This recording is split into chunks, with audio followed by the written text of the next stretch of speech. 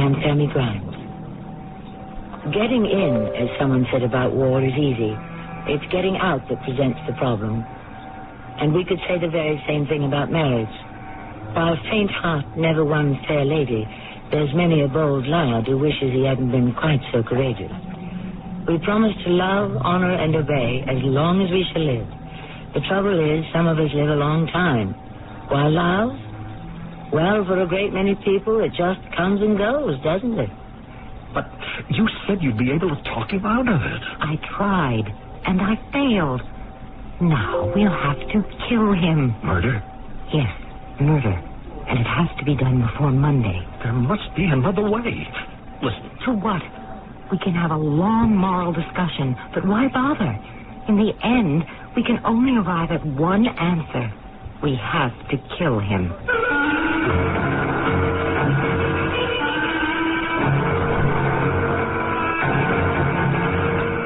Our mystery drama, Tippecanoe and Tyler 2, was written especially for the Mystery Theater by Sam Dam and stars Carol Teitel and Cynthia Harris.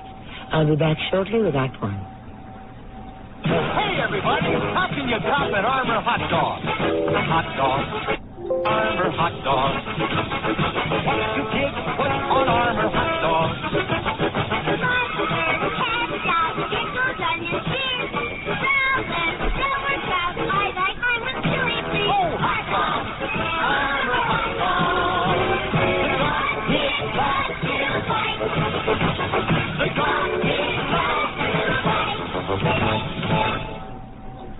Master Mechanic tools sold exclusively by True Value hardware stores are an unbeatable combination of quality and value.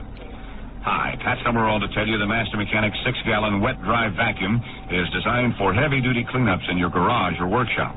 It picks up water as well as nails, ashes, and other debris, and comes complete with accessories, all for just $52.28. Plus, it's backed by the Master Mechanic promise of satisfaction or free replacement at participating True Value hardware stores and home centers. This is the sound of trouble. Problems in your vegetable garden. Insects and disease that can take a big bite out of tomatoes and other garden vegetables. But you can fight back with Ortho Tomato Vegetable Dust. Now you can wipe out worms, annihilate aphids, banish beetles and thrips, and defend against disease. With Ortho Tomato Vegetable Dust. Convenient, ready to use, Ortho Tomato Vegetable Dust is tough on insects and disease, but won't harm plants. Just dust it on right from the container. The exclusive new container only from Ortho that lets you spray up, down, all around without clumping or clogging. So you can get at insects and disease wherever they occur, quickly and easily, with no mess, no waste. This is the sound of success. A healthy harvest of delicious vegetables. At Ortho, our concern for gardens is always growing.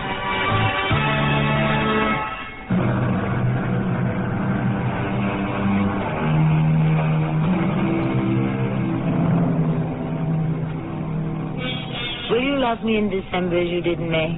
Asks the old ballad. And thereby hangs many a tale, especially the one you're about to hear, December and May. Can they ever be happily matched, satisfactorily mated? May, its radiant promise still unfulfilled. And December, its race already run. Here is a spinster, or perhaps we should say, a maiden lady, named Dorcas Downey. You could sum the whole thing up and say there's no fool like an old fool. Adam Cartwright and I had been neighbors and friends for over 50 years, since we were children. On this particular day, Adam had come over for afternoon tea. Thank you, Dorcas.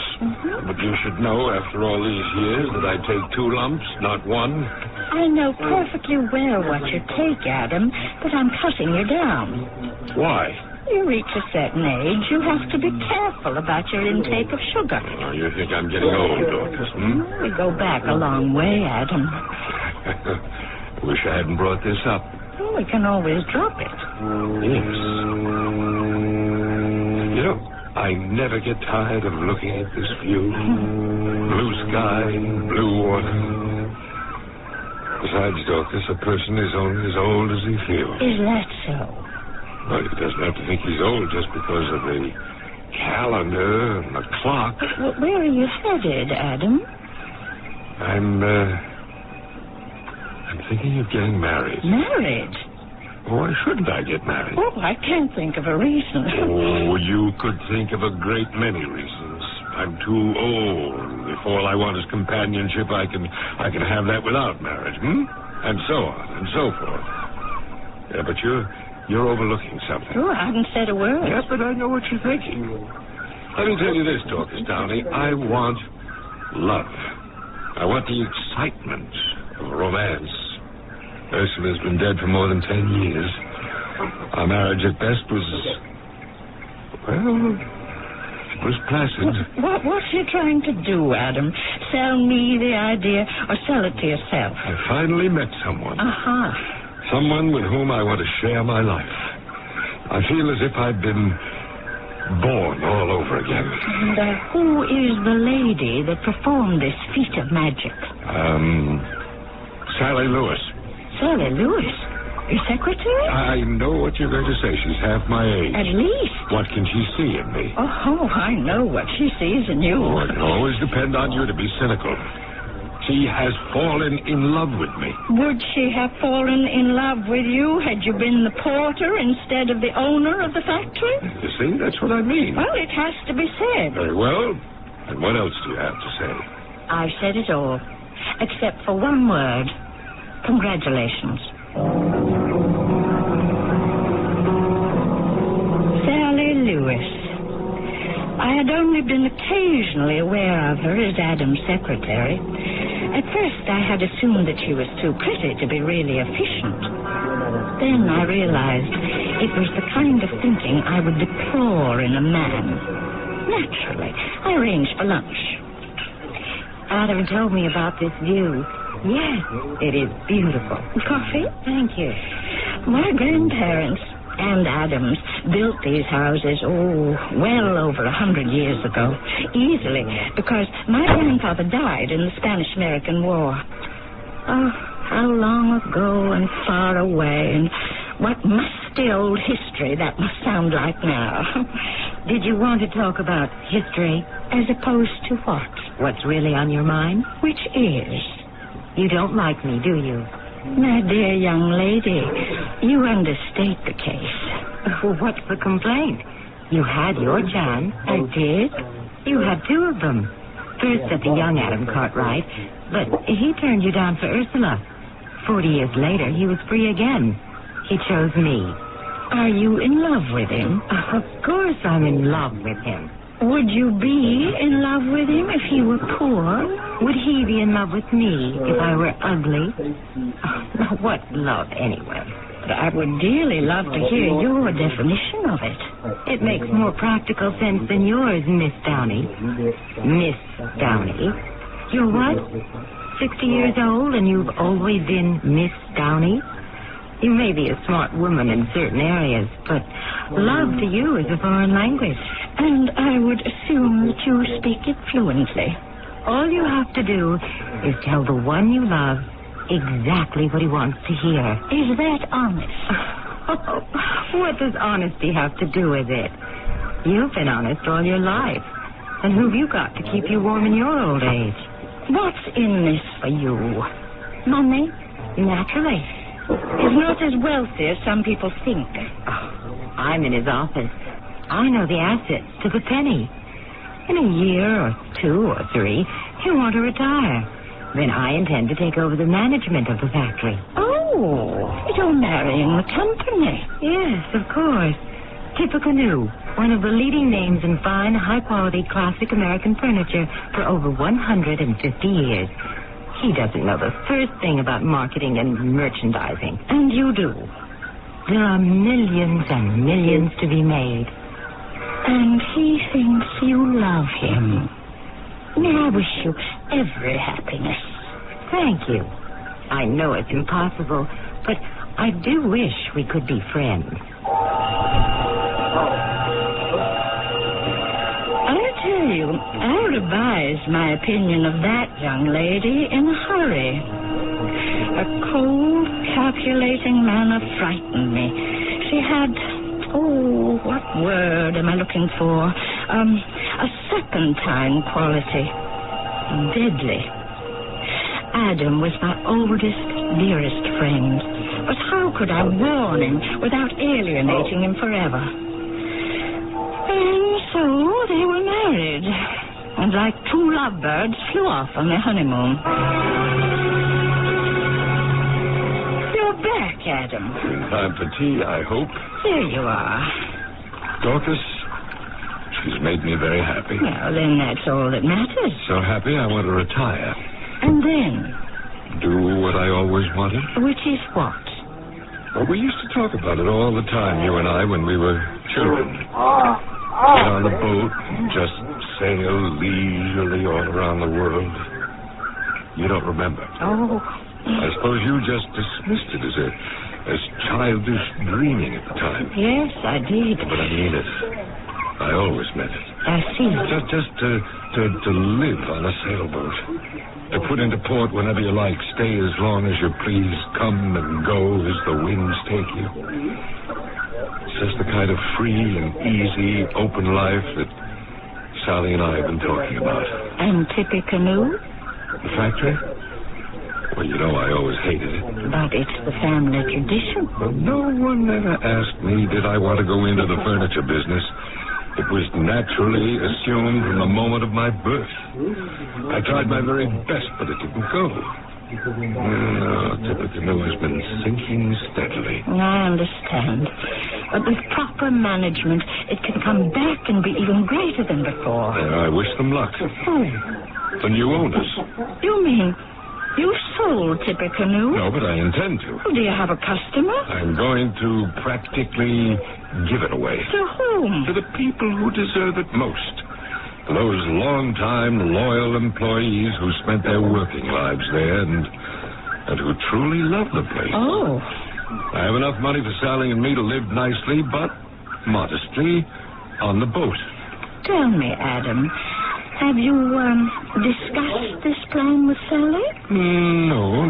I'm still formulating it in my mind. Uh-huh. I'm telling it to you because I wanted to talk it out and, well, hear how it sounds. And how does it sound? Oh, wonderful.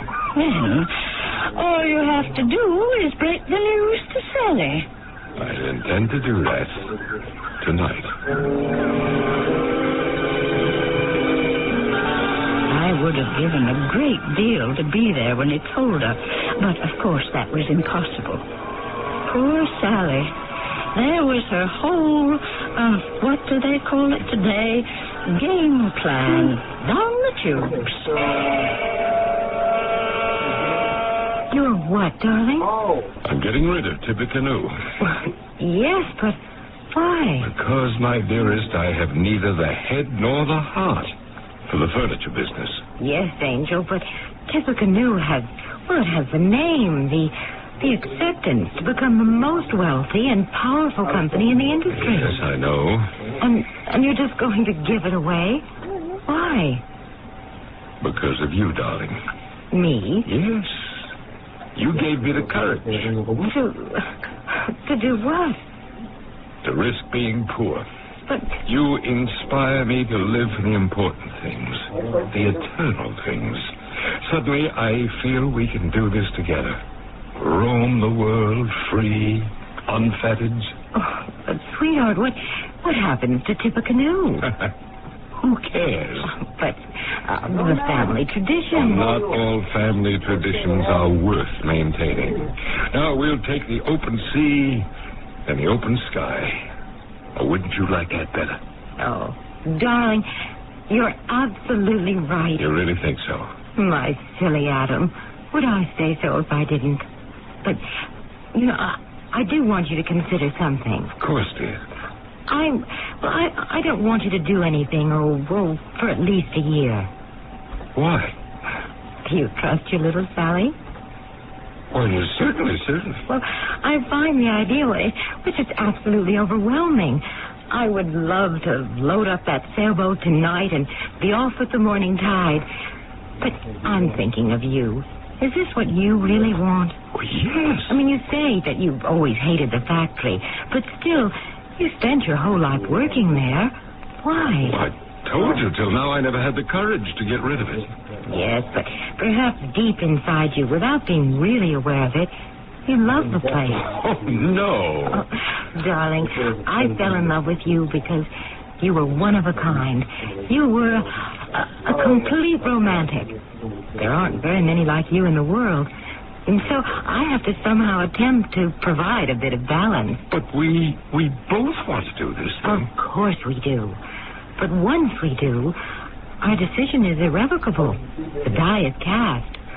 All I'm saying is, well, let's take 6 months or a year just to make sure of our true feelings. Now, is that too much to ask?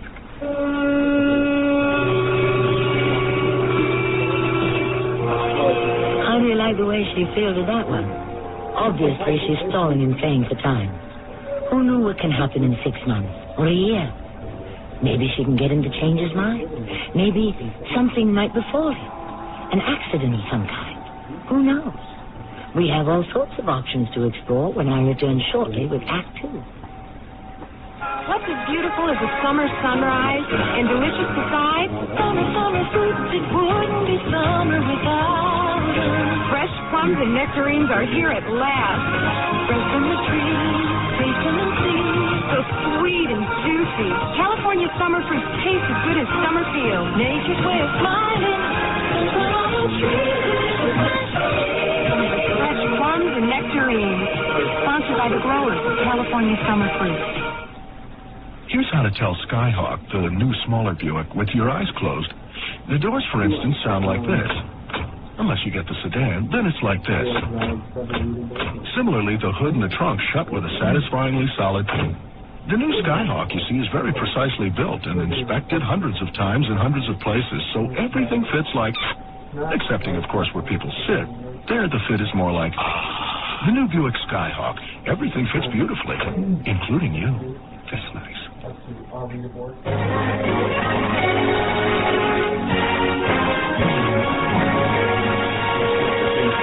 This is a message about people. 13 business people. The 13 that comprise your Detroit area Cadillac group. This group of automobile dealers is somewhat different from other dealers in the area. Different because they recognize that they have a proud tradition to uphold. Different because, just as they were here yesterday, you can be assured that they'll be here tomorrow. For as long as anyone in this area can remember, Detroit area Cadillac dealers have been here through good times and bad, selling and servicing what is always recognized as the finest automobile built in America. They've maintained the highest standards of quality and integrity throughout their history, and they're committed to doing just that in the future. They're the kind of people with whom you'll want to do business, because they're as far from the ordinary as the automobiles they sell.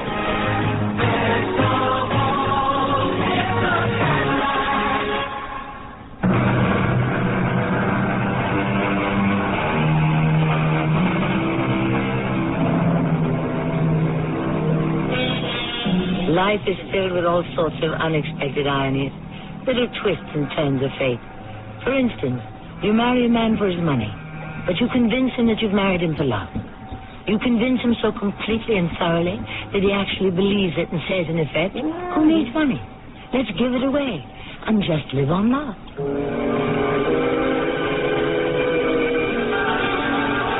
I didn't see Adam or his bride for several weeks. After all, newlyweds do esteem their privacy, or so I've been told. I was anxious to know how she had reacted to Adam's great decision to change his whole way of life and give away the factory. But, of course, I couldn't ask. And then, one afternoon... Dorcas! Why, Adam, it's you! Oh, what a pleasant surprise. Here we are, next-door neighbors, and we hardly see each other. Newlyweds don't need company. Dorcas, how could you ever be company? Did you come down to the dock to buy some fish? Well, what other reason would I have? I bet you're going to make that special seafood stew. Why don't you and Mrs. Cartwright come over to dinner one night? Mrs. Cartwright? Dorcas, you and I are old friends. Yes, but your wife and I aren't even new friends. Dorcas, I wish you'd make an effort to. Yes? Well... accept her. Well, what difference does it make whether or not an old spinster like me accepts her or doesn't? You just can't believe that this is a true love match, can you? What are you doing down here? Sally's coming in on the ferry. She had some errands in town. Whatever happened to your plan to give away the factory and sail around the world? Oh, we're just delaying it a bit. Oh, there. The boat's docking now. Any particular reason for the postponement? No, but Sally thinks we should sort of sleep on it for a bit. In other words, she's against it. Oh, no. She's enthusiastically in favor. I'm over here, darling. It's just she doesn't think you can run off on these things half-cocked. Well, I'll be seeing you, Adam. Well, wait and say hello to Sally. No, I really must be getting home. No, she's seen you from the boat. If you leave now, it'll be poisoned. Sally, dear. Hello, Adam, darling. Oh, why, it's Mrs. Downey. Hello. Dorcas is shopping for fish for one of her famous stews. Perhaps we can prevail upon her to invite us over one night. Why, any time. Give you a lift home, Dorcas? I had planned on the walk. It's going to rain any minute. Well, then I can take a taxi. No, I won't hear of it. Now, will you two just excuse me for a minute? I've got to stop in at the post office. I'm sure he did that in the hope that you and I might get to know each other better. And how's your campaign coming? My campaign? To keep him from giving away the factory. After all, by your own admission, you didn't marry him. You married Tippy Canoe. Oh, well, I think I'll be able to talk him out of it. Oh, I don't think so. He really wants it. More than anything else in the world. More than me? I don't underestimate your considerable physical magic. But in the end, my money will ride on the sailboat. I don't think you know the score. I didn't up till now, which is why I lost him. Now, how could you have lost him? You never had him. True. And the reason? I didn't take that sailboat seriously. No. He's going to give away Tippy Canoe and go sailing round the world, even if he has to do it alone. Incidentally, how is your boyfriend? My boyfriend? Well, I'm sure you have one. A full-blooded, vibrant girl like you. You need one. How could Adam be enough for you? He'd be enough for me, but then I'm only an old spinster. You're guessing. Dorcas, Miss Cartwright. Hello, Sheriff. Hello. Dorcas, I was up past your house just before, and you know, the front door was open. Was it? Yes. Now, Dorcas, how many times do I have to tell you can't do that no more? Especially not during the tourist season, anyhow. Well, see you ladies later. And, what were we talking about? Oh, yes, your boyfriend. Of course I was bluffing. Or was I? She had to have a boyfriend, someone closer to her age. And as I looked at her face, I knew the shot in the dark had hit the target. About a week later, I had crossed over to the mainland for the day. And as I was waiting for the ferry to discharge its passengers and start back, I saw a familiar figure. Please stand back, folks. Take it on before they disembark. I stepped behind a post to make sure she wouldn't see me. And as I watched her get off the boat and walk to the street, a tall, dark-haired man of about 35 came forward to greet her. They exchanged a quick kiss, and then they got into an automobile and drove off. Well, then I did something I simply cannot hope to explain. As if I were a character in a movie, I hailed a taxi. And I said to the driver, for these words actually coming from my mouth, "Follow that car." Well, I followed them to a small Italian restaurant. Luckily, the place was rather dark, and they were sitting in a booth. I managed to get seated in the booth just behind them, where I could hear without being seen. The old fool. Oh, the pathetic old fool. How do you stand it? I think of Jacob. Jacob? Jacob who? Jacob, the son of Isaac.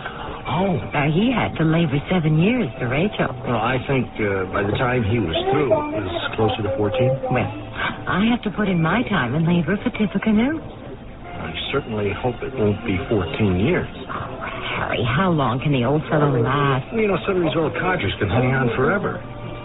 Now, this thing he has about giving away the factory, have you talked him out of it yet? I don't know, Harry. You don't know? Well, shouldn't it be easy? Well, yes, darling, it should be, but somehow it isn't. And there's a gold mine waiting there for just the right kind of exploitation. Oh, we can't let him give it away. Don't worry. But you must admit, it is something to worry about. It was meant to be. One day, you and I will be married. And then, what will my name be? You know what your name will be. Just say it. Go ahead. Mrs. Harry Tyler. There you are. Tippecanoe and Tyler, too. The thing was fated. It's all very well to talk about fate, but the fact is, if you can't talk him out of it... Darling, if I can talk him out of it, then we... Well, we'll just have to find another way to handle it. But it... Oh, sweetie, we have so little time together. Let's not waste another minute on Adam Cartwright. So that was the way the wind was blowing. And predictably. I had all this information, but the question was, what to do with it? As I was debating my course of action, the answer came from, of all people... Why, it's Sally Cartwright. May I come in? May I offer you some tea? Let's get down to business. Well, I wasn't aware that we had any. I saw you at the ferry slip in town the other day. Oh? Even though you stepped behind a post in order to hide. Hide? From whom? From me, naturally. And then, do you know what you did? You got into a cab and followed us to Rivalti's. And then you sneaked into the booth behind us. True? True. Where I'm sure you overheard our conversation. Most of it. And then you followed us to the motel. Why did you do it? To prove a point. To whom? Perhaps to Adam. Your word against mine? A jealous, bitter spinster? I could present proof. People have seen you together in the restaurant, the motel. Oh, what makes you think Adam needs proof? Are you saying he knows about Harry? Well, not Harry Tyler specifically, but in his heart he knows there must be someone. Still, he can live with it, if it remains his very own secret. But should you drag it out into the open... The blow to his ego would be quite severe, wouldn't it? And that's why he doesn't want your proof. It would force him to divorce me. Then, there you are, out in the cold. And so are you. He would hate you for the rest of his life. You would be the serpent who destroyed his little paradise. So if you think you can gain something for yourself, you'll wind up the biggest loser. If you're doing it for him, you'll only make him hopelessly miserable. Well, I'm so glad we could have this little chat. We really should visit more often. There was really no way to take her. She had me effectively checkmated, stymied, however you want to put it. Well, I was busy for some weeks with my own affairs. Not love affairs, unfortunately, but community affairs. And then, one evening, I was at a concert.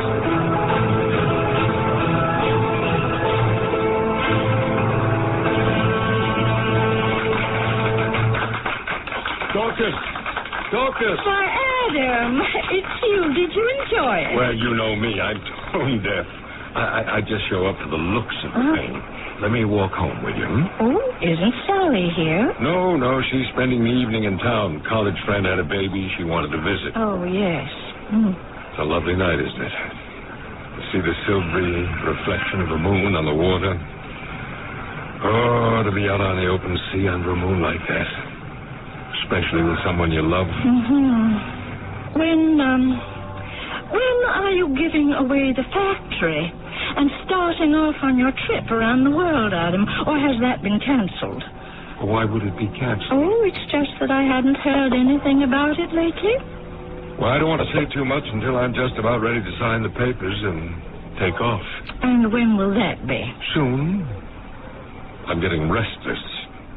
No later than September 1st. Oh, that's 2 months from now. 2 months. And then I shall be free forever. Is, Sally aware of this September 1 departure date? We're certainly going to discuss it tomorrow when she comes home. She came home the following morning. I could see them from my place, sitting on their veranda having coffee. And was it my imagination, or was her face actually clouding over? Finally, he left. I felt I simply had to walk over there. Well, how is Harry Tyler? If you don't mind, I'm in no mood for company. Oh, then Adam has told you. Told me what? D-Day is the 1st of September. That's what he thinks.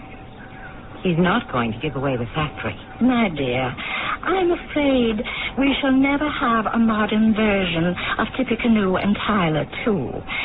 Adam will get rid of the business and set sail into the sunset or sunrise.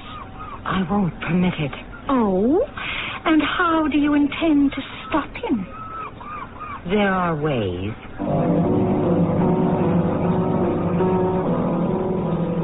I must tell you, when she said that, a chill ran through my body. Her voice was cold as ice, as hard and as sharp as pointed steel. There was a look in her eyes, a burning, smoldering look. I could almost feel it searing my flesh. What did she think she could do about it? But even as the question formed itself in my mind, the answer was also taking shape. A dreadful, inevitable answer.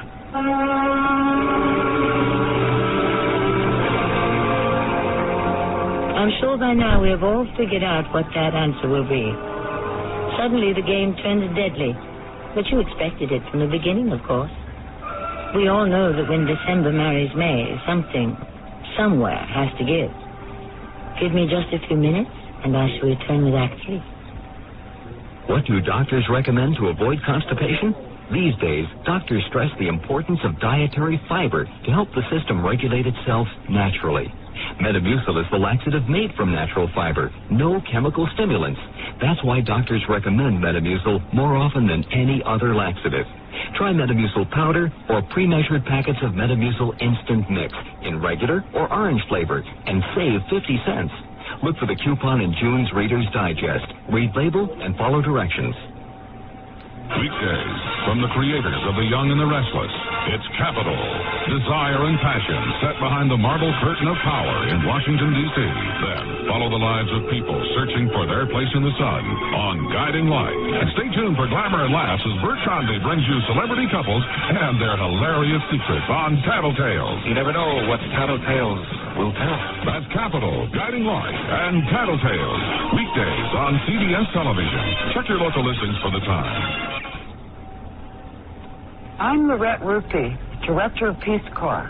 In 60 countries around the world, Peace Corps volunteers are sharing their skills and knowledge with people who really need them.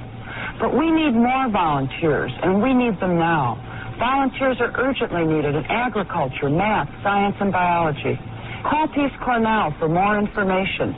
800-424-8580. It's the toughest job you'll ever love. A public service message of this station and Peace Corps. Countdown to Cure. Bill Bixby with a message from the Leukemia Society of America. Leukemia is responsible for the deaths of more children than any other disease, and more adults than children. Research by the Leukemia Society of America has brought us this close to finding a cure, but we need your help to continue the fight. It'll be a happy day when we put an end to this killer. It's a matter of time.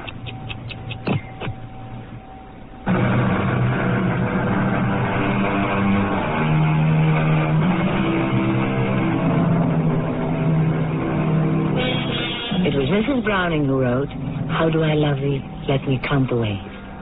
On the other hand, we have Mrs. Cartwright. And we know that right now she must be thinking, "How do I kill thee? Let me count the ways." At least this is what Miss Dorcas Downey believes she is thinking.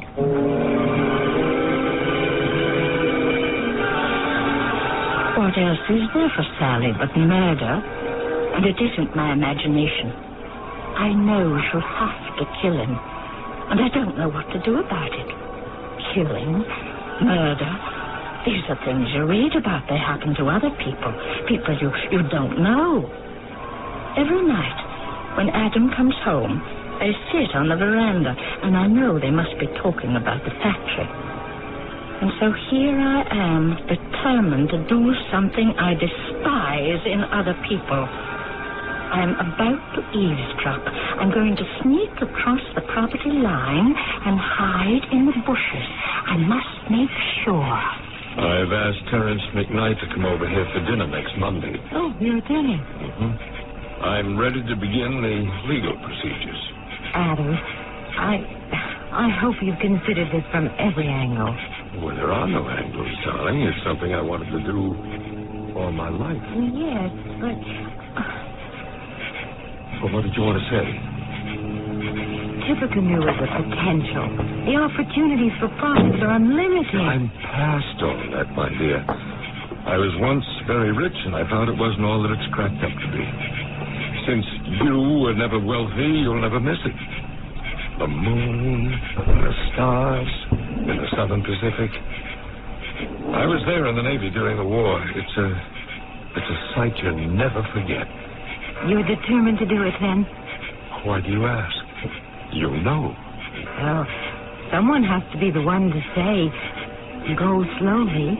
Yes, go slowly till you find the way, and then it's full speed ahead.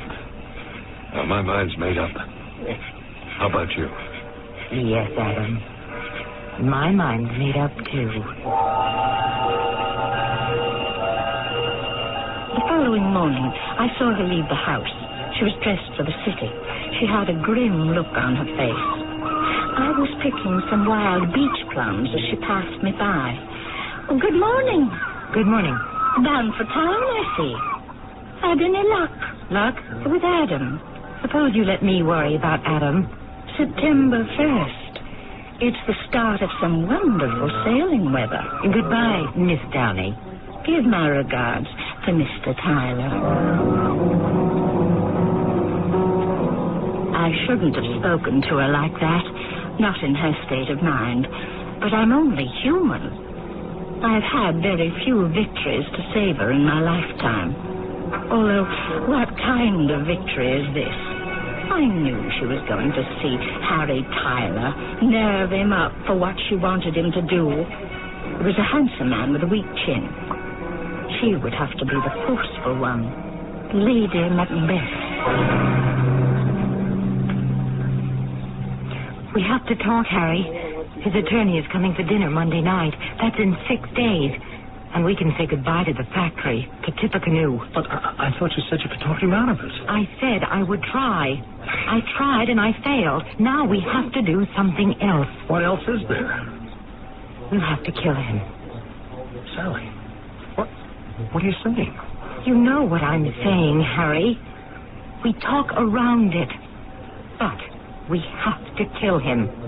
Murder? Oh, yes. Murder. It has to be done before Monday while I can still inherit the factory. I don't know. You know, Harry.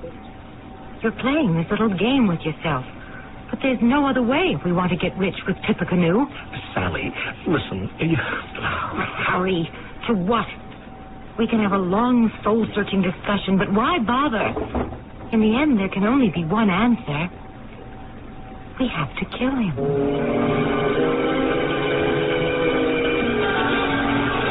I had gone down to the post office to get the mail. I happened to see her come in on the ferry. There was something different about her, something very quiet, frightening. I knew the decision had been made. They were going to kill him. I had to do something. Dorcas, they're just suspicions on your part. She has to kill him. She married him for his money, the factory. He plans to give it all away. Well, I usually know what's going on around here, and I haven't heard about any such plans. It's a secret. Huh? How come you know about it? Adam told me. Do you expect me to believe that Adam Cartwright would give away a going concern like Tippecanoe and go sailing around the world in that boat at his age? Sheriff, you must believe me. Dorcas, why don't you go home and get a good night's rest? What could I do? Go to Adam? I could just imagine what he would say to me. Well, did it matter?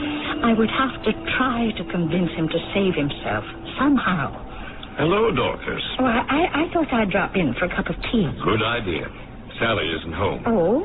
Now, she had to go to the city, lots of shopping to do. We have to get ready for the cruise. Oh, that's still on. Oh, yes. Terence is coming over on Monday, and that's when I intend to break the news about the factory. Adam, I don't know how to say this. Are you sure Sally wants to, that she wants the same things you do out of life? Oh, yes. We've talked the whole thing out. We two are like one. Well, look at it from her point of view. She's 30 and you're 67. No, I'm only 65. You are talking to me, Adam. Well, I'm an unusually vigorous 67. In 10 years, you'll be 77. She'll be just about 40. What are we starting to talk about here, Dorcas? She'll have to spend a great many years of her life without you, Adam. She'll be no longer young or pretty. I know you, Dorcas. You're driving at something. Well, there's only one way to say it, I suppose. Say what? Your wife is having an affair. Well, that's a lie. Why is it a lie? Consider, she's half your age. Well, you don't know what she's really like. She's different. Oh, it gets worse. No, I just don't want to hear anymore. She and her lover are planning to kill you. This is monstrous. Well, it's true. How vindictive, how venomous of you, Dorcas. Now, please, leave. Please leave before I forget that I was raised a gentleman. If I had deliberately set out to make a mess of things, could I have done better? I sat in my kitchen. I made myself a cup of tea.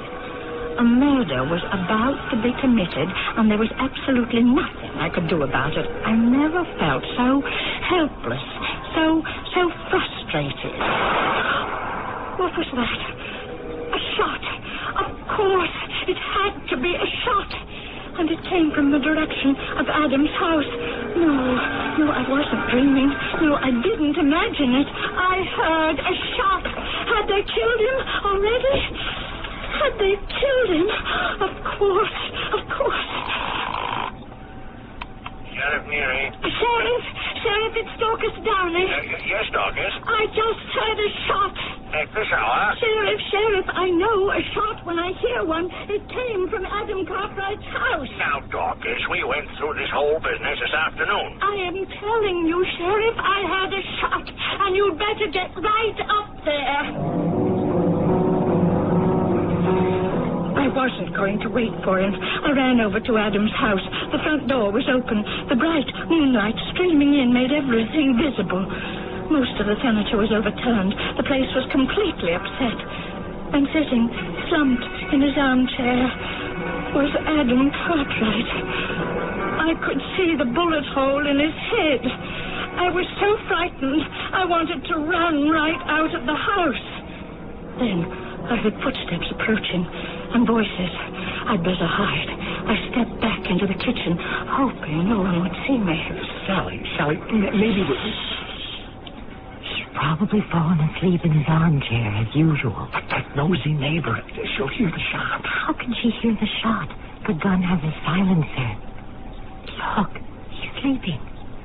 Now, don't think about anything. Just do it, and it's all over. And then we'll turn the place upside down, and they'll think it was a burglar. But you don't... Hurry. Do it. Do into it. Just in it. And now, pull the trigger. See? See? Now let's just make a mess of it in here and... Wait. Sally. What is it? Sally, look at this room. It's been ransacked. Somebody's been here. Wait a minute. What? Your husband. He's got a bullet wound. Yes, that's what it is. In his head. That's not where I aim. See, look. Mine hit him in the chest. Harry, do you know what it means? There was an actual burglary, and the thief killed Adam. He did it for us. Oh, good. Then I didn't kill him. Listen, I think we better get out of here. Oh, yes, quickly. Hold it. Don't move. All right, where are you going? Sheriff, it's me, Mrs. Cartwright. Yes, I got a report of a gunshot up here. Now, who is this man? Why does he have a gun in his hand? Take it away from him, Tom.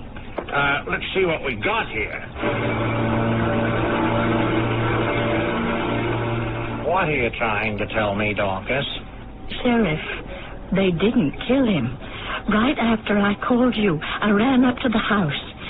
What they had planned to do, shoot at him, and then make it look as if the place had been ransacked, had already been done for them by a real burglar.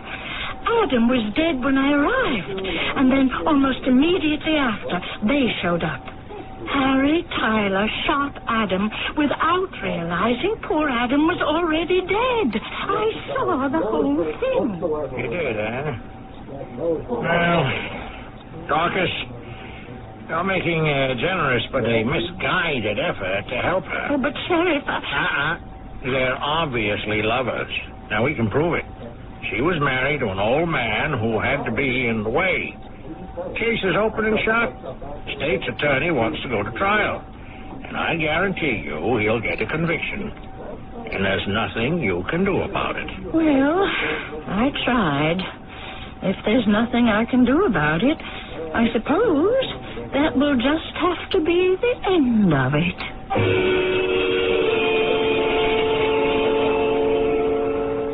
And it was.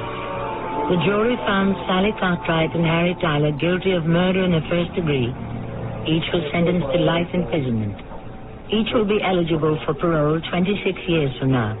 But you won't have to wait nearly that long to hear from me, because I shall return shortly.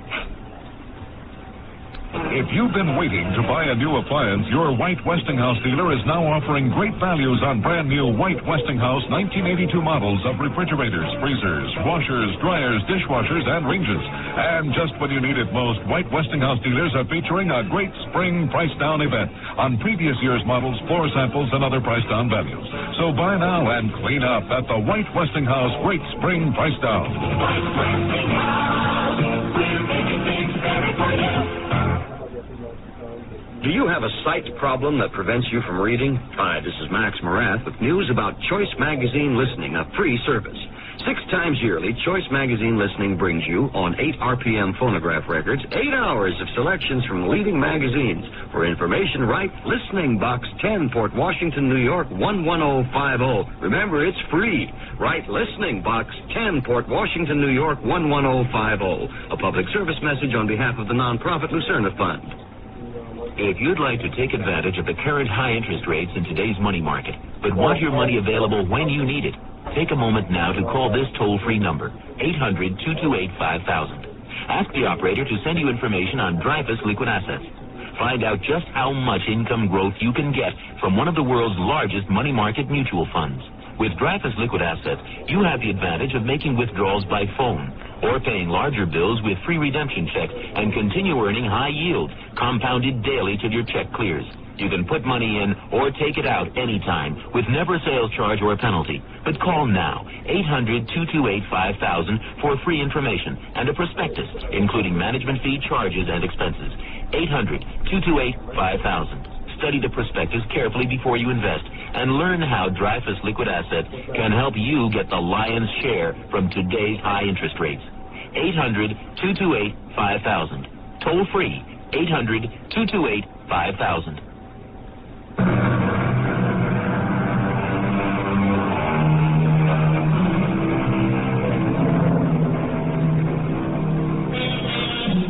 The game goes on. It's played all around us every day. The game of life and love and death. The game is played according to the rules. And one of the rules, even if it's an unwritten rule, is that May and December cannot long live together. For December must pretend to be warm and May to be cold.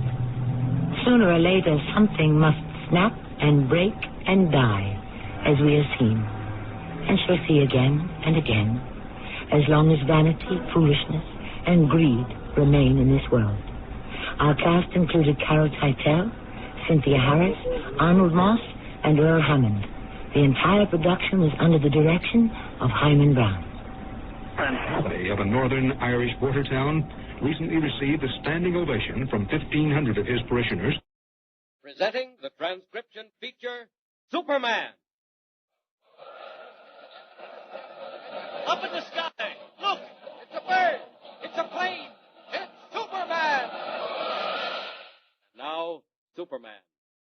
As our story opens today, Clark Kent sits at his desk in the city room of his newspaper, putting the finishing touches on a follow-up story about the bursting of the great dam at Dyerville.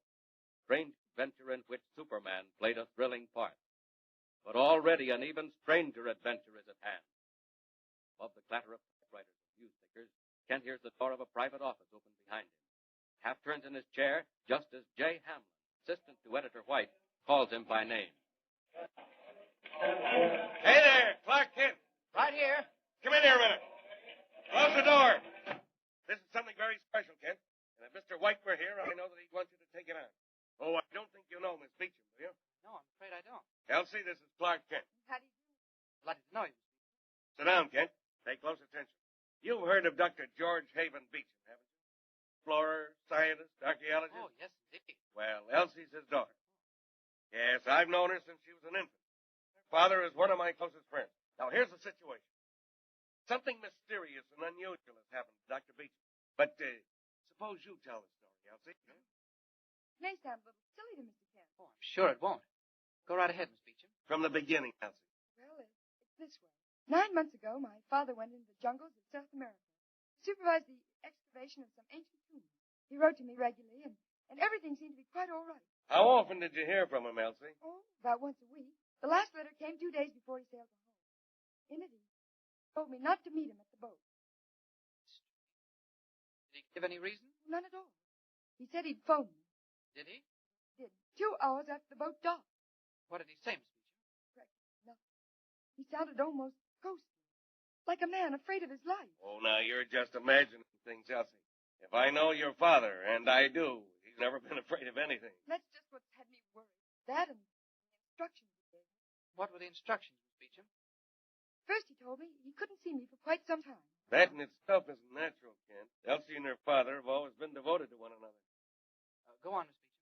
He said he was going out to Brentwood for a while, that he had to be alone. Did he say where in Brentwood, Miss Beecham? The Stone House. But he wanted me not to try to communicate with him. He said he was quite well, and that he'd brought back a native servant to look after him. A half-breed named Zingray. You did try to call him, though, didn't you? I waited until yesterday. Then I couldn't stand it any longer. You phoned? Yes. No answer. Your father was using the Stone House in Brentwood as a hideaway. Seems to me he'd be there. That's just how I felt, Mr. Kent. Now you know why I'm so worried. Have you thought of notifying the Brentwood police? Oh, no, I didn't dare. Father despises publicity. He'd be furious with me. There's only one thing to do, Kent. You take Elsie to Brentwood and find out what's what. Why, I'm glad to. Let's see, it's 6 now. Suppose we have dinner, Miss Beecham, and then drive out. I'd love to. Well, shall we leave now? You don't want to get out there too late. I'm ready if you are. Let me know the moment you find out anything. Sure thing, Mr. Hamlin. Goodbye, Uncle Jay. Thanks a million. Forget it, and stop worrying.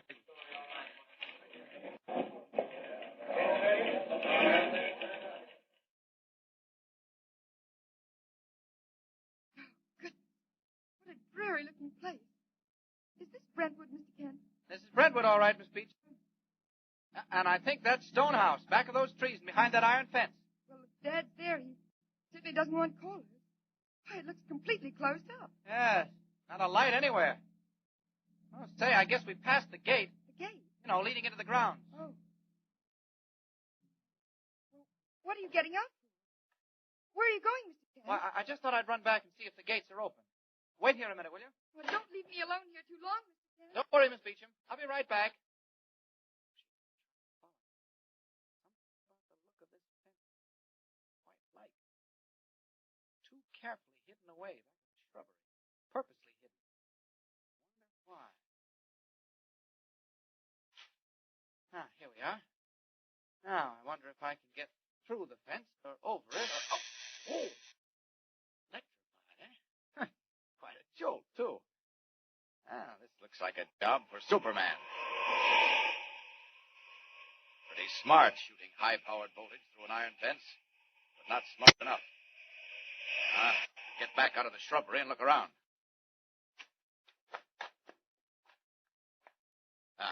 Here's the gate. Probably electrified, too. Well, I'll just kick it in and drive the car right through. Nothing like arriving in style. Here goes.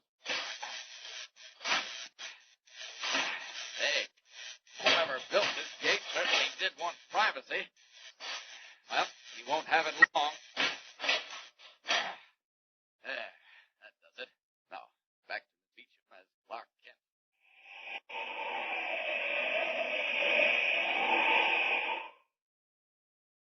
Here you are. Is everything all right? I can't say just yet, but things are certainly opening up. Let's turn the car around and see what's going on at that house, eh? Well, what are we going to do? Drive right in? Sure, why not? Well, it doesn't seem exactly as though we're wanted, Mr. Kent. We'll find out soon enough. Here's the entrance. Why, those gates.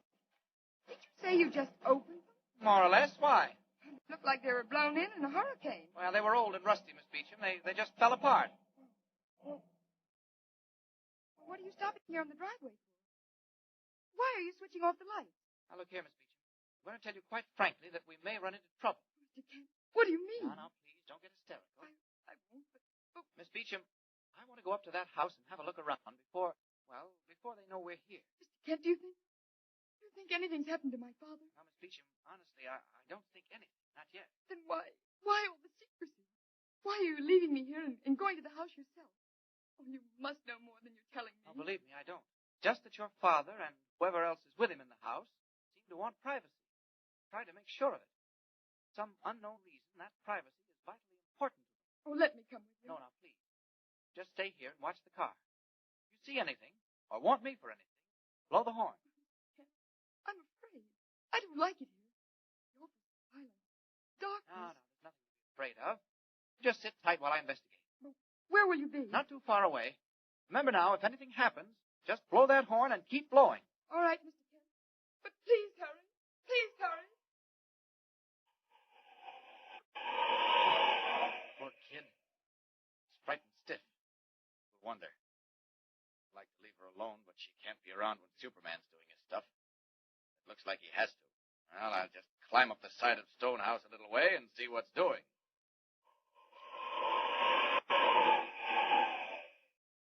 Clinging to the second-story window of Stone House, Superman peers into the dark interior, listens intently.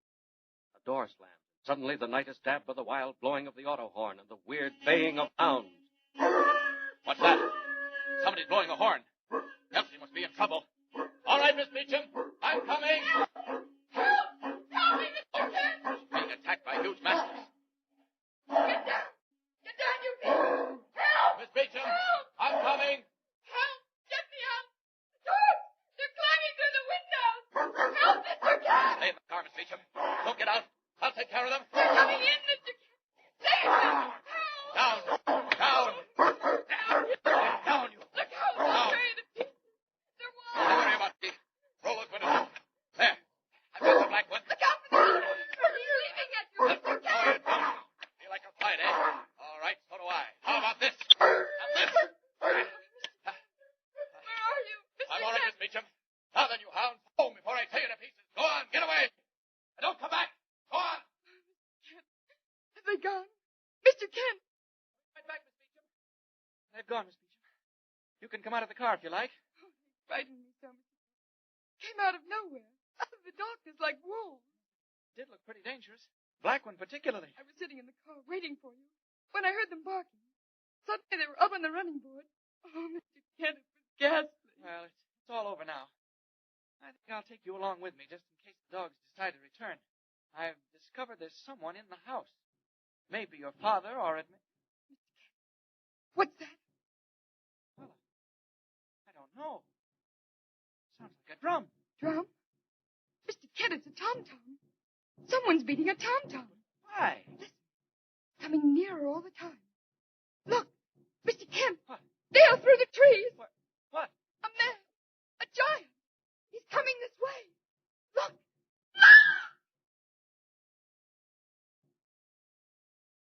What is it that Elsie Beecham has seen bearing down on them? Man or monster? Does the weird beat of the jungle tom-tom herald its approach? What of Elsie's father, Dr. Beecham? Is he or is he not safe behind the gray walls of Stone House? Tune in next time and follow the exciting story of Superman. Up in the sky! Look! It's a bird! It's a plane! It's Superman!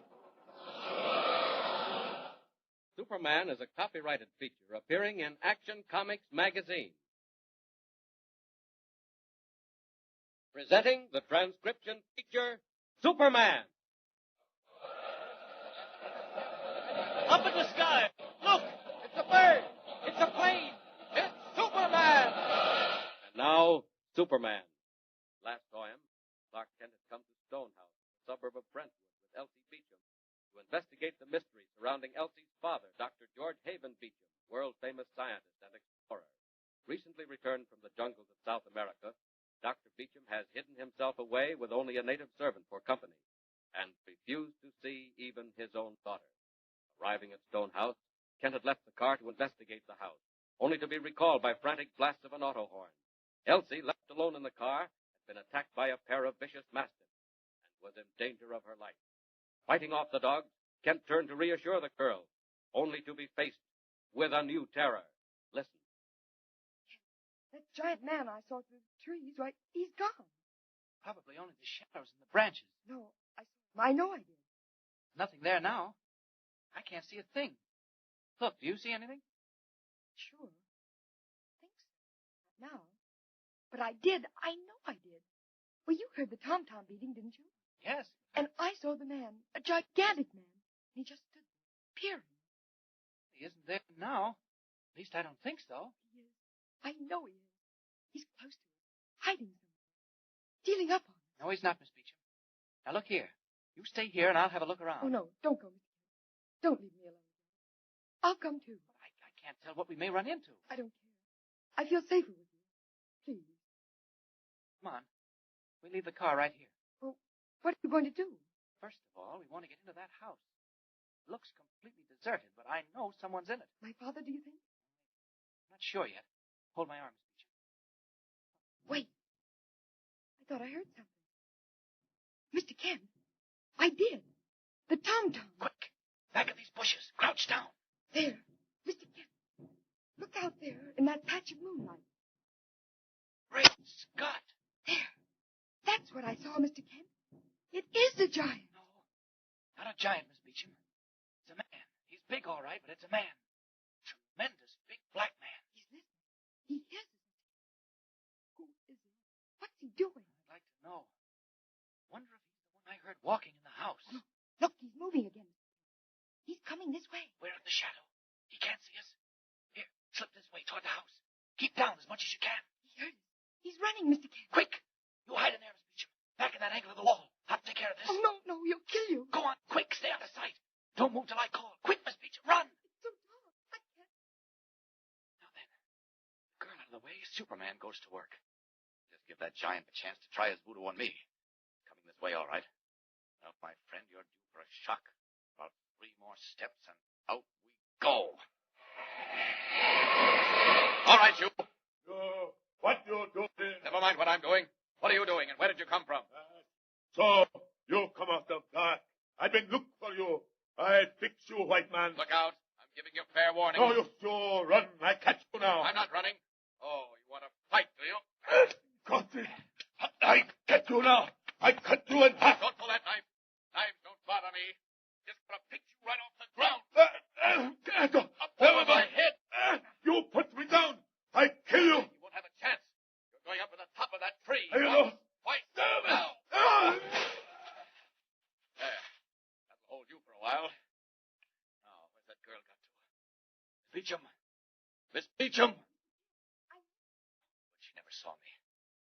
Clark Kent again. All right, Miss Beecham. Right here. What happened? Why, didn't you see? Oh, I didn't dare look. I just crouched into the wall as close as I could. Mr. Kent. Giant, where is he? Oh, he just went away. I shooed him off. Didn't you hear us? Oh, I heard you arguing, and then a crash. Well, what happened? Why, he tripped and fell. Come on, Miss Beecham.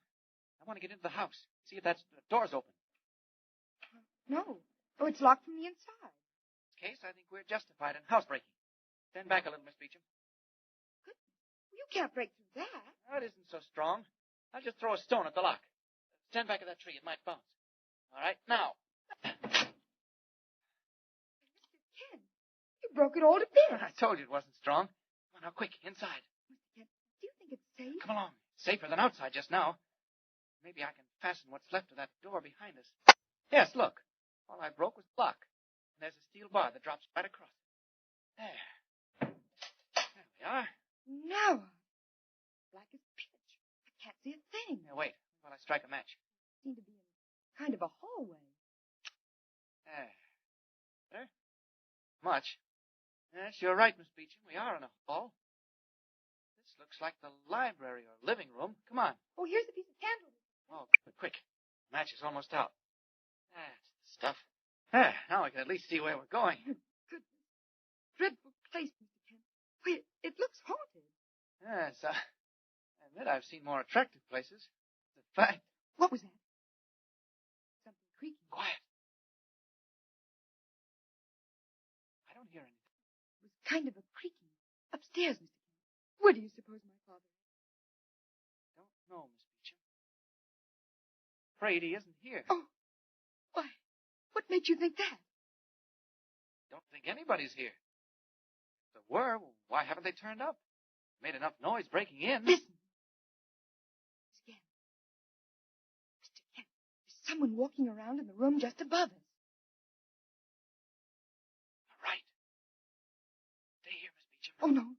What are you going to do? I'm going to find out who or what that is. Oh, let me come too. No, not this time, please. Oh, Mr. Kent, I'm frightened. I don't like it. Something's going to happen. Easy now, Miss Beecham. Try not to give way like that. We're all right. Oh, Dad. Where's Dad? What's going on here? Mr. Kent, what is it? Miss Beecham, I don't know. There's only one way to find out. That's by going right up there and looking. Oh, Mr. Kent, don't do it. Don't do it. I've got to. You've got to stay here. Please, it's the only way. All right, if that's what you want me to do. Oh, good girl. That's the way to talk. I won't be long. If anything happens, I'll come right down again. Oh, hurry. Hurry as fast as you can. If you want me, just call. Oh, don't you want the candle? Want to leave you in the dark? I've got the matches. You just stay right there in that room, Miss Beecham.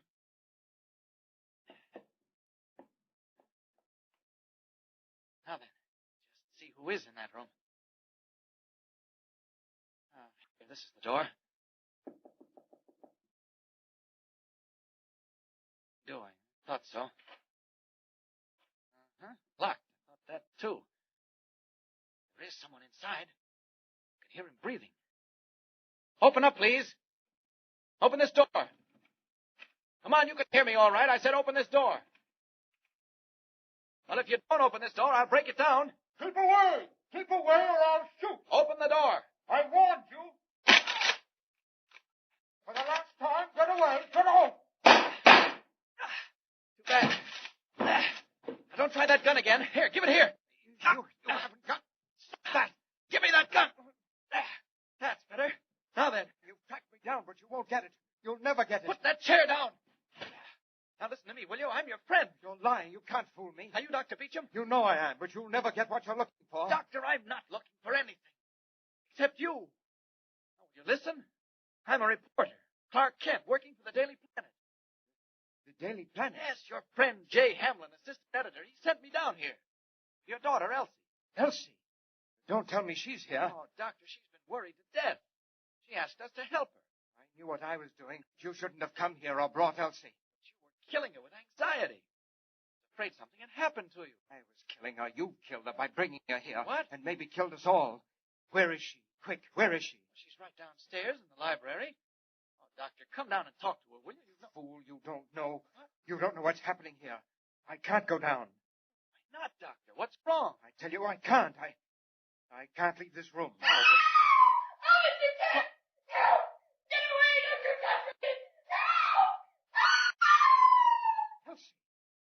Come on, Doctor, quick! Downstairs! Miss Beecham! Miss Beecham! Go on, man. I'm coming. Look out for the stairs, Doctor.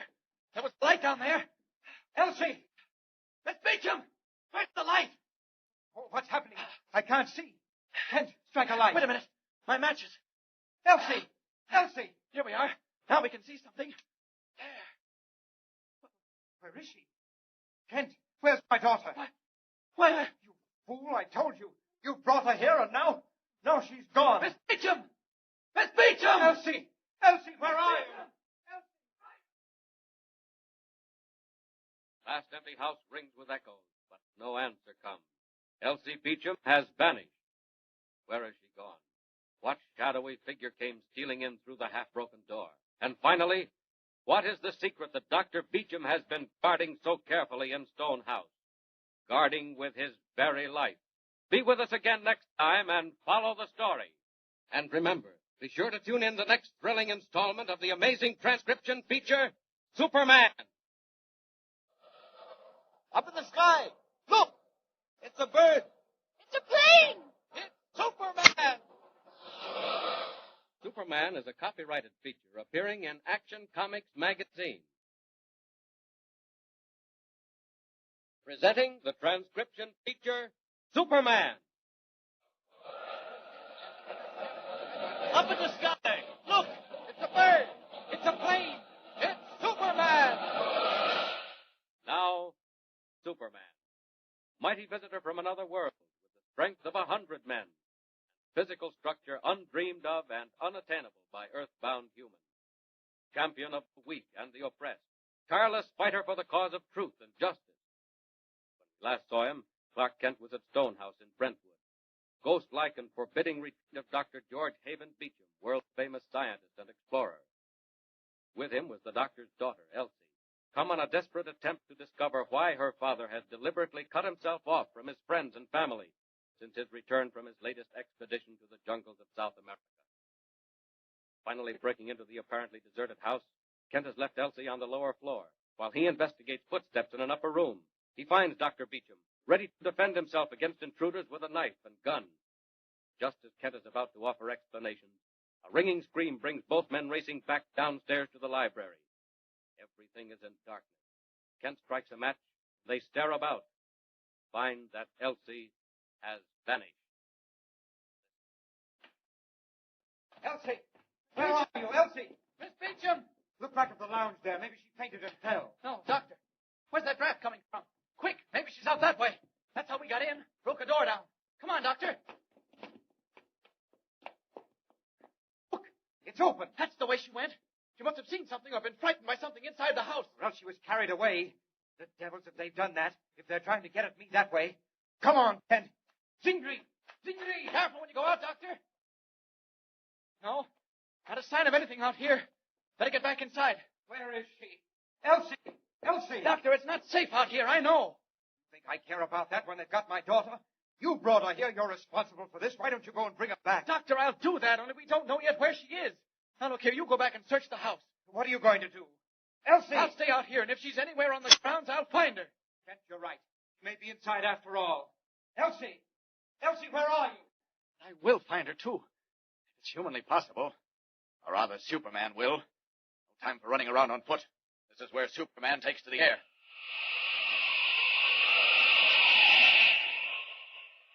Too dark to see very well. First off, where did I leave that giant naked? He broke in and carried her off. No telling where she is now. I thought I'd finished with him. But if I didn't, and he recovered his senses, this is where he ought to be. Ah, he's gone. Vanished. Now, if I can find him, I may find Elsie, too. What's that? It's a car. One man driving, all by himself. Well, I'll just yank you out of that, and your car can go where it likes.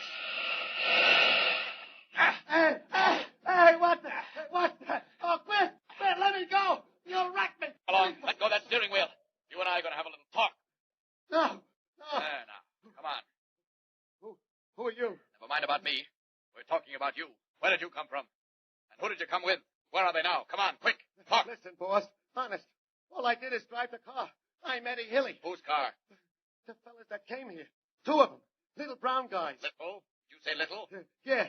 Well, not dwarfs, but they wasn't no giants. Sure of that?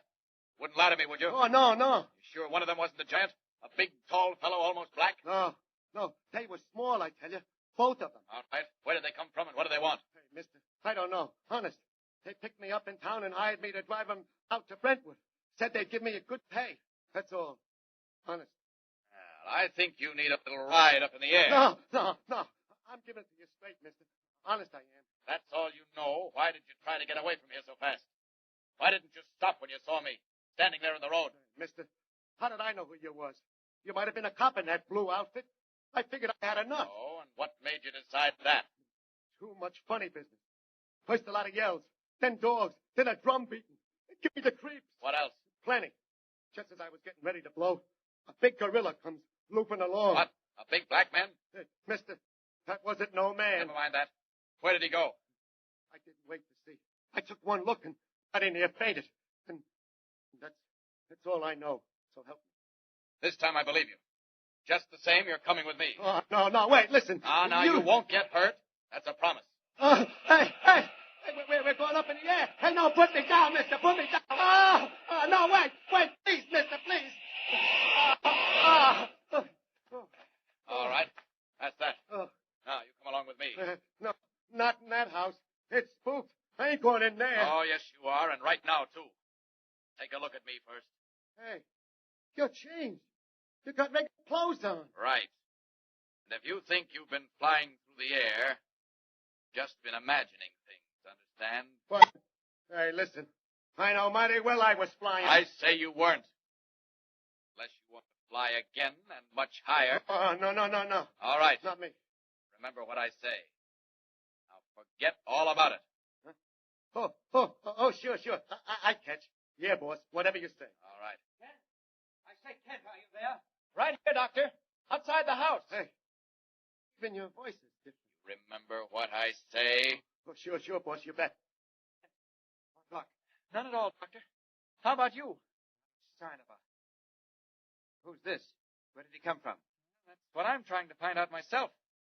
Apparently, he drove 2 little brown men out here to pay a call on you. Oh, he did he? Then it's you I have to thank for the disappearance of my daughter. Oh, no, sir. Not me. I ain't seen nobody's daughter. Doctor, something flew past my head. Yeah, mine too. Hey, what is this? Inside the house, quick! No. Get Elsie. You can't leave her out here. Doctor, get inside. We'll find Elsie later. Now, quick. You two, come on. Go on there. Move. You don't have to tell me twice. Doctor, quick. Come on, inside the house. Here we are. All right, block up that doorway now. Quick. Come on. Bring that bar. That's it. That's solid enough, I guess. There we are. Mister, what is that out there? I think I'm going crazy. What's going on here? Well, for one thing, those little brown men you brought out here think they're doing their best to kill the whole lot of us. Kent, just one moment. That taxi driver, where is he? Is he there? It's so dark, I can't see. Here, right here, Chief. Look here. These men that you drove out, did they carry anything with them when they left the car? Yes, they did. One of them had a long piece of bamboo. Bamboo? Hollow? Was it hollow? Hollow? Yeah, I guess it was all right. Kent, that's it. What? They brought a blowgun to shoot poison darts. Blowgun? And if one of them so much as nicks your skin... What's that? What did you say, Chief? I say keep out of sight. Don't stand in front of those windows. Great Scott! Yeah. See? By no means stand in front of windows. And to think that Elsie is out there somewhere. Oh, Kent, I tell you I can't stand it. I tell you I can't. Easy does it now, easy. Wherever she is, they haven't got her. How do you know that? Well, because if they did have her, they wouldn't be peppering us with arrows or darts either. They'd use her as a hostage. Whatever it is they're after. Just a moment. How do you know they're after anything? Well, Dr. Beecham, I'm not deaf and blind, and you said yourself that... I? What did I say? Why, when I broke into your room upstairs. Said they'd never get what they were after. Doctor, what is it?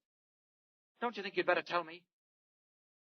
Kent, if I do, you'll be in the same position that I am. I've sworn to go through with this myself and not to put anyone in the danger that I've been in. But, Doctor, I'm in it as much as you are. Doctor! Dr. Beecham! What's the matter? Hey, look. He's staggering. He's sick. Doctor! Kent, I've been hit. One of those darts nicked me. Doctor, quick. What can I do? There must be something.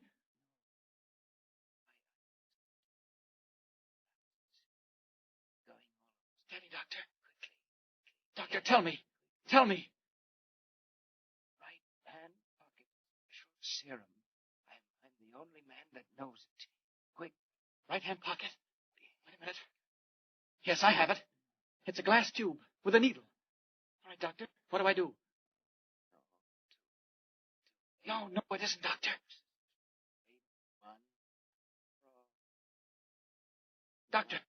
Doctor, wake up. Listen to me. What do I do with this needle? Doctor. Yes, all right. Right. Your shoulder. Wait a minute.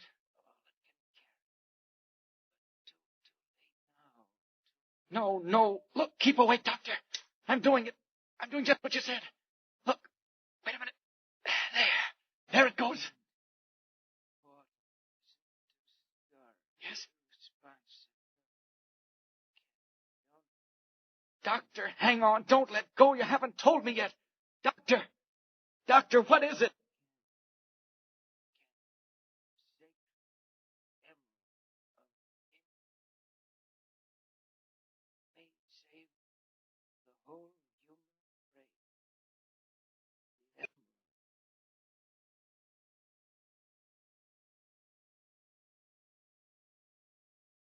Struggling to speak, the heavy form of Dr. Beecham slumps over on the lounge. Has the poison on the dart done its work? Is he too far gone to be brought back by the serum? What strange and unbelievable mystery lies behind the sacred emerald of the Incas? And where is Elsie Beecham? Be with us again next time and follow the story of Superman. And remember, be sure to tune in the next thrilling installment of the amazing transcription feature, Superman. Up in the sky. Look! It's a bird. It's a plane! It's Superman! Superman is a copyrighted feature appearing in Action Comics magazine. Presenting the transcription feature, Superman. Up in the sky. Look! It's a bird. It's a plane. It's Superman! Now, Superman, strange visitor from another world, who has come down to Earth as the champion of the weak and the oppressed. We last saw him, Superman, in his character of Clark Kent, was in the library of Stone House in the suburb of Brentwood, attempting to revive Dr. George Haven Beecham, world-famous scientist and explorer, who had been struck by a poisoned dart which came through the window. Outside in the dark, mysterious brown figures from the jungles of South America are besieging Stone House in an attempt to recover the sacred emerald of the Incas, Dr. Beecham brought back from his latest expedition. Elsie, the doctor's daughter, has vanished. So has his native servant, Zingri. As our story continues today, an hour has passed. The taxi driver whom Superman found on the grounds has fled in terror to the cellar. Dr. Beecham is rapidly recovering as Kent bends anxiously over him.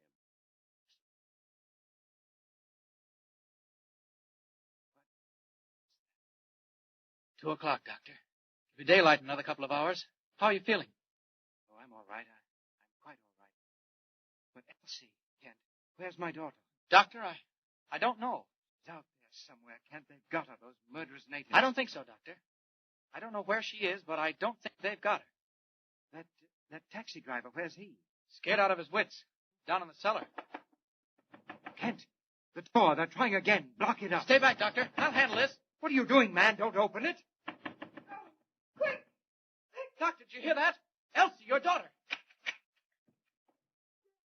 Dad? Elsie, darling. Miss Beecham. Oh, help me, quickly. Who's that with you? Great Scott! Zingri. It's Zingri. Oh, Get him Dad, inside. he's hurt. He's dying. Wait a minute. Close the door. Quick! Dad, he's been struck with poison darts. Can you help him? Save him. Who was? 2 little brown men. They broke into the house and carried me away. Zingri followed and fought them all. Oh, but he couldn't escape their darts. Lend a hand, Kent. Right. get him up on the couch. All right, Doctor. I have him. There. How is he? Bad, I'm afraid. No more serum. Oh, please, Dad. Miss Beecham, how did you know who he was? Mr. Kent, he told me. When he fought off the brown men, he asked me who I was. When I told him, he said, "You come quick. I Zingri." Oh, Dad, can't you help him? I'm afraid I can't, Elsie. It's too late. Doctor, you mean... Yes, poison on the darts acts fast. Oh, don't let him die. He saved my life. His duty, Elsie. He was a faithful servant. Doctor, look. I know. I'm afraid that's the end. Oh. Doctor, you sure? There's nothing you can do? It's all over, Kent.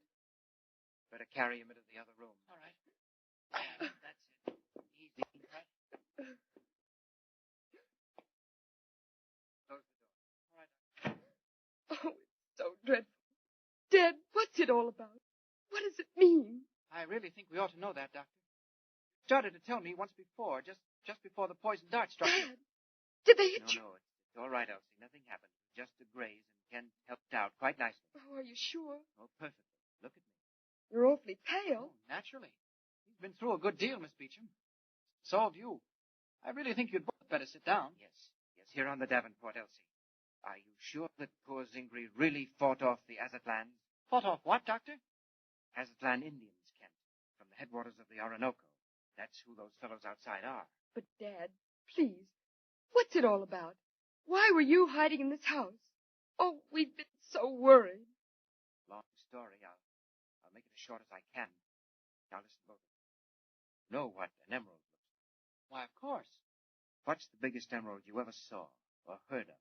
Goodness, I don't know. Well, there's the Star of the Andes and the Southern Flame. They're pretty big. That's right, but never mind carats. Let's talk about inches. Star's about an inch across, and the flame maybe an inch and a half. Yes. What would you say to an emerald carved in the form of a statue? The statue of a god. It'd have to be pretty small. 3 inches wide, and every bit of 8 inches high. What? A genuine emerald that big? Dr. Beecham, it hardly seems possible. I don't wonder you're surprised, Ken. Well, that's what I brought back with me from the jungles of South America. That's why I've been hiding out back of an electrified fence guarded by the most vicious pair of dogs I could buy. But why? Dad, who's trying to get the emerald back? Azatlan Indians.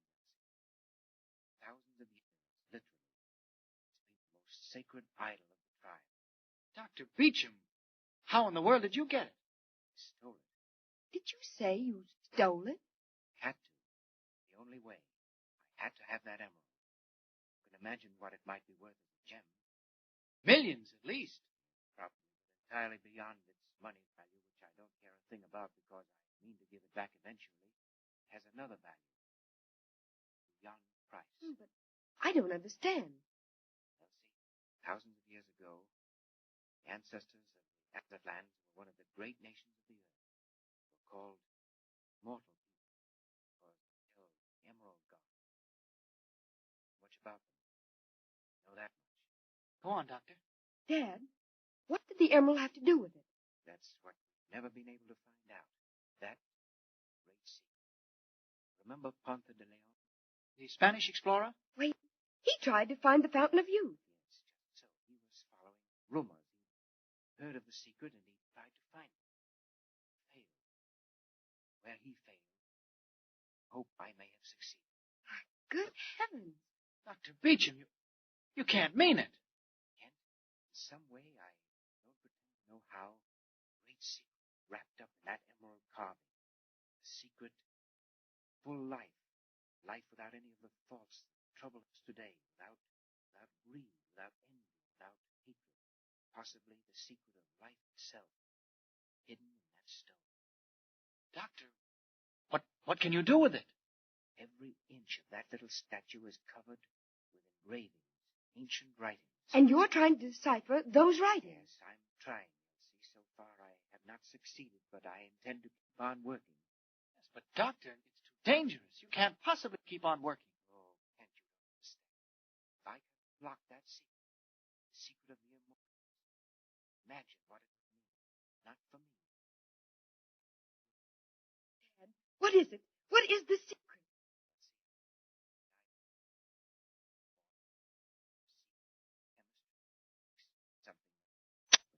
once, lost. You're sure it's contained in the carvings on the statue? Well, what else? Not why the tribe's guarded so carefully. They knew too much of plain idol worship. Did you say the emerald was in a safe upstairs? Yes. You like to see it?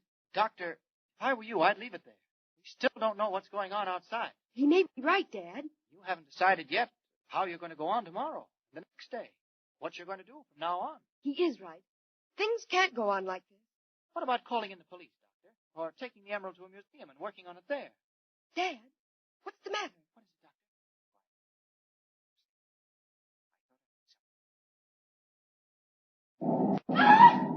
Great heavens, that was an explosion. Upstairs! Doctor, it was in that room! Quick! Oh, Dad, be careful! The safe! They've blown in the side of the house. Oh, look! Look, the whole second floor is coming down! Doctor, look out! Come back! Doctor! Stairway! It's blocked off! We can't get up that way now! Quick, the back stairs! We may head them off! Go ahead, Doctor! You and your daughter try the other way. I'll stay here. You may not be able to get through here, and Clark Kent might not be able to either. But Superman can, and it's time he tried. The whole upper floors come right down the staircase, ceiling and all. It won't take long to clear out a little thing like that. Kent, where are you? Oh, Dad! No, Mr. Kent! We're blocked in! Kent, where are you? Now what? Something's happened. A wall must have fallen in behind them.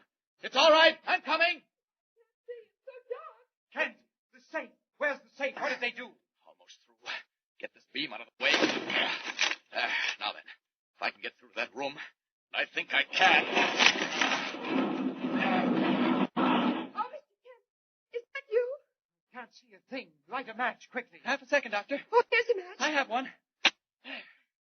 Great heavens, look. The safe. It's blown wide open. Oh, Dad, you can't get to it. The floor's all blown away. It's just resting across a beam. Kent, they've got it. Blew the safe and took the emerald. The emerald of the Incas is gone. Oh, Mr. Kent, don't try to get to that window. You'll fall. No.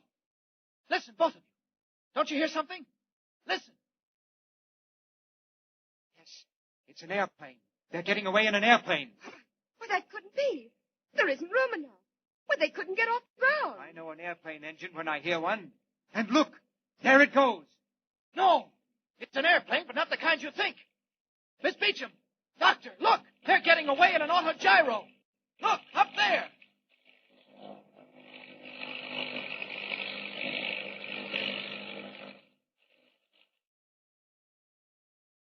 Rising over the trees from the grounds of Stone House is a weird, ungainly object. Huge propeller whirling, ascending almost vertically in the night air. Have the brown men from the dark jungle made off with the emerald of the Incas? Is the secret of the immortal people lost beyond recall? Or will Superman recover it? Be with us again next time and follow the story. And remember, be sure to tune in the next thrilling installment of the amazing transcription feature, Superman. Up in the sky. Look! It's a bird. It's a plane! It's Superman! Superman is a copyrighted feature appearing in Action Comics magazine. Presenting the transcription feature, Superman. Up in the sky. Look! It's a bird. It's a plane. It's Superman! Now, Superman. When we last saw him, Superman, in his character of Clark Kent, was at the suburban hideaway of Dr. George Haven Beecham, world-famous explorer, with Dr. Beecham and his daughter Elsie. A crashing explosion had brought them racing upstairs to find a section of the house blown in. Missing from the safe was the mysterious sacred carving, the emerald of the Incas, the explorer had brought back from his latest expedition to South America.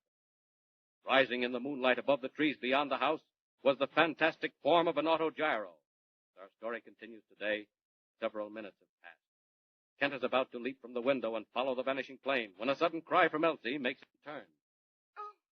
What's the matter, Elsie? What is it? Oh, it's just my ankle. I think I turned it. Oh, here, take my arm, Miss Beecham. Or let me carry you back downstairs. I'm all right. Really, I am. Elsie, are you sure? I am, truly. My ankle's not even sprained. Well, Doctor, look. If Miss Beecham's really all right, I think it might be better if I tried to get one of the cars outside and follow that autogyro. Dad, he's right. I don't know. I can't think. Doctor, they've got the emerald. If there's a chance of getting it back... How can you do it, Mr. Kent? You don't know which way they've gone. What do you think, Doctor? Which way would they go? Hard to tell. They might be heading for water. We're almost on the Sound. They may have a boat lying offshore. Good. I'll bet that's it. I'll take a car and follow them. Why, man, you can't possibly. They'll leave you behind in no time. No, they won't. An autogyro isn't fast. I may be able to catch them right away. I'm going after that plane. Why, Mr. Kent. Kent, what are you doing? You can't climb out that window. Oh, yes, I can. Why, Mr. Kent, you'll break your neck. No, I won't. So long. If I catch them, I'll find a telephone somewhere and let you know. Now then, one little jump and I'm down. They'll think I've climbed down the trellis. Now, off into the trees, where the cars are, so they can't see me go up in case they're looking. This ought to do it. No sense using a car to catch a plane. If that autogyro's heading out to sea, I'll soon find it. Up, up, and away!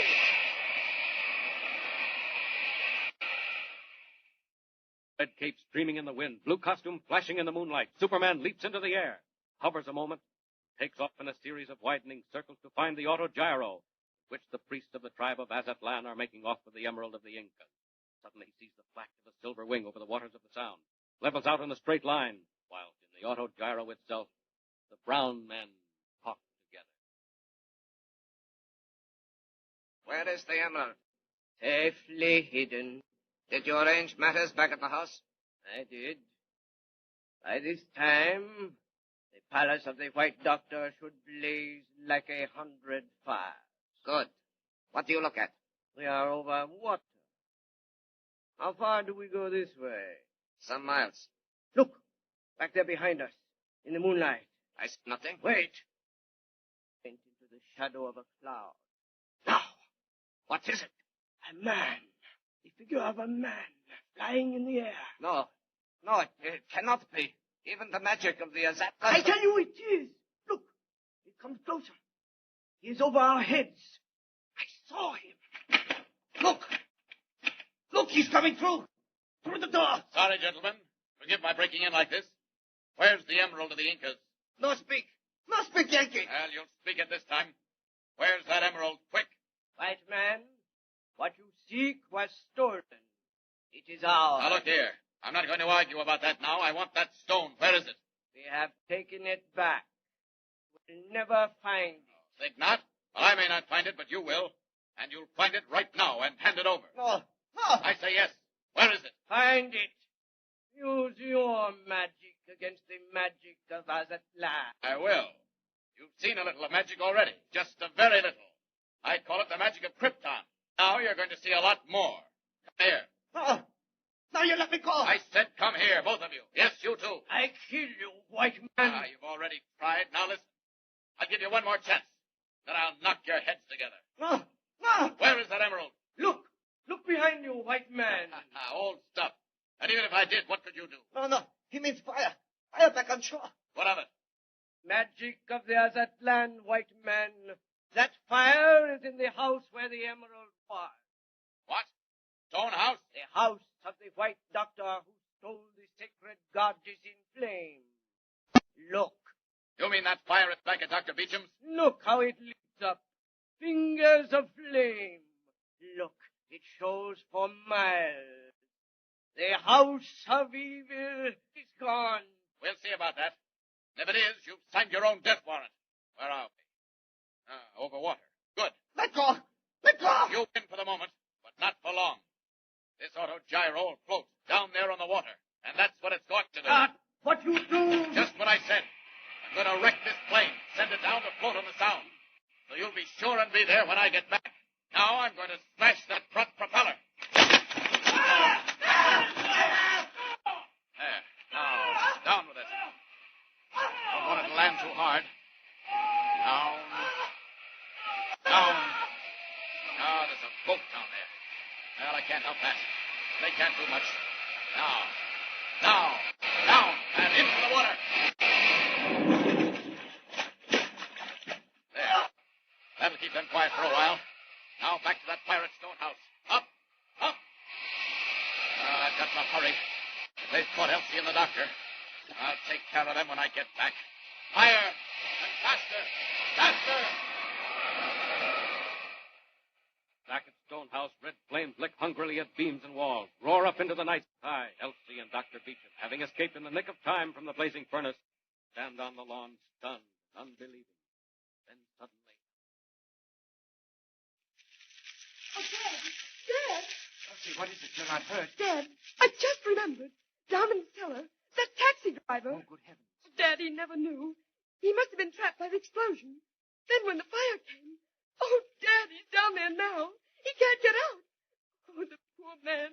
What can we do, Dad? Elsie, come back. We can't do a thing. Not till someone sees the blaze and calls the fire department. Dad, we must. We've got to get him out. Elsie, come back here. Come back. Come back, Miss Beecham. Where are you going? Why, Kent, where did you come from? Oh, Mr. Kent, quickly. Why, Miss Beecham, what's wrong? That taxi driver, Eddie Hilly, he's Yes? still in the cellar. What? Oh, great Scott. I forgot all about him. Mr. Kent, do something. Get him out. Now, look. Stay here, both of you. I may be able to get in from the other side. Kent, be careful. Let me help. No. You stay where you are, Doctor. Look after Elsie. Now then. Seems to me there's a lot of work for Superman tonight. Poor Hilly. That fire's got down to where he was. Well, here goes.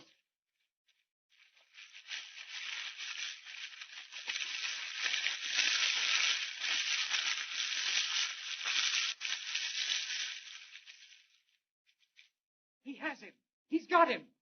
Kent, this way. Back out of the smoke. Oh, Mr. Kent. Poor man. Miss Beecham, look after him, will you? I'm about all in. Just put him down on the grass, Mr. Kent. All right. I'll look after him. He's coming around right now, I think. Why, Kent, man alive, how did you do it? Oh, Doctor, I don't know. It was just luck, I guess. There was an air shaft, and, well, the wall fell down, and there he was at the bottom. So all I had to do was pick him up and get him out. Well, I've got to be on my way again now. What? Well, where are you going? Well, don't you remember? I was after that autogyro. I saw the flames and I came back. But Kent, you'll never catch it now. Well, it won't hurt to try. You never can tell, Doctor. Anyway, I'm off. Kent, wait. Come back a minute. Kent. Oh, Dad. Dad, why?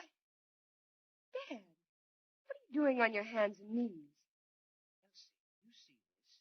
I found it in the grass. Look. Well, what is it? Ugly thing. Well, looks like a cheap earring. Elsie, that's a badge of office. It's an amulet, and it's worn only by the highest priests of the Azatlan. But, Dad, what of it? You don't understand. It's given them when they become priests. Magic power and all that. It becomes a part of their very lives. But why all the fuss? You see, Elsie, one of those priests dropped it by accident. The loss of this amulet is worse than death. A terrible crime. What? Oh, you mean that... I believe that with this amulet, I could induce them to let me borrow the emerald of the Incas. But I don't know where they are. No, but I do, Dad. At least I know where they were going. Elsie. The taxi driver, he's come to and he told me they have a plane waiting. A great big seaplane at the Central Airport. Where's the car? Quick, Dad! Quick! Mad race against time. Can Dr. Beecham and Elsie make the airport before the priests of Azatlan take off in their high-speed seaplane? And what of Superman out over the waters of the Sound? What will he find when he reaches the spot where the autogyro hit the sea? Thrills, high excitement, unbelievable climax. Tune in next time and follow the story of Superman. And remember, be sure to tune in the next thrilling installment of the amazing transcription feature, Superman. Up in the sky. Look! It's a bird. It's a plane! It's Superman! Superman is a copyrighted feature appearing in Action Comics magazine. Presenting the transcription feature, Superman. Up in the sky. Look! It's a bird. It's a plane. It's Superman! Now, Superman. Superman had left the blazing inferno of Stone House and gone winging his way back over the Sound toward the wrecked autogyro of the Indian priests, who had recovered the emerald of the Incas from Dr. George Haven Beecham, world-famous scientist and explorer, and set fire to his temporary home. Remaining on the grounds of Stone House to watch the blaze and summon help, Dr. Beecham and his daughter Elsie had both made startling and important discoveries. As our story continues today, we find them in a small car, racing toward a distant airport, hoping against hope to get there in time. Listen. Watch out. Here's a curve. Elsie, you almost hit that car. Oh, Dad, it's all right. Look here. That thing you picked up on the lawn. You hardly told me about it at all. Providential, simply providential. If we can only find those native priests. Well, what'll you do? I'll show them what I found, the sacred amulet of the head priest, almost as sacred as the emerald itself, Elsie. Not quite, but almost. And you really think you can bargain with it? Only if I can get there. Only if we can make the airport before they can take off in their plane. Dad, what will you do? I'll return the amulet and borrow the emerald. That's all I want of it. I don't mean to keep it. I never intended that. Dad, this emerald, is it really as important as all that? Yes, Elsie, I've told you once, and I'll tell you again. If I can recover the emerald of the Incas and decipher the writing carved on its base, I may have found the secret of life itself. Possibly the secret of life everlasting. Oh, hurry, dear, faster if you can. I'm doing my best, Dad. We must get there in time to head them off. I tell you, we must. I wonder if that reporter, Kent, has found the autogyro.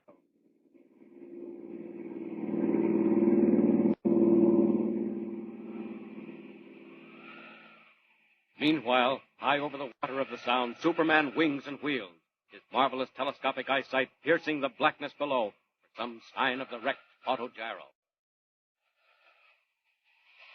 I could have sworn this was the place. Just off that point with the white building. Wait, what's that? Far down below the surface. Looks like wreckage underwater. The plane was sunk deliberately. Well, the next thing to do is pay a call at the nearest station of the Coast Guard. Up! Up! That White House looks like the place. There's the signal light. Down we go, right in the front yard. Seems a shame to wake them out of a sound sleep. Chances are they keep somebody on duty all night anyway. For the moment, I'll have to become Clark Kent. Superman might amaze even the Coast Guard.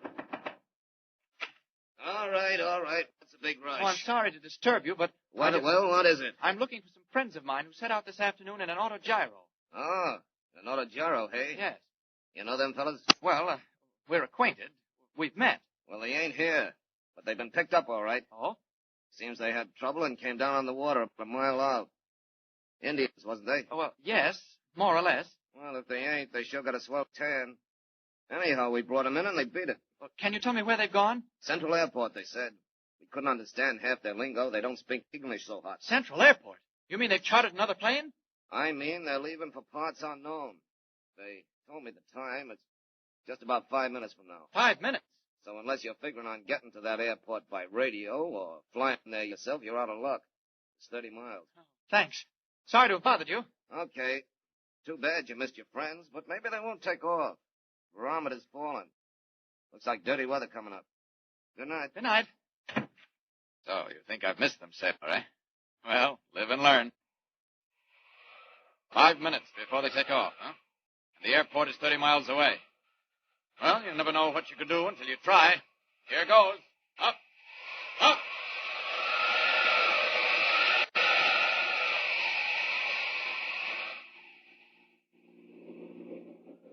Dad, look, there it is. That's the airport. Oh, and there's the gate. Elsie, what are you doing? You'll put us in the ditch. Sorry, I can't help it, Dad. I had to make that turn. Would have gone right by if I hadn't. Look, what's that? Out there on the runway. That isn't a runway. It's a seaplane anchorage. Oh, there was a flash of lightning. It's a plane. It's going up. I saw it in the flash. Elsie, stop.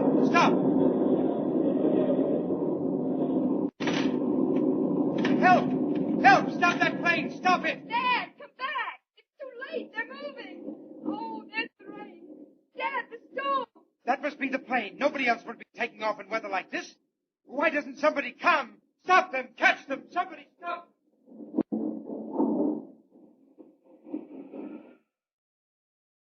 High over the airport, a great white seaplane rocks and slips in the sudden grip of a storm. Lightning taps wickedly through low clouds. Shows figures running wildly for shelter on the field below. Shows another figure, faster than the storm itself, racing down in the wind. Superman, come just in time to meet a seaplane heading south with the Indian priests of Azatlan. Ah, there she is. Must be. Private seaplane swinging toward the open water. And what fools to take off at a time like this. Great Scott, the lightning shows it up like daytime. Not that I need it.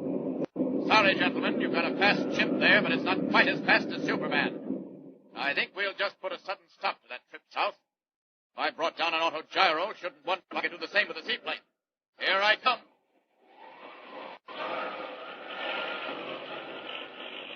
Now then, if I dive into the cabin... What the... Great heavens, lightning. Bolt of lightning struck the plane and smashed to pieces, on fire. The men are falling into the water. If I don't catch them, they'll be drowned. Gotta get there fast. Down into the sea. Faster, faster.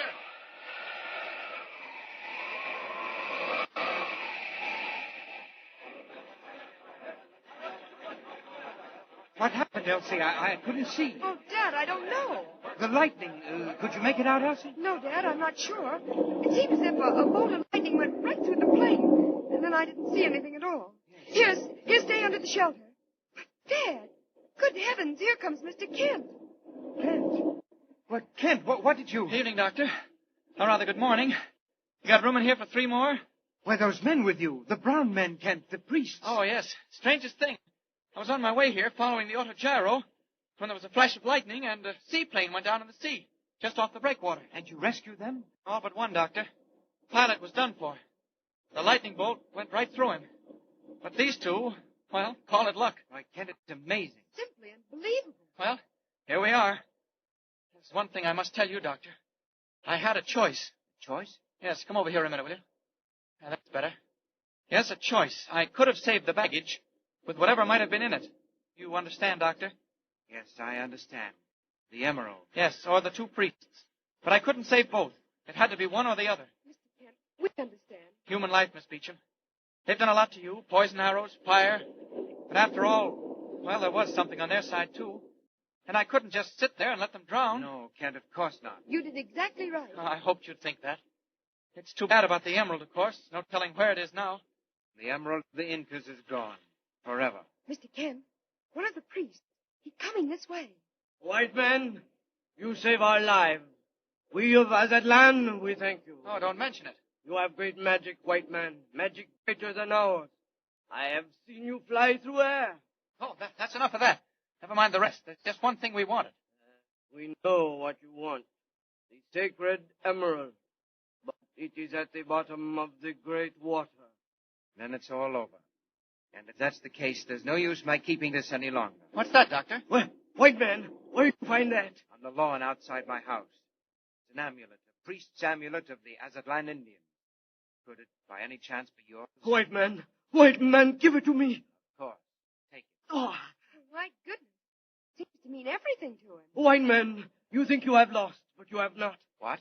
Well, what does he mean? My magic tell me you do not want emerald to steal. No, of course not. On the emerald was writing. It was writing you wish to read? Yes, that's it. That's all I wanted it for, believe me. Very well.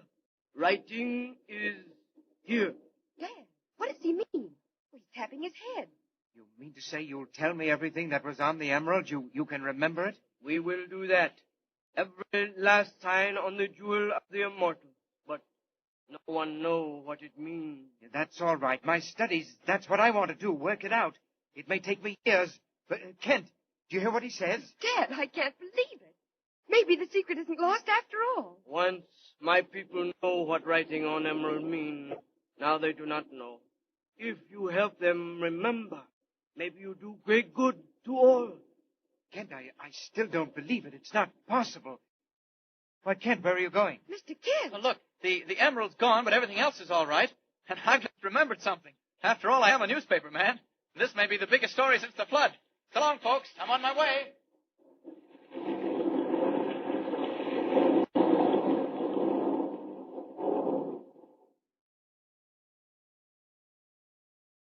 And so, even though the sacred emerald of the Incas is lost to humanity forever, the secret engraved on it may yet be revealed. Undoubtedly, we will learn what progress Dr. Beecham makes at some later date. Meantime, Clark Kent is returning to his newspaper, the Daily Planet, where, unknown to him, another exciting adventure awaits. Don't fail to tune in next time and follow the thrilling story of Superman.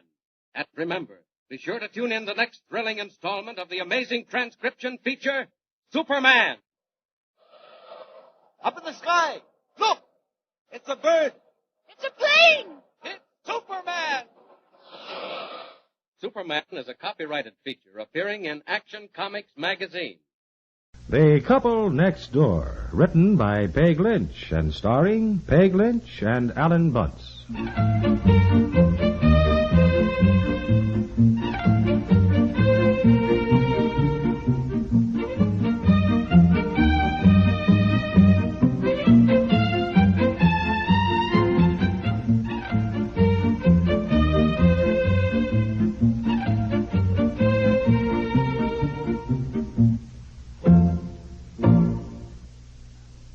Don't be half safe. Don't be half safe.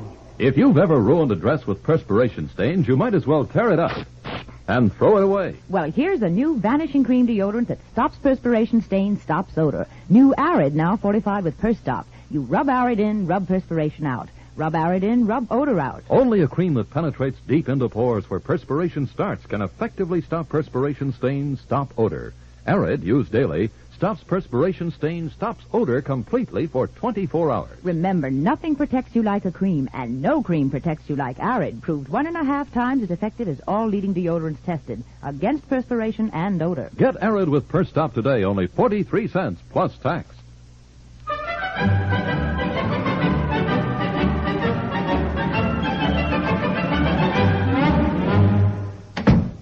Honey? Yes, dear? Yeah, I got the films back. We took Christmas. We can run them off tonight. Oh, the Cunninghams are coming over for bridge. Oh, that's okay. We can play a little bridge, and then I'll get out the projector. Oh, I think maybe we ought to do it when we're alone, honey. You know, they're mostly Betsy, and then she can see them, Well, too. no, I want to see them. Well, the Cunninghams may not want to look at our home movies. I mean, you have a tendency to do this when company comes, dear, and you know, other people are not always so crazy to see home movies of your child. Darling, it isn't just a Betsy. I got some wonderful outside shots of, snow and Christmas decorations. Well, I know, Look, dear, Harry's interested in photography, too, honey. We're always discussing certain camera technique and all I that. know. Look, we'll ask them if they want to see them. Well, That's they're it. not going to say no, dear. They can hardly be there. Of course they're not. Look, why, I've shown home movies dozens of times, and other people are always crazy to see. You just wait and see. Yes, all right, dear.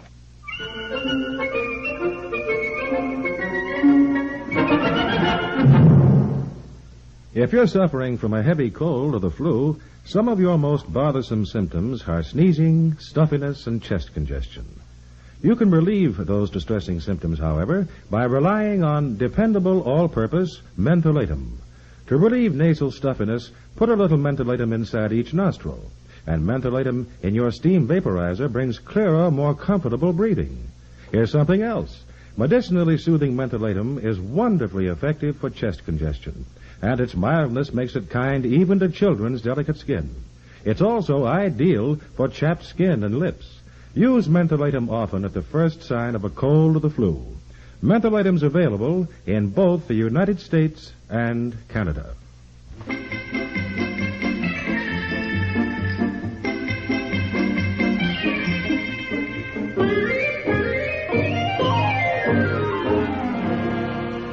Spades. 3 clubs. 3 spades. Pass. Pass. Well, pass. That's all we need, isn't it? Mm-hmm. I'll pass. Pass. Well, I guess we got it. Lay down your hand, dear. Say, Harry, I got some film back today. Movies I took at Christmas. Oh? Now, let's see. What's trump? Spades. Did you like to see him? What? The film I got back. Won't take me a second to get out the projector. Oh, no. Don't bother. That's a lot of trouble. No trouble at all. Well, Harry does have to get up early in the morning. It's pretty late now. In fact, I was thinking this ought to be our last hand. Well, look, while we're playing that last hand, I can get out the projector and have it all set up. Well, dear, it is 11:30, and it takes time to get the film on. I'm dummy right now. I can have it all set up to go by the time we're finished. That is, unless you don't want to see them. Oh, no. It isn't there. No, of course not. We'd love to see them. It's just that... Well, fine. What'd I tell you, darling? Well, dear, I do think... Matter of fact, I think, Carol, that there's a picture of you on it. You know, you stopped over here one day, and I caught you just coming out the door. Oh, really? Oh, well, Harry, if you think we could stay a few more minutes. Yeah, I think you're on it, too, Harry. I think I caught you getting out of the car. You know, you came to pick up Carol. Oh, well, okay. Yeah, she thought you wouldn't want to see him, but I said, well, I'll ask you. I said no. He just loved to see him. Oh, well, fine.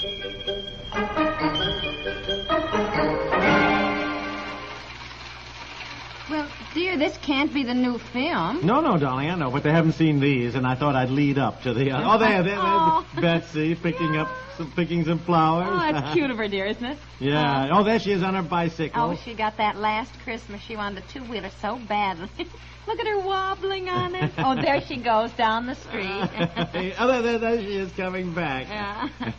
Oh, there I am. Oh, I take terrible pictures.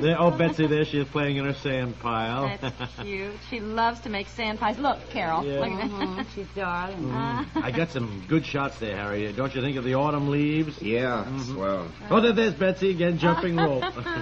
Oh, that's awfully cute of her, dear. It Yeah. really is.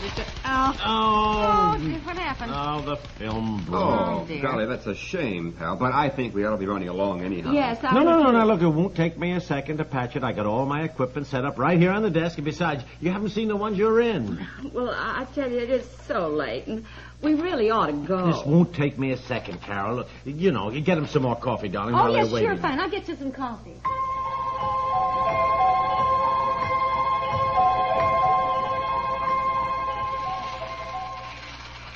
Oh, there's Betsy on her sled.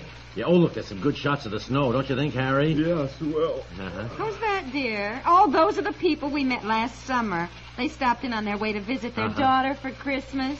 Awfully nice, weren't they, dear? Oh, very nice, dear. very nice. Yes, she didn't want to have her picture No, taken. Look at it. Giggling, trying to hide behind her husband. What was his name, dear? What was his? Leonard. Yes, I that's think. right. Yeah. Oh, look, he's throwing a snowball at me, so I'll stop taking the picture.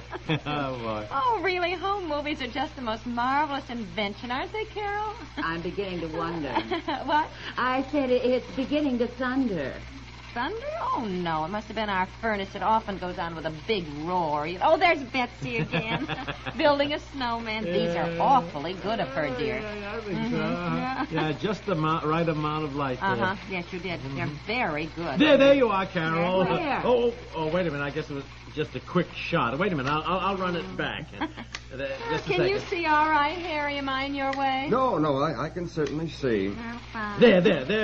There you were, Carol. Well, I guess it was a quick shot, but it was awfully good of you, Carol. Yeah, there's Harry. There you are, Harry. Oh, yeah. That's me? Well, I just got the back of you, but yeah, that's you. And there's Betsy again, making angels in the snow. By golly, didn't these turn out nicely? They did, dear. They really did. You're getting to be quite professional. Should I turn on the lights? Yeah, please, if you will. Well, Harry, I think we ought to. Say, did you ever see the ones we took in Quebec? Harry? Yeah, we saw those. No, I don't think you did. Well, dear, anyhow, it's 1:30. Why, I they think didn't maybe see the ones we got in Quebec because we got those back in August and you were still away on your trip. Say, you never did see the films we took on our European trip. No, we didn't. Like to see them? Yes, I should say so. Love to see them Yes. sometime. As a matter of fact, I was sort of hoping you'd get out the projector tonight. Hated to ask you, but on the chance you might, I brought our film along.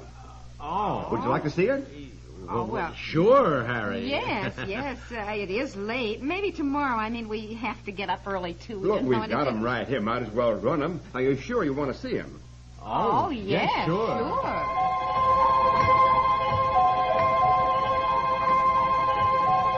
And here we are in Italy. Oh, you have to see Italy. It's just beautiful. Yes, well, it looks lovely. We certainly hope someday we can get there. There's Carol riding on a gondola. And there she is on the Bridge of Sighs. Uh-huh. The woman with me was an English woman. Just fascinating. Lived in Italy for years. Apparently had a lot of money. She invited us to this marvelous home she had, filled with priceless paintings and statues, you know. She just couldn't do enough for us, you know. Can you see all right? Yeah. Excuse me. Yes, I can see fine. Look, there's Carol again. That's in Rome. Oh, that's a count with her, or a prince, or whatever he was. We met him and some other friends of ours. He really showed us Rome. Oh, we got to places that the ordinary tourist just doesn't get to. You know, those charming, quaint, out-of-the-way, delightful experiences. Oh, his name was Count de Bonfietti. No, was that nice? Oh, excuse me. Oh, and here we are Very in Switzerland. interesting. That's the big glacier, the Jungfrau. Now, Yes. there we are in the cable car.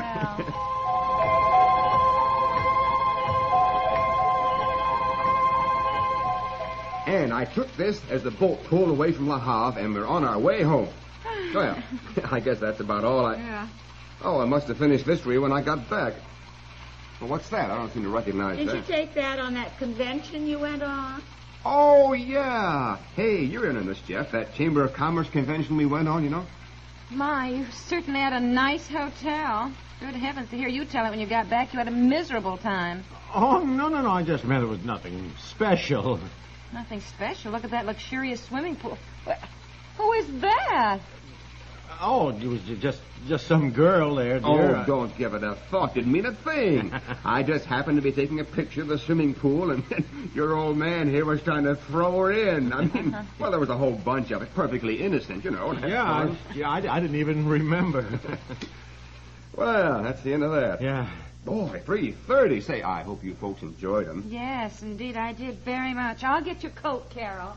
I got some overshoes out here, too. Pete Sight, you're a fine one. Well, I'm sorry. I didn't even know it was on that film. Anyhow, there wasn't anything to it. We were all just clowning around. But you don't expect her to believe that, do you?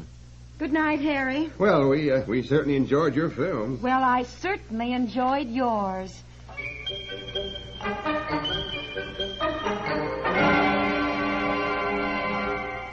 We'll return to the couple next door in just a moment.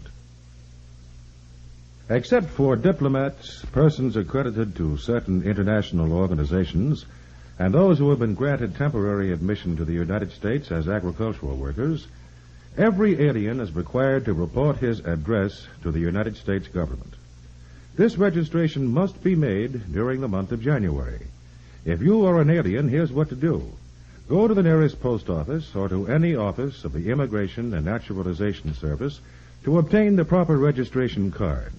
Fill out the card as soon as possible and return it to the clerk from whom it was obtained. Do so without delay. Willful failure to submit this report could result in serious penalties provided by law. Get your card today.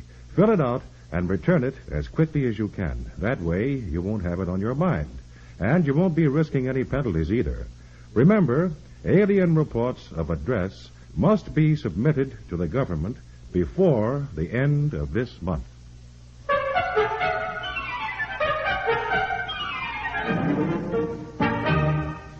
Did you set the alarm? Yeah. Oh, gosh, nearly 4 o'clock. What got into him, anyhow, wanting to show us all that film at 1:30? Did you open the window? Yeah. Didn't they meet anybody in Europe that wasn't a count or a prince or had a fortune? Did you notice? Mm-hmm. Well, we better get some shut-eye. Good night, darling. Good night. Hey, don't I get a kiss? Now, look, I've told you, I didn't know the girl. The guys even put me up to it. In fact, it was Harry, if you want to know. The girl had pushed him into the pool, so he said pick her up and throw her in, and I'll get a picture of it. I mean, you could tell she was a good sport and a good swimmer, so, I mean, well, everything was just... Well, I mean, as Harry said, it was perfectly innocent fun. Good night. Don't you believe me? Yes? I'm not mad. I'm embarrassed. What do you mean, embarrassed? Doesn't it occur to you that it was Harry who encouraged you to do that? Harry who took the picture? Harry who showed it to me? Harry who just by chance happened to have all his films with him when he came tonight? Yes. Yes, what does all that add up to? You think all our friends are maybe getting sick of our showing them our home movies? He was teaching us a lesson or something? Oh, no. Look, those shots I took of Betsy were just beautiful. Certainly a darn sight more interesting than those films he took in Europe. Look, you can see better ones in a travelogue if you want to see shots of Europe. He doesn't know anything about photography, that guy, using a number 2 filter. Dear, we never see ourselves as others see us.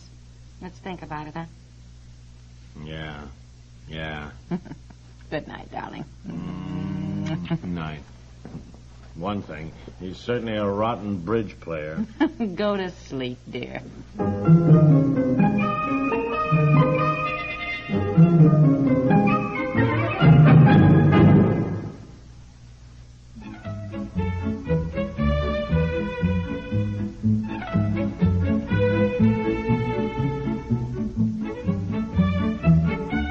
The Couple Next Door is written by Peg Lynch and stars Peg Lynch and Ellen Bunce, with Nancy Sheridan as Carol, Jay Barney as Harry, and is produced by Walter Hart.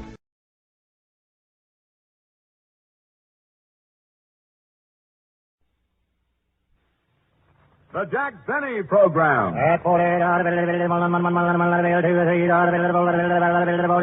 Sold American. Lucky Strike means fine tobacco, so round, so firm, so fully packed, so free and easy on the draw. LSMFT. LSMFT. LSMFT. Why, sure. Yes, sir. You said it. Lucky Strike means fine tobacco, so round, so firm, so fully packed, so free and easy on the draw. It takes fine tobacco to make a fine cigarette. And Lucky Strike means fine tobacco. Yes, first, last, and always, Lucky Strike means fine tobacco. At markets now open in the South, independent tobacco experts present at the auctions can see the makers of Lucky Strike consistently select the riper, the naturally milder Lucky Strike tobacco. And sworn records show that auctioneers, buyers, and warehousemen, with men who know tobacco best, it's Lucky's 2-to-1.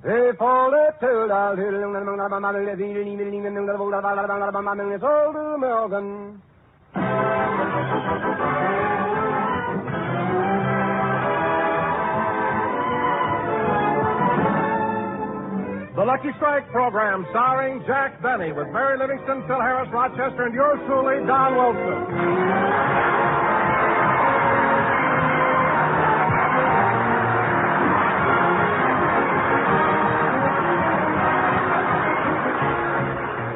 And now we take you to Jack Benny's house in Beverly Hills. It's Saturday night, and Jack has invited Mary over to spend a pleasant evening. Gee, Mary, I'm glad you came over to help me straighten out my household expenses. These bills have accumulated all summer while I was away. Oh, Jack, this is Saturday night, and I want to go dancing. Let's go to the Palladium. The Palladium, Mary, with all these bills I'm paying.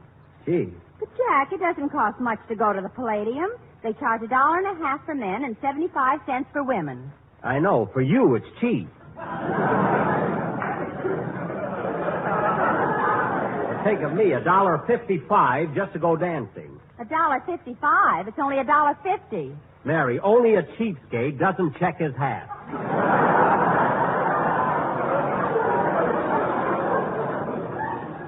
Now, let's get on with these bills. Okay.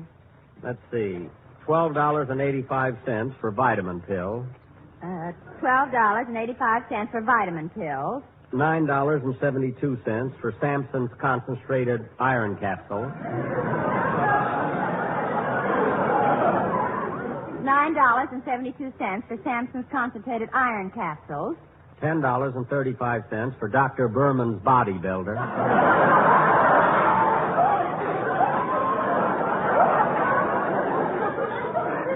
$10.35 for Dr. Berman's bodybuilder.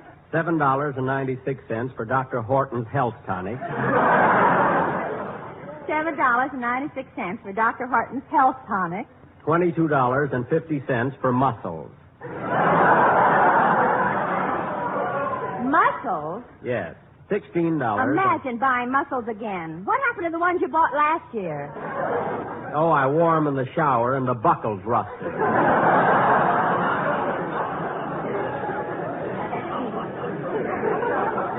Wish I could get some of that pre-war stuff. You know? Now, let's see. Mary, what are you laughing at? Remember the time you bought those build-up shoes to make you look taller? Oh, boy, did you overdo it. Overdo it? Those shoes didn't lift me so high. Then why was your nose always bleeding? Oh, Mary. I'll never forget how silly you looked patting Gary Cooper on the head. Mary, stop being ridiculous. Now, let's get back to the bills. Here, read this stack to me here. Okay. Homeway Dry Cleaners, $18 for cleaning rugs. $18 for cleaning a rug? How could a rug get that dirty? I was away all summer. There was nobody here but Rochester. I can't understand it. Jack, here's another bill signed by Rochester. It's from Scratch, Match, and Patch, Interior Decorators. Interior Decorators? $78 for patching ceiling and repapering living room. Patching ceiling, repapering living room? I'm going to ask Rochester about this. You don't have to. Here's a bill that explains it. $7 for 18 bottles of gin.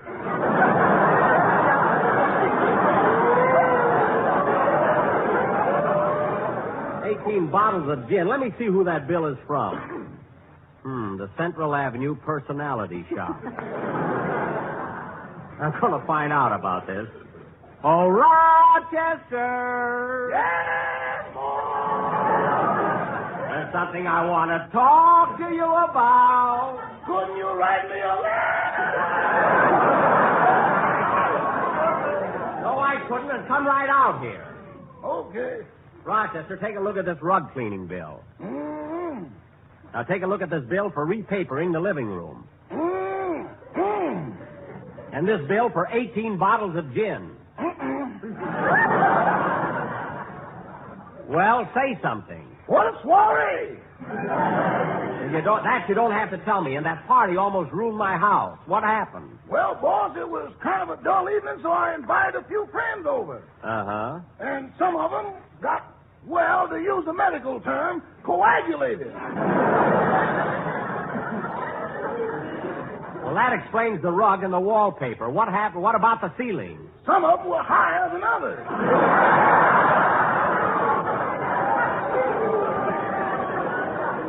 What? Man, were they flying. Rochester, that still doesn't explain the ceiling. How did you get those holes in it? I told you my friends did that. Oh, the ones that were flying. No, the ones that were shooting them down.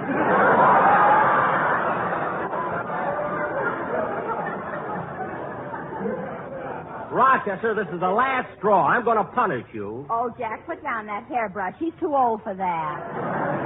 Okay. Anyway, it always hurts me more than it does him. Now, Rochester, this is a final warning. I don't want your friends holding those kind of parties in my house anymore. My goodness, in their condition, how do they get home? Oh, it was easy. You know that white line down the middle of the street? You mean they followed it? Followed it, boss. They were holding on to it.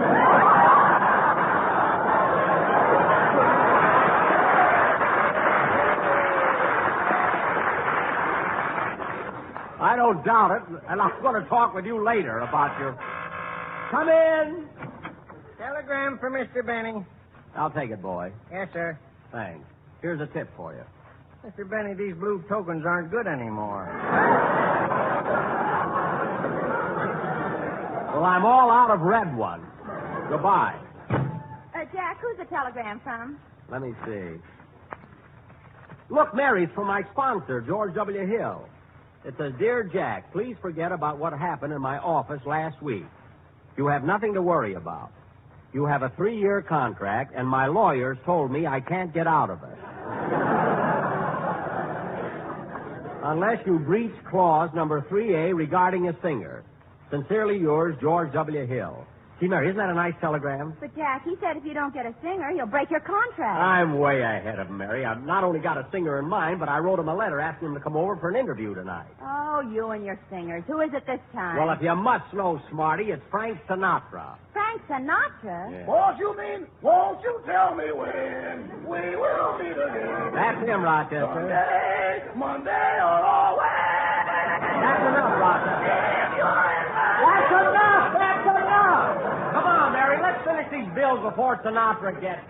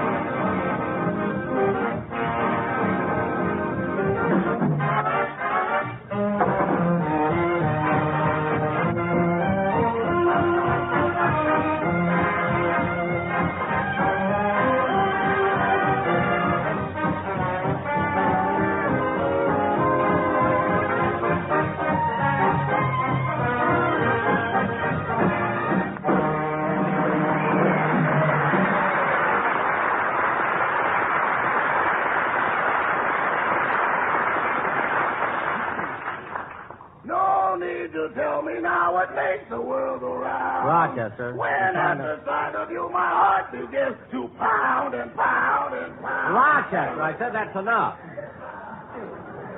Come on, Mary,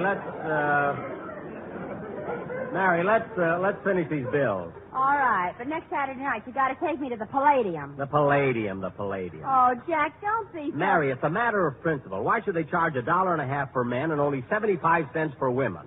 Well, Jack, you got in for 75 cents once. That was an accident.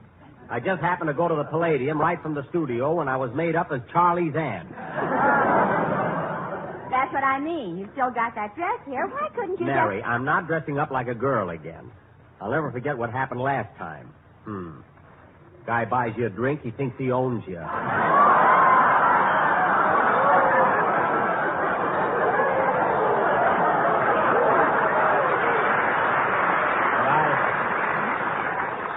What I went through... Jack. Jack, it was bad enough being dressed like a girl to get in, but you didn't have to let a fella buy you a drink. Well, for goodness sake, Mary, I danced with him all evening. I deserve something. What a rotten dancer he was.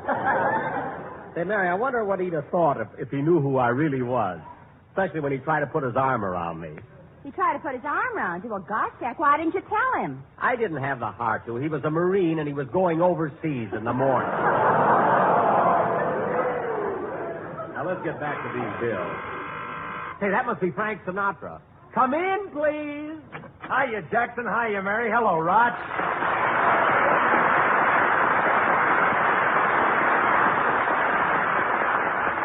Oh, it's you, Phil. Yeah, Jackson, I dropped in to talk to you about a new singer. Phil, don't worry about it. I got one lined up. Yeah, but who've you got? You can't get just anybody. I ain't gonna let you hurt the dignity of my band. The dignity of your band? Phil, I don't want to disillusion you, but just because your boys were taken off parole doesn't mean they're dignified. And here's another thing about your band that ought to make you ashamed of yourself. What's that? Well, when I was in the South Pacific, I saw 15 natives with rings in their noses banging on hollow coconuts with overripe bananas. Well, what's that got to do with me? They were singing, "That's What I Like About the Solomon."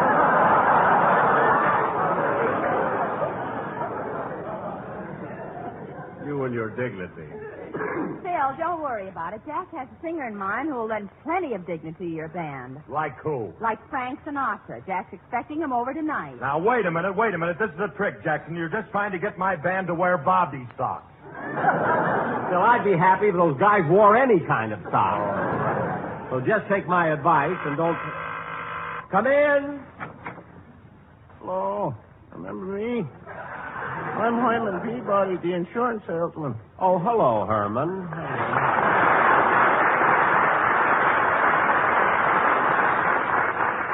Herman, I'm glad to see you, but I'm busy. I wish you'd come over some other time. I'm expecting someone. Well, okay. But before I go, I'd like to leave this folder with you. Folder? Yeah, it tells all about a new life insurance policy we're putting out. Well, thanks, Herman. I'll read it when I get a chance. Costs $2 a month, and you only have to pay on it until you die. I'll read it when I get a chance, Herman. After you die, you only have to pay 25 cents a month. That's ridiculous. After you're dead and buried, why pay 25 cents a month? For that, we keep the weeds out of your daisies.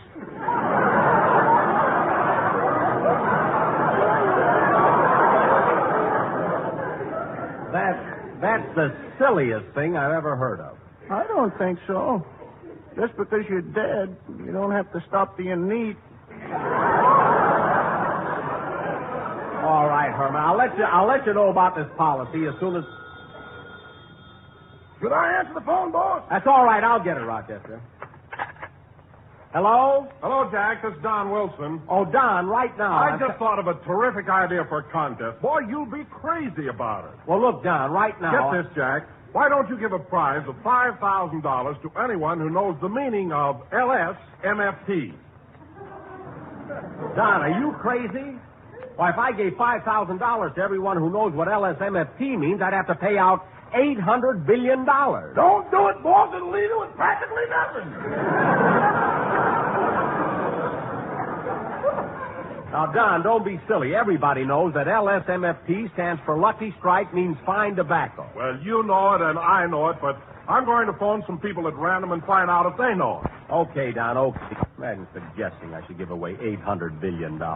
Say, fellas, I'm getting kind of worried about Sinatra. It's time he got here. Yeah, I'd like to audition the kid.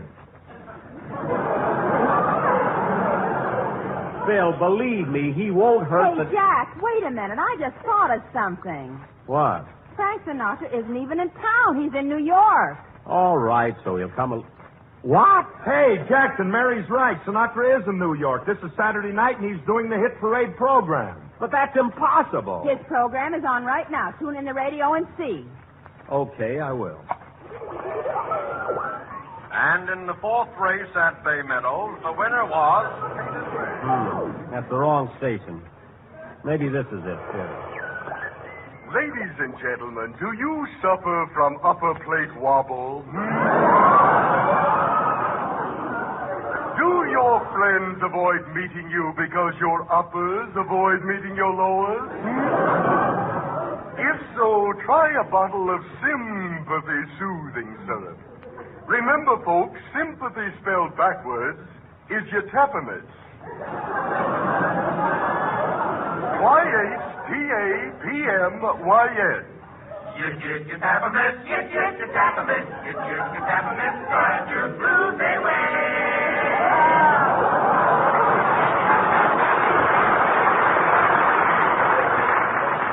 So remember, friends, years of research in our own private laboratories has established the fact that when you pass the age of 35, you will be 36. Mary, don't fool with the dial. I'll get Sinatra. Here, I think I've got it.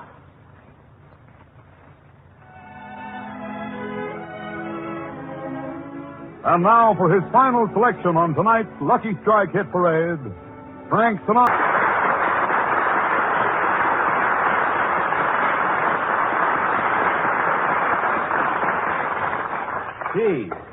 Gee, that was wonderful. You know, he'd be great on my show.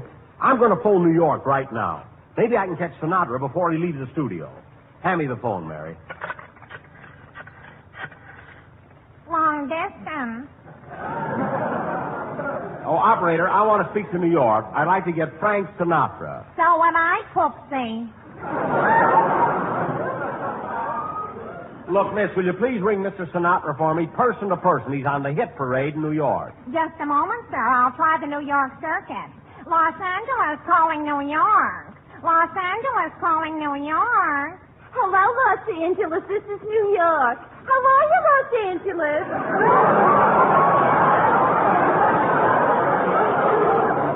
Fine, thanks. And how are you, New York? Oh, I'm feeling grand. But Brooklyn stopped the mumps. Look, operator, I don't care if San Francisco's got water under the bridge. I want to speak to Frank Sinatra. Now, please hurry. All right. Keep your shirt on. I haven't talked to New York since she had a baby. Well, congratulations. Get me my number. Just a moment. I'm sorry, sir. The line is busy. Will you call back when it's clear? Okay, call back. Goodbye. Well, kids, the line is busy, but I'll get him in a minute. Say, Mr. Benny, when you talk to Mr. Sinatra, will you let me say hello to him? All right, Herman, all right, but don't bother me now. Gee whiz. Well, my wife finds out I talked to Frank Sinatra. Gee whiz. I'll bet you'd be thrilled, eh, Herman? No, she'll beat the stuffings out of me. She likes Crosby. Herman, I wish that you'd... Oh, that must be him now. Quiet, kid. Hello? How do you do, sir? I'm conducting a survey. Do you know what LSMFT means? Hey, kid, it's Don Wilson. He called my number by mistake. I want to have some fun with him. Hey, what was that? I said I'm conducting a survey. Do you know what LSMFT means? No, can't say that I do. Well, LSMFT stands for Lucky Strike means fine tobacco. Well, imagine that. Yes, Lucky Strike means fine tobacco. So round, so firm, so fully packed. Do tell. So free and easy on the draw. Well, I'll be darned. Thank you, sir. And give my regards. Regards to who? To marry. Who else, you dope? How do you like that? He knew it all the time. Say, kids, while we're waiting for Sinatra's call, I'll go in the kitchen, make some lemonade. Good, I'd like some. Me too, Jackson. Would you like some lemonade? Gotta drive home. Okay, I'll be right back. Say, Mary, Jackson must really be excited. This is the first time he ever offered us anything for nothing. Still, we're not out of the house yet. Anyway, Jack isn't quite as bad as he... I'll answer it. Hello? I have Mr. Sinatra in New York now. Well, put him on. I'll talk to him. And please limit your call to 3 minutes. Don't worry. If you talk over 3 minutes on Benny's phone, a time bomb goes off. Okay, here's your party. Go ahead, Mr. Sinatra. Hello?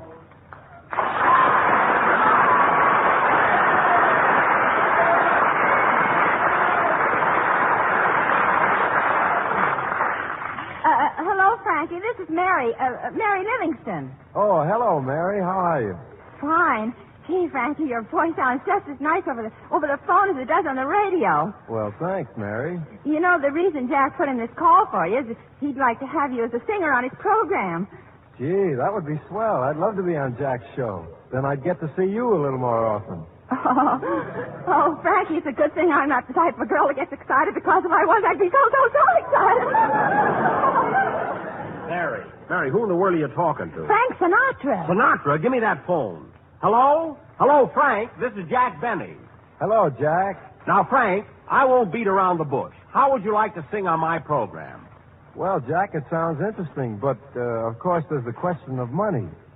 Money? This call ain't gonna last no 3 minutes.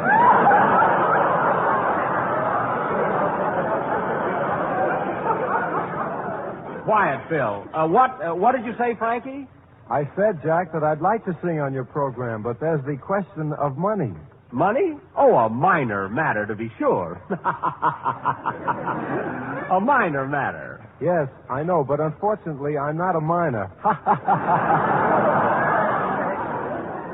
No kidding, Frank. You come on my program and you'll go places. You know, when Dennis Day left me to join the Navy, he was doing okay. Although I will admit he started for a modest salary. Jack, that salary wasn't modest. It was just ashamed of itself. Now, Frankie, look. After Dennis was with me for 5 years, he worked himself up to $35 a week. Now, I'm willing to give you the same money to start with that he got the hard way. How is that? $35 a week? Frankie, look.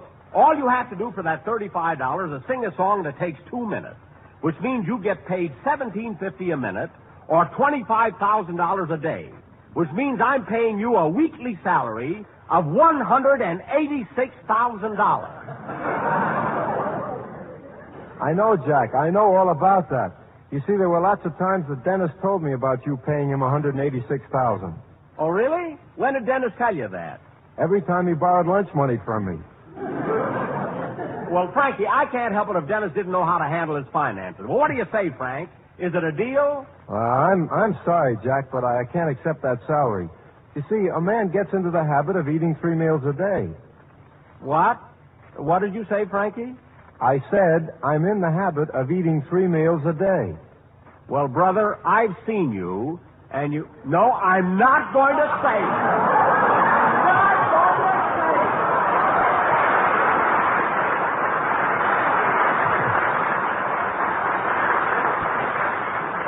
Now, Frankie, why don't you say okay and accept the proposition? Well... Look, to clinch the deal, I'll send you $5 in advance. And remember, there's plenty more where that comes from. What do you say, kid?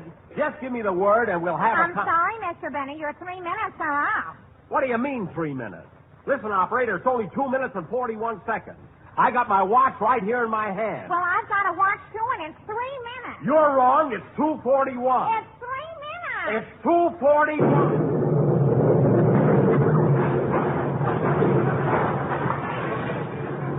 Oh, darn it. There goes that time bomb. I must have said it a little too early.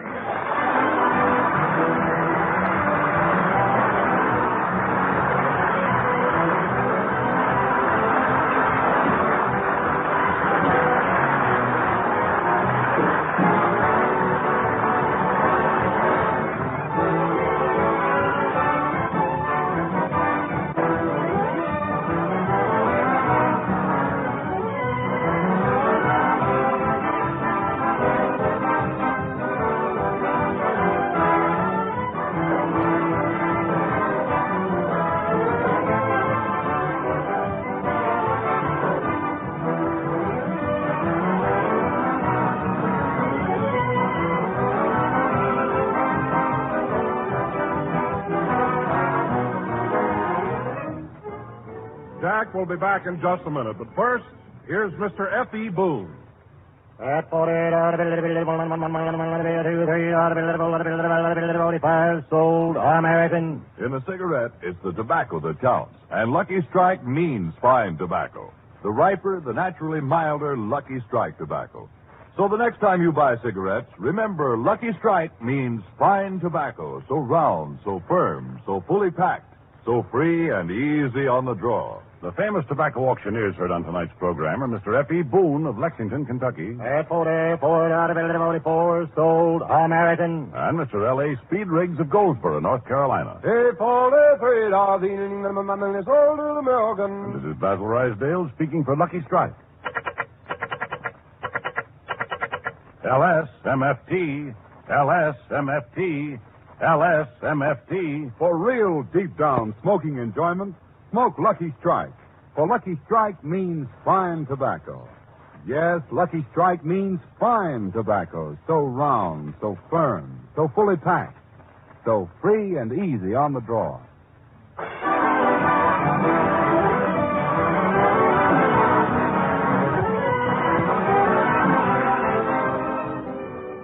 Say, Jack, where are we going to do our broadcast from next Sunday? Next Sunday, well, Mary, we'll be broadcasting from the Army Air Base at Gardner Field. Well, what are you going to do about a singer? You didn't finish talking to Frank Sinatra. Oh, I'll get somebody. Gosh, Mary, if I hadn't set that time bomb so early, I might have gotten Sinatra. Well, there's no use talking about it now, so hang up the receiver. I would, but there's nothing left to hang it on. Good night, folks. Jackson program is broadcast to our armed forces overseas. This is the National Broadcasting Company. This is KFI, Los Angeles. In just a moment, enjoy Best Plays. But first, we'd like to remind you that Big Story, the program that dramatizes the stories that come once in a lifetime to a reporter, will return to NBC this Wednesday to bring us another season of exciting dramatic fare. Another program note for your listening enjoyment is the switch of Truth or Consequences back to its Thursday night stand. Yes, Ralph Edwards and his full bags of stunts and surprises for unsuspecting studio contestants will be with us every Thursday beginning next week. But now, it's Best Plays on NBC. From New York, where the American stage begins, NBC presents Best Plays, transcribed with John Chapman.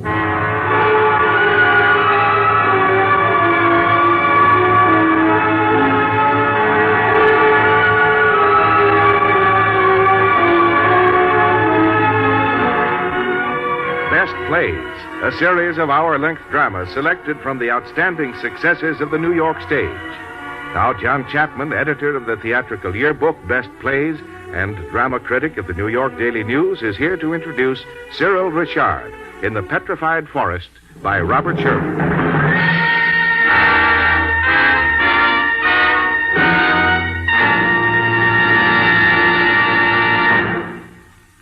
Mr. Chapman. Thank you, and another warm welcome to our audience. Our best play at this time has had quite a history. It provided one of the best roles ever played on Broadway for and by a beloved and distinguished actor, Leslie Howard. It was written by one of the most distinguished American dramatists, Robert E. Sherwood. Its producers were no less distinguished, having been Mr. Howard, Gilbert Miller, and Arthur Hopkins.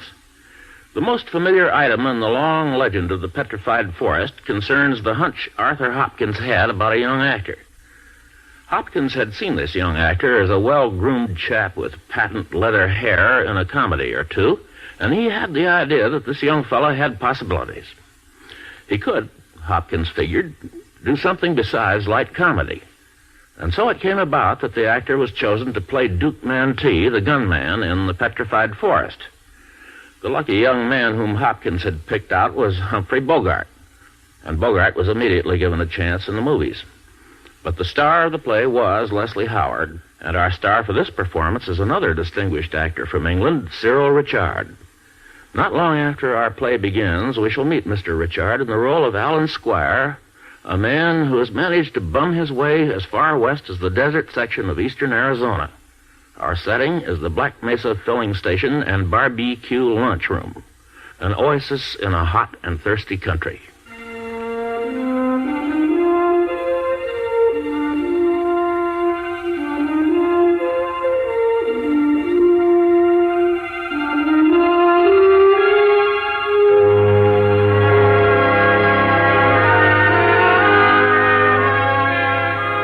You wouldn't be exaggerating much to say it was the lonesomest place in Arizona.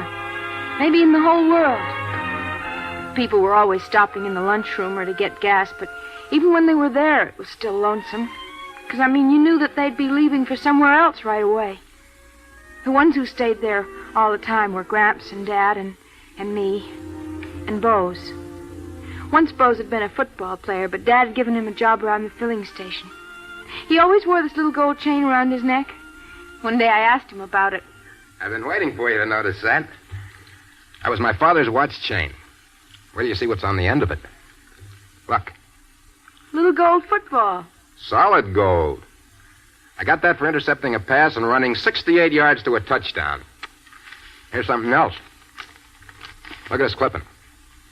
Read it. Tip to the pigskin fraternity. When pondering your All-American selections for this semester, just mull over the name of Bose Hertzlinger of Nevada Tech. Playing with an admittedly minor league club, Hertzlinger managed to remind some of us of the Illini Phantom himself. Who was the Illini Phantom? Red Grange. That's just a sample of the kind of notices I got. I could show you dozens more like it. You think a lot of yourself, don't you? Well, who wouldn't in my position? Why do you have to work in a filling station? Oh, I can make good money anywhere else. I just can't be tied down. Not yet. I got an itch inside that keeps me on the move, chasing the rainbow. Where do you expect to find that? Maybe I'm kind of close to it right now. Well, you better look someplace else. There aren't any rainbows around Black Mesa. I wouldn't bet on that. You know, Gabby, you're a queer kid. Sometimes you seem too young to know anything, and sometimes you seem like somebody's grandmother, reading all that pash poetry. That gives me an idea. An idea of what? Oh, it's easy to tell when a girl's ready for love. How do you tell that, Bose? Well, one pretty sure way is when she starts calling me by my own name for the first time. Oh. Another way is how I feel myself. Takes two to make a radio program, you know. The one that's sending and the one that's receiving. And when I'm with a girl who's cute and appealing, I can feel sort of electric waves running all through me. And I can be pretty sure that she's doing some broadcasting, whether she knows it or not. Have you got a program coming in now? Can't you kind of hear it, honey? Listen. It's like the hottest torch song that was ever sung. You can call me a sap if you want to, Gabby, but I guess I'm falling in love with you. I'm getting so I want you more than is good for me. Have you ever been in love before? Never. Did you ever say you were? Oh, sure, plenty of times. And did they believe you? Certainly they did. And I'll tell you why. Because they were all dumb. That's just where you're different, Gabby. I couldn't fool you. I'm smart, am I? Too smart for most men. You'd catch on to them, but that's just what I want, because the more you see into me, the more you're going to like me. You better look out if you want to hold on to your job. Dad might come in, and he doesn't like to have the help making passes at me. That wouldn't bother me, honey, sweet. There are plenty more jobs for anyone with the ambition I got. But there aren't plenty more girls like you. You're going to love me, Gabby. You're going to love me a lot. As a matter of fact, I'm going to kiss you so... Look out! Someone at the door. We'll talk about it some more later. You better get outside on the job, or Dad's going to send you back to that football field or wherever you come from. Okay, Gabby. Hello there. What can we do for you? Can I order something to eat? Why, certainly. Miss Maple will take care of you right over there. Customer, Gabby. How do you do? Will you sit at the counter, sir? Thank you. Driven far? I've been walking. Do you live around here? No, my last host of the road reached his ranch and about 10 miles back and didn't ask me in. I had to continue on foot. It's wonderful what progress you can make by hitchhiking. I think I'll have today's special. What's in it? Well, here it's hamburger sandwich with vegetables on the side. It's always today's special. It's pretty good. Well, I'd like it, but first I'd like to have some of that cream of corn soup, some beer, and I'll order the dessert later. Okay. Oh, another question. Where am I? This place is called Black Mesa. There's nothing else here. Where were you planning to go? Oh, my plans have been uncertain. You mean you were just bumming along? Well, call it gypsying. I had a vague idea that I'd like to see the Pacific Ocean. Perhaps drown in it. Are you But English? that depends... Well, you might call me an American once removed. Oh. Well, I guess you're hungry. I'll be right back with your soup. I'll just heat it up a second. Won't take a minute. Thank you very much. Good evening. Evening? Anyone take your order? Yes, charming young lady. That's my daughter. Gabby, What? I'm leaving now. Oh, Dad. I'm taking $5. Where are you going? Legion meeting. How much did you say you took? $5. What do you need all that for? Well, just in case of emergency. What do you mean nosing in my business? You think I wasn't fit to be trusted with money or ideas or anything? But I'm here to tell you that What, Dad? Never mind. Anything delays me getting back, I'll phone. All right. Don't forget to light the neon sign when it gets dark. I won't. Well, here's your soup, my friend. Thank you. The cook was telling me in the kitchen that there's a gangster outfit loose. Headed this way. She heard it on the radio. Oh, perhaps this is he. No, that's Gramps. Hey, Gabby. How about letting your poor, weary old grandfather have a little drink now? No. Oh, come on. I ain't got so long to live. You can have one before you go to bed, and that's all. Your hamburger will be right up, mister. Hey, mister. You hear about Duke Mantee? They got the whole story here in the Post. 6 killed, 4 wounded, 2 not expect to live. You like to see his picture? Doesn't look very vicious, does he? Well, I tell you can't tell a killer from his picture, except by his chin. Now, that's a funny thing about a killer. He always holds his chin in. You ever notice that? No, I don't think I've ever seen a killer. Oh, I have. Plenty of them. You ever hear Billy the Kid? Yes, indeed. Yeah, I knowed him well. Down in Pecos County. He took a couple of shots at me once. Oh, I congratulate you on still being with us. Well, it was kind of dark, and he'd had a few, and besides, I don't think he really meant to do me any real harm. He just wanted to scare the pants off me. Did he? No, I seen he was just having some fun, so I said to him, "Kid, you're drunk." And he said, "What makes you think that?" He was always kind of soft-spoken. And I said, "Because you missed me." Well, sir, he had to laugh. You're kind of hungry, ain't you? Yes, you can just go so long without food. Been having some bad luck? Yes? Well, no regrets in that these days. What line of work you in? None just now. I've been at times a writer. Are you a famous writer? No. Maybe you're just modest. What's your name? Alan Squire. Well, maybe you, for all I know. I don't get to do much reading outside the headlines. My eyes are going back on me.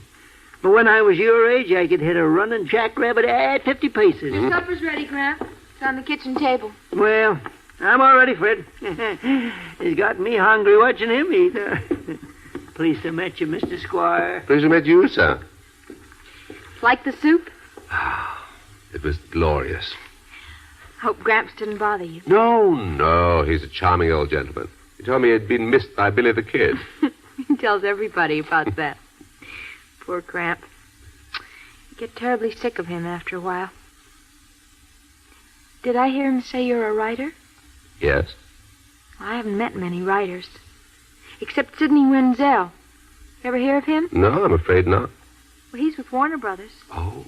He stopped here once when he was driving out to the coast. He said I ought to go to Hollywood and to be sure and look him up. I don't guess he meant it, though. Oh, please don't go away. Something else you want? We got pie and layer cake. No, I'd like to talk to you. Please sit down. All right.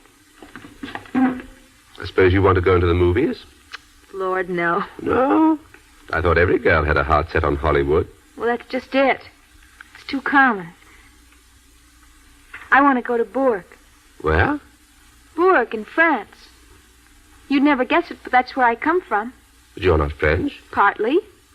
I was born in Bourg, but I left it almost before I was able to walk, so all I know about it is from the picture postcards my mother sends me. She still lives there? Yes. Dad brought us back here after the war. And Mother stuck it out in this desert for a couple of years, and then she packed up and went back to Bourg. Some people think it was cruel of her to leave me. Do you? Not if you don't, Miss Mabel. Well, I don't. She's tried lots of times to get me over there to see her, but Dad won't allow it. She got a divorce and married a Frenchman that's got a bookstore.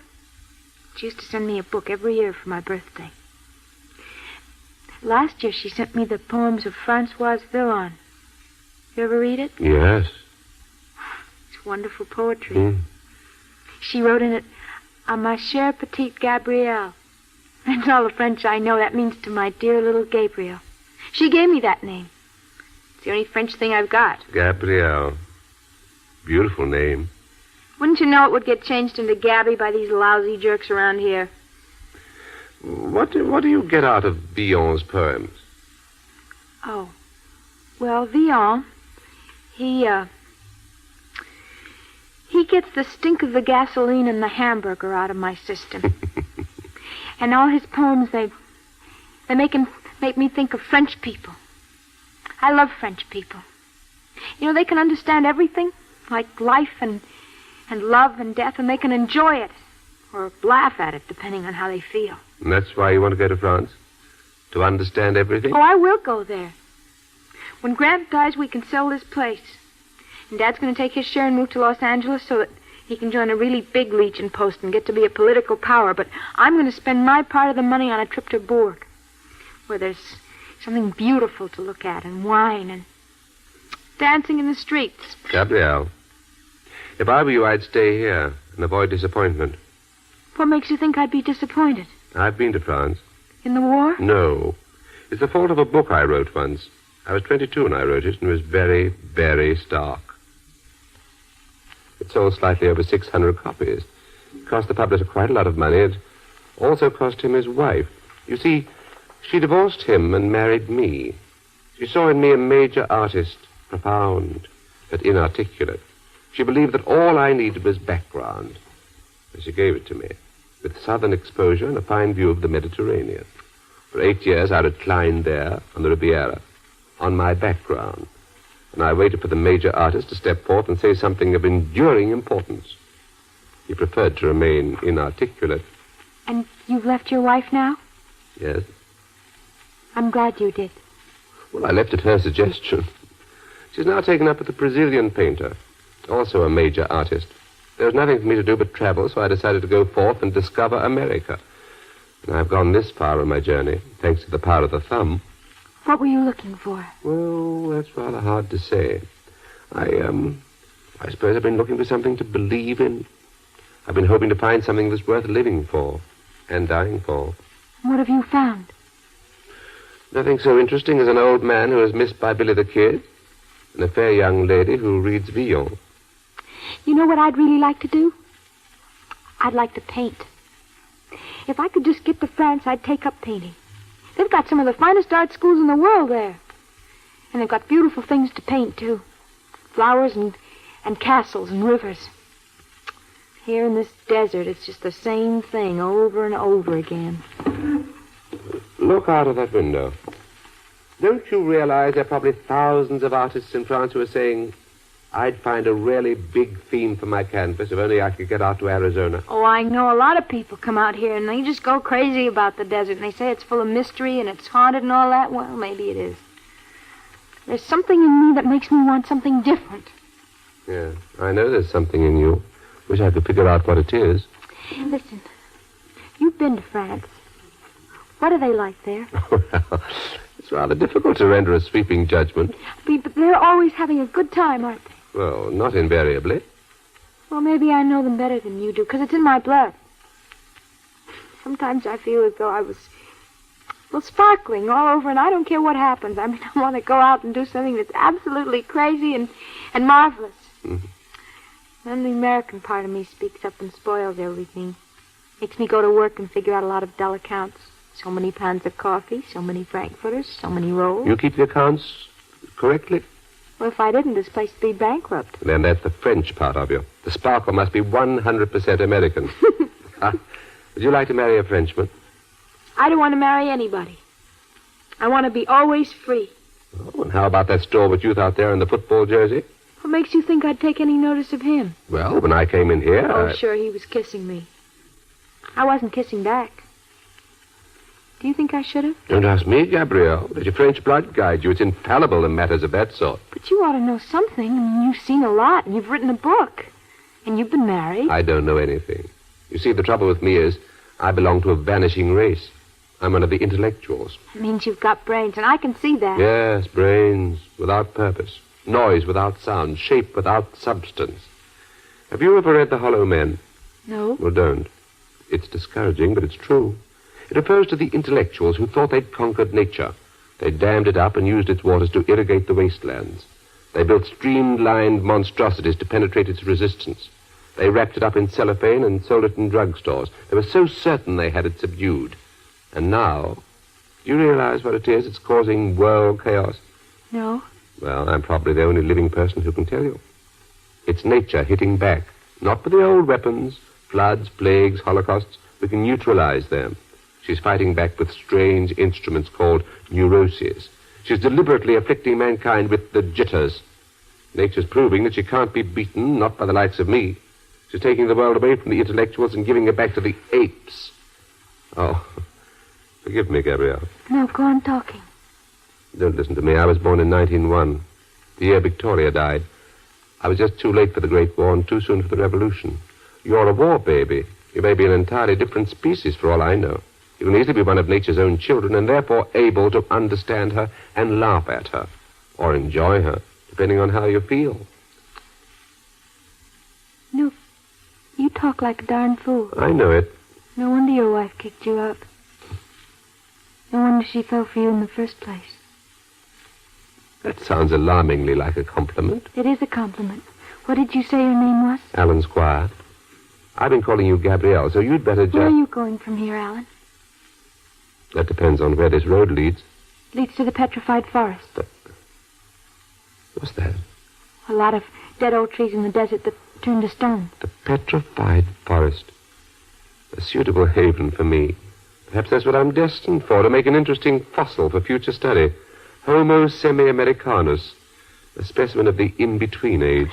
I was just thinking... I'd like to go to France with you. Oh, no. No, Gabrielle. I could never retrace my footsteps. You mean you haven't enough money? Oh, even that's an understatement. I haven't enough either yet. Alan, do you know how much money Gramps has salted away in the bank in Santa Fe? $22,000. It's in Liberty bonds now, and it's all willed to me. Well, I guess we could travel pretty far in that, couldn't we? Too far. Well, we could go to France and you'd show me everything, all the cathedrals and the art, and explain everything. Would you like to? That's a startling proposal, Gabrielle. I hadn't expected to receive anything like that in this desert. Well, we'd have to wait, maybe years. But I could have Bose fired and give you the job of tending the gas station. You think you'd like to have me for a companion? Oh, I know I would, and I don't make mistakes. No. You're no ape man, Alan, but... Well, you're lovable. Would you like to be loved by me? Yes, Gabrielle. I should like to be loved by you. Do you think I'm attractive? Oh, there are better words than that for what you are. Well, then why don't we at least make a start at it? I mean, you haven't got anything else to do. That's just it. You couldn't live very long with a man who had nothing else to do but worship you. That's a dull kind of life, Gabrielle. It's the kind of love that makes people old too soon. But I thank you for the suggestion. You've opened up a new channel of my imagination, which will be pleasant to explore during my lonely wanderings. I'll think of the chimes of Bourges and you. You're going now? Yeah. And I shall continue going until either I drop or that major artist emerges to announce his message to posterity. Well, I can't stop you. No, Gabriel, you can't. But you can do for me one great favor before I go. Would you mind very much if I kissed you goodbye?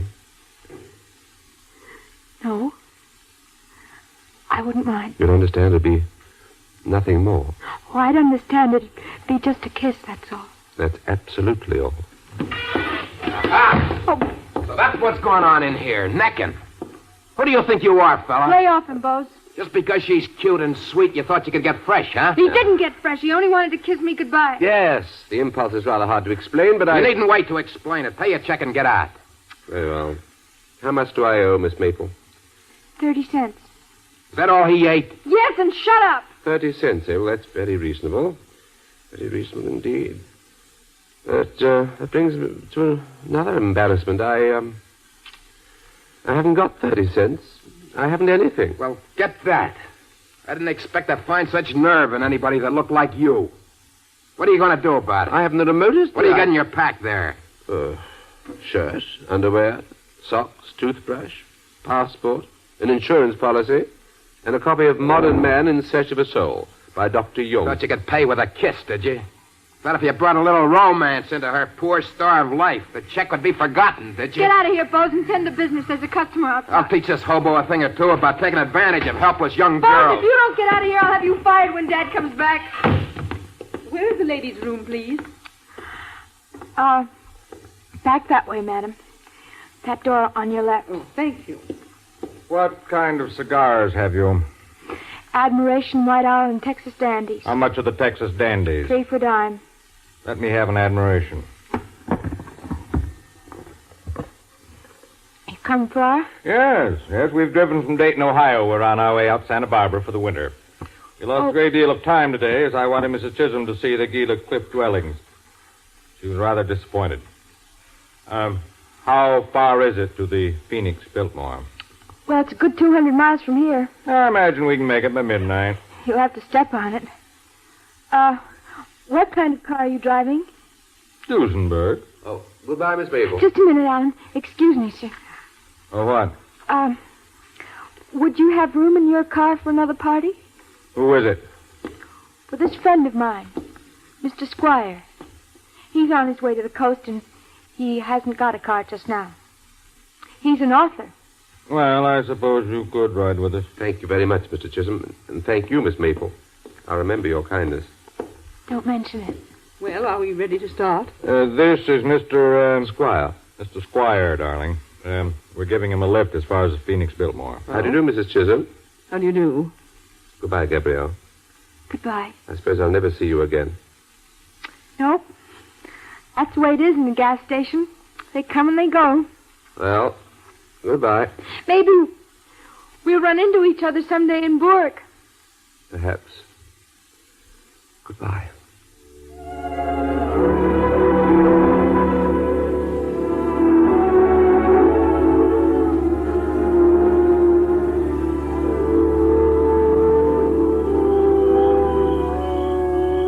Say, Gabby, it's warm outside. And the moon's just coming up. How about us taking a walk around the mesa? Well, supposing a car came along wanting something. You know, there's practically no traffic this time of night. Suppose someone did come. What if they did? In a pinch, the old man and the cook can take care of them. You think I'm something terrible and you ought to keep away from me. I'm not so bad, Gabby. I'm just a big guy with a good heart and plenty of hot blood. And I'm full of love, honey. Did you know what he said? But who said? He said we've been trying to fight nature, and we thought we'd licked it because we've built a lot of dams and cellophane and things like that, but that's where we were wrong. And that's what's the matter with the world. We've got to admit that nature can't be beaten. Well, isn't that exactly what I've been trying to tell you all along? I guess it is, Bose. You coming for a walk in the moonlight, Gabby? Oh, I guess so, Bose. See what that car wants, and then we'll go. Okay. Behave yourselves, folks. Nobody will get hurt. Who's the boss here? He's out. Ruby, see if they got any guns on them. Sure, Jackie. You don't need to point that rifle at me. We aren't going to do anything. This ain't no rifle, lady. It's a sawed-off shotgun. You're clean, Jackie. Okay, it's all right, boss. Come on in. Folks, this is Duke Mantee. He's the world-famous killer, and he's hungry. Who's in there? That's the kitchen. Anybody back there? My grandfather's in there. And the cook. Bring him in here, Jackie. Okay, Duke. Ruby, pull that table over here. Sure, Duke. How long are we going to stay here, Duke? Until they get here. You going to wait for that blonde? Get out of here. Back the car into the shadow. Stay with her. When are ye? You're late. Please, no, mister. Please don't shoot me, mister. Don't kill me, mister. Please don't kill me. Quiet, Pepita, quiet. We ain't going to do you no harm. All we're going to ask you to do is ask you to cook something. Now, you wouldn't mind that, would you, Pepita? No, mister, I swear I cook anything. You just tell me. So you're Mantee, are you? You're the killer. Sit down over here with the rest of them, Pop. Yes, sir, Pop. That's the greatest killer alive today. Why, did you hear what happened in Oklahoma City? Yeah, I heard. You pulled off a massacre. Who said it was a massacre? The Denver Post. I got it right here. Let me see that. Put that paper down. Did it say how many we killed? 6 killed, 4 wounded. Hey, did you hear that, Duke? We killed 6 and wounded 4. What's to eat back there? Hamburger. And we got chicken, mister. 2 of the wounded not expected to live. All right, cook the chicken and the 4 hamburgers. Plenty of onions. Boy, that was a massacre, huh? What's your name, sister? Gabby. Bring us beer for the bunch, Gabby. You fellas like to join us? I never touch it. I guess I'll have a whiskey. None for you, Grab. She says I can't have even a little one. Why can't I have one? Let him have it, Gabby. Sure, he can only be young once. Can I begin cooking now, mister? Yeah. Oh. I'll go with it, Janky. Oh, yeah. Come on, Pepita. Oh, and while the chicken's in the oven, you and me will talk a little politics, huh? Kid? Hey, Duke, let me tell you. Sit down. You needn't think I'm scared of you. I known real killers in my time. Here's somebody else for the party, boss. He came walking up the road. Come on in, pal. Well, we meet again. Hal, you know him? They stopped us down the road and took Mr. Chisholm's car. Said we could take their car, but they left it locked. The Chisholms are there now, waiting. Just let them wait, pal. Have a glass of beer? Thank you. Might I have some whiskey instead? Certainly. Give him a drink, Gabby. And, how about turning on the radio? Yes. What'd I tell you, Mr. Squire? Look at that chin. He's a killer, all right. He's a gangster and a rat. He ain't a gangster. He's a real old-time desperado. Gangsters are foreigners. He's an American. See if you can get some news on that radio, will you? Can't get but that one station. Well, leave it on. If the sheriffs find out Mantee's out here, we'll see some real killing. All right, everybody. The cops ain't likely to catch up with us. Not tonight. So we can all be quiet and peaceable. Have a few beers together. Listen to music. Not make any wrong moves.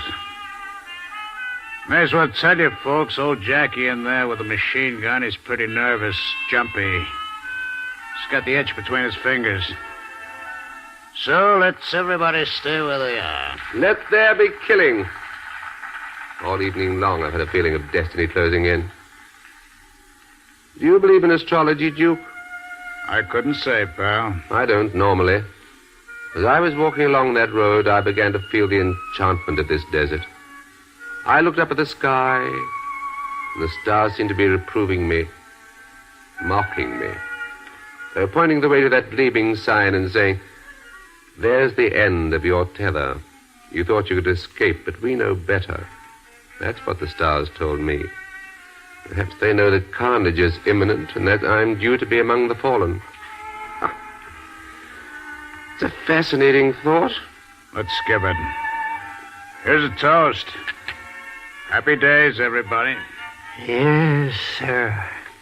Sure is pleasant to have a killer around here again.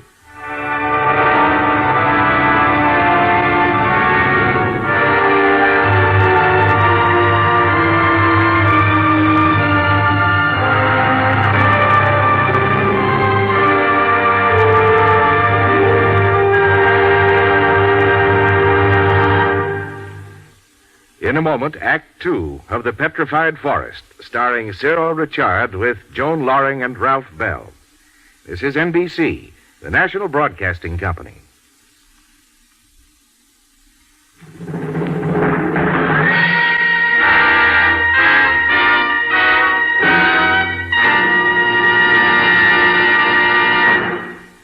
Now, Act 2 of the Best Plays production of The Petrified Forest, starring Cyril Richard.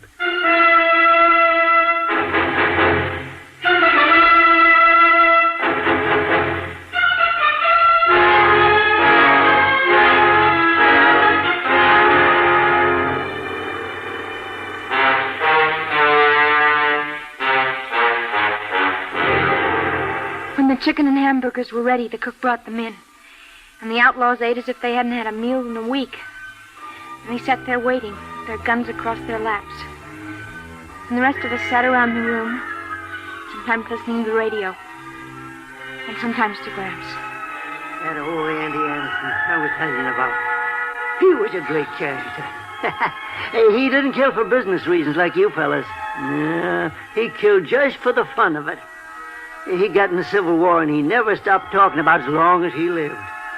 He always said that was a regular paradise for killing. He'd stick a Johnny Reb with his bayonet and throw him over his shoulder, and then he'd stick another. And he always said that the beauty of it was there was no sheriffs around to reprove him for it. Say, Pop, I wish you wouldn't talk so much about blood while we're eating, huh? Got it on your conscience, huh? On my what? Yes, I thought so. Punk like you hasn't got any more conscience than a coyote. Whoa. Hey, listen to the halfback. How much did you get for playing on a team, huh? I worked my way through college. Yeah, what were you doing? Peddling subscriptions to the American Boy? I worked for 3 whole years in a student laundry. Well, how nice. Wait a minute, smart guy. I got something to show you. Keep your hand off your hip. I was only going to show you a newspaper clipping that said I ought to be All-American. Ha ha ha. I scared you, didn't I? I knew it. You're all yellow. You're running your mouth too much, halfback. I'll be a little tactful if I were you, Bose. Remember, they're your guests. Yeah, they're all a bunch of yellow dogs. That's what made them turn crooked in the first place. No. Cowardice isn't the cause of crime. It has something to do with glands. They haven't got the guts to face the bigger problems of life. They got to fight their way with guns instead of with principles. Step over to that side of the room, halfback. Hey, you're going to kill him? It's just like I said. Go on, move. The shotgun scatters. You wouldn't want me to hurt that cute dame, would you? And now for the latest bulletin concerning the greatest manhunt in human history. Hold it. A monster dragnet that's been thrown up over the entire Get moving, halfback. You know you're taking this much too seriously. Turn up that radio, will you, Gabby? Halfback, move. Sit down, To bring halfback. to justice You this too, fierce, Jackie. colorful Shut band up. of Did you hear what he... kidnappers, bank robbers, perpetrators of the shocking massacre in Oklahoma City. The gang made its escape in 2 cars, one of which contained Mantee and 2 other men. The other car containing 3 men and 1 woman. The second car was positively identified in Esterline in the Texas Panhandle. When it stopped at the local police station, held it up, and departed with a large supply of guns and ammunition. Hey, nice going, boys. Governor how of they did it with Arizona Doris has alone. issued the following statement. As long as Mantee and his followers are at large, a blot of shame will mar the proud scutcheon of these United States. Oh. Any citizen who knowingly gives aid or comfort to these public enemies is a traitor to his country and will be answerable before the great bar of public opinion. I'll now give you the scores of the leading football games of the day. Carnegie Tech 13, Miami off, 7. Gabby. Washington State 19, Virginia 6. When are we going to lamb out of here, boss? When it's time. Going to make a run for the border, boys? Oh, sure. We'll give you our whole route before we leave so you can tell the hick cops and have them give us a motorcycle escort. I think I'm about ready for another whiskey, Gabrielle, if I may. Here, just keep the bottle. Listen, panhandler, who told you could call her by her first name? Now, please, Bose, you and I must be friends as long as they'll let us. Why don't you take a sock at him, halfback? He hasn't got a gun. Hey, how long are you yegs going to stick around here? Be quiet, halfback. Yes, Bose, you'll just get yourself in trouble. Gabby, I got a terrible feeling something's going to happen, and I got to tell you something. I love you, Gabby. Doesn't make any difference to you because you don't know what it means to be really crazy about somebody. For all you know, maybe I do. I don't believe it. Who are you ever? I do. You fellas going to spend the night here? Can't say, Pop. Maybe we'll decide to get buried here. You better come with me, Duke. I'm planning to be buried in the petrified forest. I've been evolving a theory about that would interest you. It's the graveyard of the civilization that's been shot from under us. It's the world of outmoded ideas. Patriotism, Christianity, romance, the economics of Adam Smith. There are all so many dead stumps in the desert. That's where I belong, and so do you, Duke. For you're the last great apostle of rugged individualism. Aren't you? Maybe you're right, pal. Gabby, who were you ever crazy about? Well, if you've got to know, it's him. What? I was just telling Rose that I'm crazy about you. Can I possibly be drunk? You will be if you keep hitting that rod. How did you happen to fall for that guy? After you left, Alan, I felt as if I'd come out of a dream. And I caught on to myself, and I knew I'm just another desert rat, and I'll never be anything else. And I just better get rid of all that girlish bunk that was in me, like thinking so much about going to France. And art and dancing in the streets. Gramps. Sit down, pal. I want to talk to Grant. Talk to him sitting down. Very well. What's on your mind? Those Liberty bonds of yours, buried in Santa Fe. How'd you know about them? What are you going to do with them? I'm going to leave them where they are. Yes, leave them where they are. Your granddaughter's stifling and suffocating in this desert, and a few of your thousands would give her the chance to claim her birthright. Yeah, maybe give you a chance to steal it. That's a low way to justify your stinginess. What? Oh, I know you were a pioneer once, but what are you now? A mean old miser hanging on to that money as though it meant something. Why don't you die and do the world some good? You must be drunk. What's the matter with you? What do you mean talking to an old man like that? You're right, Duke. I was guilty of bad taste. And I apologize, Mr. Maple. Oh, sure. Hey, there's two people coming down the road, boss, a man and a woman. Look like the owners of that Duesenberg. Okay, Ruby, show men when they get here. Duke, if you had any Robin Hood in you, you go to Santa Fe and rob that bank and give it to Gabrielle before it's too late for her to use it as it should be used. She'll get it when she needs it. When she has a family of her own to support. And probably a good-for-nothing unemployed husband. Come there. You hurt those? You got me in the head. I'll get you in the head. You make another move for that Tommy gun. Take him in the kitchen, bandage him, Gabby. He'll be all right. Go with him, Jackie. Tie him up, leave him there. So you tried to be brave, did you, halfback? Well, it was a nice try. Tough luck. Here's company, boss. Come on in. Over here, pal. You too, lady. Are you Mantee? I knew it was a mistake to take that hitchhiker into the car. I don't see what he had to do with it. He certainly didn't help matters much. Now, listen, everybody. I don't want anybody getting any more ideas like that football player did. Just keep in mind that me and the boys are candidates for hanging. The minute anybody makes a wrong move, I'm going to kill the whole lot of you. So keep your seats, huh? Duke, I have a great favor to ask you. Yeah? I don't think you'll refuse it because you're a man of imagination. You're not afraid to do rather outlandish things. What are you getting at? There's an insurance policy here in my pack. I'd like to take it out if I may. All right, just don't try anything funny. What you want with your insurance? You expect to die? You've guessed it, Mr. Maple. Huh? Duke, this insurance policy is my only asset. It's for $5,000 and was made out in favor of my wife. She's a rich woman and she doesn't need the money. Now, I'm writing on the policy that I want the money paid to Gabrielle. What I'm getting at is this, Duke. I wish I'd be much obliged if you just kill me. It couldn't make any difference to you, Duke. They can only hang you once. And you see, Duke, in killing me, you'd only be executing the sentence of the law. I mean, natural law. Survival of the fittest. Say, he is drunk. Sure. I'm having a fine time showing off. Oh, of course I'm showing off. I'm trying to rival Bose in gallantry. Is there anything unnatural in that? Bose is ready to sacrifice his life to become an all-American star, and I'm ready to do likewise. Can't you see what I mean, Chisholm? I'm afraid I'm not greatly interested in your whimsicalities. I don't blame you. You must remember that this is a weird country we're in. Those mazes, what do you call them, are enchanted. And you have to be prepared for the improbable. You're in love with that girl, aren't you? And not unreasonably. I want to show her that I believe in her. And how else can I do it? Living, I'm worth nothing to her, but dead? Well, I can buy the tallest cathedrals and golden vineyards and dancing in the streets. One well-directed bullet will accomplish that. Will you do it, Duke? I'd be glad to. I'd like to tell you one thing, friend. What's that, Mr. Maple? There ain't a woman ever lived worth $5,000. Let me tell you one thing. You're a forgetful old fool. That lovely girl, that granddaughter of yours. Do you know what she is? She's the future. She's the renewal of vitality and courage and aspiration. All the strength that's gone out of you.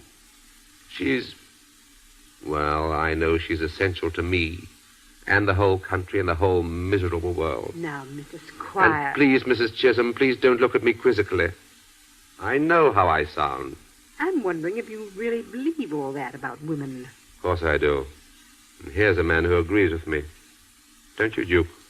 I don't know, pal. I wasn't listening. And permit me to speak for you. The Duke could have been over the border long ago and safe. But he prefers to stay here and risk his life. And do you know why? Why? Because he has a rendezvous here with a girl. Isn't that true, Duke? Yeah, pal, that's it.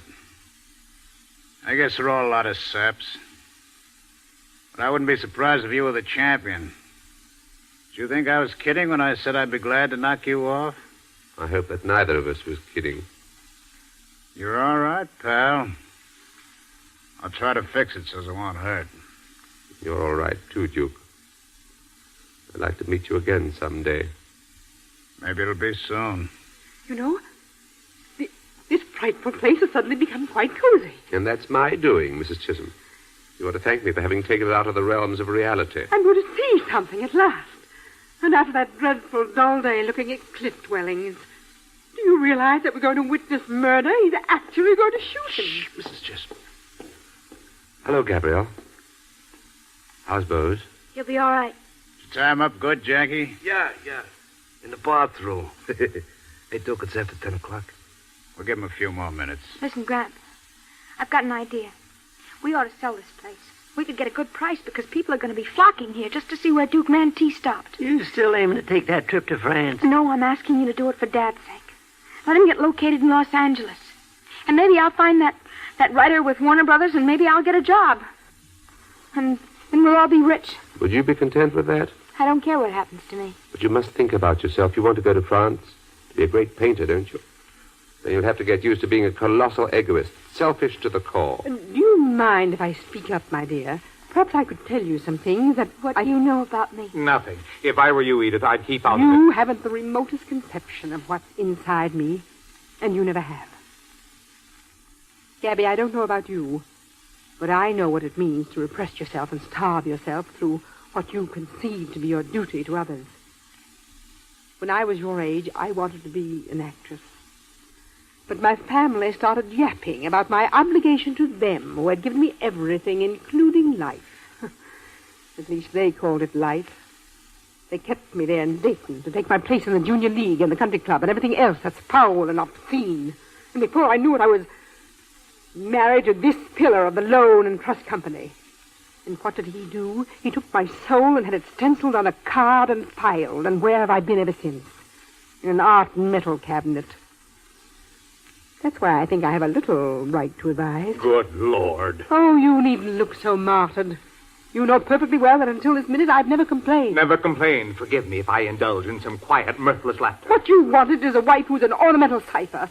And I've given you what you wanted. The cost of my individuality, my self-respect, and everything else. At the cost of nothing. I suppose you never came storming into my office and created a scene just when I was straining every faculty to find ways to pay your insane extravagances. Quiet! Gabby, don't let them stifle you with their talk about duty. Go to France and find yourself. I suppose she learns there's nothing there to find. Even so, it would be better than endless doubt. You know, there's something here that stimulates the autobiographical impulse. What kind of life have you had, Duke? Rotten. Oh, no, I don't believe it. Why not, lady? Because you've had the one supreme satisfaction of knowing that at least you're a real man. Yeah, that's true. But what has it got me? I spent most of my time since I grew up in jail. Looks like I'll spend the rest of my life dead. Excuse me, Duke. How's the time getting along? It's just about up, pal. I must talk to you, Gabriel. You can wait until after they've gone. No, I can't wait. I mean, when they go, I go. I have to tell you now that I love you. Oh, now listen, Alan. I got sort of upset by all that blood, and I didn't know... I tell you solemnly that I love you with all the heart that's left in me. Don't make a fool of yourself, Alan. They're all staring at you. I know they are, but you've got to believe it, and you've got to remember it. Because, you see, it's my only chance of survival. I told you about that major artist that's been hidden. Well, I'm transferring him to you. You'll find a line in that verse of Villon's that fits that. Something about, thus in your field my seeds of harvestry will thrive. I've provided barren soil for that seed, but you'll give it fertility and growth and fruition. I think we'd be terribly happy together, Alan. Don't say that. Why not, when I believe it with all my heart? Maybe we'll be happy together in a funny kind of way. Alan, if you're going away, I'm going with you. Wherever it is. No, Gabriel, I'm not going away anywhere. I don't have to go any farther because I think I've found the thing I was looking for. I found it here. I can't say what it is, Gabriel, because I don't quite know yet. All right, Duke. We needn't wait any longer. Watch it, boys. What was that? Pick up your hands. Who is it, Roby? Looks like something loose from a circus. 2 of them. Send them in. What is it? Just a stick-up? What a guess. What's going on here? Say, Jason, that there's Duke Mantee. Been here all evening. What's the uniform you're wearing? It's Ralph M. Kesterling, post of the American Legion. I'm the commander of the post, buddy, and I want to tell you that we fought in the World War. You wouldn't shoot us down in cold blood. Sure we would. Sit down, boys. Over there with the rest of them. What'd you come here for? I live here. That's my father. What'd you bring this commander for? We were trailing you, and by jing, we caught up with you. Shut up, Commander. Unless we talk better for all concerned. What made you think I'd be around here? They caught your pals. 3 men and a blonde. Where was it? Come on. They caught him at Buckhorn. It's in New Mexico, about 90, 100 miles from here. When? I don't know. We heard about it half an hour ago. I warned you, Mantee. You better get out of here for your own good. Anybody else coming this way? I don't know. That's the truth. But there are posses all around here. I don't want to get this place shut up. They'll be heading this way. They say that the woman in that car been doing some talking. What? Stars. She snitched. They always snitch. Shut up. What were you saying? I'm telling you for your own good, Mantee. They know where you were heading. They picked up your trail. They'll get you. Yeah, she has snitched. Come on, Duke. Let's get out of here. Don't listen to them, Duke. Come on, boss, or we're all dead. Shut up. Shut up. Give me time to think. No, Duke, don't waste time thinking. That isn't your game. Don't listen to what they're telling you. You've got to keep going and going and going. Yeah, and go fast. You've been double-crossed, Duke, and the next thing you'll be laid out flat on a marble slab. Where'd they take her, the woman who talked? I don't know. Maybe to Albuquerque. Yeah, and if we head that way, they'll take us. You want revenge, don't you, Duke? You want to go out of your way again to that blonde who snitched? Don't do it, Duke. Even if she did betray you, don't commit a worse crime. Don't betray yourself. Go on, run for the border and take your illusions with you. Yeah, he's right, Duke. You know that they're going to get you anyway. You're obsolete, Duke, like me. You've got to die. Then die for freedom. That's worth it. Don't give up your life for anything so cheap and unsatisfactory as revenge. I hear a car coming, boss. We better land now. All right, pal. I'm going. Now, listen, folks. We've had a pleasant evening here. I'd hate to spoil it with any killing at the finish. So stay where you are until we're out of sight, because we'll be watching. Car stopped out here in the road, boss. Guys with rifles. Cops? Hit cops. Looks like... It's a sheriff. He's got you, Mantee. How many, Ruby? 6 or 7. They're crawling into the sagebrush, the other side of the road. Give 'em a couple of bursts to scare 'em. You have no right to endanger the lives of innocent people. You better surrender. You folks better get down on the floor. Lie down, all of you, close together, in the middle. It's an inspiring moment, isn't it, Gabriel?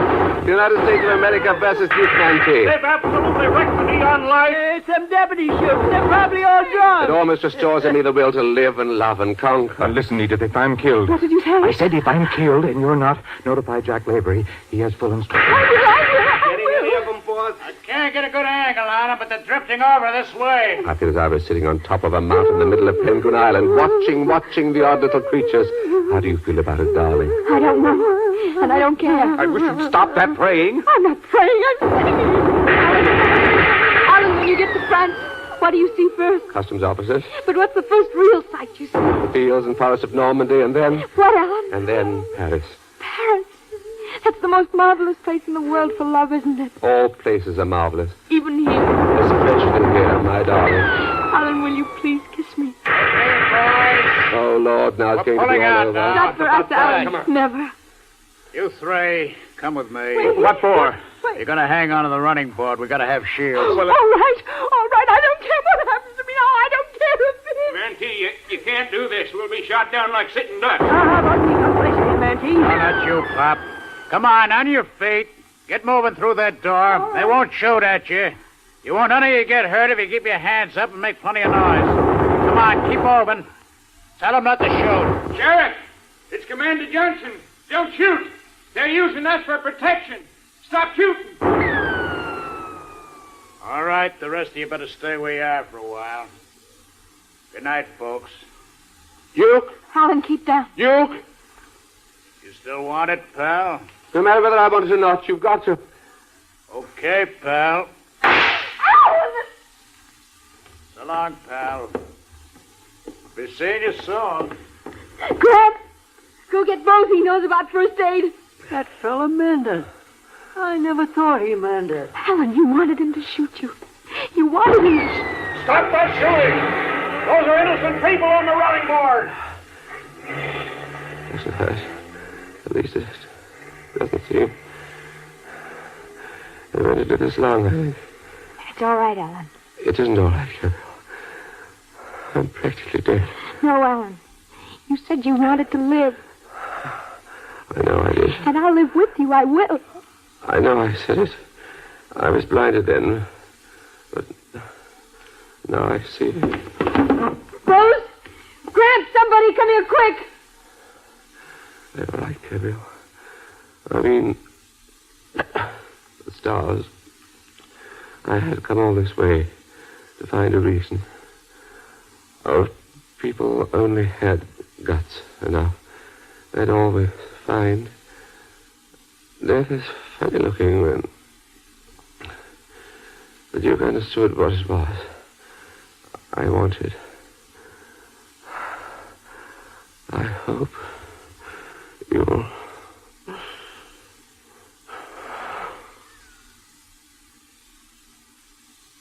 What, Alan? What did you say, Alan?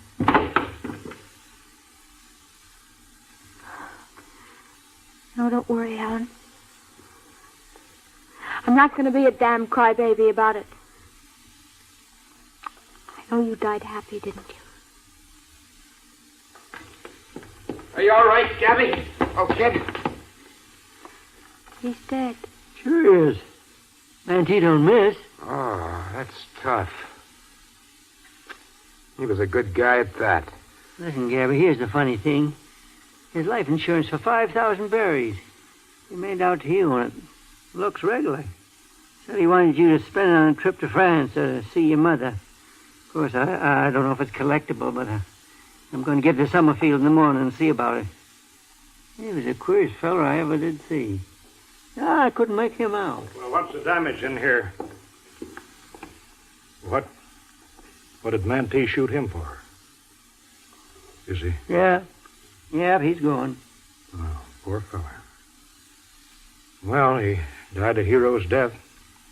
We'll give him an honorable funeral. We'll bury him out there in the petrified forest. What? That's what he wanted. That's what he said. Come away from him, Gabby. Don't keep staring at him. I gotta get somebody on Mantee's trail. Hello, get me the sheriff's office Thus in in Morass. your field my seeds of harvestry Yeah. will thrive. For the fruit is like me that I set. Gabby, come away from him. God bids me tend it with good husbandry. This is the end for which we twain are met. Don't keep staring at him. Hello? Well, who's this? Oh, hello, Ernie. Jason Maple. Say, Mantee was here and escaped south in a yellow Duesenberg. A high license plate.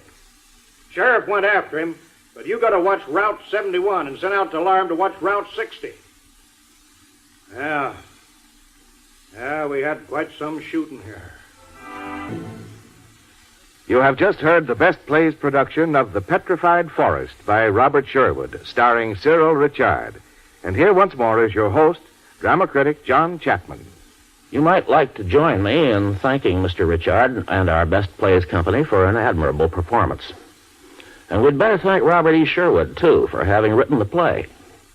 The Petrified Forest has been the 52nd production in our Best Plays series, and we've been proud of most of the 52.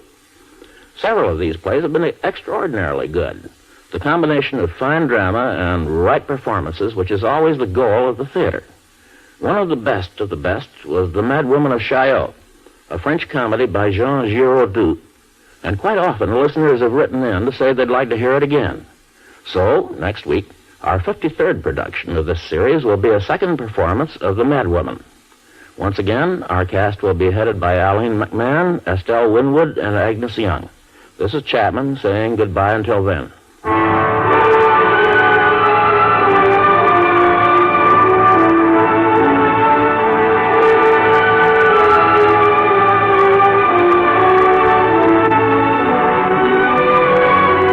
The Petrified Forest was transcribed and adapted for radio by Earl Hamner. Heard in the cast were Joan Loring as Gabby, Ralph Bell as Duke Mentee, Joseph Julian as Bolt, Adelaide Klein as Mrs. Chisholm, Ted Osborne as Mr. Chisholm, Wendell Holmes as Jason, James Bold as the Legion Commander, Larry Haynes as Jackie, Kenneth Lynch as Ruby, and Edgar Staley as Grant. Best Plays is an NBC Radio Network production supervised by William Welch and directed by Edward King. Your announcer is Robert Denton.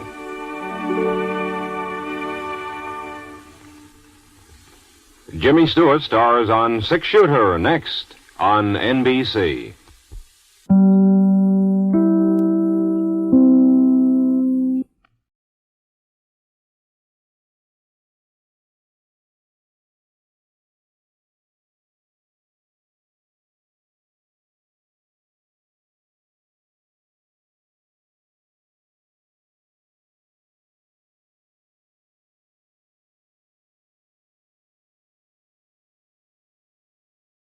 Lux presents Hollywood.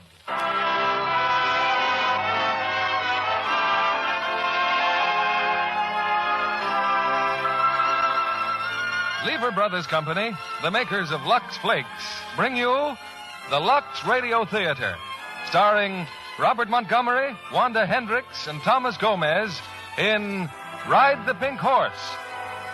Ladies and gentlemen, your producer, Mr. William Keeley.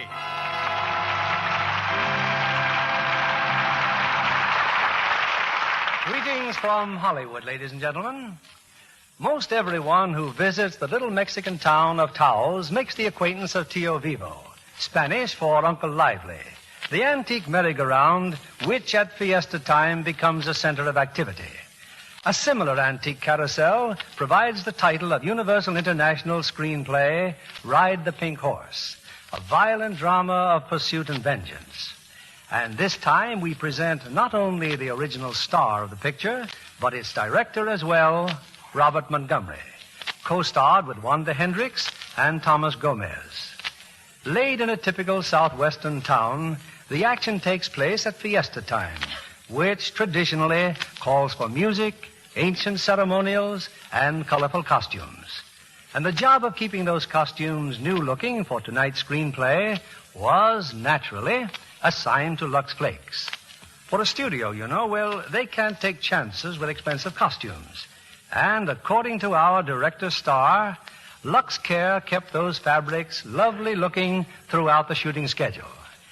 Here's Act One of Ride the Pink Horse, starring Robert Montgomery as Gagin, Wanda Hendricks as Pila, and Thomas Gomez as Pancho.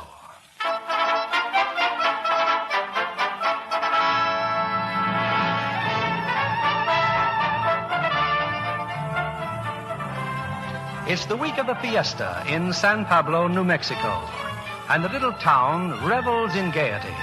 Celebrating tourists jam the hotels and mingle with colorfully dressed Indians and Mexicans on the crowded streets.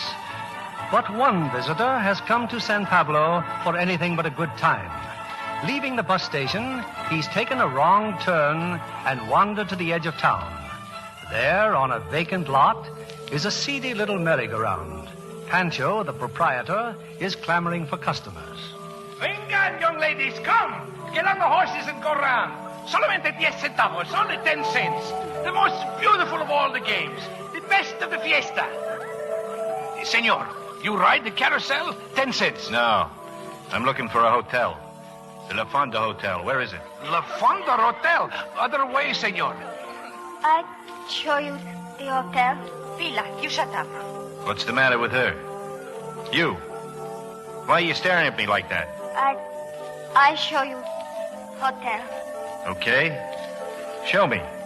This way, senor. Villa. All the time she says she has dreams. She dreams she meets men. Oh, she and her dream. That baby. She should be home playing with her dog.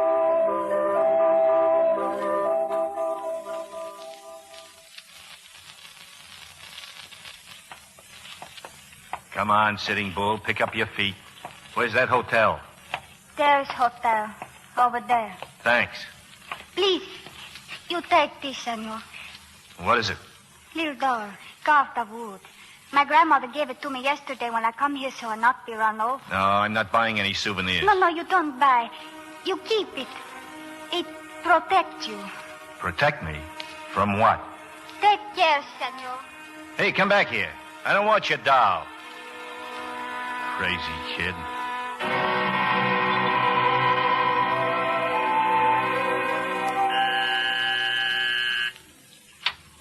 Yeah. I want to see Frank Hugo. Mr. Hugo's not here. These are his rooms, aren't they? Suite 315, La Fonda Hotel? I said Mr. Hugo's not here. I'll wait for him. You can wait in the lobby. I don't like the lobby. It's too crowded. Who are you? I'm his private secretary. How soon will he be back? I said how... Who are you phoning? Hotel manager. I wouldn't do that. Hello? Give me the... Never mind, operator. Oh, hello. Is Frank in? No. Well, where's Jonathan? I thought he... Oh. Did you do that to him? He'll be all right. Do you mind my asking what you're doing here? Waiting for Frank Hugo. Well, he ought to be here any moment. I'm having dinner with him. Do you expect to join us? Look, why don't you just sit down and stop pumping, huh? I was just curious. Do you mind if I... Shall I answer? You stay right where you are. Hello? No, Jonathan's not here. Yeah, this is Mr. Hugo's room. Oh, hello, Mr. Hugo. No, there's nobody here. This is the bellboy speaking. I just brought up some ice. Yes, sir. Yes, sir. I will. That obviously was Frank. Frank himself. Miss Lundin. Oh, hello, Jonathan. The police. Call the police. I don't think this gentleman would approve. Your boss just telephoned, Jonathan. He won't be back till morning. Well, that thing stood up with a vengeance. Oh, you're not leaving, are you? Yeah. When I see Frank, who shall I say drop by? Tell him Shorty's pal is looking for him. Shorty's pal? Yeah. And tell him I'll be back.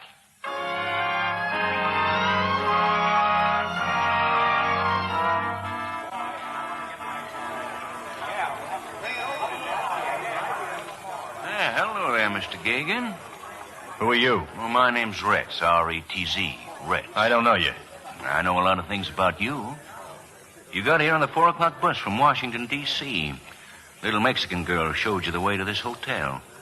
You went to Frank Hugo's rooms, but he wasn't there. Anything else? Oh, little. Let's talk it over in the coffee shop. Sure. Let's talk it over.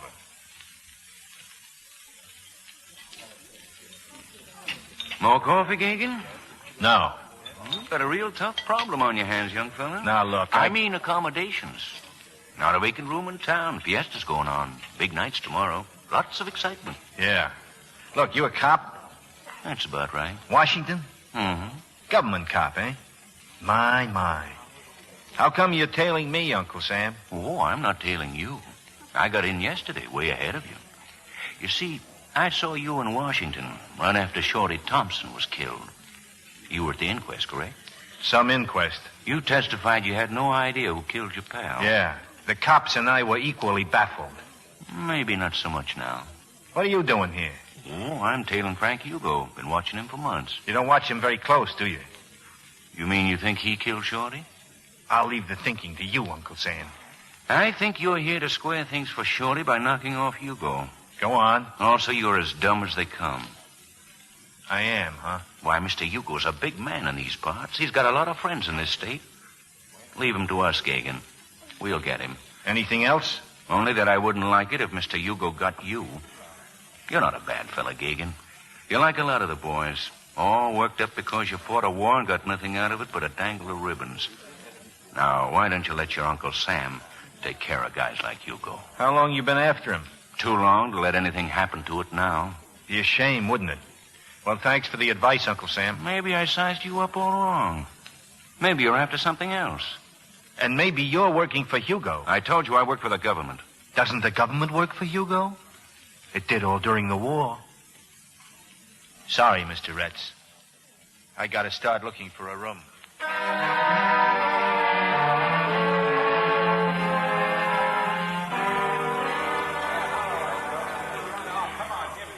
Please don't crowd the desk, ladies and gentlemen. I'm very sorry, but there just isn't a room to be had. Hey, you, bellboy. Any luck? Oh, senor, I telephone all my friends. No rooms anywhere, but maybe you try Tres Violetas. You find something there. What is that, the Tres Violetas? Hey, huh? saloon, senor. A Mexican part of town. You find Indian or Mexican, they have room and house. Give him a couple of bucks, he move out. Where is this, whatchamacallit? Where is it? It's very easy to find, senor. I tell you just where it is. Okay.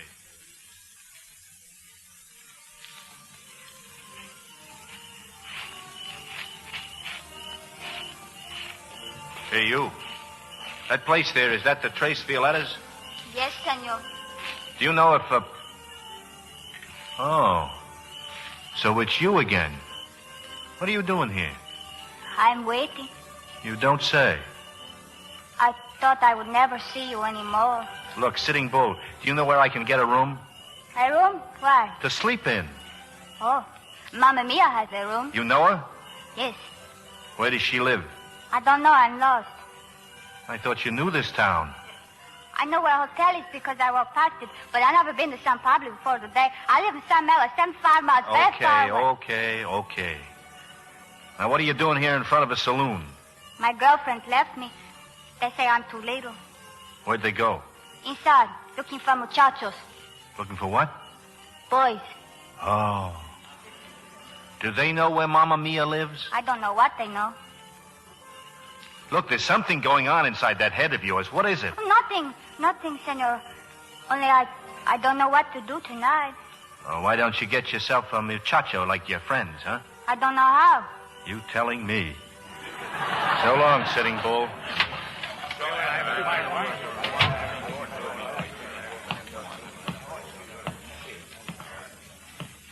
Hey, barkeep. I want a drink. Si, senor. Si. Whiskey. Big one, see? A big drink. Here. Senor, this money. Well, what's the matter with the money? Too big. No change. That's the smallest I've got. Smallest he got. Such a man, he take my whiskey and he give me this. ¿Cuánto es, 20 pesos. ¿Qué cree el señor? ¿Que este es el Banco de México? Un momentito. Senor, I will help you. My name is Pancho. I will be your friend. Hey, wait a minute. You're the guy at the merry-go-round, eh? Si, senor. 10 centavos, 10 cents a ride. That's me, Pancho. Give me your money. I tell you what I'm gonna do. Yeah? Is 20 pesos, huh? Yeah? It's your 20 pesos. Sure, it's mine. But the barkeeper, he can change only 10, huh? $10 bill I can change. $20 bill. Too much. Pancho fix everything. We drink $10. Everybody have a drink. $10 disappear and everybody happy, eh? Okay, why not? You want to make everybody happy, see? Yeah, sure. Let's make everybody happy. Otra botella. Tequila for everyone. Amigo, you are the blood of my heart. You are true friend. Salud, amigo, salud. Salud. Yeah. Vasco, la música. We have pretty music, senor, and much to drink, eh?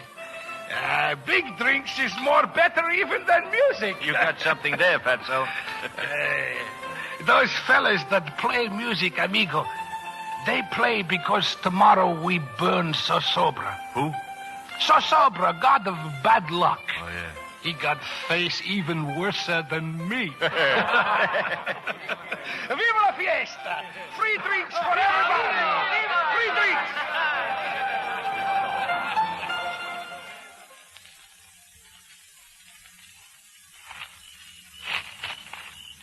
Hey, Pancho. Where are we going? You come with me, amigo. My beautiful amigo. You got kind of face I like. Panchito help you. You help me what? You say you got no place for to sleep. Yeah, well, what can you do about that, huh? That's the kind of man I like. The sad man with no place. Amigo, Pancho give you most fine place for to sleep in all San Pablo. Now you feel better? Yeah, what place? I show you. Hey, you know something? Somebody follow us. Listen. I don't hear anybody. Somebody back in shadow there, walk very soft, very... It's a girl, senor. She no good, too skinny. Wait a minute. Hey, will you quit following me around? Now beat it. It's your girl, huh? I don't even know her. She show you to hotel this afternoon, remember? Go on home and play with your buffaloes, will you? Them kids. The fiesta bring 'em like honey. They come for sing, for dance, for to get fella, have good time, then go home and pull plow for another year. Hey, Skidoo, hey! Oh, look, she gone. Oh, my goodness, where'd she go? Hey, forget it. Just tell me where I'm going to sleep, will you? You don't know? With me, amigo. Right there in back of merry-go-round. Yeah, but where's your house? House, senor. You know you're drunk? It's possible. But never too drunk for know my own house. Here, the Palace of King Pancho. That fine roof, senor, see? It's fine walls, too. It's a shed. It's falling to pieces. 2 mattress, amigo. 1 for you. Yeah, thanks. Well, I've slept on worse, I suppose. Hey, you own that merry-go-round? Pancho own everything. 12 beautiful horses, 3 beautiful chariots, all Panchos. Hey, you drink pretty good for gringo. Yeah, and you talk too much. I'm going to sleep. So long Pancho got somebody he can tell, amigo, I love you. That's enough. They can keep everything else, keep the whole world. Yeah. Go to sleep. See, amigo. Senor. Are you still here? What do you want, huh? You want to ride? Is that it? Yes, I want ride. Merry-go-round. Hey, Fatso, you got a customer. All closed. No more custom. Come on, get up. No ride. It's too late. Turn it on. Oh, merry-go-round for skinny kid. Hey, where's 10 cents? There's no free rides. It's a rule. Okay, here. Muchas gracias, senor. You, kid. You ever ride one of these things before? No, senor. Well, get on. Which one I should get on? Or which horse? Why don't you try the pink one? Okay, Pancho. Let her go.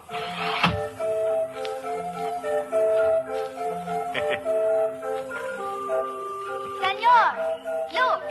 Okay, Sitting Bull. Why don't you give us a war whoop? You know. Senor, I like. Hey, Pancho. She likes. Hey, what are you doing? I turn off, that's all. 1 10 cents is 1 ride.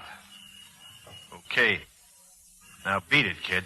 Scramble. Go on. Buenas noches, senor. Gracias. Yeah. That skinny kid. Fortune teller, I think. How do you know? A crazy dress she wear. Too so many charms for good luck. You know, this afternoon she give me this doll. What is it? Ishtam, the good goddess. Good for what? Good for keep away death.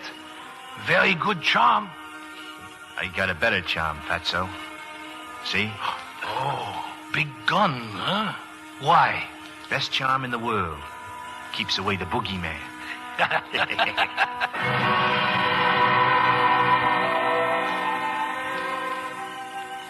Senor, wake up. Oh, what's the matter? Who?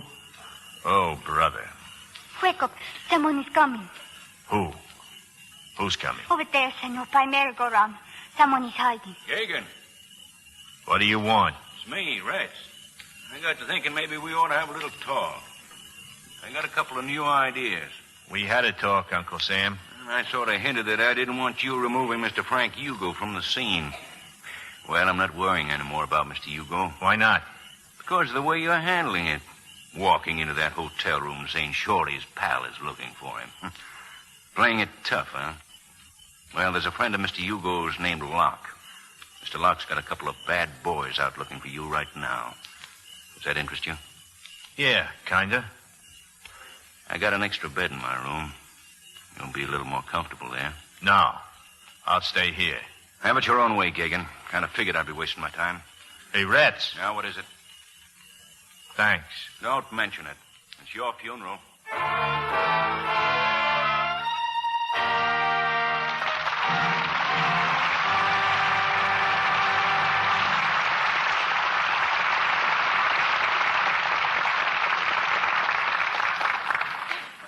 We'll present Act Two of Ride the Pink Horse in a moment. You know, Libby, it's encouraging to see the film industry tackling a controversial question, as Darrell Zanuck does in Gentleman's Agreement. Some mighty fine acting by Gregory Peck went into that story of present-day intolerance. And I was especially interested to see Celeste Holm, the musical comedy star, in a straight dramatic role. And most attractive, too. 20th Century Fox designed some gorgeous clothes for her to wear. Well, after all, as a fashion editor, she had to look the part. But you know, she was so enthusiastic about the clothes she wore in Gentleman's Agreement, she had most of them copied for her own wardrobe, at a fraction of what the originals cost. Do stars care about economies? Well, I should say they do. They know all the tricks, like luxing stockings to make them last longer. A trick smart girls everywhere use. That's because why- it really works. That's why Celeste was so furious one day when she tore her nylons on an electrician's stand on the set. Her maid had lavished such loving Lux care on them they'd worn for ages and ages, and there was still lots of life left in them. Well, of course, Lux can't protect stockings from splinters, nails, or sidewalk falls, but it does cut down those needless runs that seem to pop for no reason at all. Runs that actually come from using a strong soap or rubbing with cake soap. These gradually weaken the delicate threads. Now, with Lux Flakes, nylons last twice as long, and a famous laboratory actually proved this by strain tests. Lots of girls have discovered that for themselves, John. Yes, indeed. So it's wise never to take chances. Keep a big box of Lux handy. Give stockings nightly Lux care and see how much you save. Here's Mr. Keeley at the microphone. Act Two of Ride the Pink Horse, starring Robert Montgomery as Gagan, Wanda Hendricks as Pila, and Thomas Gomez as Pancho.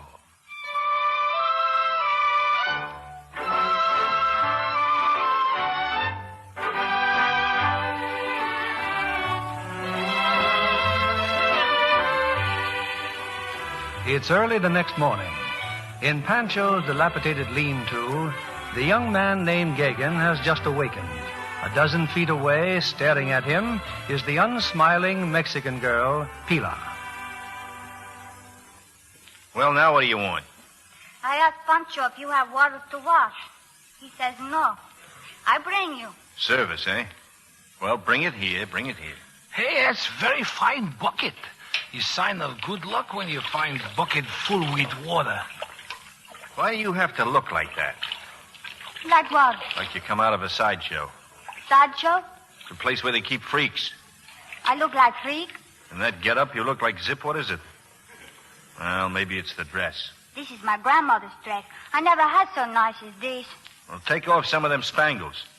And comb your hair. My hair? It's not dry. It's all right for mice to sleep in. Here's some money. Take it and get yourself a permanent wave or something. No, I can't take the money. Go on, take it. Make yourself look human. You like me if I look human? Look, Sitting Bull, just move on. Disappear. Beat it, No, will you? all right, I go. Amigo, you crazy for waste money on the steak. Fellow like you can get princess. I've had princesses. Hey, where you go? To the hotel. I'll see you around, Pancho.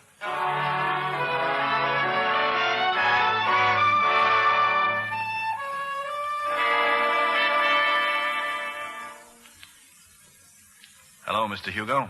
Gagan, well, come in. I understand you were looking for me yesterday. You all alone? You mean Jonathan? Among others, yeah. Others? Oh, yes, Miss Lundeen dropped by yesterday, too, didn't she? Well, I assure you, we're alone. How's our friend Mr. Retz? I hear you've been talking to him. What would I have to talk to him about? He's no pal of mine. But Shorty was, huh? Shorty Thompson? That's right. Shorty was a nice guy. Gave him a good job when he got out of the Army. Too bad he turned out to be a crook. He learned fast, huh? Come now, Gagan. Shorty was the kind of crook nobody likes, not even me. And I'm rather broad-minded about such matters. You see, Shorty tried blackmail. He had something you wanted. Yes, and he wouldn't give it to me. You had Shorty killed, Hugo. Let's just say he lost an argument. You never got what you were after, did you? No? No, because I've got it. A canceled check for $100,000. Signed by you and made out to a guy who was making patriotic speeches about the time Shorty and I were getting a tan in a place called New Guinea. You sound like a disillusioned patriot. If there's any doubt in your mind that I have the check, the number is 6437. All right, Gagan. Shorty had his price. What's yours? 30 grand. Your pal only asked for 15. The extra 15 is on account of Shorty. A real friend. Do I get it, Hugo, or do I turn the check over to Mr. Retz? He'd be awful happy to get a hunk of evidence like that. You know something, Gagan? I like you. We eat out of the same dish. Nerve, lots of nerve. Do I get the 30 grand or do I drop it on you? I'd be a sucker to start paying blackmail. You might keep a photostatic copy of the check. Then I'd have to pay you again. I have nothing for my 30 grand except the headache. 20 years in the jug for stealing from the government. That's also a headache. You know something else, Gagan? I'm getting tired of having that check haunt me. I'll give you 15 grand. 30. 30? Oh, well, I came down here to enjoy the fiesta. I'll charge it up to pleasure. You'll want it in cash, naturally? Right here in my hand. Well, give me time to round it up. Say 7 o'clock tonight. Where'll you be? Any place, as long as there are people around. People? Yeah. Oh, yeah, I see what you mean. You know the Tip Top Cafe? I'll find it. I'm having dinner there with a few friends. Just bring that little item with you. You'll get the check when I get the dough. Me too, Gagan. I wouldn't trust my own mother. Tip Top Cafe, 7 tonight.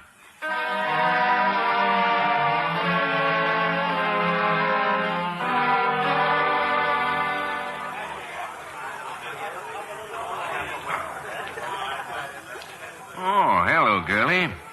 What are you doing in the hotel? Waiting for Mr. Gagan, huh? He went upstairs, I think. Yeah, that's right. You know something? He's in trouble. I know. You know what? But soon he will die, maybe. Yeah? Well, how do you figure that? I saw him. I saw him dead. Oh, now, wait a minute. You mean you had a dream, huh? No, I saw it. Yesterday afternoon, he came by merry-go-round looking for a hotel. I see his face. Dead. His eyes are closed and his skin is white. He's dead. Well, do you see many people like that, dead? My grandmother says I've seen things other people do not see. I don't think so. But this man I do see. Dead. You could be right, you know. Anyway, I'm trying to help him. Hiya, Retz. Oh, hello, Gagan. I was just talking to your friend. She's quite... Where'd she go? Over there in the corner. She must be scared of me. Is Hugo scared of you? Come again? Now, look, Gagan. I'm after Hugo. I've got a hunch you've got something on him that'll help me send him up. I don't know what it is you've got, but chances are 10 to 1 you'll wind up just like Shorty. Now, I'm asking you officially to tell me what it is. Uncle Sam can handle Hugo. You tell Uncle Sam to take a walk for himself. Okay, I've spoken my piece. I've heard enough pieces, too. They just don't register anymore. I'll be around, soldier, if you change your mind. Well, look at you, Sitting Bull. You've been to a beauty parlor, huh? Do you like? Do I look human? Oh, brother. I fix dress, too. What else should I do? You've done everything. Are you hungry? A little early, but we could have some lunch here in the hotel. No, I can't. Well, a restaurant can't hurt you. It's not going to bite you or scalp you. All you have to do is to pretend you're a human being. Come on.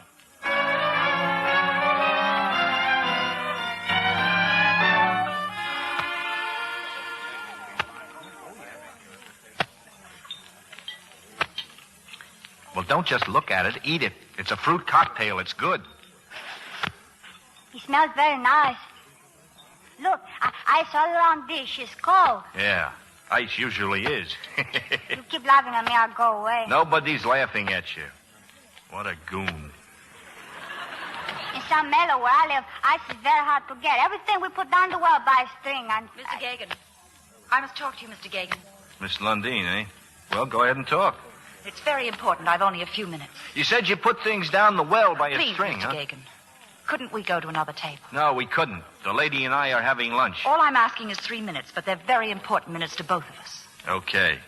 Go on over there to the table, Sitting Bull. Go on. my name is Taylor. Yeah, that's fine. Go on, over there. All right, Miss Lundeen. Frank Hugo told me what you're doing. You've no reason to believe anything I say, but you can't lose by listening. I'm listening. Frank's very clever. He's seen to it that I have everything I want, except money. With money, I could get away from him. Well, here's my chance. To get what I want and get you much more than $30,000. How? Don't give him that check. We'll find a lawyer. Put the check in a sealed envelope and tell the lawyer if anything happens to you or me, he's to send it to the FBI. Then you tell Frank what you've done and ask for $100,000. No. Don't you see it's more than the money? It's the only way you can keep alive. I'll keep alive, all right. All right, you're not afraid. But why not get more? It's so simple. For one thing, I don't trust that lawyer we'd hire. We'd find an honest lawyer. Hugo buys them all. But he won't know who this one is. You'll know. Oh, I see. And, of course, you can't trust me. Right. Then do it yourself. I'll trust you. You're a smart cookie, aren't you? No. I'll do it my own way. You're being so foolish. Maybe. I'll buy you a drink, though. What'll you have? I can't. Frank will be looking for me. I'm sorry I intruded. I come back now? Yeah, come on back. She make you feel bad? She's very beautiful. Yeah, and the dead fish where our heart ought to be. I've known a lot of them babies. She's not a baby. Look, do you understand what a human being is? Yes? Well, they're not human beings. They're dead fish with a lot of perfume on them. You touch them and you get hurt. You do not like her? No.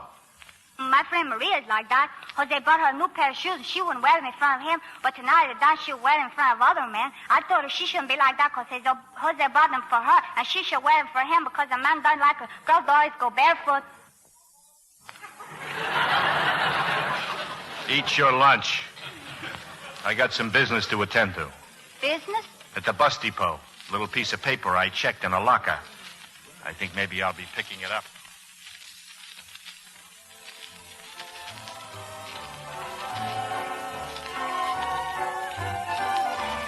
I trust your dinner is satisfactory, Mr. Hugo. Yes, everything's fine. We want some more wine. Yes, sir. I'm glad everything's fine, Mr. Hugo. It's 7 o'clock. Ah, Giga, nothing like being on time. I believe you've met Miss Lundeen. Good evening. My friends, Mr. Locke and Miss Dutton. Meet Mr. Gagan. How are you? Great. I'm afraid you'll have to wait a few minutes. The bank messenger's a little late. You all set with your end of it? Yeah. He's scared stiff. I'm going to stand him up. Why don't you wait at the bar? Why the bar? There's plenty of room here. I prefer Mr. Gagan at the bar. Don't be silly. Besides, I feel like dancing. After all, it is a fiesta. Your squab is getting cold. Keep it warm for me, will you, Frankie? Now, look. Mr. Gagan, would you mind dancing with me? Frankie'd rather eat. Thanks.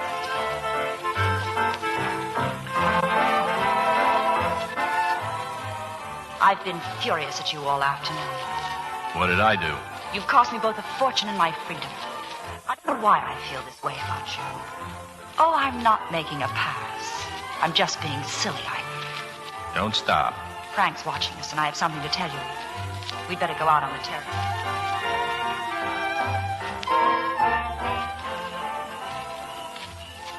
Okay. What have you got to tell me?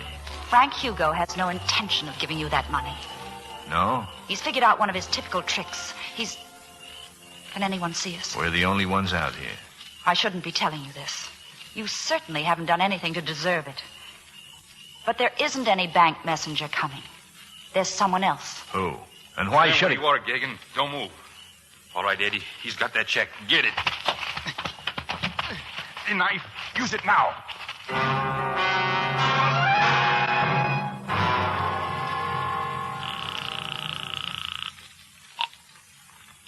State Police, Sergeant Hughes. This is Rhett's, Treasury Department. Oh, yes, Mr. Reds. Heard you in town. I'm at the Tip Top Cafe. There's been a little trouble here. A couple of guys tried to knife a fella named Gagan. I got them both. One's dead. But Gagan's disappeared. There's a trail of blood leading out to the street. We'll be right over. Thanks. I got an idea there'll be others looking for Gagan, too. I'd sure like to find him first.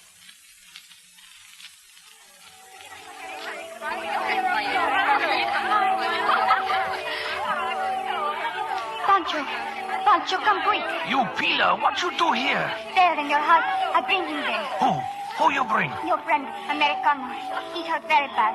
Knife in the back. Aye, knife. I find him in park. Blood. So much blood. Stay with merry-go-round. Stay with the kids. Yes. ¿Qué pasa aquí?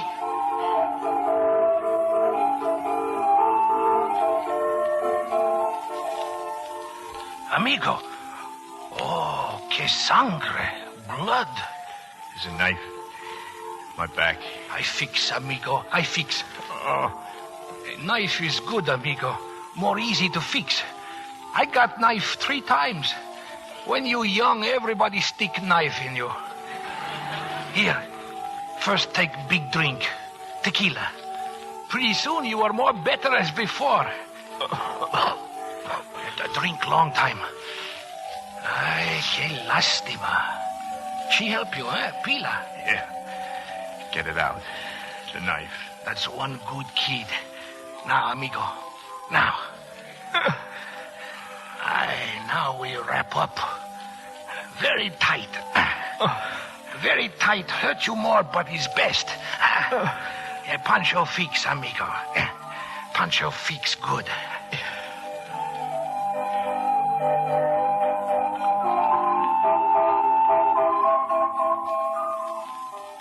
Hey, how you feel? I passed out, huh? You leak so much blood before. Give me my coat. Sure. Coat pretty bad torn. I don't think we can fix. Inside pocket. Give me the wallet. The wallet. He's here, all right. Gun. Give me the gun. No gun, amigo. He's gone. You don't need gun. You got Pancho now. I can stay here, huh? A little while. As long as you want. Amigo, I better go watch merry-go-round. I come right back, amigo. Right back.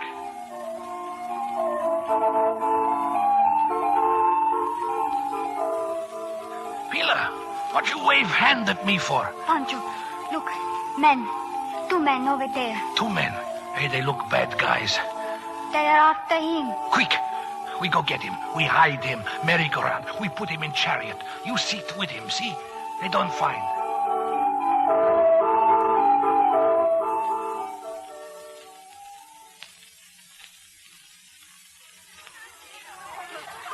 Pancho, he does not talk.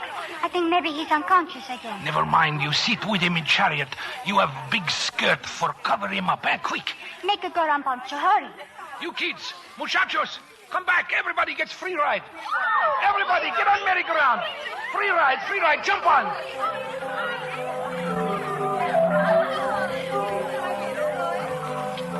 Hey, you. Come over here. Me, senor? What do you want? He said come here. What's the matter? Your name Pancho? Si, senor, Pancho. Where's Gagan? Gagan? Who is he? The fellow you met last night in that saloon. Oh, him. Last night, I pretty drunk. I don't know nothing. Oh, please. I don't know nothing, senor. Cut the line. Where's Gagan? Oh, my. You hurt Panchito. He was heading this way. I don't know. If I know, I tell you. I don't know nothing. Keep working on him. Where is he? Where's Gagan?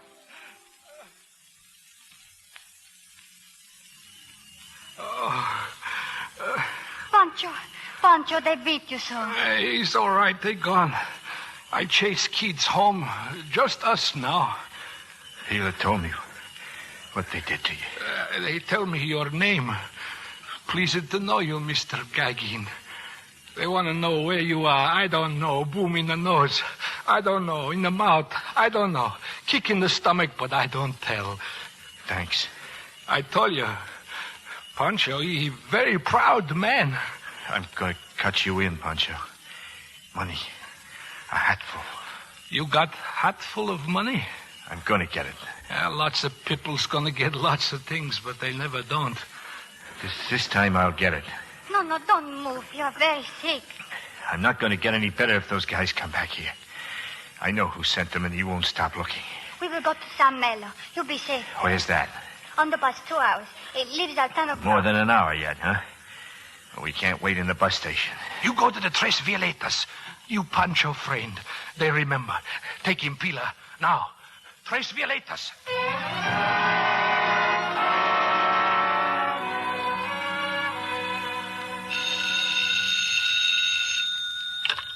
Hello. This is Locke. No sign of Gagan, Frank. You mean the cops have found him? No, they haven't found him. They're all over town, still looking. Find him, do you hear, and get that check. We got everything covered. Railroad station, airport, bus depot. Well, try those Mexican saloons. That's where he was yesterday. A joint called Tres Violetas. Get over there right away.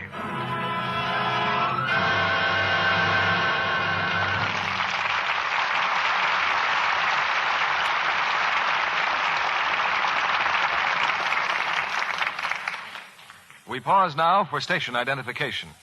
This is CBS, the Columbia Broadcasting System.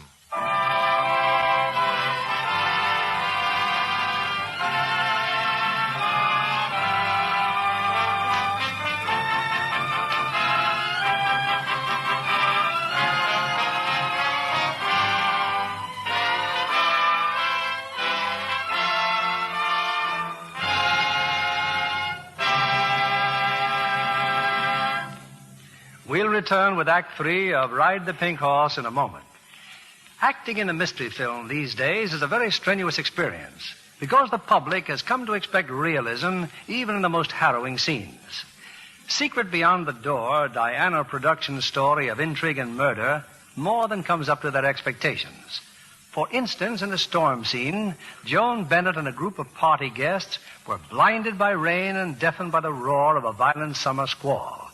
And yet our guest tonight, blonde, blue-eyed Pat Alphin, tells me she would love to have had the experience. I meant I'd be thrilled to play opposite Michael Redgrave, Joan's handsome new leading man, Mr. Keeley. That is, someday. Right now, I'm still going through a training course at Universal International. Have you been directed by pistol shot yet? Oh, I haven't been that bad. Well, that's not quite what I meant. That's the way the storm scene was directed in Secret Beyond the Door, when the sounds of the storm silenced even the director. I remember that scene and was so disturbed when I saw Joan's lovely summer formal about to be drenched. But then they told me it had already been Lux for several retakes. I suppose that's an old story to John Kennedy. But one that never loses interest. Hollywood wardrobe departments count on Lux Flakes to see them through all sorts of washing problems. They discovered long ago that Lux is safe for anything safe in water. That's what Joan Bennett said. You know, she's famous in Hollywood for being a wonderful homemaker. She told me that Lux Flakes has been a standby in her household for years. She has 3 daughters at home, you know, so you can see that her maid has plenty of use for Lux Flakes. And Lux Care really does keep nice things lovely longer, Pat. Actual washing tests showed that Lux things stay lovely up to 3 times as long. You can come to grief with colors if you use wrong washing methods. Dresses and blouses fade, look drab in a short time. But Lux things stay lovely up to 3 times as long. Thank you for coming tonight, Pat Alphin. Back now to our producer, William Keeley. Act 3 of Ride the Pink Horse, starring Robert Montgomery as Gagin, Wanda Hendricks as Pila, and Thomas Gomez as Pancho.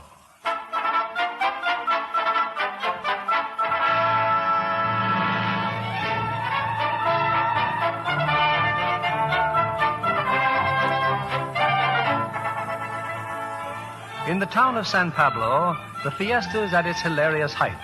It's a night of raucous gaiety as the costumed merrymakers jam the decorated streets. Desperately, through the throng, Gagin has staggered to the Tres Violetas Cafe, Pila struggling to keep him on his feet. His wound has stopped bleeding, but Gagin is barely conscious as the bartender leads them to a little room. You keep him in here, Pila. Nobody see you here. He's so sick. See, but somebody come in and they think him drunk. Everybody get drunk tonight anyhow. Here, I leave bottle of beer and put sombrero on his head. He fall over table, nobody see his face. Gracias. Big fight, huh? See, we go to the bus later. Está bien. I close door. Senor Jacob, can you hear me? They try to kill you. You want to know why? Because they are bad. And I'm good, huh? Yes. I will take care of you. You're just like Shorty. No brains. Don't talk. Don't talk. It hurts better now. It's hot in here. Hot in the jungle, too. Rain turns to steam. Oh, please, you must not go to sleep, no. Okay, Shorty. Okay. Shorty. Oh, Senor, it's Pila. I got something for you. In my wallet. Here. Check. Keep it, Shorty. Hang on to that check. Don't let anybody touch it. I keep it for you, Senor. Attaboy, Shorty. Attaboy. Muchacha, 2 strangers, Americanos, man and lady, they keep looking for someone. A man and girl, senor. Man very drunk, I think. He's coming here. Hey, you, sit up. Don't touch him. Shut up. I'm looking for a friend of mine. He's, well, what do you know? Hello, Mr. Gagan. Hey, Marjorie, in here. Hey, you hit him good, muchacha. Lock the door. We will leave the other way. Si. Senor, we must leave here. Lean on me. I help you. Please, senor, please.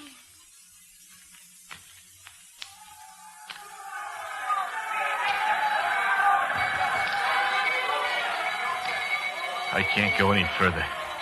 2 steps more, senor, please. Where are you taking me? There's noise. Too many people. We're by the bus station, and the bus is here, right here. Nobody's in it yet. You can rest in the bus, senor. Bus? The steps. Try get in the bus. There, you sit down now. You feel better. Yeah. Where are you going? I buy tickets. Then we can stay here. Nobody would find us.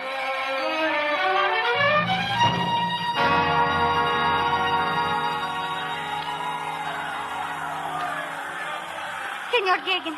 Senor, can you hear me? Please, you must listen. Oh. Nobody in the bus station. Only a janitor sweeping up. The ticket seller's watching the parade.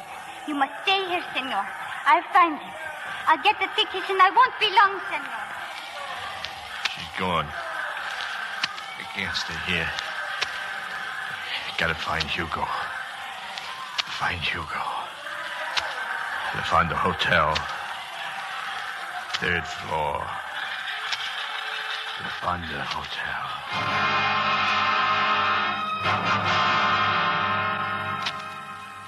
But he was in the bus. Now, where did he go? Where? I sweep the floor. He come in here. He asked, where is the hotel? That's all I know. Which way did he go? Into the street. I don't know. So many crowds. Senor!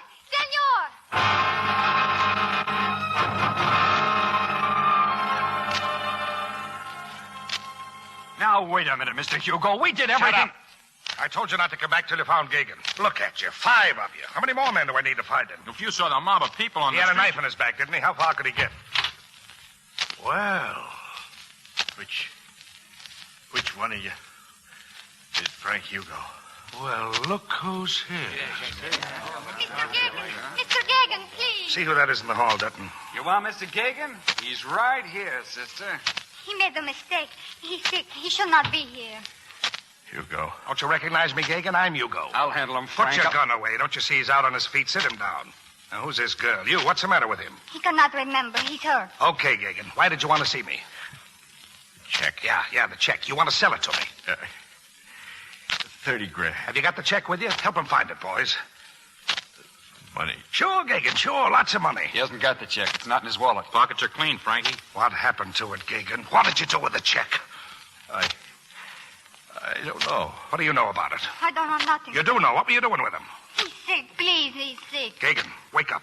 Listen, Gagan, you hid the check because you were afraid you wouldn't get your money. But I have the money. Now, where's the check? I don't know. I don't remember. Maybe I can help him remember. Okay, go ahead. No, please. Shut up, you. Where is it, Gagan? He don't know. He lost it. Where did he lose it? I don't know. Then how do you know he lost it? Maybe she'll talk for you, Tommy. You see this cigarette, sister? You know what I'm going to do with it? Unless you start remembering things, I'm Why going don't you help him, Mr. Hugo?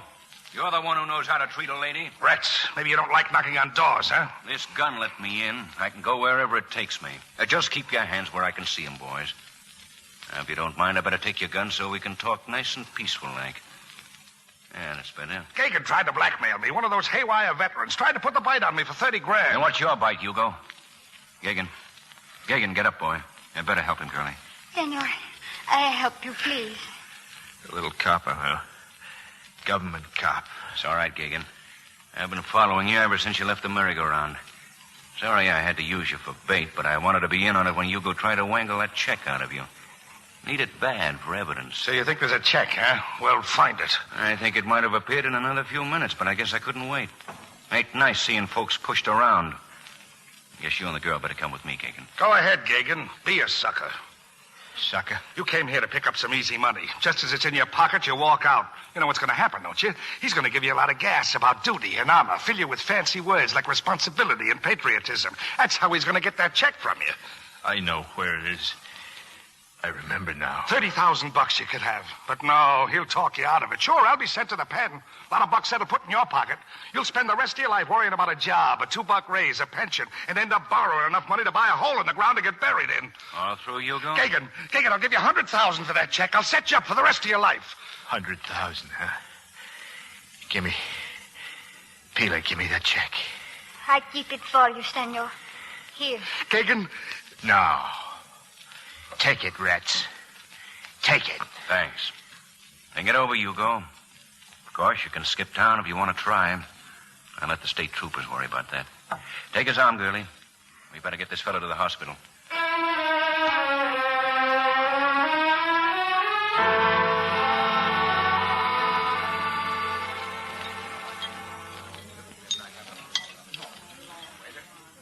What's the matter with you, Gagan? After a week in the hospital, I think you'd eat like a horse. I'm not hungry. $2 worth of breakfast gone to pot. What's fretting you, son? It ain't that hatful of dough you promised Pancho, is it? No, he never expected to get it anyway. Well, it couldn't be that 100,000 you turned down. That chance I had of collecting that with you around. Where's the kid? What kid? Well, that little mouse with the big eyes. You wouldn't be fretting about her now, would you? Why should I worry about her? All I gotta do is to say goodbye, and that's the end of that. All you gotta do is say goodbye. Any particular way you're gonna do it? I'll tell her. Sure. But what'll you say? That's my department, Rats. She's over at the merry-go-round with Pancho. I'll see you at the bus station. Oh, I'll go along with you. All you're gonna do is say goodbye. All right, then come along.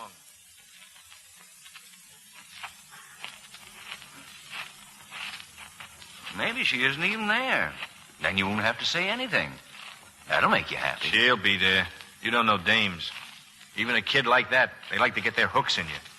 You don't know what kind of a fuss they make. Well, looks like this is your lucky day. There's Pancho, but I don't see the kid. Mr. Gagan, amigo. Hiya, Pancho. Buenos dias. Howdy. Glad to see you. I just come over to say so long. Oh, so long. Oh, it's a sad word.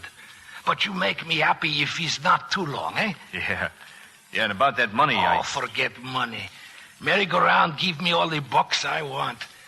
We same kind of peoples, you and me. We both born for to be broke. Do me a favor, will you, Pancho? Sure. If Pila shows up, why, you tell her that I... Oh, Pila is here. Hey, you, Skinny. She very bashful. Hide behind pink horse. Hello. Hello, senor. Well, I got out of the hospital, and I'm going home now. And did you have a good time at the fiesta? Si, senor. I just dropped by to thank Pancho and you, too. And I'm much obliged for that little doll you gave me. You remember? Si, I remember. Well, I want you to take it back now. Here. And remember me to your grandmother. She'd be glad to see you. Lots of people will be glad to see you. Well, what I mean is... Goodbye, senor. What? Well, say goodbye to the lady. Oh. Yeah. Goodbye. Come on, Rats. Let's get out of here. Hey, he kissed your cheek, huh? Me, just shake my hand. Pila, what happened with you and this Americano? Pila, what happened? Tell us. So, Pila is big shot now, eh? You don't leave her alone no more. Aye, now you all want for to be Pila's friend, eh? Now she very important person, huh? Okay, I tell you. When he first sees me, he asks, which way to the La Fondo Hotel? I say, I will show you the hotel. The next day he gave me some money and I fixed my hair another way to see if he liked me better, like human being. Pero él es malo. También el hombre que vino a la cantina. Pero a él le pegué on the head with a bottle of beer like so. Hey, she laughing. First time. Look, Pila, she laughing. I think I go home now and tell grandmother. Adios. Goodbye.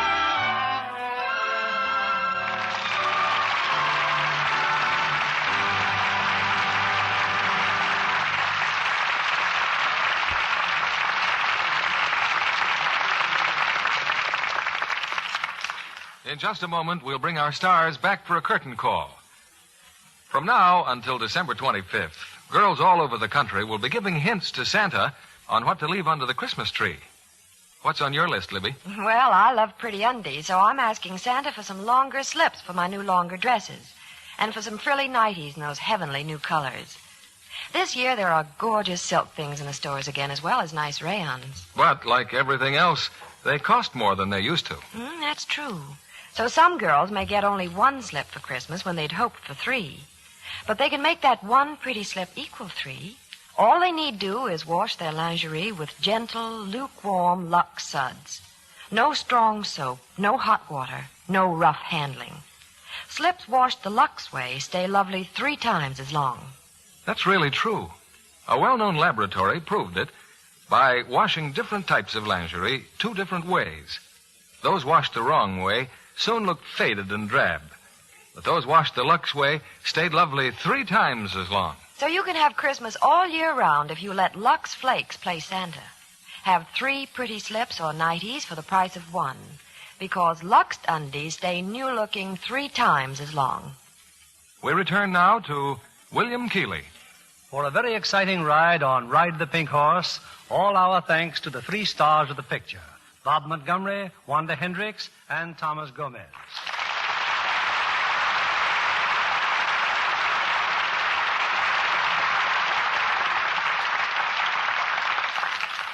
Bob, you're the first person to appear in Hollywood direct from the royal wedding in England.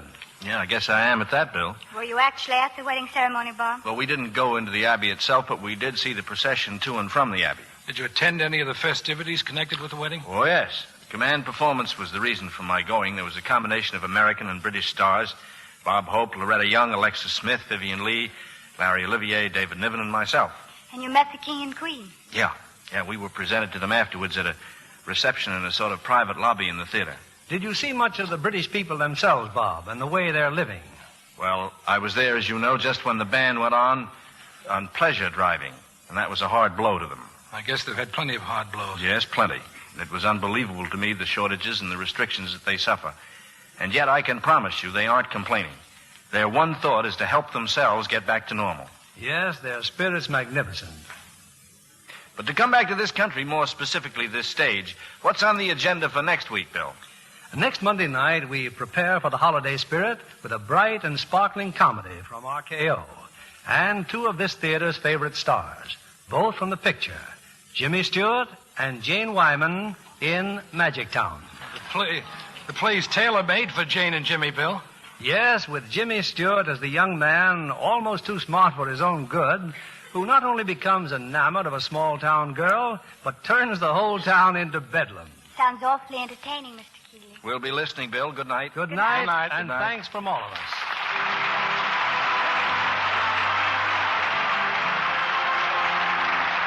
Lever Brothers Company, the makers of Lux Flakes, join me in inviting you to be with us again next Monday evening when the Lux Radio Theater presents James Stewart and Jane Wyman in Magic Town.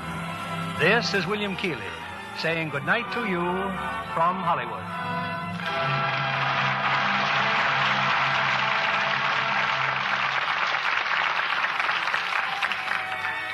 With fats and oils still critically short everywhere in the world, it's doubly important that we save used kitchen fats. The Department of Agriculture asks every housewife to continue to save and turn in every drop of used fat as long as the present situation continues. Reuse your fats as often as you wish. But when they're useless to you, they're still good for industry. There's money waiting for you for every pound you turn in. Many stores are now paying higher prices for used fats. Wanda Hendricks appeared by arrangement with Paramount Pictures, whose current release is Golden Earring, starring Ray Milland and Marlene Dietrich. Thomas Gomez will soon be seen in the Universal International release, Casbah. Heard in our cast tonight were Alan Reed as Hugo, Bill Johnstone as Retz, Frances Robinson as Marjorie, and Paul Conrad, Robert Griffin, Cliff Clark, Don Morrison, Alma Lawton, Alvina Temple, Bernard Phillips, Ed Emerson, George Neese, and Eddie Marr. Our music was directed by Louis Silvers. This program is rebroadcast to our men and women overseas through the worldwide facilities of the Armed Forces Radio Service. This program has come to you with the good wishes of the makers of Lux Flakes, the safe, gentle care recommended 33-1 by makers of nice washables. And this is your announcer, John Milton Kennedy, reminding you to join us again next Monday night to hear Magic Town with James Stewart and Jane Wyman. Pepsodent won by 3-1. Yes, by an overwhelming average of 3-1. Families throughout America who compared toothpastes they were using at home preferred new Pepsodent with Irium over any other brand they tried. They said new Pepsodent toothpaste tastes better, makes breath cleaner, makes teeth brighter. Yes, with families who made comparison tests, Pepsodent won by 3-1. Be sure to listen next Monday night to the Lux Radio Theater presentation of Magic Town with James Stewart and Jane Wyman. Stay tuned for My Friend Irma, which follows immediately over most of these stations. This is CBS, the Columbia Broadcasting System.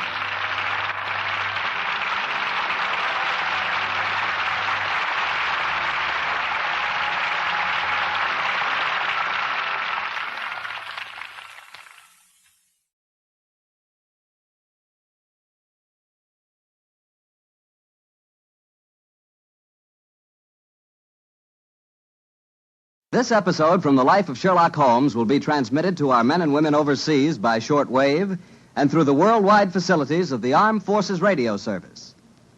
Petri Wine brings you Basil Rathbone and Nigel Bruce in the new adventures of Sherlock Holmes.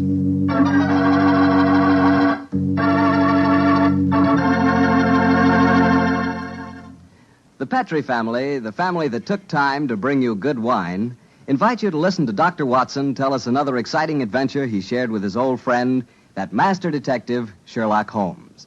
So let's settle back comfortably and listen. And while you're getting settled, I'd like to know if you like seafood. And by seafood, I mean everything from broiled lobster to fried halibut. Because if you like seafood, any seafood, you'll love it together with Petri California Sauterne. Fish and Petri Sauterne were made for each other. No kidding. Boy, I'll never in my life forget a broiled brook trout on the plate in front of me and a glass of well-chilled Petri Sauterne right next to it. That fish and that Sauterne. Petri Sauterne has a pale golden color that's really good to look at. And as for taste, well, that Petri flavor is really something. Take my word for it and try it, won't you? Oh, and I'll tell you something else. Try that Petri Sauterne with chicken sometime.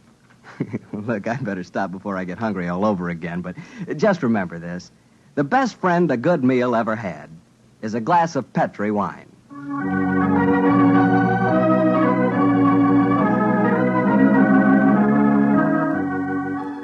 And now let's keep our appointment with the good Dr. Watson. Good evening, Doctor. Good evening, Mr. Bartell. Come over here and join me by the fire. I didn't think it was cold enough for a fire tonight, Doctor. Oh, I suppose it isn't really, but there was one laid, so I just couldn't resist putting a match to it. Fire's a good accompaniment to storytelling anyway. Yes, my boy, a fire and a glass of port. Care to join me in one? Thanks, Doctor. So, you're going to tell us a sea story tonight? Yes, Mr. Bartell. The whole adventure took place aboard a small steamer as it plowed through the stormy seas of the Indian Ocean. Here's your glass, my boy. Thanks. And what were you and the great Sherlock Holmes doing on the Indian Ocean, may I ask? We're on our way to Calcutta to solve the case of the vanishing elephant of Parbutipur. Oh, yes, the story you told us a few weeks ago. That's quite right, my boy. It's in the summer of 1894 that we left Liverpool aboard the steamship Lucifer. It wasn't a large ship, and as both the Mediterranean and the Red Sea proved somewhat, shall we say, unfriendly, I may tell you the first part of the voyage was quite unpleasant. In fact, until we left Aden, I'd spent most of the time in my cabin. I'm not much of a sailor, you know. However, as we headed eastward towards Colombo, the weather cleared up a bit, and I came on deck and joined Holmes. I remember on the second night out of Aden, we paced the decks together. The stars above us twinkled, the promise of a bright tomorrow, and the faint tinkle of a piano being played in the passenger lounge formed a perfect setting for an evening stroll. It only seems like yesterday that Holmes said, Watson, it's good to see you on your feet again. Yes, it's good to be on 'em, Holmes. It's been a miserable trip for me so far. The captain told me tonight that we can expect good weather between here and Caravati, our next port of call. I thought Colombo was the next stop. And where is Caravati, whatever you call it? Anyway, I never heard of the place. It's a tiny island in the Indian Ocean. It's a British protectorate. Those were the only facts I was able to glean from the encyclopedia in the ship's library. Did you ask the captain why we're stopping there? No, I didn't. As we're traveling incognito, I felt it wiser not to ask too many questions. I find this incognito business something of a strain. Every time a steward calls me Mr. Hamish, I can't think who on earth he's talking to. Whereas I find myself answering to Mr. Mycroft almost automatically. By the way, old chap, now that you're going to mix with the ship's passengers, I suggest that you adopt a Scotch accent. It would seem more appropriate for a Mr. Hamish, and I don't want anyone aboard to suspect our true identities. I'll do my best, but I must say, Holmes, I think you're being unnecessarily mysterious. Possibly I've been influenced by reading too many of your rather florid stories of our adventures together. My stories are not florid. They're all perfectly true. Oh, don't be angry with me, old chap. Don't be angry, please. By the way,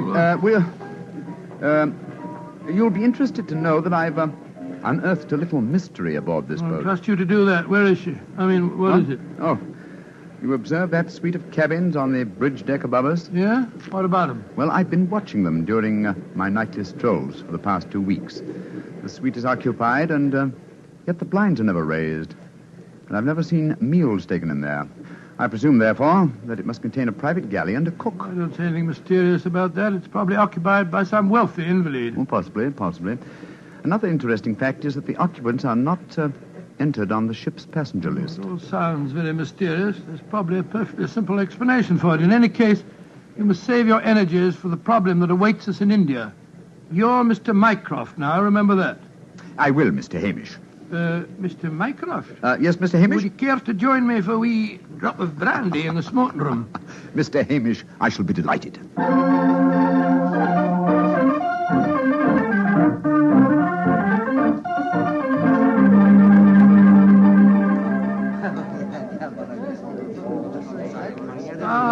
This is excellent brandy. Excellent. Watson, you notice that rather garrulous gentleman over there in the corner?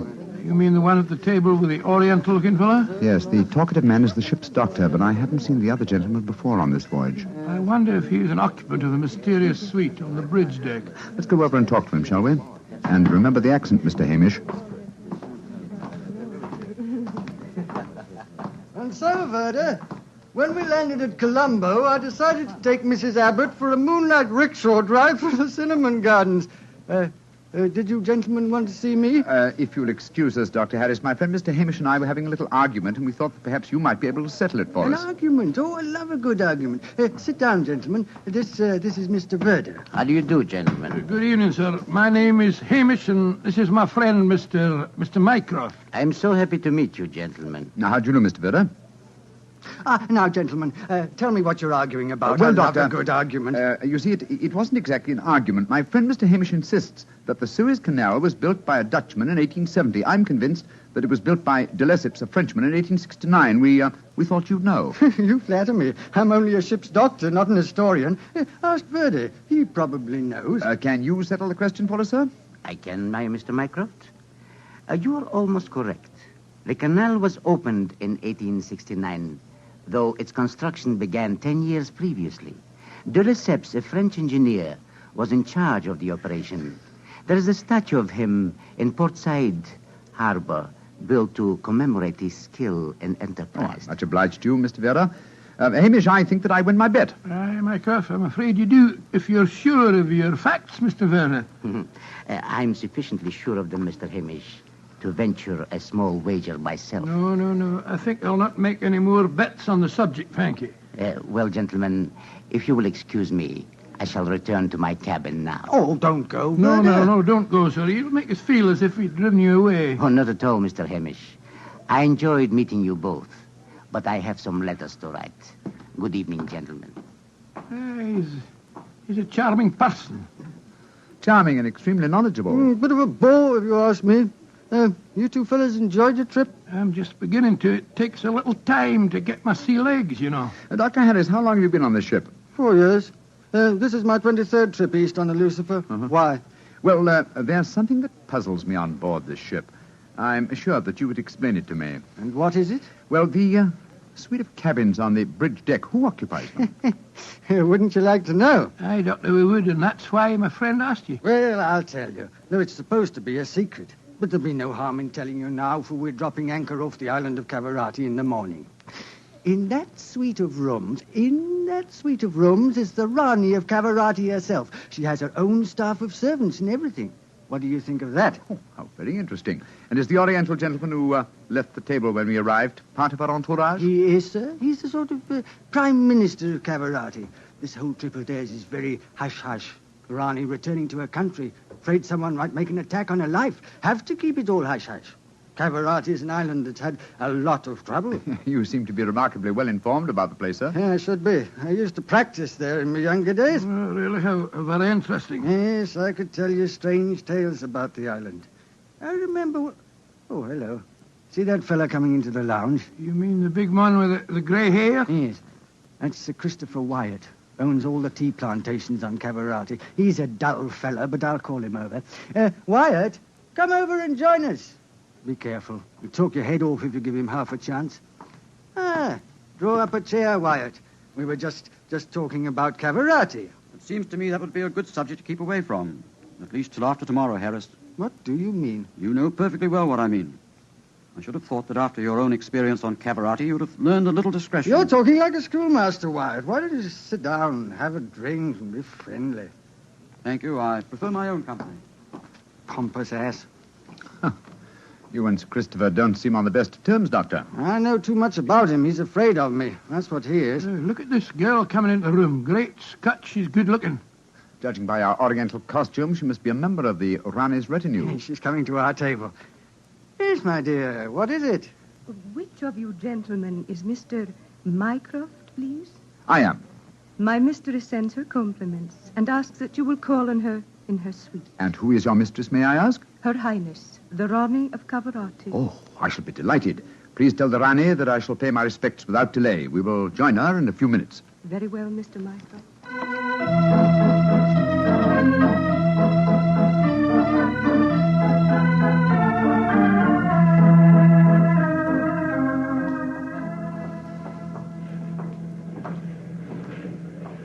You know, Holmes, this is pretty exciting. The girl that just brought us the message was a stunning creature. Imagine what the Rani herself must be like. What an incurable romanticist you are, Watson. I suppose you picture the Rani clad in Oriental splendor, reclining like an odalisque on silken cushions. No, there's no need to make fun of me, old fellow. Here we are at the cabin. Ah, it is you, gentlemen. Follow me, please.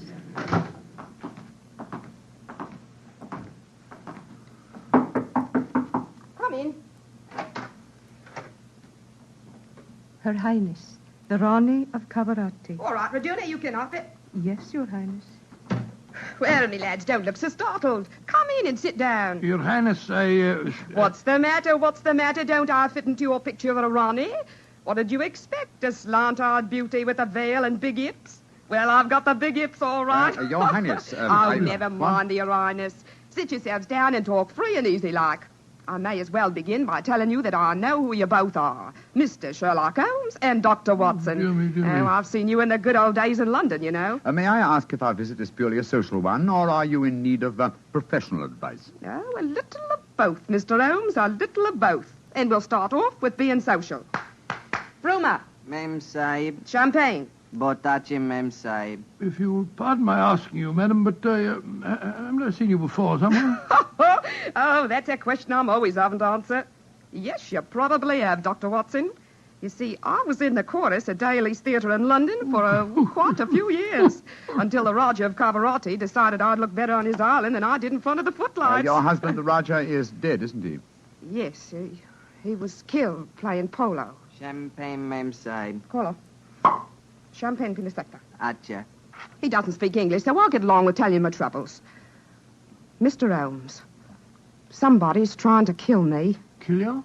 It's God. May I ask what reason you have for saying that, madam? You may, Mr. Holmes. Before I left England, I had threatening letters warning me that if I ever went back to Cavarati, I'd never get to the island alive. Got another letter in Port Said that said the same thing. You kept these letters, I trust? No, I didn't. I tore them up. I never did pay attention to letters that weren't signed. Oh, that's a great pity, madam. Those letters might have been invaluable. Well, it's too late to think about that now, Dr. Watson. Here's what's on my mind. I land at Cavarati in the morning, and if anyone's up to a bit of no good, tonight's their last chance. You destroyed the threatening letters, madam, thereby indicating that you did not believe in the threats, and yet you now appear to feel that you are in danger. I wonder what made you change your mind. The Ace of Spades. Yes? I don't understand you, madam. In the last 2 days, every time I tell my fortune, I get the Ace of Spades. Now, you know what that means. Death. Oh, come now, madam. If you'll pardon my saying so, that's a very childish superstition. Well, the cards have never lied to me yet. Oh, you can laugh at it if you like, but I know. Well, do you mind if I ask you a few questions? Anything you like, Mr. Holmes, fire away. How long is it since you were in Cavarati? About 18 months. We were in England when my husband died, and I couldn't face the idea of going back to that island alone. 3 months ago, Verder... Oh, he's the chief minister of Cavarati. Yes, madam. We met him for a moment in the lounge. Oh, well, Verder came over to England to persuade me it was my duty as the Ronnie to go back. I see. As far as you know, have you any enemies among the passengers on board the ship? Oh, that's an odd one to answer, Mr. Holmes. But I can tell you right here in my suite there's someone who doesn't like me. That girl, Raduna, the one that brought you my message. She was in love with the Roger herself. I know she hates me, even though she did stay with me in England after my husband died. How about Ferder, your minister? Oh, he's all right. My husband thought the world of him, and he's been wonderful to me. He came from Cavarati recently, you say, to persuade you to return there. That's right, Mr. Holmes. Well, Brumer seems to be all right after drinking that champagne, so it'll be safe for us to have some now. Champagne omlog kedo? Botace memside. Oh, I've been burning with curiosity to know why you gave him a glass of champagne a few minutes ago, and yet we didn't have any. Well, surely that's obvious, Watson. Fulmer is the official poison taster, isn't he, madam? That's right, Mr. Holmes. He tastes everything I eat or drink before I do. And if it doesn't affect him, then I know it's safe. Berta brought him over to England when he came to fetch me. On the island of Cavarati, poisoning's quite an hobby, you know. There were 2 people in the smoking room tonight who seemed to know quite a lot about your island. The ship's doctor, a rather garrulous gentleman by the name of Harris, and Sir Christopher Wyatt, who owns tea plantations on the island. Do you know either of them, madam? I should say I do, both of them. Dr. Harris isn't any good. He was on the island for a bit, but he got into some kind of trouble, and my husband had him thrown out. And how about Sir Christopher Wyatt? Oh, Chris is all right.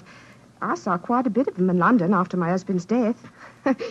As a matter of fact, well, if I weren't going back to Cavarati, I don't think he'd be on the boat at all. He hasn't been there for over 5 years, ever since he had a row with my husband over the wages he paid the native labor. It seemed to me that several people aboard this boat have a personal interest in the island of Cavarati. Interests that might be influenced by your death. Yes, just what I was going to say, madam. I think we should keep an eye on you. Oh, that's just what I was hoping you'd say, Doctor. You see, I'm giving a bit of a supper party tonight. All the people we've been talking about have been invited. And I thought if you 2 were to be here, perhaps you'd be on the lookout for any funny business. How about it? Well, of course we'll come, won't we, Holmes? I think it might be a good idea, though I would suggest that we retain our incognitos as Mr. Hamish and Mr. Mycroft. Well, whatever you say, Mr. Holmes. And now, let's have that champagne.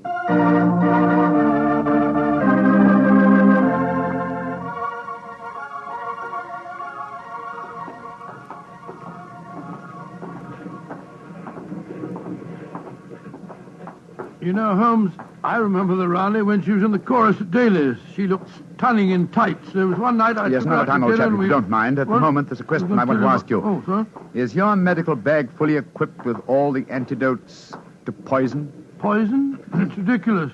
How could the Rani be poisoned when she has a poison taster? My dear Watson, you mustn't... What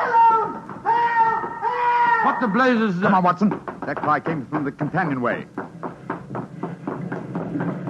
There are 2 figures struggling by the rail there. Good heavens! One of them has pushed the other down the companionway.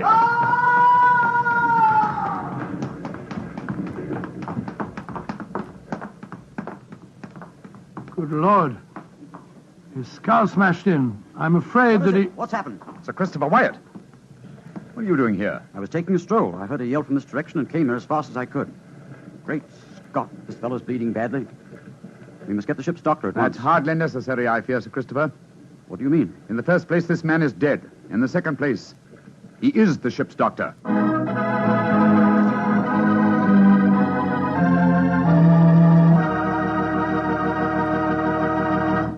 We'll hear the rest of Dr. Watson's story in just a second, so I'm just going to ask you to do one thing for me.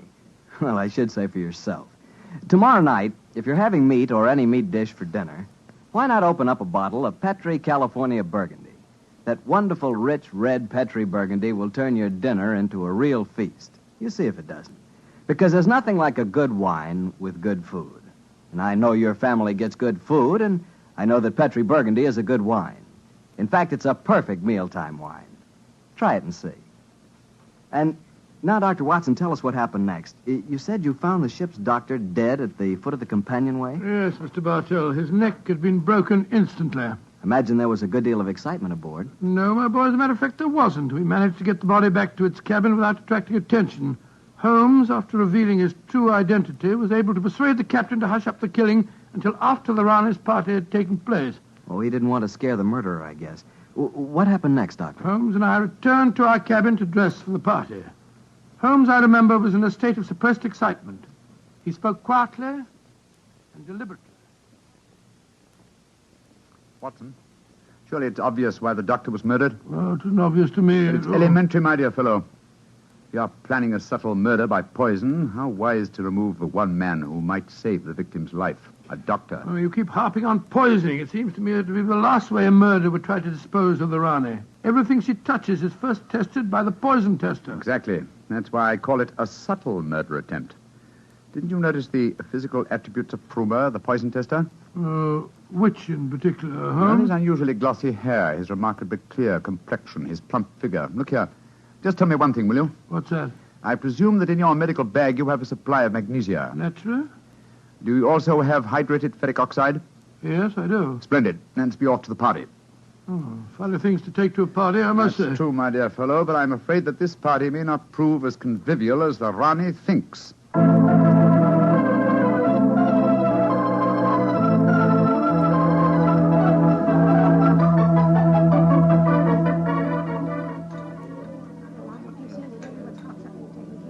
Holmes, it's nearly 1 in the morning.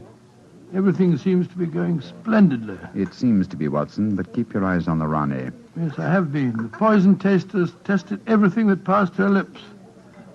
We duck and Doris to you, Sir Christopher. You having a good time? Yes, indeed, thank you, Mr. Hamish. How about you, Mr. Mycroft? Oh, the Rani's a perfect hostess. Who could help having a good time? I don't think that girl, Regina, should be here, though. I don't want to be pompous, but after all, she's only a glorified servant. Possibly the laws of etiquette are not so strict in Cavarati as they are in London, Sir Christopher. Oh, perhaps you're right. But I don't trust the girl. There's something shifty about her. I've told the Rani more than once. Oh, well, I suppose it's none of my business. I think I'll try and persuade the Rani to sing us one of her old songs. Yeah. He doesn't trust Regina, and I don't trust him. I don't think it was an accident that we found him near the body of Dr. Harris. Shh. Here comes Vera. I trust you gentlemen are enjoying yourselves. Very much, Mr. Vera, thank you. I imagine you must be excited at the prospect of returning to Caravati. I am, Mr. Mycroft. Though I only left it 3 months ago, it has seemed more like 3 years. Do you ken what time we'll arrive there? I am told that we shall be there in 5 hours, Mr. Hamish. Oh, look. The Rani's at the piano. She must be going to give us a tune. Yes. Let's move a little closer, shall we? Chris here has asked me to sing something. Well, my voice isn't what it used to be, and don't I know it. But me spirit's the same, and that's enough to put a number over.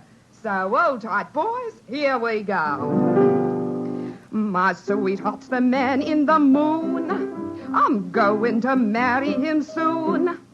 'Twould fill me with bliss just to give him one kiss, but I know that a dozen I never would miss. I'll go up in a great big... Great Scott, she... Quick, Watson, your medical bag. I'll lock the doors. Right, your Holmes. Bring some water, please. Help me. Oh, please, help me. What is the matter? Don't be frightened, madam. I'll take care of you.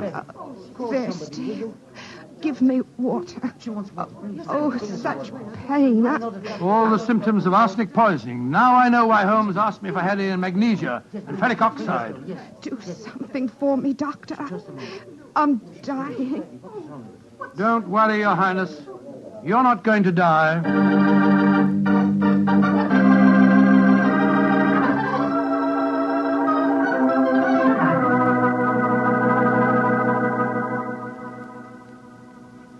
She's going to live, Holmes. Ah, gracious me, I'm tired. It's touch and go there for a while, though. Well done, Watson, old chap. Well done. Now that she's out of danger, why can't we all go back to our cabins? It's nearly dawn, and we've been locked in here since 1 o'clock. We've no right to do this, you know. Possibly not, Sir Christopher, but there's a murderer in this cabin, and I don't intend to let him escape. Mr. Holmes, what happened? How could I have been poisoned when Frumer tasted everything first? Why wasn't he poisoned? For a very simple reason, Your Highness. The murderer has been conditioning Frumer for over a year. What do you mean? He's been feeding him gradually increasing doses of arsenic until he has finally become immune to the poison. Great Scott, I never thought of that. Frumer's glossy hair, his complexion, and stout figure are all typical of a person who consumes arsenic regularly. But who could have done it? Only one person had the opportunity. Well, tell us who that person is. No, not you, Sir Christopher, not you. For you haven't been on the island for years, whereas Frumer returned from Caravati but 3 months ago.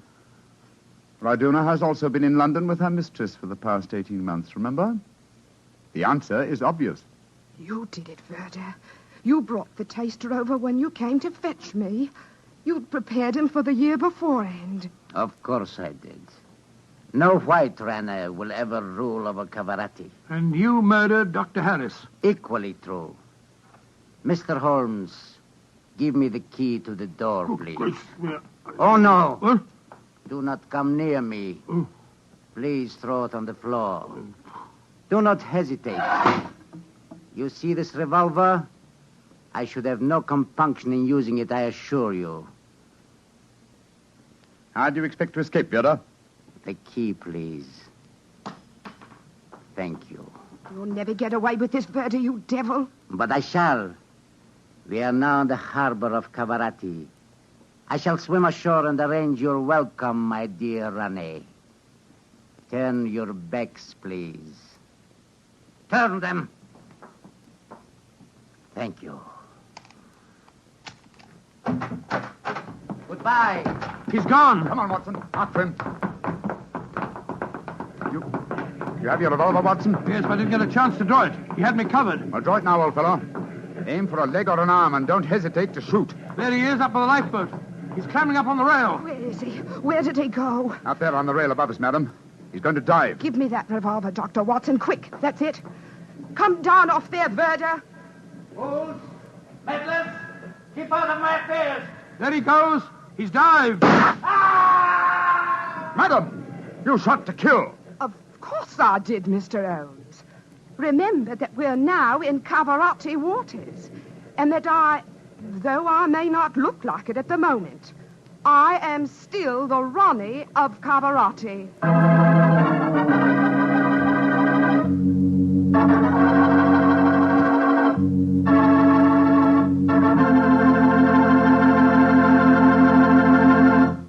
Say, that was a swell story, Doctor. It had a lot of color and quite a bit of action. Color and a bit of action. Well, I'm glad you liked it, my boy. Oh, I did. Say, that's not a bad idea. I mean, having someone taste everything before you eat it. Oh, it's a very old idea, very old. Very common, too, years ago. You know the kind of job I'd like? No, what's that? I'd like to be the official taster for the Petrie family. Boy, just think of all the Petrie wine I'd get to taste. Petrie to the right of me, Petrie to the left of me. What a life. What wine? Yeah, I wouldn't mind having that job myself. You said it. The Petrie family, really knows how to make good wine. They've been making wine for generations. And because they've always owned and operated their own business ever since it was started way back in the 1800s, well, the Petrie family has sure piled up plenty of skill and experience. Yes, they've been handing down in the family from father to son, the fine art of turning luscious grapes into delicious wine. That's why you can't go wrong with any Petrie wine. It must be good, because Petrie took time to bring you good wine. Well, Doctor, what new story do you have lined up for us next week? Next week, Mr. Bartell, I'm going to tell you an adventure that Sherlock Holmes and I had many years ago. It concerns a series of bonfires, an underground cellar full of gunpowder, and a strange death on the rooftops of London.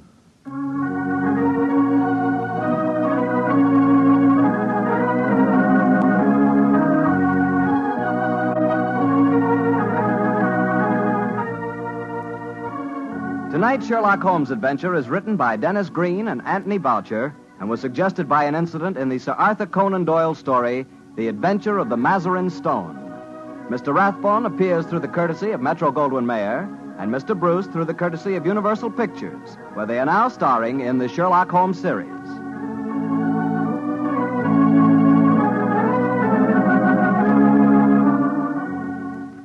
The Petri Wine Company of San Francisco, California, invites you to tune in again next week, same time, same station. This is Harry Bartell saying goodnight for the Petri family. Sherlock Holmes comes to you from our Hollywood studio. This is the Mutual Broadcasting System.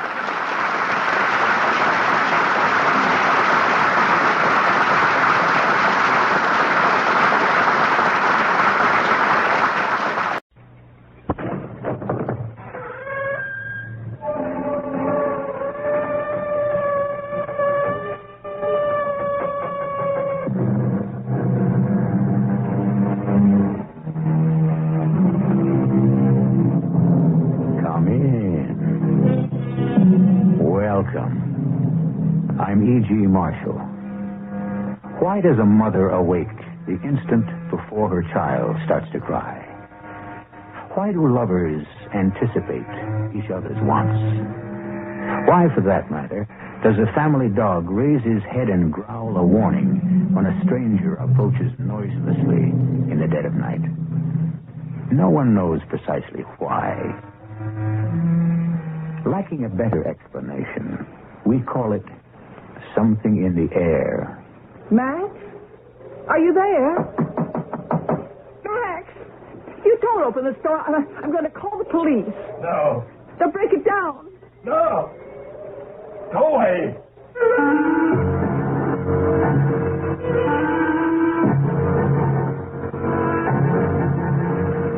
Our mystery drama, Something in the Air, was written especially for the Mystery Theater by Elspeth Eric and stars Gordon Heath. It is sponsored in part by Buick Motor Division. I'll be back shortly with Act One.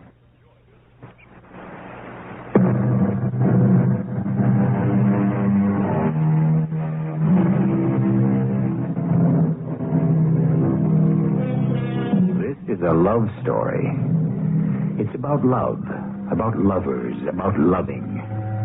Do not expect that we will define or explain love, lovers, or loving. No one can do that. But at least we can present for your consideration some of the aspects of love, some of the obsessions of lovers, and some of the strange manifestations of loving. Max? Max, are you there? It's Hester. Max, I haven't seen you for a whole month, and neither has anyone else, or heard from you. Well, we've all called, and you won't answer the phone. And do you think that's right? To worry your friends that way? And me? I'm a little bit more than a friend, wouldn't you say? Well, do you think it's right to upset me like this? Max, please. I love you, Max. Doesn't that mean anything to you? Max, damn it, answer me. Max, if you don't open the store, I'll get the police and have them break it down. You hear me? I'll get the police. No. No. I will. I swear I will. Don't do that, Hester. Well, then let me in. Open the store and let me in. Go away, Hester. How can I go away when I love you? How can I go away until I know you're all right? Go away, Hester. All right, Max. I'll go away. But first I want to tell you something. I've sent a cable to your daughter. Did you hear me, Max? I cabled Nina yesterday. You had no right to do that. I had to do it, Max. I sent a cable to Barbados. The cruise ship stops there for 2 days. She's probably on her way back right now. You have no right. She'll get in sometime today. No. And when she gets here, Max, she'll come right to the house. No. And when she does, you let her in. You hear me? You let her in. I'm leaving now, Max. I won't bother you again. But when your daughter shows up at this door, you let her in.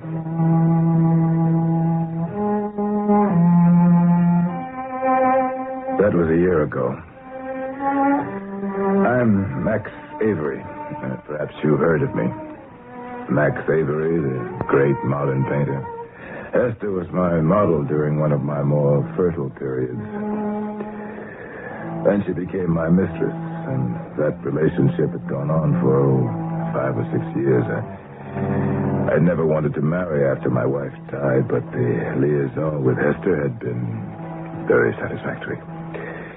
Now she had violated every tenet of our understanding. She had intruded herself, her judgment, into my intensely private life, and more than that, she had involved my daughter, my lovely 18-year-old daughter, Nina, who at any moment might arrive at my front door. Nina. Is that you, darling? Forgive me, sweetheart, if I don't come to the door. I've not been well, you see. Darling, perhaps in a day or two, next week. I'm so sorry Hester sent you that cable. What did she say, that I was ill or something? Well, it's nothing serious. Love, really, nothing serious. Oh, darling, please. Darling. Oh, Nina, wait, sweetheart. I'll open it. Just wait. Nina, what? Max. What? Who? Nina? No, it's not Nina, Max. Were you expecting Nina? Yes. Max, what's wrong? Don't you recognize me? Dan Fogarty. Dan? That's right. From the old days in the village? Dan Fogarty. Max, let me in, will you? Please, I wish you would. I thought you were Nina. Max, what have you been doing to yourself? Doing? Nothing. Oh, don't tell me nothing. Granted, I haven't seen you for a year or more, but, well, nobody could change so much in a year. I've changed. Have you looked at yourself lately? Not for a while. Not since when? Since about a month ago. Well, don't you care how you look? How do I look? Like a ghost. That bad. Look, would you care for a drink, Daniel? Well, for old time's sake, sure. If you'll have one with me. For old time's sake. A glass of old Madeira wine. For old time's sake. There you are. 2 old times. 2. Oh, Max, for heaven's sake. Max, what is it? I'm all right. Well, I thought for a moment you'd fainted. You just toppled over. Here, let me help you up. Here. That's it. Now, sit down. You all right? All right. Well, you must be sick. Not sick. Well, why would you fall down like that if you're not sick? I've been fasting. You've been fasting? No food at all? Just water. Well, how long has this been going on? I think for about a month. Yes. For a month. Dan Fogarty was kindness itself. Helped me upstairs, into bed. Went down to the kitchen, heated a can of beef broth, and brought it up to me. Perhaps you're wondering who is Daniel Fogarty and how did he wander into my life at this particular point in time. Well, Dan's a painter, like myself. Talented, I've always thought, but unlike me, he's never achieved any success whatsoever. Max, a month without food. So when are you functioning at all? Why'd you do it? I was desperate. You, of all people, Daniel, you'll understand this. I dried up, went stale. I can't paint a thing that isn't a repetition of something I've done before. Ever run into a snag like that? Huh. Who hasn't? I've tried everything, even tried the geography cure. Went to Kyushu. Where's that? Island south of Japan, between the Pacific and the East China Sea. That sort of thing's worked for me before. You remember? 10 years ago, when I'd gone dead, stale, flat, and unprofitable. Took Nina with me. She had a wonderful time. I damn near died. I did die. I kept turning out the same old stuff, dry, boring, rehash of everything I'd done before. It was hell. Oh, I can imagine. How is Nina, by the way? All right, I guess. I haven't seen her since she was, 10 or 12, I guess. She's a big girl now. You'd hardly recognize her. She is so beautiful. She's the light of my life, you might say, my reason for being. Especially now that I can't paint anymore. Oh, come on. It'll come back. It's bound to. Maybe. Maybe it will. Give it time. When I decided to go on my fast, I sent Nina on a cruise to the Caribbean. I couldn't have her around. You know, she'd have interfered. Well, sure. She's due back, matter of fact. When you rang the bell, I thought it was Nina. Yes, I know you did. See, Hester was here before. You remember Hester? The gorgeous redhead. She was your model, wasn't she? The last few years, she's been my paramour, you might say. Oh. Esther's been trying to bust in here, find out why I was holed up. I wouldn't let her in, wouldn't answer the phone. Just before you showed up, she was banging on the door, threatening to call the police. And finally, she told me she'd sent a wire to Nina in Barbados. And I should expect my daughter to show up any minute. So when the bell rang, I thought, of course, it was Nina. Even after I saw it wasn't, I didn't know who it was.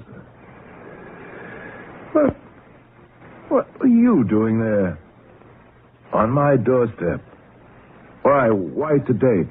Why at that precise moment? Why haven't you called me before or come to see me? Oh, I don't know.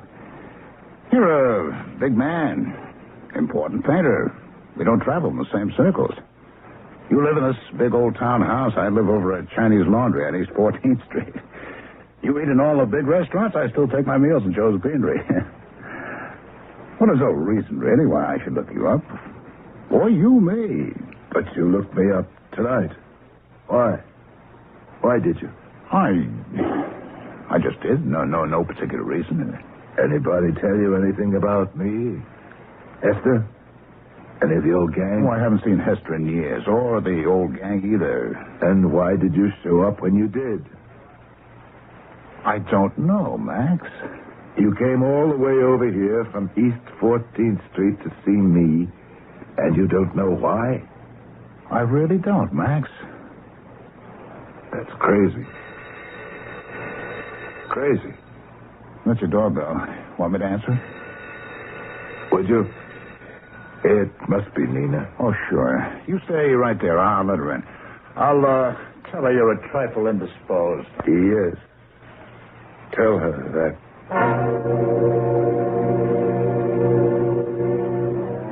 I lay in bed, staring at the ceiling, pondering what Daniel had just said. From downstairs, I could hear the door open. I could hear voices. You're Nina. I'm Daniel Fogarty. Oh. Your father's not feeling quite up to par. I'm an old friend. I've been sort of taking care of him. Oh, I see. I don't suppose you remember me. I think I do. Well, I remember you when you were a little girl. Why don't I come inside? Oh, yes, why don't you? Come in. I was growing impatient. What was going on downstairs? Why didn't Daniel bring my daughter up to see me? What were they doing? What were they saying? I got heavily out of bed and walked out into the hall to the head of the stairs. When I leaned over the banister, I could see him. His head was bent over hers. She was looking up into his face. Their voices were low and tender. I could feel, yes, from where I stood, I could feel the tenderness. Yes, feel it in the air. The tenderness and the love.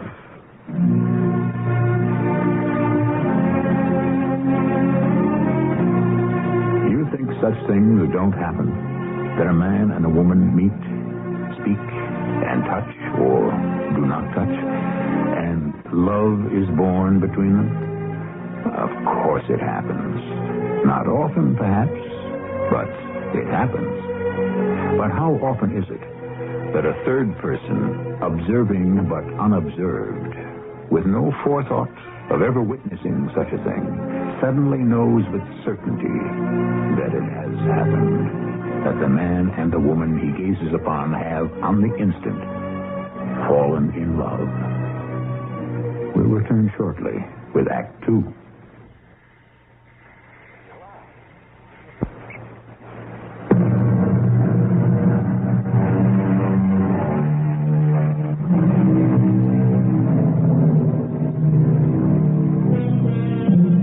Oddly, if not ill-matched couple that stands at the front entrance to Max Avery's house. The exquisite young girl, elegantly dressed, and the slightly unkempt and very shabby man, definitely in his middle years. Yet something in the air tells Max Avery, standing at the top of the stairs and looking down at the incongruous couple, that these two have simultaneously and instantly fallen in love.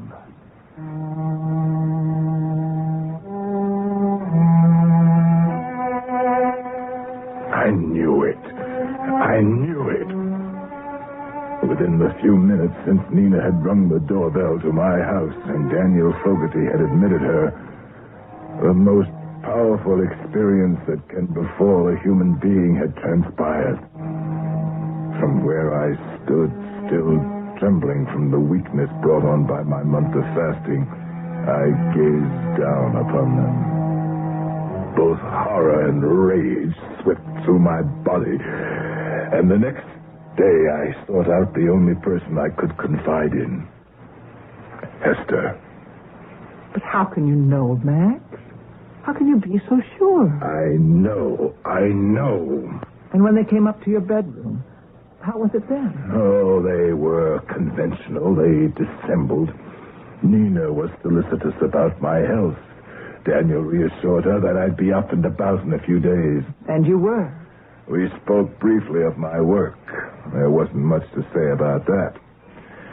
I asked about her Caribbean cruise. She went into detail about that. Daniel spoke of olden times when he and I were young, struggling artists, how we had drifted apart until he passed my house and had the sudden impulse to ring the bell. Max, what about his impulse? Have you thought about that? It was an impulse. What is there to think about? Perhaps something told him that you needed him. Something in the air. I wish to God he'd stayed away. Max, you don't mean that. I do mean it. With all my heart. Look what his meddling has led to. My daughter loves him and he loves her. You don't know. I do know it. As sure as you and I are sitting here, I know it. Don't argue with me, Hester. I know it. All right. We won't argue. But if you are right, there's only one explanation. And what might that be? You are clairvoyant. Clairvoyant? You'd have second sight. That's utter nonsense. That's balderdash. I'm not clairvoyant. I don't have second sight. I don't believe in those things. Then how did you know? What you say you knew. I mean, with no real evidence. I knew because I knew. Because I loved my daughter. What concerns her concerns me. What touches her touches me. They do say that clairvoyance is often limited to a single fleeting vision, provided, of course, there's a personal element involved. Such as what? Well, such as danger to someone much beloved. That's it. I saw danger. Nina's in danger if she loves this man, if he loves her. Well, why is it dangerous? Hester, Nina is 18, on the brink of womanhood. Daniel is my age. She's the daughter of a successful artist. She's received everywhere along with me. Received, accepted, and welcomed. He's nothing, a nothing who goes nowhere, is accepted nowhere, welcomed nowhere. To bind herself to him, to sink down to his low level of existence, it's unbearable. It's unthinkable. It's got to be stopped.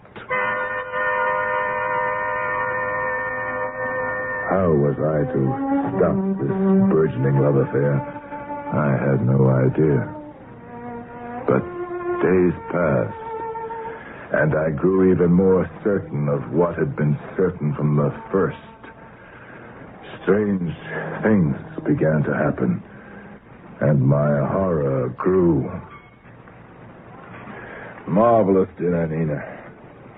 You make it all yourself? All but the dessert. I bought that. Damn good. Whole thing. Seen Daniel lately? This morning. Where are you going? I'm going to answer the phone. The phone didn't ring. It's Daniel. How do you know? Hello, Daniel. Things like that. They drove me wild. Like the night there was a knock at the door. Want me to see who's at the door? You might as well. It's probably Dan Fogarty. I don't think so. He usually stops by about this time. Not tonight. Well, see who it is. Probably someone to see you. Hello. Hello, Hester. Come on in. She seemed always to know where he was and what he was doing, how he was feeling, how his work was progressing or not progressing. When he would call or come to the house, when he was thinking of her, when his mind was on other things. I never felt free to accuse her of this obsessive preoccupation with Dan Fogarty, for I dared not tell her that I knew, that I had known from their first meeting, and that the two of them were in love. Until one night, she and I were alone after dinner. And, where's Daniel this evening? No phone call, no knock at the door? You think he's forgotten you? Oh, no. Then where is he? He's looking for a job. Job, you said. We need money. We? You said we need money. Yes. Not he needs money, we need money. I'm going to live with him, Father. What? You are what? Daniel and I are going to live together. No, you are not. You are not going to live with that man. Yes, Father, I am. I think he'll find a job very soon. I won't let you leave this house. You understand? My suitcase is all packed. It's in the hall closet. As soon as Daniel is sure of a job, I'm leaving. Perhaps tonight. You don't know what you're saying. Now. Yes. Now. What are you doing? Where are you going? Daniel's found work. I'm going to him. How do you know? How can you know? Why, I just know. And it was true. She did know. At the very moment she spoke, Daniel had signed on as a bartender at one of the village pubs. Nina took her suitcase from the hall closet and left my house. And me. It would seem that you're not the only one who's clairvoyant, Max.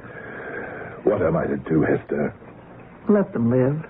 Let them be happy. How long can she be happy with that nondescript little man? I've seen some of his paintings. They're not at all bad. He's 50 years old, maybe older. What can happen to him? Well, success came early to you, Max. Perhaps it will come late to him. Hester, let's not argue about this. I have to get her back. Get her back? But she won't come back. Then I'll abduct her. Abduct her? Are you mad? I don't know. It doesn't matter. I shall abduct her and bring her back. I forced Hester to join me in my plan to kidnap my daughter. She and I would drive together in my car to the dismal place where Dan Fogarty lived. We would park the car in front. We would wait there till we saw Nina approach. Then Hester would slip behind the wheel of the car, and I would seize my daughter and drag her into the automobile. The very next night, Hester and I sat in the darkened car and waited.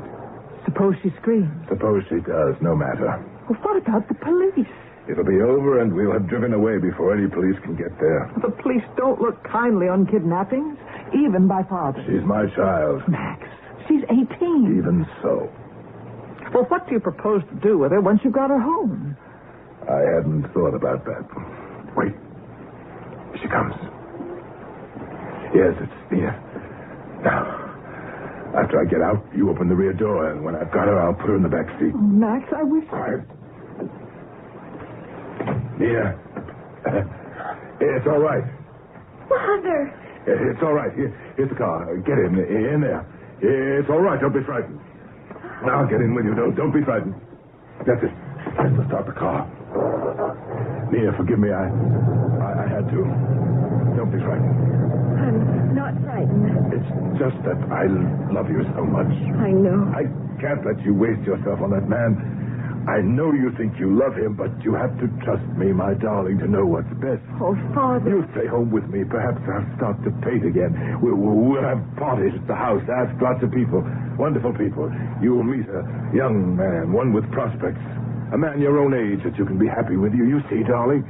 You see how it will be. I see very clearly how it will be, Father. We'll have good times. Lots of good times. We're there, Max. Oh, yes. Nina, we're home. Let me help you out, sweetheart. That's it. Oh, my darling, I'm so glad to have you home with me. Let's go inside. Father, it's no use. But we're here, sweetheart. We're home. Come inside with me. Max? Look there. Behind you. What?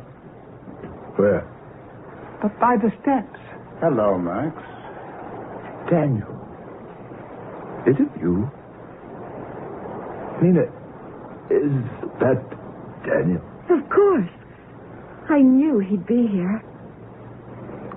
How did you know? Why, I just knew.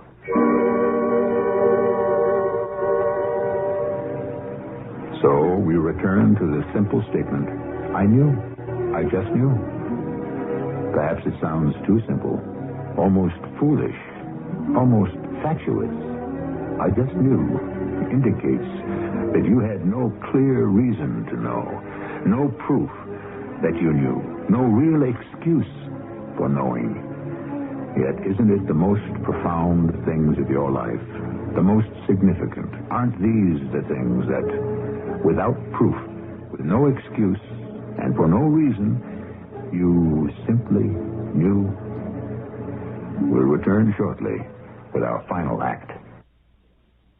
Somehow you fought the temptation to buy a new Buick Century until now, because you figured that along about this time, your Buick dealer just might be as anxious to talk to you as you are to get a Century.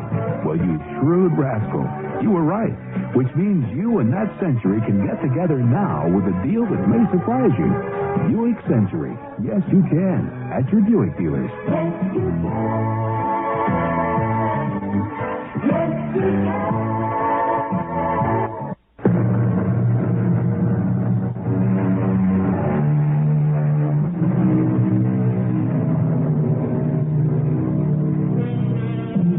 Desperate in his desire to separate his daughter, Nina, from the man she so obviously desires, Max Avery has resorted to abduction, only to find, when he forcibly returns the girl to his own home, that her lover is awaiting her there. As our last act ended, we heard, Max? Look there. Behind you. Where? By the steps. Hello, Max.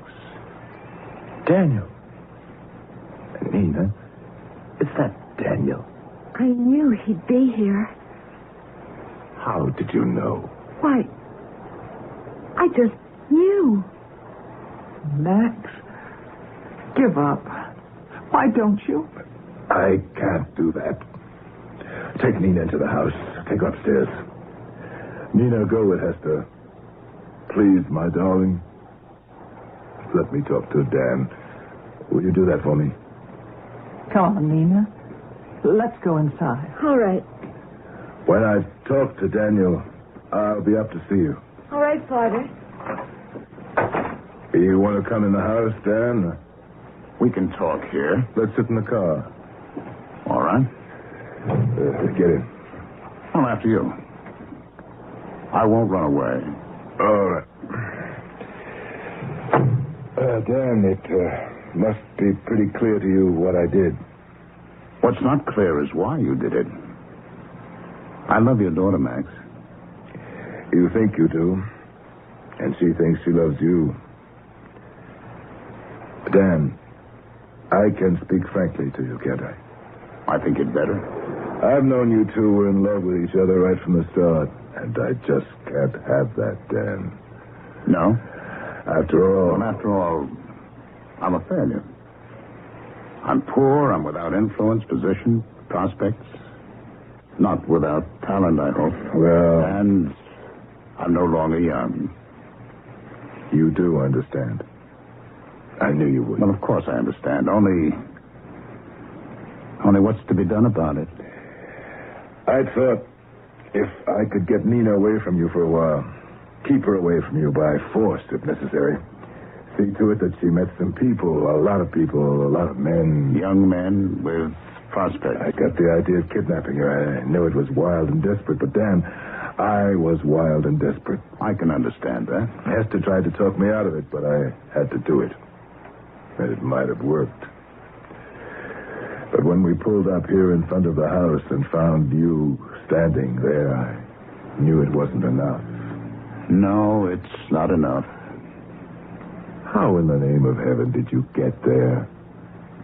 What possessed you to come to my house instead of going home? I don't know. But you must know. I was on my way home. I knew she'd be waiting for me, and then my feet simply took me into your house. That's all. Dan, will you leave town? Leave town? Why should I leave town? I know you want to be fair to Nina. Of course I do.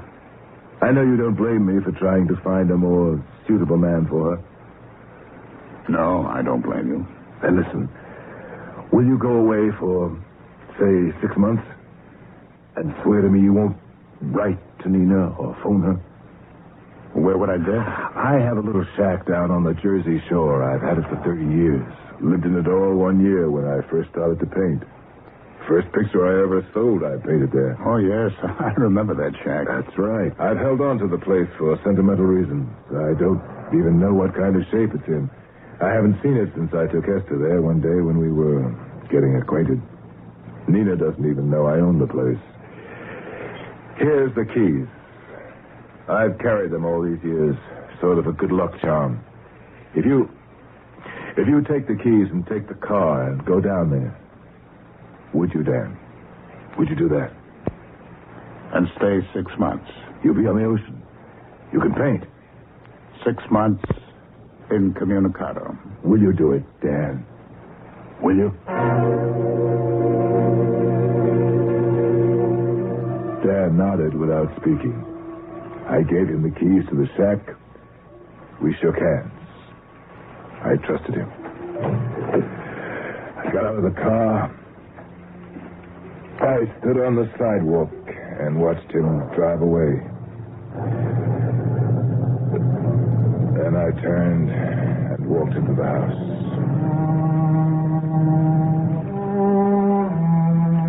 I trusted him to do exactly as I had requested. Go to the Jersey Shore, hole up in my old shack, and stay there for 6 months without making any effort to contact my daughter. Now, all I had to do was somehow to explain what I'd done to Nina. I dreaded it. But when I told her, she was amazingly calm, even receptive. He's gone away, my dear, to a place you know nothing about, or one you've never seen, I even heard about. I understand. It's for 6 months, my love. Surely you can be separated from him for 6 months. Of course. He'll be perfectly safe where he is, and comfortable enough, and he'll be able to paint. He's there. What? He's there. He's arrived. Where? Arrived where? Wherever you sent him. He's there, and he's unpacking his easel, and his paints and brushes. Almost immediately, I began to worry that the two of them would somehow communicate. That my drastic actions had accomplished nothing. That I could in no way prevent these two from reaching each other. What had been true the first time I saw them together at the door of my house was still true. There was something in the air. That something was love. Weeks passed, and Nina seemed calm and content. One morning at breakfast, you look very pretty this morning, Nina. Do I really? You look pleased about something. I am pleased about something. Daniel has started to paint again. How would you know that? Why, I just know. And a few weeks after that, again at the breakfast table, with creeping fear in my heart, I saw that Nina looked not only calm, content, and pleased with life, but radiant, exuberant. Dan has just finished a new picture. A beautiful picture. A great picture.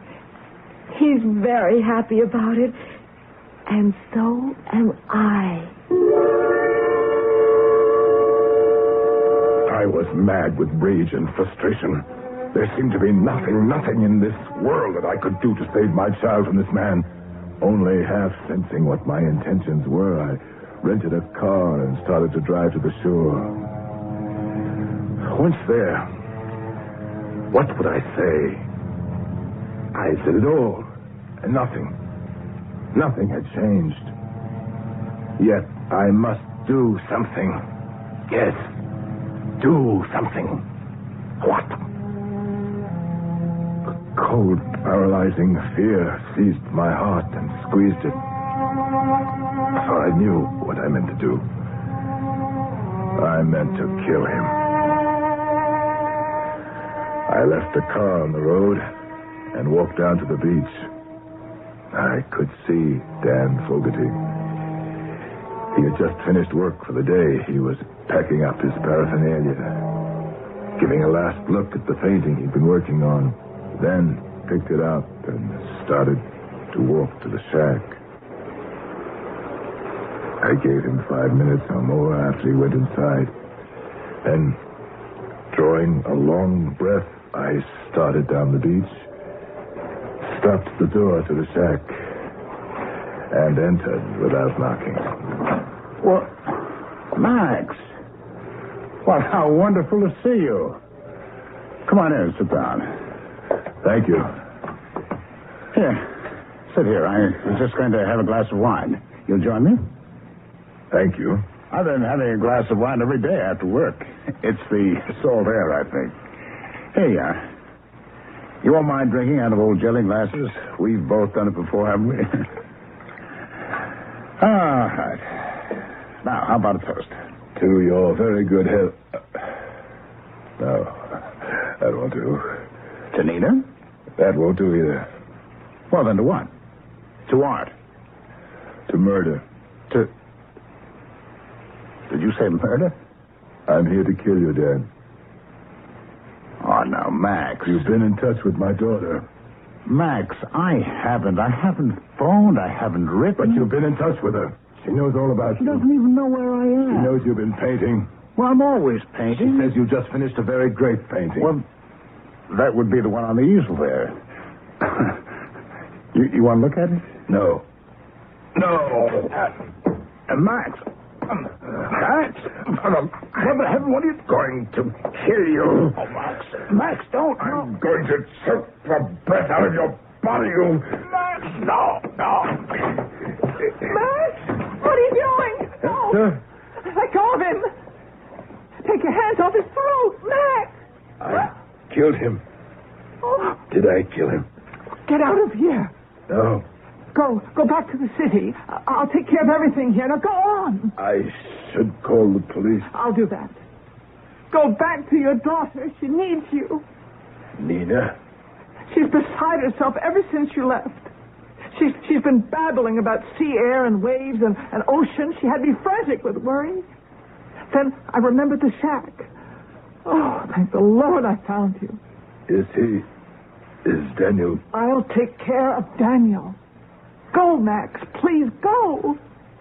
Your daughter needs you. All right. I'll go. And Max, when you get there, Nina will probably be asleep. I had to give her a couple of pills to calm her down. Go on now. I'll take care of everything here. And I'll phone you. Yes. All right.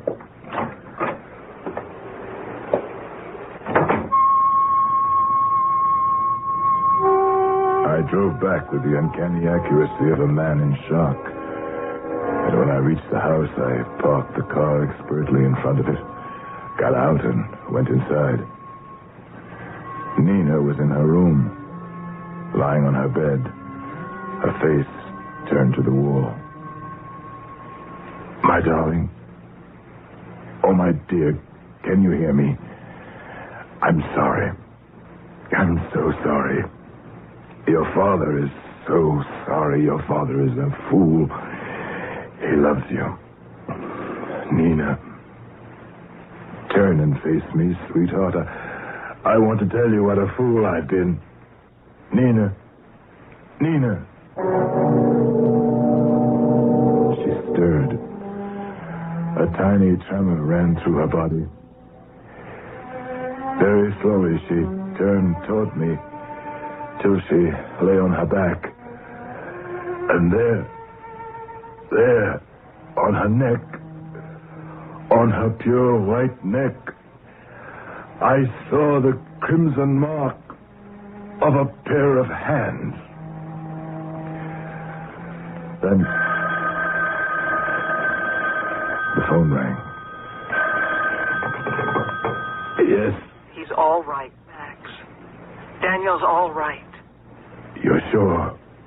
I'm sure. Thank you.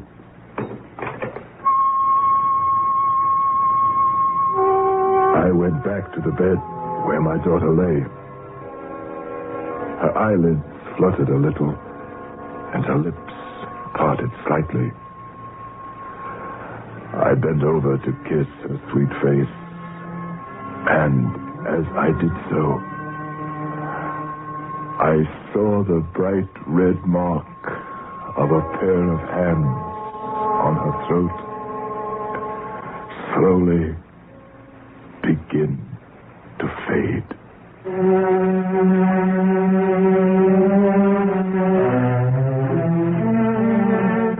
You don't believe this story? have ever been very deeply, really deeply in love, you know how the entire texture of life changed, and how the two of you changed, till you seemed two quite different people. If you have never been so deeply in love, what can I say? Except, I'm sorry. I'll be back shortly.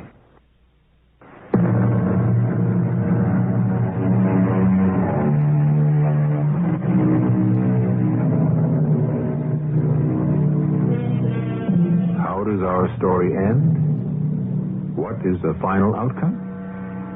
Does the oddly matched pair join together and live out their lives in harmony and bliss, telepathically exchanging thoughts and feelings? I do not know.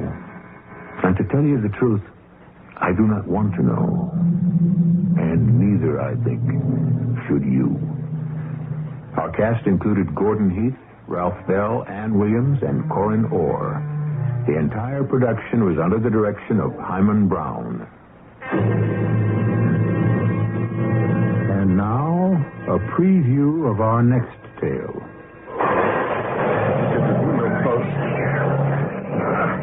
There. I'd better see what's going on downstairs. No, David, no. No what? I don't want you going downstairs. Please, darling, it's not worth the risk. What risk? It's just some crazy kind of storm. With no rain, no thunder or lightning. With all that wind, what else could it be? I'm scared to think. Something terrible is about. Something incomprehensible beyond our imagination. The same thing that frightened poor old Mrs. Adam to death. Please, darling.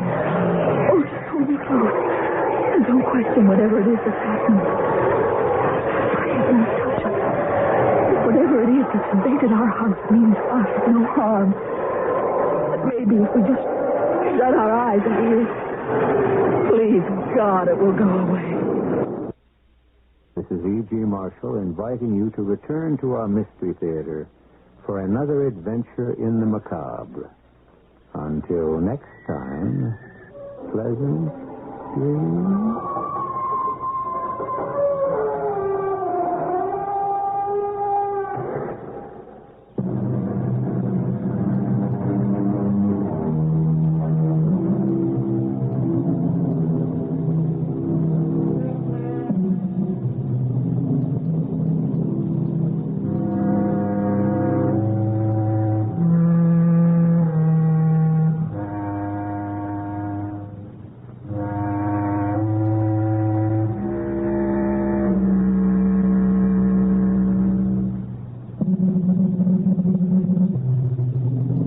Lux presents Hollywood.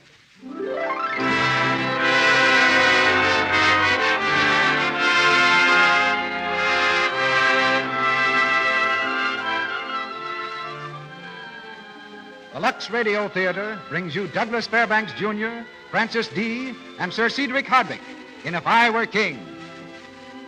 Ladies and gentlemen, your producer, Mr. Cecil B. DeMille.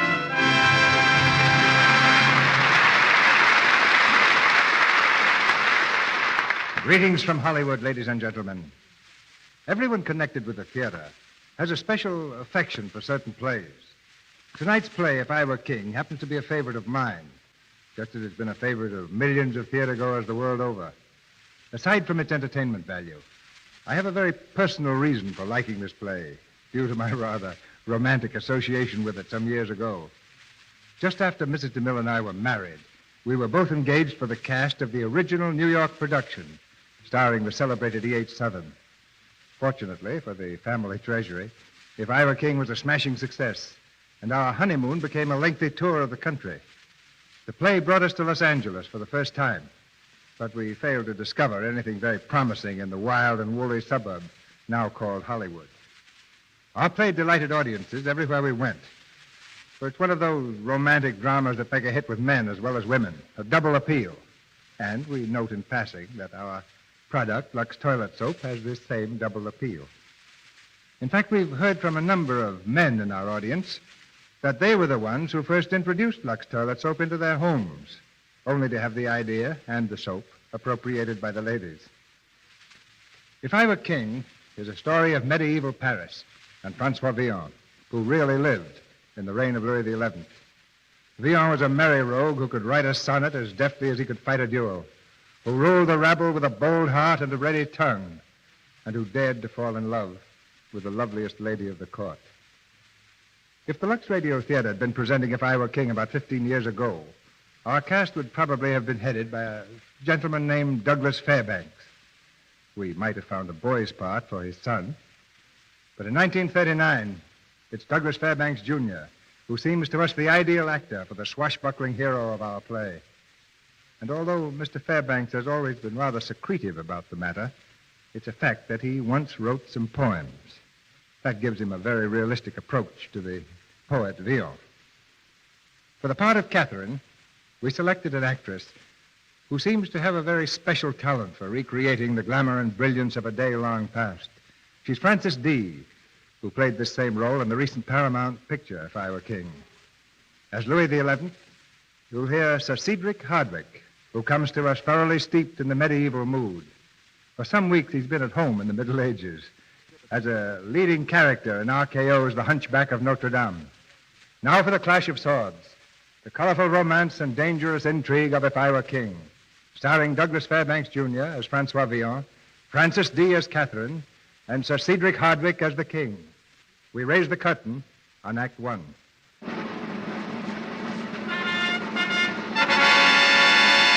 Paris in the 15th century. A Paris torn with conflict, her inhabitants facing starvation. For besieging the city on all sides are the troops of the Duke of Burgundy, determined to wrest the throne from King Louis XI. In the cold, misty dawn, a file of Louis's guards marches through the silent, narrow streets, their footsteps ringing out against the stones. Perhaps they've heard a whispered rumor that even now a band of cutthroats, led by a certain Francois Villon, is plundering the king's private warehouse. And the rumor is true. In the cellar of the warehouse, the watchman stands bound to a post. Shadows move quickly in the darkness, filling great bags with the king's good food and wine. Hey, gently, my friends, gently with that box. Have a little more respect for the king's cheese. And for our necks. If you aren't quieter, you'll have the watch down on us. It's due now, Francois. We better go. Will that barge outside hold any more food, Rainier? Perhaps, but even if it will... Then, if there's more to take, we'll take it. You, my watchman friend. Are there any more stores here we haven't found? So you can't speak, eh, Fancy Pants? I loosen his tongue for him. No, Rainier, put up your knife. Why give yourself the trouble? To help him forget what we look like. Oh, I don't think he'll remember us. Will you, Fancy Pants? No, I swear I won't remember. You see, Rainier? You fool, Francois. We'll hang for this. Then let us hang, but not for murder. Francois, the king's watch. They're at the door. Quickly then, Rainier, Tabana, Casa, through the passage and onto the barge. I'll wait here and head them off. Leave that basket. All that wine. Which do you want? The wine or your head? The wine, Brother Rene, the wine. Fools, hurry, they're breaking down the door. You're going to stay here, Francois? They'll follow me, my friend. I'll lead them a merry chase through the streets until you're safe. If they catch me, remember me in your prayers. Now go on, hurry. When I see you again, may you have your head. Watchman, where are you? This way, my loyal soldiers, this way. That man there. Arrest that man. This way, gentlemen, over here. Stop there. Sorry, my friend, but I have business elsewhere. Get him away. That man. He went that way, toward the river. No, he didn't. He went into the church square. Which way shall we go, Captain? Oh, both ways, you fool. But catch him. There he is. There he is, Captain. Where? On the wall of the churchyard. Now he's over. Don't talk about it. Follow him. Who lives in that house by the church? One of the priests. Father Villon. Come with me.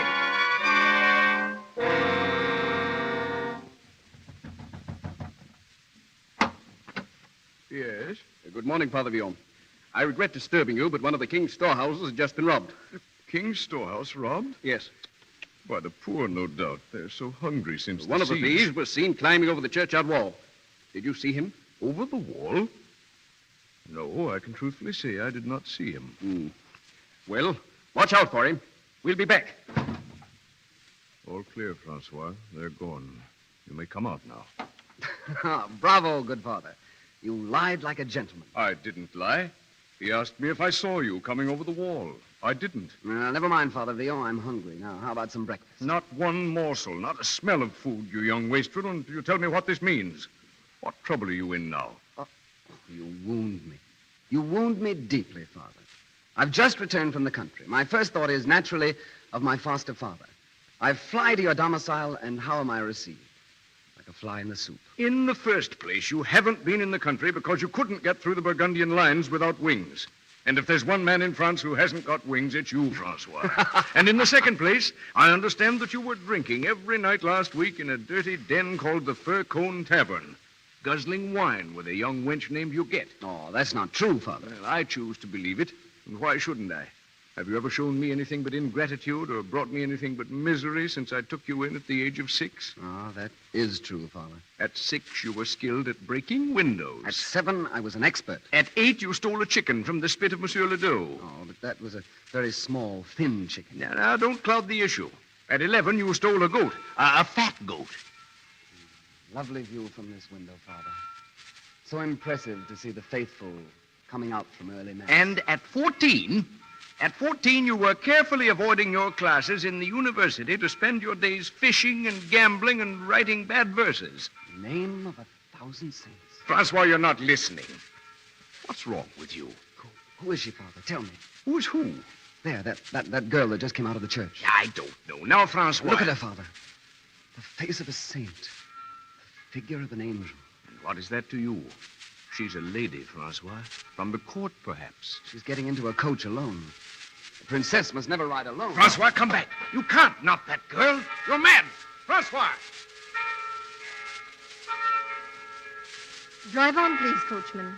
Yes, milady.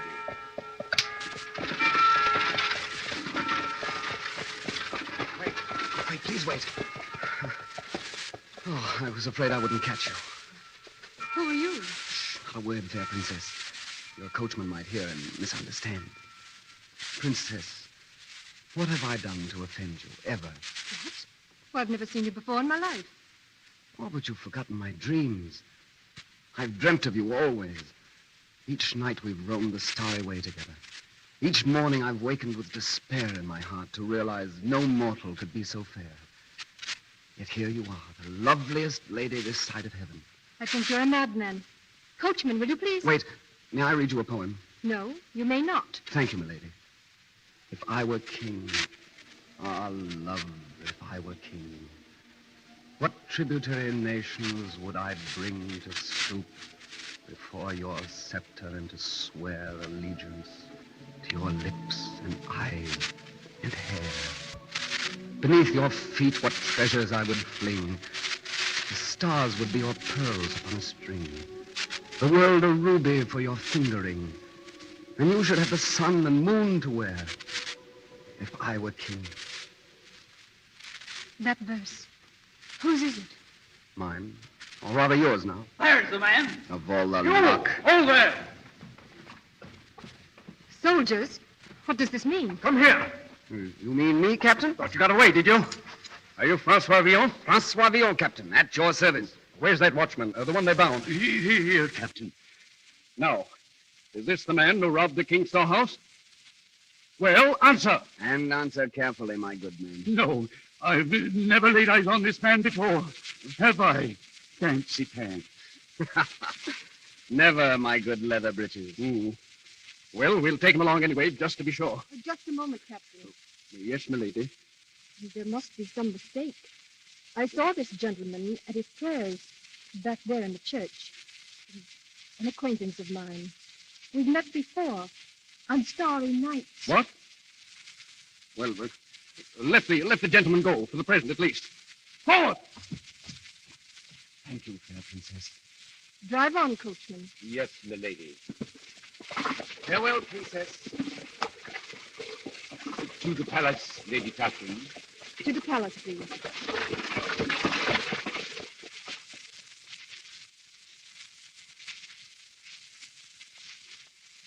Good morning, Lady Catherine.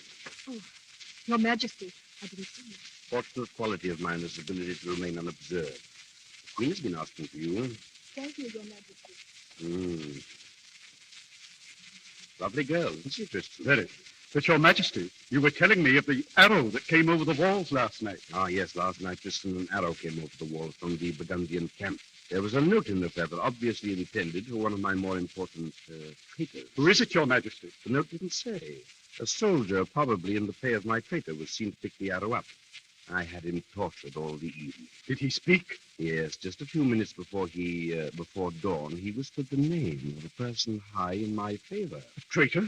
Here at court? Who is it? It's a secret, Tristan, which you may know tonight. You see, the note was to be delivered to the landlord of the Fur-Cone Tavern. We will deliver it, you and I, in person. The Fur-Cone Tavern, a retreat for every scoundrel in Paris.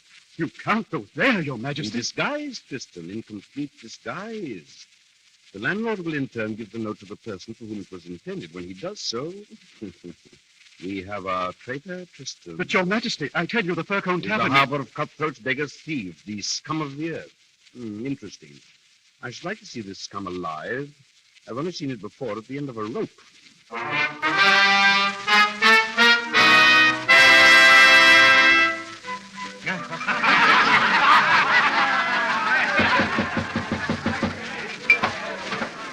Good evening, brother. Oh, strangers, huh? Is this the Fur-Cone Tavern? Yes, it is. Is the landlord here? I'm the landlord. Then we'll come in for a cup of wine, my friend. But who? A cup of Burgundy wine. What are you talking about? Perhaps this note will talk for us. A note? Give it to me quickly. The other one. Will he be here for it tonight? Yes. What will you have, monsieur? A demi-flagon of red. A demi-flagon of red. I don't like this, Your Majesty. Tristan. Please, Tristan. Would you ruin my disguise with a word? Careful. We have a guest. A drink for our company, gentlemen? Charmed. What will it be, mademoiselle? You can buy me wine. Colette, come here. They are going to buy us wine. Get out of here. Who's speaking to you? I'm interested in Horseface. Hello, Horseface. My name is, Huguette. Huguette? Oh, lovely. Did you say wine, Huguette? Oh, welcome, monsieur. Get off my lap. Oh, no, pussycat. Come in, all of you. Look, it's Francois Villon. Francois! What is this? Those baskets of food and wine. Help yourselves, everybody. Tonight you're the guests of His Majesty the King, because last night we robbed his storehouse. Interesting. Very interesting, Tristan. Very interesting. Francois, here. Huguette, my little love. Oh, Huguette, I'm sorry to see you in such poor company. With Father Time himself, I see, huh?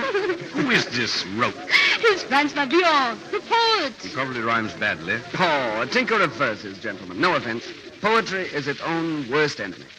Now, come on, join me in a bottle of wine fit for a king. Here's to King Louis. May his hide rot on his carcass, and may the Burgundians take the city away from him. Or, better still, may they take him away from the city. For he who does nothing gets nothing, and he who dares nothing deserves nothing. To King Nothing. You drink more than is good for you, my friend. What can a man do but drink when France is going to the devil and an nincompoop sits on the throne? I suppose you could do better if you were king. I don't want to appear boastful, Brother Longnose, but a child of 2 could do better. Really? Yes, really. Well, if it's so easy to be king, how would you begin, my friend? Well, first I'd clean house. The vermin who infest the palace, disguised as advisors, I'd hang in clusters. And then? I'd try to know my subjects. Try to win their love instead of their loathing. By abolishing taxes, I suppose. No, by substituting hope for despair. By seeing my people as they are. By bringing out the best in them, by knowing the worst in them.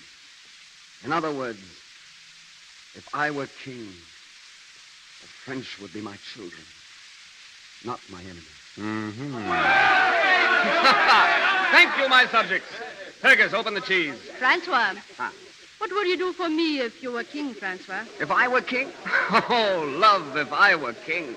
What tributary nations would I bring to stoop before your scepter and to swear allegiance to your lips and eyes and hair? Would you? What?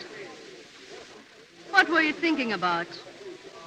When did you write that poem anyway? I never heard it. I don't remember exactly. You snake. You wrote it for some other wench. I swear on my hereditary honor. You have no honor. You're a liar, and I can tell by the look in your eyes. Here, clown, a coin for your armlets. Well, that's more than I usually get. I suppose you're going to keep it, you imp. You get my little dog. Open here. In whose name? In the name of the Grand Constable of France. The Grand Constable himself. Open the door. Tristan, over here, quickly. Out of sight. What is it, Your Majesty? Shh. Grand Constable Tristan, high in my favor. You think he is the traitor? Look, the landlord. He's passing along our note. But the Grand Constable of France... Our man, Tristan, for the gibbet. I shall examine this tax receipt later, landlord. Yes, Your Excellency. At the moment, I have other business. My men and I have been informed there is a certain storehouse thief here known as Francois Villon. Which is he? We never heard of him. What is this? Do I have to hang you all for a pack of lying knaves? That won't be necessary, Your Excellency. That's Francois Villon, the tall one there. Villon, come with me. Stand back. I am Francois Villon, but I do not intend to know either the king's dungeon or the king's noose. Not while I have a sword. Don't let them take you, Francois. You defy the Grand Constable of France? Yes. Stand by, then, brother. Order! Order in the king's name! My personal guard. That was thoughtful of you, The Lord Grand Constable. Where is he? He's here, Captain. Or rather, there. He's dead. Stabbed. Duval, Lafarge. This man has murdered the Grand Constable of France. Take him out and hang him. Just a moment, Captain. Not so quick with the rope. Who are you to interfere with the king's justice? I am the king's justice. What? Your Majesty. God save the king. Good evening, my loyal subjects. And good evening to you, master philosopher. Kneel, Francois. The king. I'm afraid it's a little late for etiquette. Quite so, Master Villon. Captain, arrest these men. Remove them all to the palace dungeon. Tristan, Your Majesty? I will see Francois Villon in my private chambers. Bring him there at once.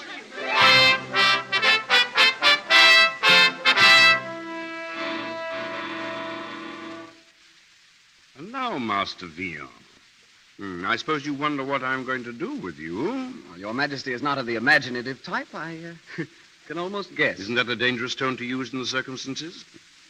Villon, tonight you have insulted me publicly. You have made revolutionary speeches naming yourself as my successor. You have even robbed my storehouse and eaten the loot under my very nose. I didn't know it was Your Majesty's nose. Well, don't be impertinent. You did know it was my storehouse, and then you topped off the evening by assassinating my Grand Constable. Well, he started the fight. But you finished it. And for that piece of work, your king is indebted to you. Indebted? My Lord Grand Constable was a traitor. Oh. Which leaves me with the problem of at once punishing you and rewarding you. A problem for Solomon himself. A greater king would hang you at once. A lesser would forgive you. I probably fall somewhere between the two. And this is my decision. Since you have deprived me of my Grand Constable, and since you think it's so easy to rule these cockroaches who call themselves my subjects, I hereby appoint you Grand Constable of France and Brittany. Grand Constable? Defender of the crown, commander-in-chief of the armies, and dispenser of justice. High, middle, and low. Is this a jest, Your Majesty? Not at all. Heretofore, I've selected my Grand Constables from the noble families of France. They've been either traitors or cowards. Oh, it's true you come from the gutter. But you have a certain degree of loyalty, courage, and practical common sense. This time, I'm going to appoint a Grand Constable from the people. And, oh, yes, you'll need a title to go with it. Title? But I... On your knees. Francois Villon, cutthroat. I dub you Count de Montcorbier, hereditary Knight of the Golden Buckle. And now I think you need a bath. This way, my lord. Your Majesty. My Lord Grand Constable. The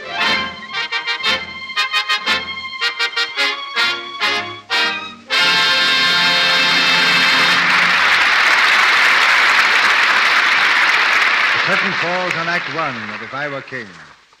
In the second act, we watch the amiable Monsieur Villon adjust a beggar's philosophy to the king's palace.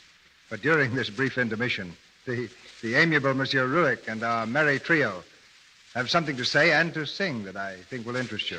Douglas Fairbanks Jr., Francis D., and Sir Cedric Hardwick will be back in a few minutes to bring you Act 2 of If I Were King. But while we're waiting, let's ask our friend Sally what makes her so thoughtful. She looks as if she had a real idea. Let us in on it, Sally? Well, tonight's play, If I Were King, makes me think a lot of ifs. You know, a woman is always dreaming of the wonderful things she'd have if she had money. Oh, if she had talent, if this and if that. Yes, and sometimes she doesn't value the priceless things she does have right now. Like a Lux toilet soap complexion? Of course. A smooth, soft complexion is something you can't buy and wouldn't take any amount of money for. Yes, I should think any woman would realize that the beauty of her complexion is priceless. A possession that ought to be cherished most carefully. But why do I do the talking? This is a subject dear to every woman's heart. Why don't I hand it over to you girls? We'll handle it with care, Mr. Ruick. Beautiful complexion should be handled with care. You cannot buy a new one anytime, anywhere. So in picking beauty soap, make it your affair. That you are experimental, that your soap is really gentle. That's the reason Lux Soap is the right soap for you. That's why we advise you as we do. Choose the soap with active lather, for we know you'd really rather handle your complexion with care. Thank you very much, girls. Oh, you don't need to thank us, Mr. Ruick. It's fun to sing about Lux toilet soap. And it's fun to use it. Honestly, I never saw such smooth, rich lather. When you make Lux toilet soap a regular bedtime habit, you go to sleep with a clear conscience. You know you aren't leaving traces of dust and dirt or stale cosmetics to choke your pores. Use cosmetics all you want to, but remove them thoroughly every night with Lux toilet soap. The fine white soap 9 out of 10 screen stars use. The gentle soap that's good for your skin.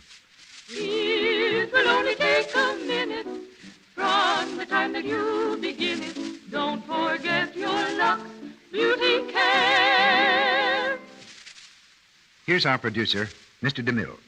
Act 2 of If I Were King, starring Douglas Fairbanks Jr. as Francois Villon, Francis D. as Catherine, and Sir Cedric Hardwick as the king.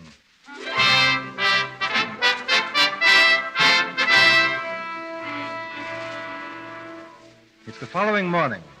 Francois Villon, vagabond and poet, has awakened to find himself the Count de Montcorbier and Grand Constable of all France.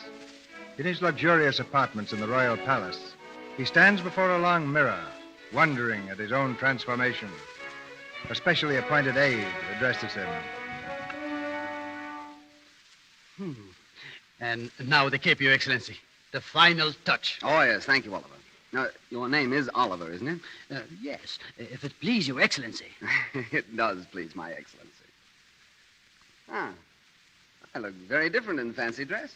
You know, I'm not quite sure myself that I am myself. Oh, well, then I'm not, am I? Incidentally, has the king informed the court in general as to my real identity? Oh, no, my lord. No one knows save His Majesty, Lord Tristan, and necessarily myself. Uh-huh. And to all the rest? You are a strange nobleman from the provinces, the Count de Montcorbier. The Count de Montcorbier. Do you spell that with a small d or a capital D? Small, Your Excellency. And now, if I may remind you, sir, you were to be presented to the court at 11 o'clock. It's 1:30 now. In good time, Oliver. At the moment, there are some things I want to know. First, now that I am Grand Constable of France and Brittany, etc., what do I do? Do, Your Excellency? Yes. You govern. Oh. Oh, yes, of course, I govern. Yeah. Tell me, just how does a Grand Constable fill his day? First, he inspects the guards. Yes. Reports to His Majesty. Tries all prisoners, both civil and military. Prisoners? Have we any prisoners today? Well, only those who were arrested last night at the Fir Cone Tavern. What? Are they still here? And I'm supposed to try them? At your convenience, my lord. There is no hurry. No hurry? Listen, my friend, if you have ever been chained in a slimy dungeon, fearful and hopeless and thinking every moment might be your last, you'd know whether there was need for hurry or not. I'll try those prisoners now, immediately. But, Your Excellency, you can't. The king, the whole court, they're waiting. And so are the prisoners. Bring them at once.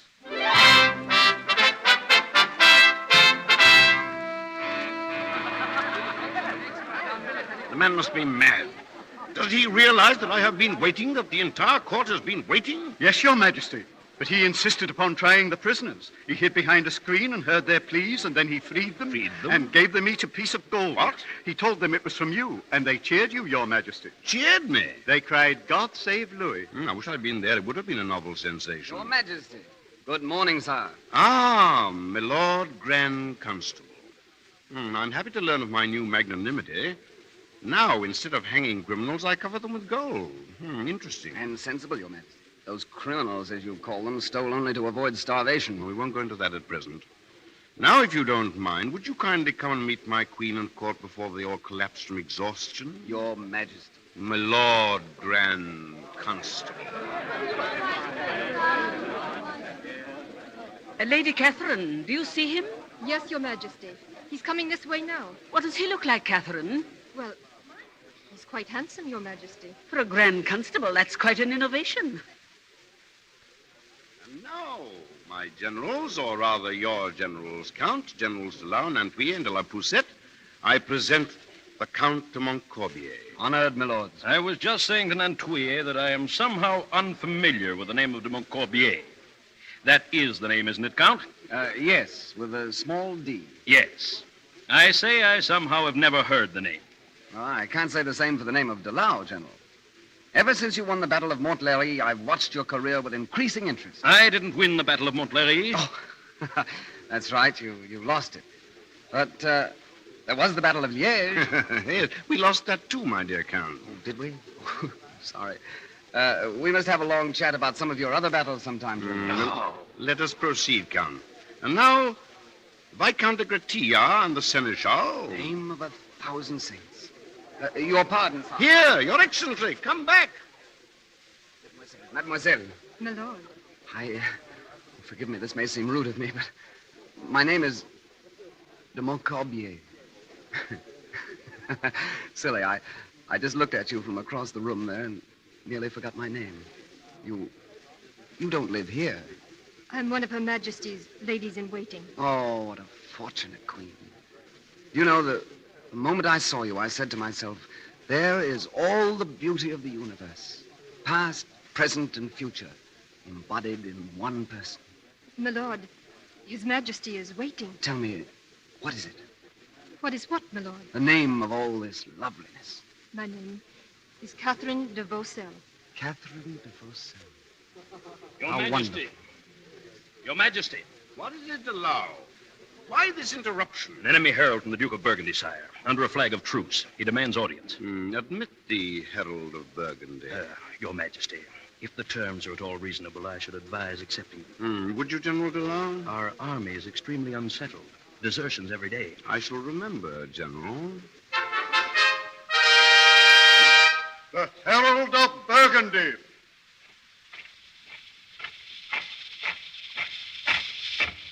Well, Sir Harold, I suppose you have something to say. I have. Then say it, friend. In the name of the Duke of Burgundy and his brothers-in-arms, assembled in overwhelming numbers outside the walls of Paris, I hereby summon you, Louis of France, to surrender unconditionally and throw yourself upon my master's mercy. And if I refuse, Sir Harold? For the city, famine to the end, then fire and the sword. For yourself, no hope of pardon. And if I surrender the city? For yourself and your court, an honorable retreat to the Duchy of Épinay. You mean a dishonorable retreat, don't you? Who are you? The Count de Montcorbier, Knight of the Golden Buckle, Grand Constable of France, Chief of the Armies, dispenser of all justice, high, middle, and low. No, don't bother to look around. I'm replacing the traitor who was in your master's employ. Do you dare to... Don't make any more movements like that, or I'll have you sent back to your master in a bag. You've very bad manners, my friend. And you rate yourself too highly. You're not the envoy of a conquering hero, but the servant of a group of shabby little vassals, rebellious serfs of a noble lord. Now, go back and tell them this. Kings are great in the eyes of their people, but the people are great in the eyes of God. And it is the people of France who are speaking to you now. We're well-armed and provisioned. We're warm and comfortable behind our strong walls. We laugh at your threats.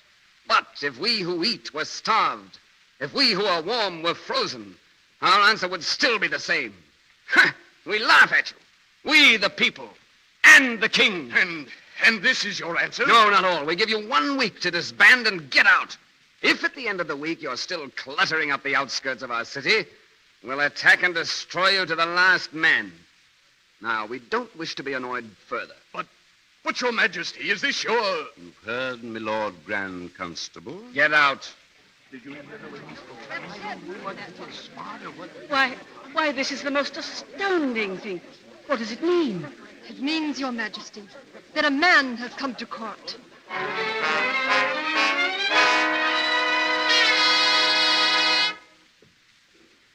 Tell me, my lord, do you think the Burgundians will retreat, or will they stay and be slaughtered? I'm afraid they'll stay and be slaughtered, Lady Catherine. Will you attack at dawn or during the night? Which would you prefer? Well, I should think that... You're making fun of me. Oh, milady. I'm smiling because my heart is singing, and because I love your faith in the French. We'll attack at dawn or dusk or noon or midnight, and we'll win. How well you talk. Yeah, I only hope I can fight half as well. Yet, you may be killed. Not if I can help it. And yet, what a glorious death. To die for France. Well, it's better than some I can think of, but death in any form should be avoided if possible. My lord, tell me, have we met before? Have we? I've never been that fortunate. Why do you ask? Because there's something about you, some note of your voice, a look in your eyes that I seem to remember. I wish we had met a long time ago. I think I wish it, too. Lady Catherine. Well, what is it? Your pardon, my lord, but the generals are assembled and waiting in the council chamber. Oh, yes, Tristan. I'll be there at once. Very good, my lord. Generals? Yes, I've called a council of war. To decide when you shall attack. Will you bring me word? Where shall I find you? I shall wait right here. Well, you might catch cold. Haven't you, haven't you some little corner you call your own? Well, you might find me behind the fourth door on the right on the third floor of the east wing. Can you remember? It's engraved on my brain in letters of fire.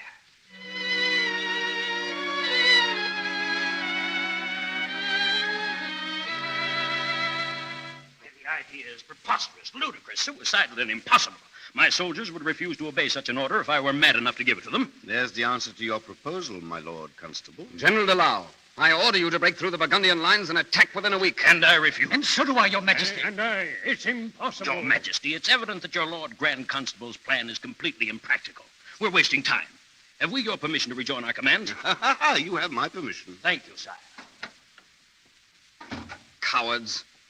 Well, my friend, it's not so easy as you thought, is it? Give me a little time, Your Majesty. Ah, yes, but you haven't much time, have you, Count? I don't understand. Didn't I tell you? Oh, careless of me. How many prisoners were taken from the Fur-Cone Tavern? 8. But you're wrong, my friend. You tried 8 and disposed of them most generously with the king's gold. But there was a 9th. Oh?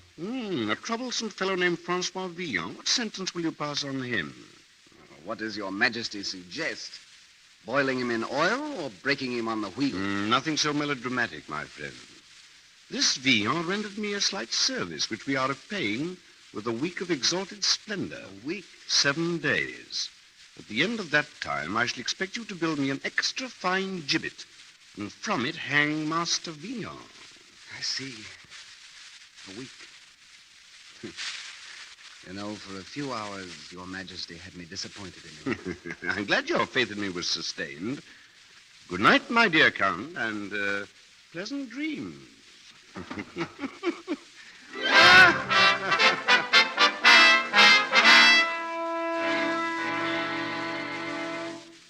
You did remember the way to come, my lord.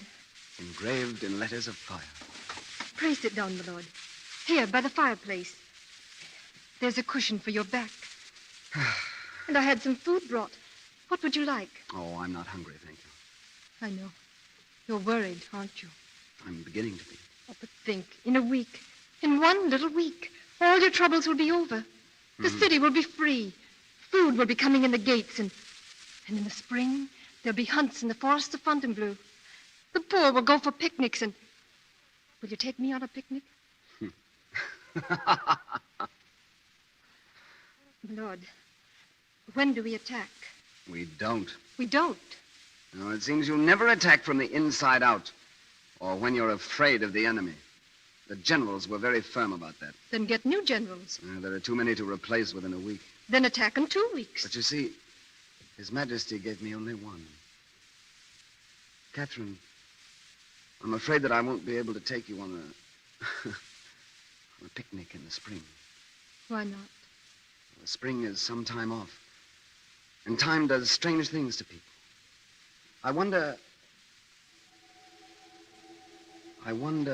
in what misty isle the voice of Sappho fills the air. In what green valley of the Nile does Cleopatra still despair for Antony, the debonair? The wind has blown them all away. The good, the bad, the foul, the fair. Where are the snows of yesterday? Who wrote that? Oh, person of no importance. Who's to be hanged? Pity. Oh, you shouldn't feel too sorry for him.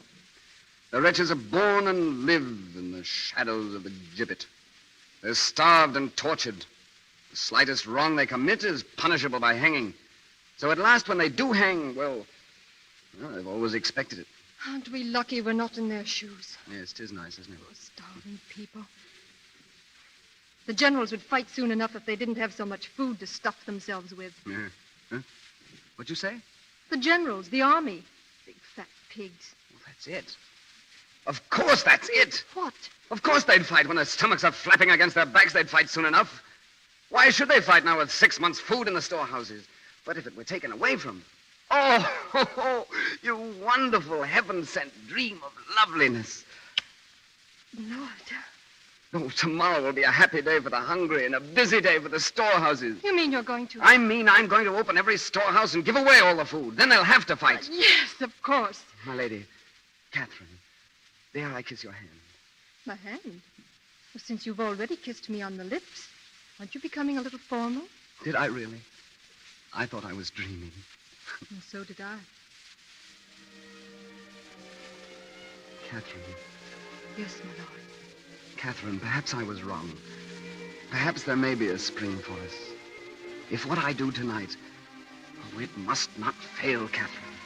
It is the one last hope for France and for us.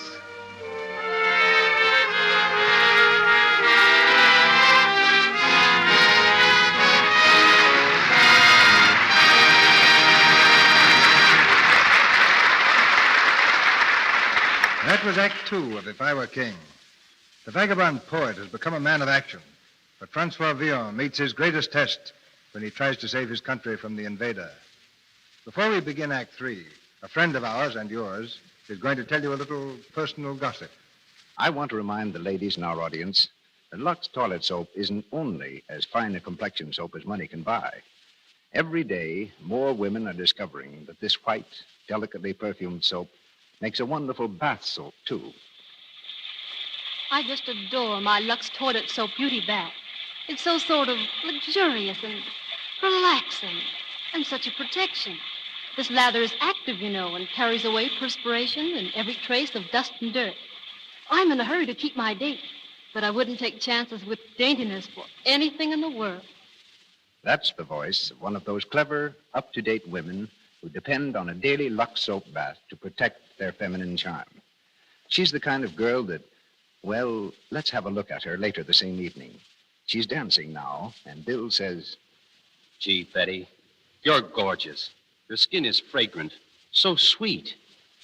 A Lux soap beauty bath does leave skin sweet, delicately fragrant, attractive.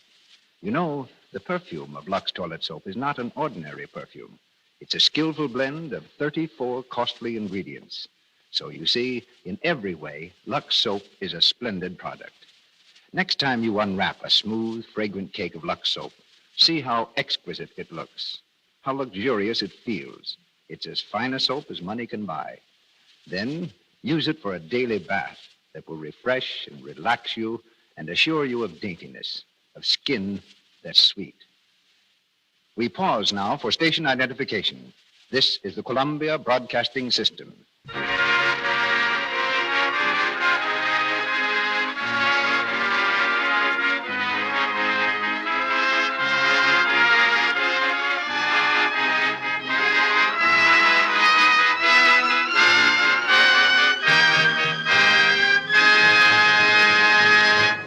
continue with the third act of If I Were King.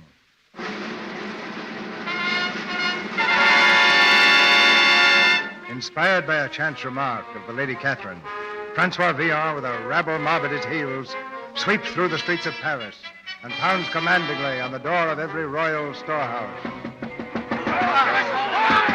Open here! Open this door! My Lord Grand Constable, this is the king's own food. And this is an emergency. The people are starving. You'll do as I say, storekeeper. I'll hang you to one of your own meat hooks before you can say Louis XI. Open this door! Yes, my lord.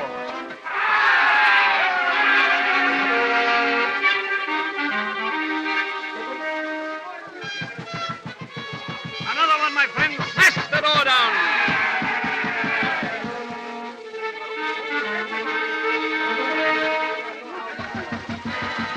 Open here. Open up. Open the door. Give us food. In the name of the Lord Grand Constable. Smash it down. Open!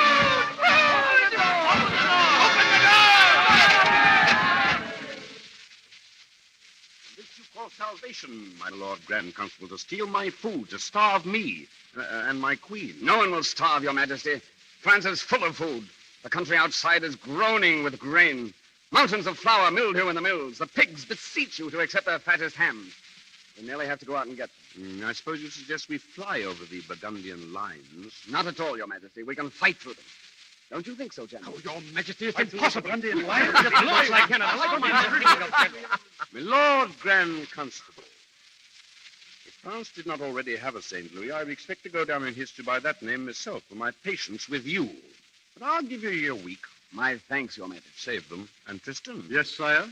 For the remaining 5 days, you will see that at least the palace kitchens are kept locked. Locked and barred to my Lord Grand Constable.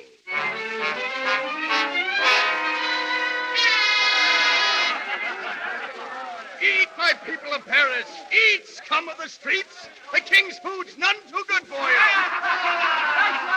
There's something about this I don't understand. There's nothing to understand, Rene. We have no food, so the king gives it to us. I say, long live the king! Don't worry about the likes of us you get.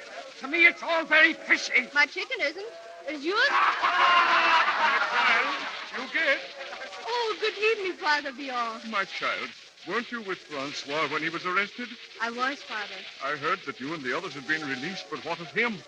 He wasn't with us. Then the worst has happened. No.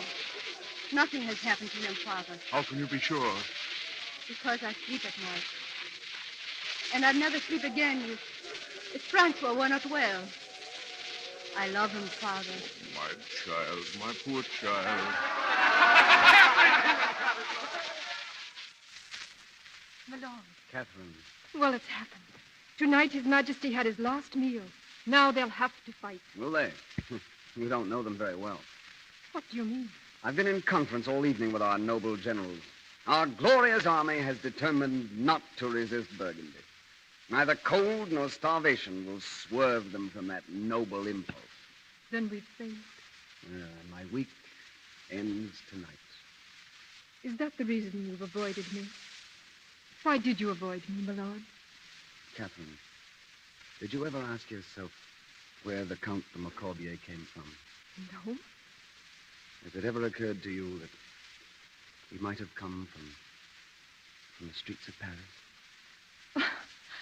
My lord, for a moment I thought you were serious. If I were king, ah, love, if I were king, what tributary nations would I bring to stoop before your scepter and to swear allegiance to your lips and eyes and hair? That verse. I heard it from... Who are you? I am Francois Villon. Francois Villon. Why did you do this to me? I never intended to. It started as the jest of a king, and then I loved you. Love? With all the meaning that the word can have in paradise. I couldn't give you any godlier thing if I were king. Go. Please go. Forgive me, Catherine. Your Excellency! Your Excellency! What is it? The Burgundians. They've broken through the west gate, and our troops refuse to stop them. Of course they do. And there is an old man, a priest, who says he must see the Grand Constable. His name is Father Villon. Father Villon. Take me to him, quickly. I must see him. I must. Father, here. Oh, thank you, my lord. Francois. Yes, Father. What are you doing here? Dressed like this? I thought you were dead. Later, Father. What is this message of yours? Oh, I must see the Grand Constable. I am the Grand Constable, Father. Oh, Francois, this is no time for nonsense. René de Montigny has assembled all the rabble of Paris, all your old comrades in the Court of Miracles. Hundreds, thousands of them. They're planning to sack and loot the city while the Burgundians are attacking. But, Francois, if you were there, you could stop them. They would listen to you. Yes, they would. They will. And fight for me, too. There he is, Chesterton. Guard, arrest him. Your Majesty, I have a plan. So have I. I suppose you know what's happened. I gave you your week, and you failed. Arrest him, I say. Not yet, sire. I have still 5 hours, and I intend to use them. Stop him. Guard that window. Au revoir, Your Majesty. He got away, Your Majesty. And have him followed. He's to be cut down or arrested on sight. Yes, Your Majesty. Your posts, generals. Do the best you can, and God save France!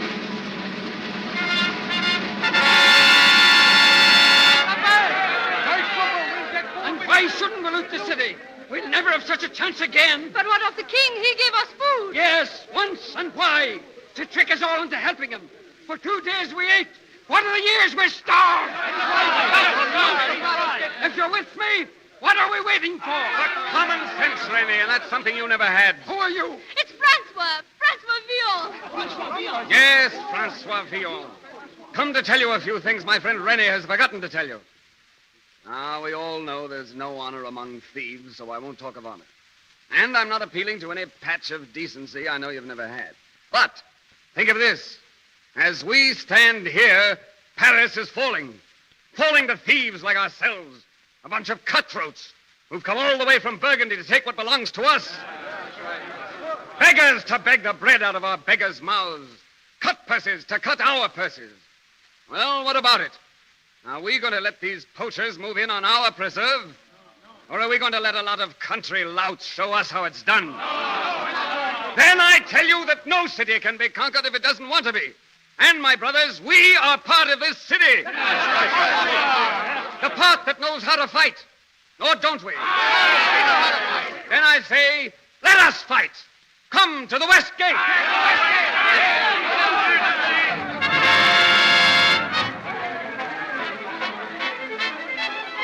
Francois, it's useless. The king's troops are falling back. We're too late. It can't be too late. Take 100 men to the east wall. Attack from the side. Cabana, hold the square. The rest of you come with me. Onward! Onward! Francois, these four is ours. They're retreating toward the gate. Close in on them. Don't let them join their forces. They're running. Look at them run. After them. Huguette, come back. René, take your men towards the guards. If they come that way, just... Francois, quick! It's Huguette.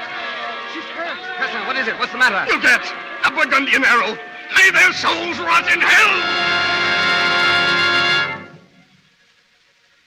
Huguette, do you hear me? Francois, I told the father you were safe. I'll sleep a long time now. Francois, Yes? there really is another world, isn't there? Huguette. Huguette. There he is. Take him. Francois Villon? Yes? My orders are to take you to the palace. You're under arrest. Arrest? But the city is free, His Majesty. The order was from His Majesty himself. This way.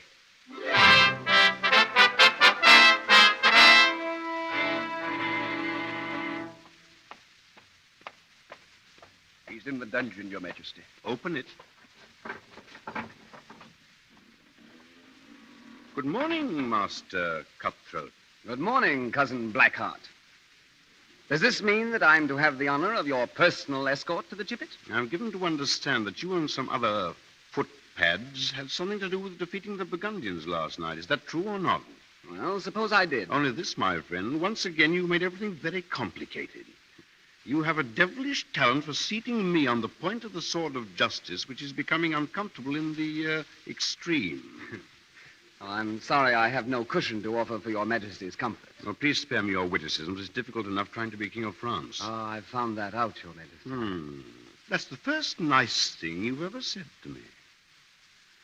Well, Francois Villon, in recognition of your heroic but murderous services to the crown, I hereby commute your sentence of death to life imprisonment. Life imprisonment? Don't interrupt. You shall be imprisoned within the confines of our beautiful France to wander or dally as you see fit. The stars shall be your roof, and your bed the lush meadows of Normandy or the warm sands of Brittany. That's almost poetry, isn't it? The most beautiful I've ever heard, Your Majesty. But there is one condition. As you are an inveterate mischief-maker, rabble-rouser, and sower of dissension, I forbid you to ever show yourself again inside the walls of Paris. You can have the rest of France, but I must have peace. I sympathize, Your Majesty. You'll be turned over to the custody of your foster father, who will see that you leave by the north gate before dawn tomorrow. Now get out. Your Majesty. My Lord Grand... Oh, get out. Oh, one other thing. Before you leave the palace, the Lady Catherine would like a word with you. With the Lord Grand Constable, sir? She said with Francois Villon. You owe her thanks, my friend. It may interest you to know that it was through her interest that your neck has been saved from the rope. Go to her.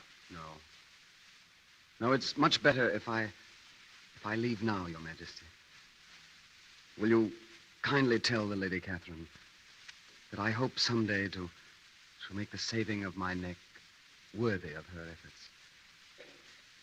Good day, Your Majesty.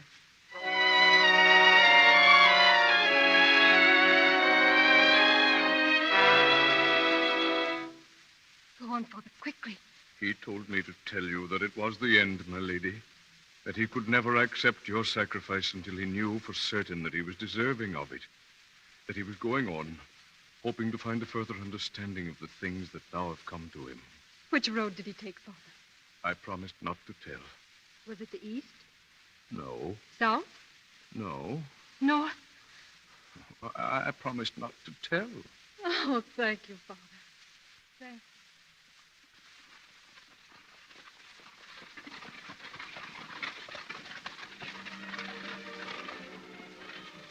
Milady, there, that man walking ahead of us on the road down there now.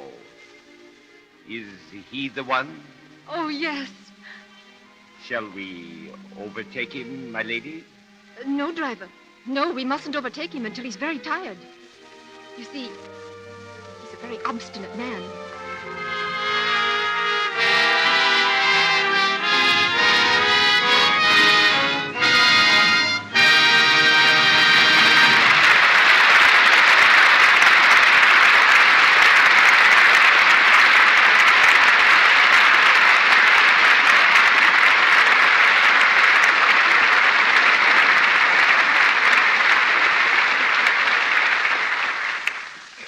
It's the 20th century again. Francois Villon is once more a highly respected poet found on the shelves of our best libraries. And Douglas Fairbanks, Jr., Francis D., and Sir Cedric Hardwick are returning to our microphone. You know, C.B., Francois Villon is such a famous character in fiction that most of us forget that he actually lived. Are you a Villon admirer, Sir Cedric? Well, as a literary critic, I'm a good cricket player. But people are still reading what our friend Francois wrote 500 years ago. Don't you think so, Doug? Well, I studied in Paris for a couple of years and discovered that the fellow's still pretty much of a live hero at the University of Paris. He corresponds to the halfback who ran 90 yards in the Yale game of 1908. Except that Villon was a member of the class of 1440-something. Probably won his letter in dueling. And graduated with the law at his heels. But I doubt whether these motion pictures we make will be as much alive 500 years from now as Villon will. 5 centuries from now? The audience for our 1939 pictures will probably consist of archaeologists and termites. I'd like to see the expression on a termite's face when he sees a couple of the pictures I've made.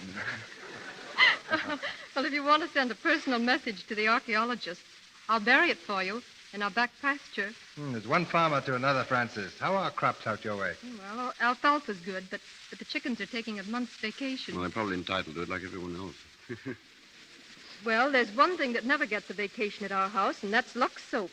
I've decided that it's really a daily necessity because it's such a splendid help to a smooth complexion. I started using it soon after I came to Hollywood, and I've been a faithful Lux soap fan ever since. Now, what are you planning for faithful Lux Radio Theater fans next week, C.B.? Next Monday night, we're going to present Invitation to Happiness. And our stars will be Fred McMurray and Madeline Carroll. This is the story of a prize fighter who fought his greatest battle outside the ring, a fight for the love and respect of his own son. Fred McMurray and Madeline Carroll. Oh, that'll be a great show, C.B. I'll be listening in. In the meantime, long live the Lux Radio Theater. Good night. Good night. Good night. Good night. Good night. You three have given Master Villon new life tonight.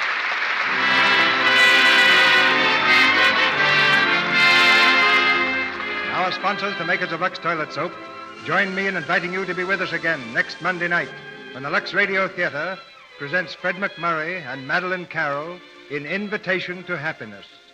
This is Cecil B. DeMille saying good night to you from Hollywood.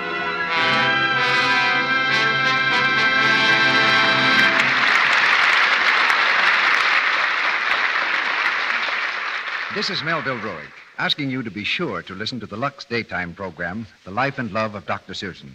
This human and gripping story of a young, attractive woman doctor is brought to you every afternoon, Monday through Friday. For the time and station, see your newspaper. The Life and Love of Dr. Susan comes to you in addition to the Lux Radio Theater.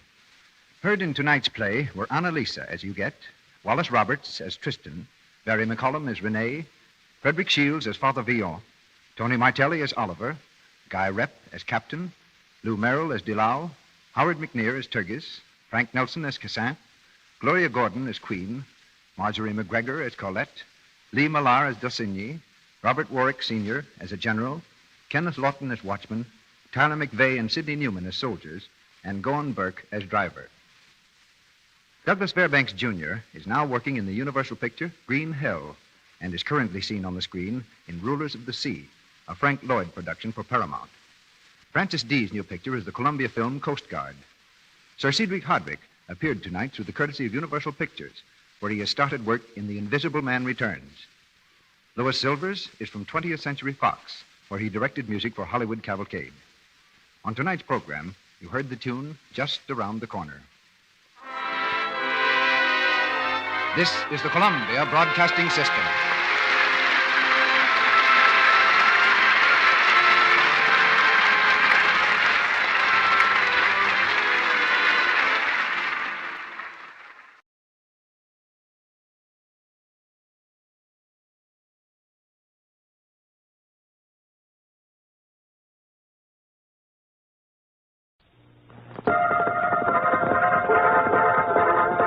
Welcome, one and all, to the sign of the Flying Red Horse.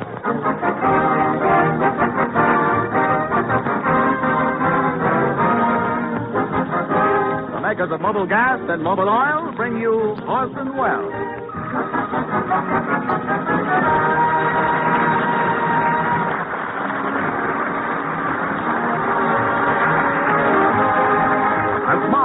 I said a smile is solid gold these days.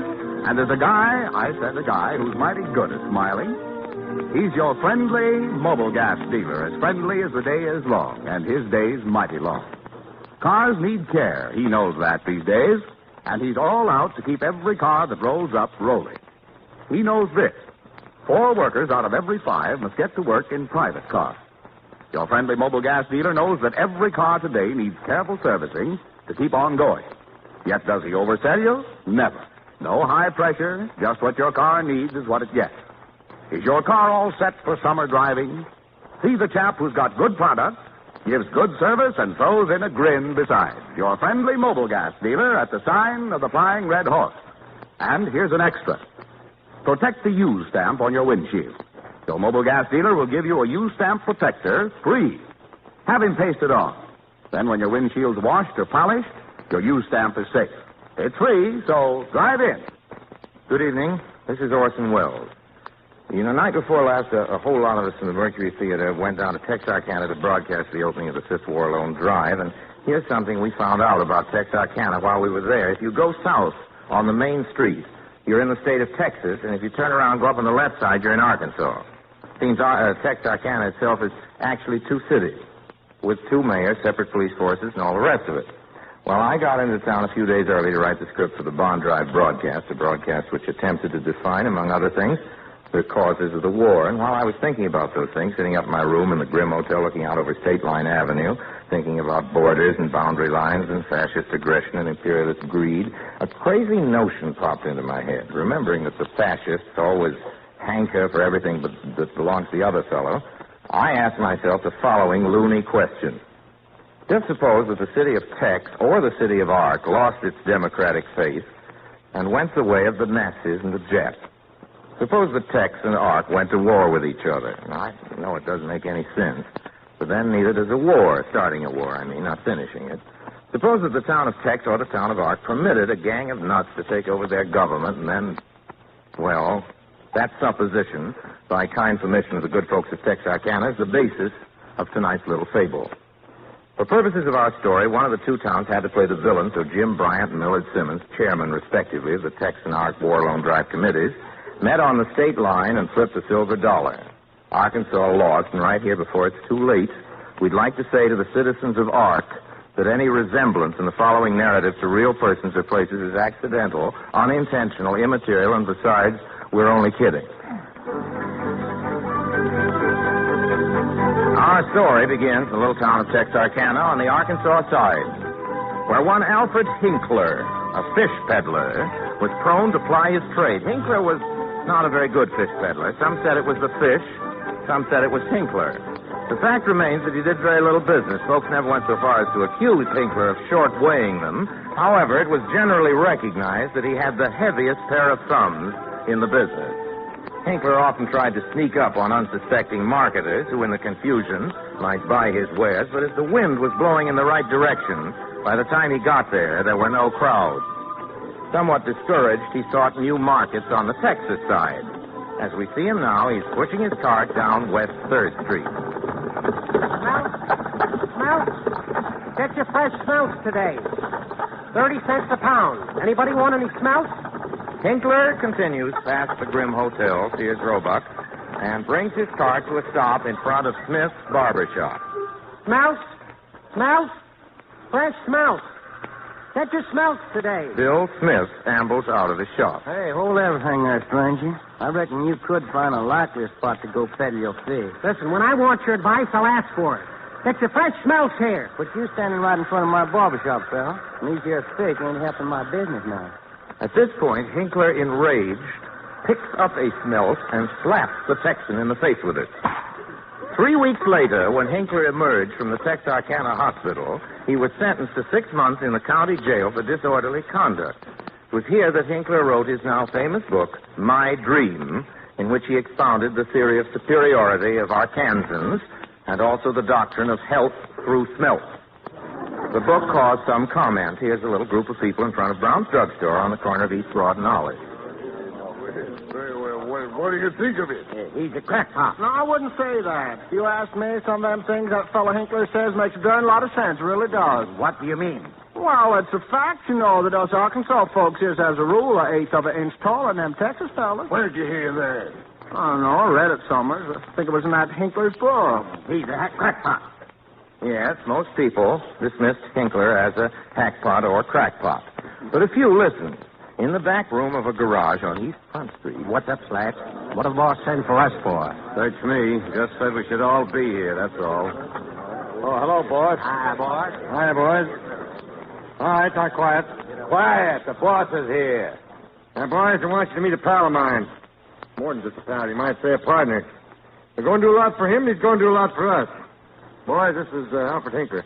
Hello, boys. Hello, Al. Okay, Lefty. Take Mr. Hinkler upstairs. Be with you in a minute, Al. Who's he, boss? We merging with another mob? Who's he?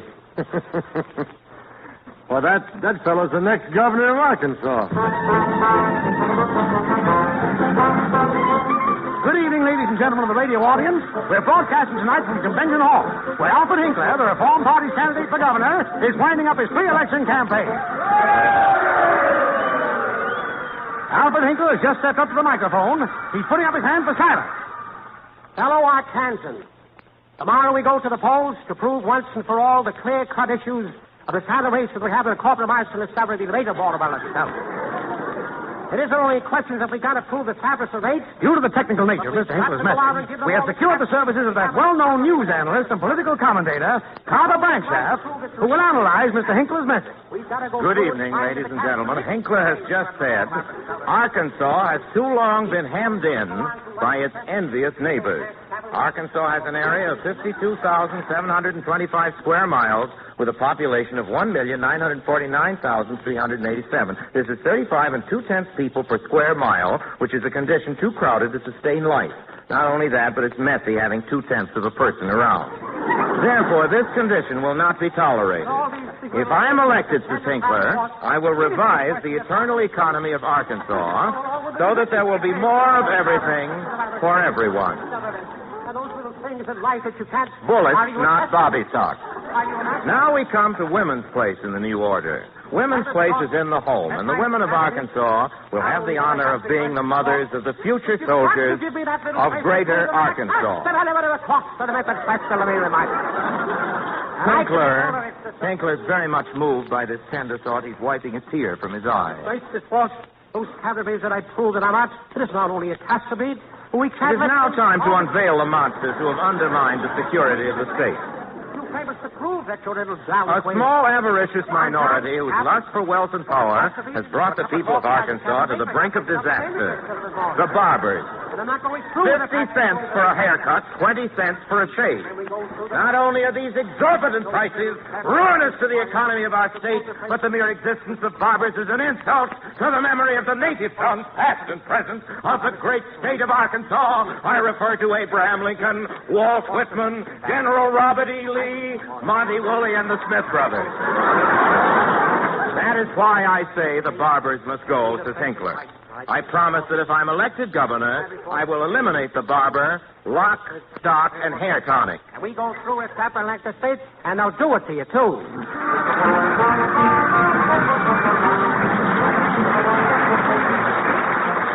3,842 precincts out of 4,012 give Hinkler 182,000, and his opponent, Mark Stevens, 156,000. Mark Stevens charges fraud and demands a recount. At a late hour tonight, Alfred Hinkler conceded that he was likely to be elected. And here's the late bulletin. Mark Stevens, independent candidate for governor, has just died of a sudden attack of pneumonia. We bring you now a special broadcast from the Glee Club of the newly formed Arkansas Youth Movement.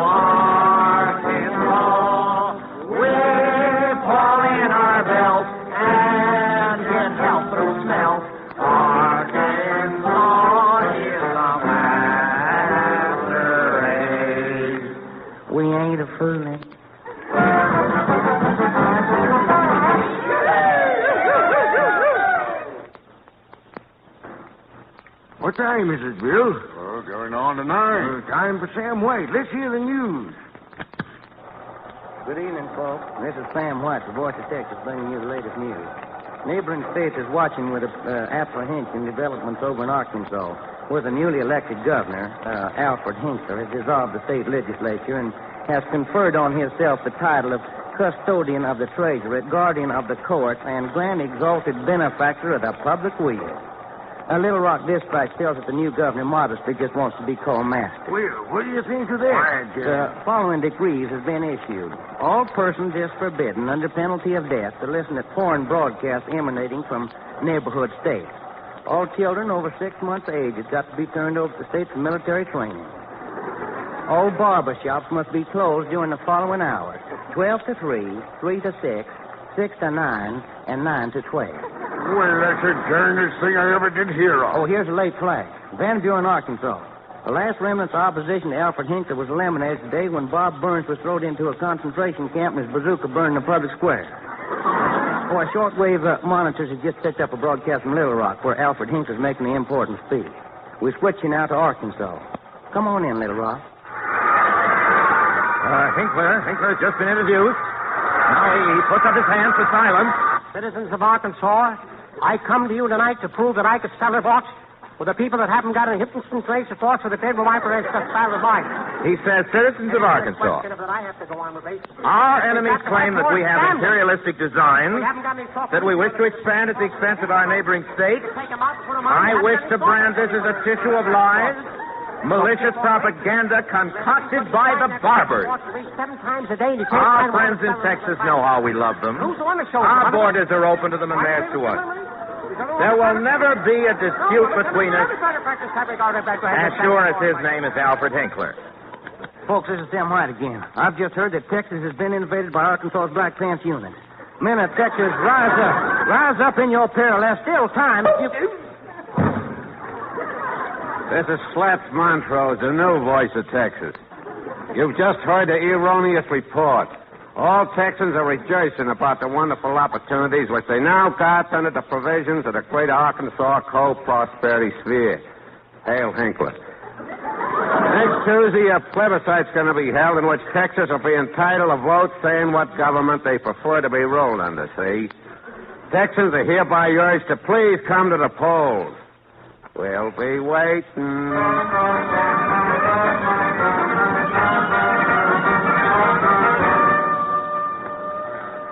All right, stay in line there. When you come up to the ballot box, you don't have to bother writing down anything. Just answer yes or no to the question. Do you want Texas incorporated into the state of Arkansas? Now, you're first.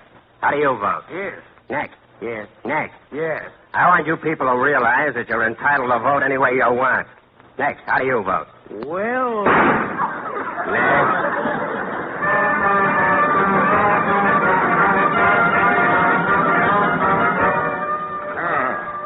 Morning, Alex. Morning, Ned. What can I do for you? Well, let's see now. What did the old woman send me down after? Oh, yeah. About 15 yards of calico. He wants to make a new dress and some curtains. Where's everybody, Alex? Courthouse? No, there's all in the back there. Y'all left them yesterday. They're still playing checkers. I reckon I better take a look. I see. What if they have made one state out of Texas and Arkansas? Ain't got nothing to do with us here in Louisiana. Yeah, that's what I say. I say it has got something to do with it. Suppose that fella Hinkler takes a notion to take over Louisiana. Yeah, that's what I say. Oh, hello, Ned. Alex, I overheard you talking. What did Hinkler want to take over us for? Ain't you heard him saying he loves Louisiana? Yeah, he loves Louisiana. Yeah, he loves Texas, too. Loved it so much he gobbled it up. Yeah, gobbled it up. You're a pessimist, Rem. Why, you were even worried when a rattlesnake bit Henry last year. And he didn't die for 3 days. You're the worrying type. I tell you, it can't happen here. Quiet, halt. The result of a vote taken in Texas and Arkansas, Louisiana is hereby included in the Greater Arkansas Co-Prosperity Sphere. Hail Hinkler. Forward, march.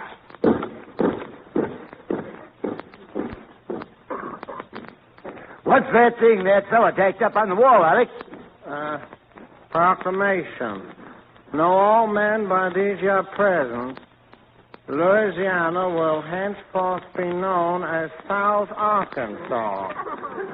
Y'all will thus have the opportunity of sharing in the benefits of the new order. The following offenses will be punishable by death: patronizing barber shops, expectorating on the streets, especially in the direction of Little Rock, congregating in crowds. A crowd is to be construed as meaning one or more people. And 700 other offenses which will be explained to y'all when y'all are found guilty of. Well, I declare. Look at what it says down here. I hereby appoint as mayor of Monroe, Louisiana, Lucifer J. Why, Lucifer, that's you. Yeah, that's me.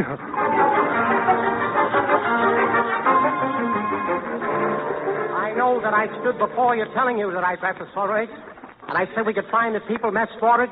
It wasn't the Castlereader ill-fated. It was the hit and statistic paper reports that proved the things what I could want to say. Hinkler says the people of California have much to gain under the new order. He will guarantee them oranges. They will on his face to prove what we are doing. Hitler's Black Pants troops have succeeded in putting down opposition in all of California except Pomona. Hinkler gave as the reason for his unprovoked attack on California the following statement. Arkansas must have an outlet to the sea. When it was pointed out to him that Greater Arkansas already controls the entire Gulf of Mexico, he said, Arkansas must have an outlet to the sea in all directions. After I come to you and give you my status, we give you sword reports for the Hinkler says he will not stand. He will not stand for Rhode Island bullying Greater Arkansas.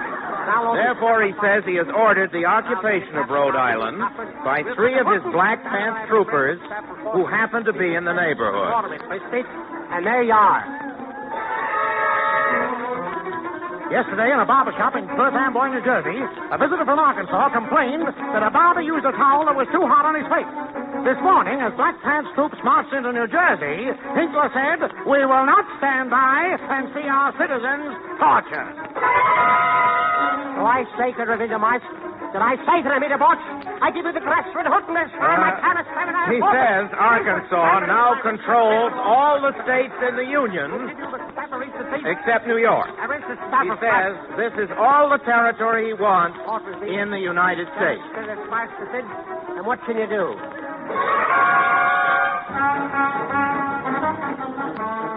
Hey, Mac, pull your cab up a little so that I can get out if I get a call, will you? You get a call, I'll pull up. Okay. Hey, I heard that speech on the radio today by that Hinkler character. He sounds like he's going to move into New York. I'd like to see him try it. The little flower will give him his lumps.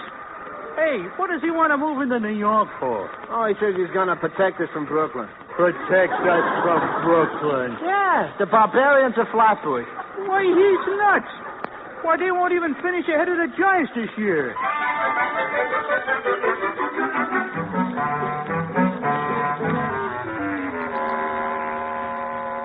Well, that's about all there is to our story, ladies and gentlemen, except the finish.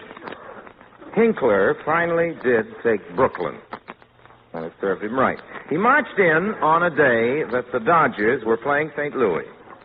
Came strutting into Ebbets Field, the 9th inning, the score tied, and his first proclamation pinned up. It said that there were to be no more ball games. Well, you know those Dodger fans.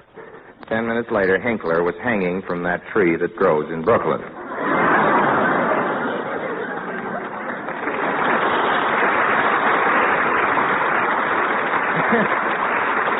It was a lucky thing for Hinkler, too. For just about that time, folks in Arkansas got to thinking, what if they were 1/8 of an inch taller than folks elsewhere? Or what if they weren't? Or what if they combed their hair different? Or what if they didn't? Or what if they talked with a different twang? They were all Americans. They weren't Arkansans or Texans or New Englanders. They were Americans. Americans before them had fought this same war, and they knew what to do. And they did it.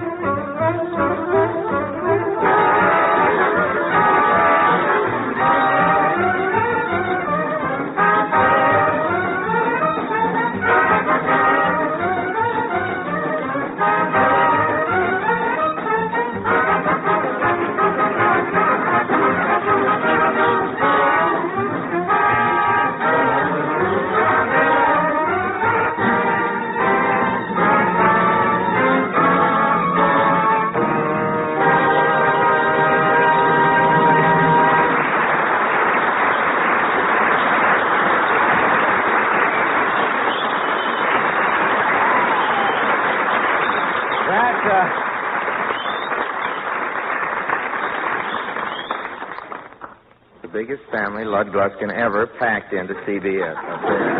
That was Lud Gluskin, everybody, and his Makes You Want to Stay in Texarkana Hot Liquors, playing Powerhouse by Raymond Scott. And now here's John McIntyre. You got the time, folks? We've got the rhyme, folks. Here we go. Tell me first, tell me the worst. Does your car look sort of dull today? Do dust and road grime mar the finish? You don't say. But gosh, you got a ride in it. Where's your pride in it? Don't you know your car can sparkle? It can gleam. Honest, brother, it can look like a dream. Stop in at the sign of the Flying Red Horse. Of course. See that famous automobiler, your friendly mobile gas dealer. He's your auto's beauty boss. He'll give your car mobile wax and mobile gloss. Mobile gloss removes the dust and grime. Yes, sir, every time. It leaves the car showroom clean. Mobile gloss restores the color and sheen. Next comes mobile wax, protective, tough. For shining up the finish, it's the stuff. So it's mobile gloss and mobile wax for you if you really want your car to look like new.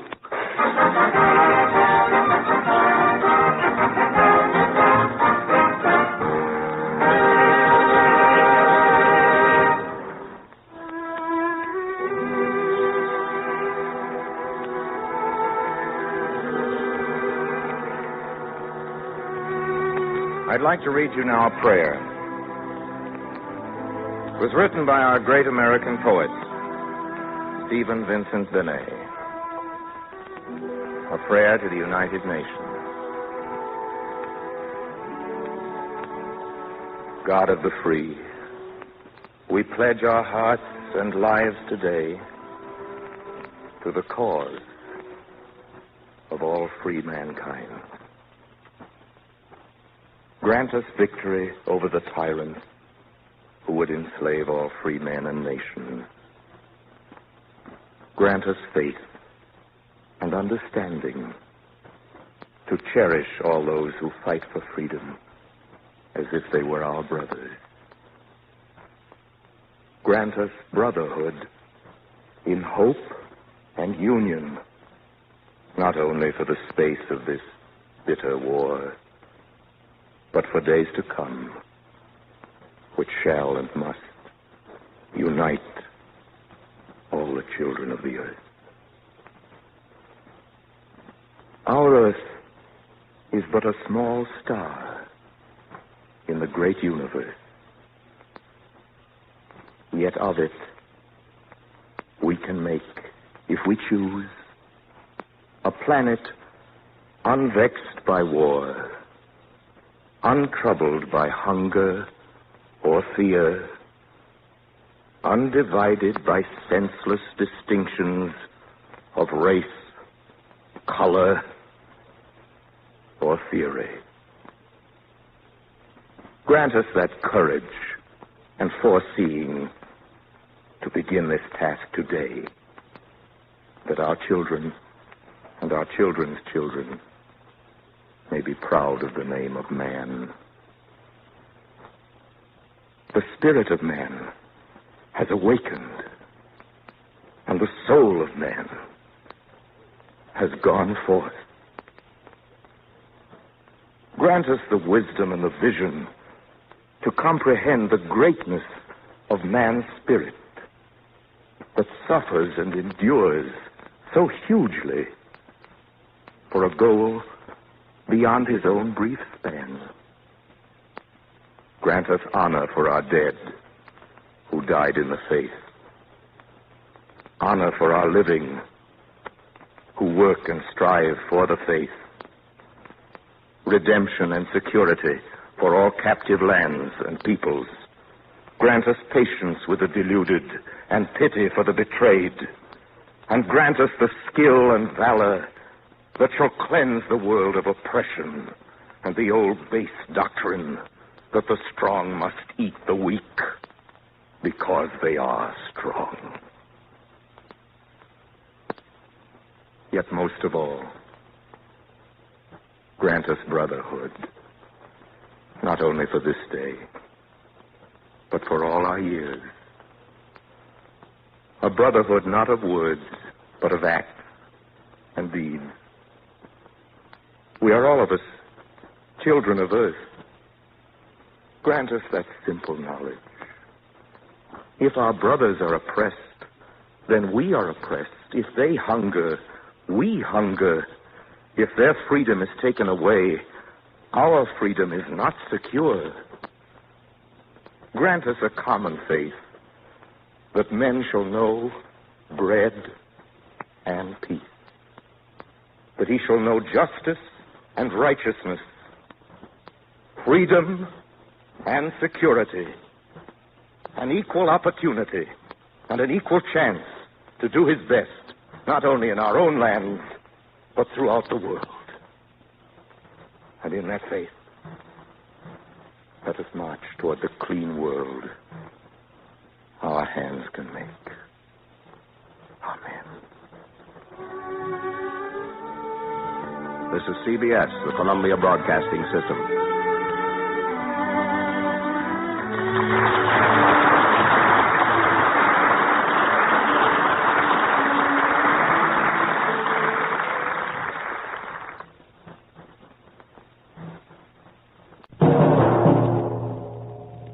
Good evening, ladies and gentlemen. This is Humphrey Bogart. Tonight's author, James M. Cain. Tonight's story, Dead Man.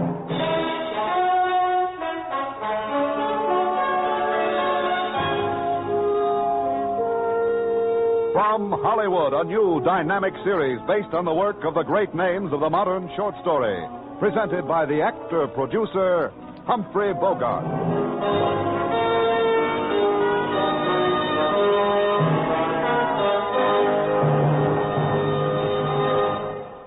Actor-producer. Well, that's a moniker I'll have to get used to. You know, when an actor turns producer, searching for material becomes one of his main jobs.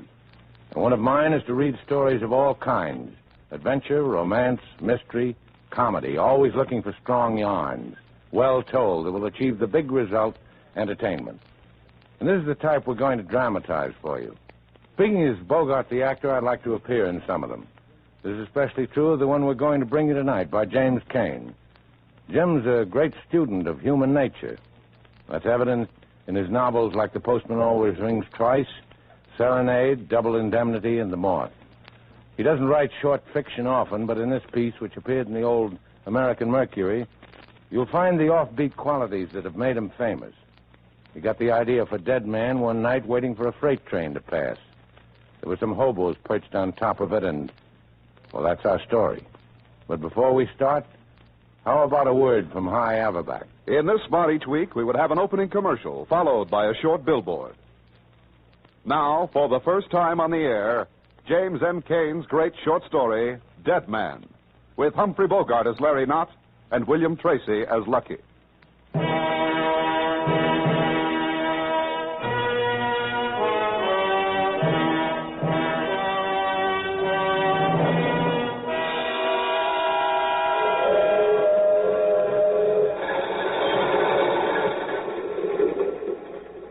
What are we slowing down for? Why does a freight train always slow down 10 miles from nowhere in the middle of the night?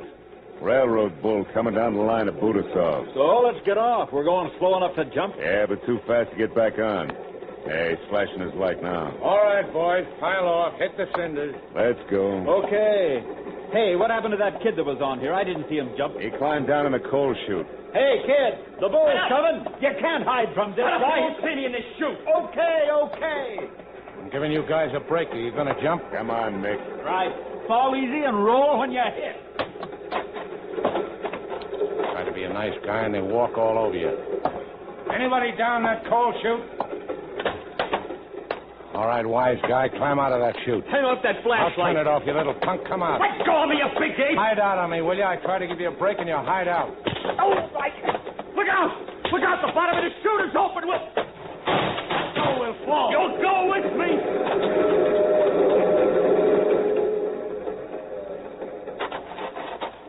All right, kid. Where are you?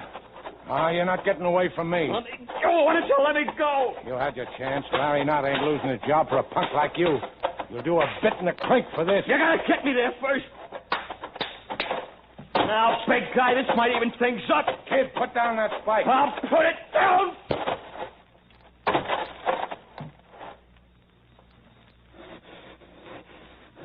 was picking on people. I wasn't going to steal your lousy railroad. Now, maybe you let me go. Mister. Hey, mister. Mister! Wake up! Wake up! He's dead! He's dead!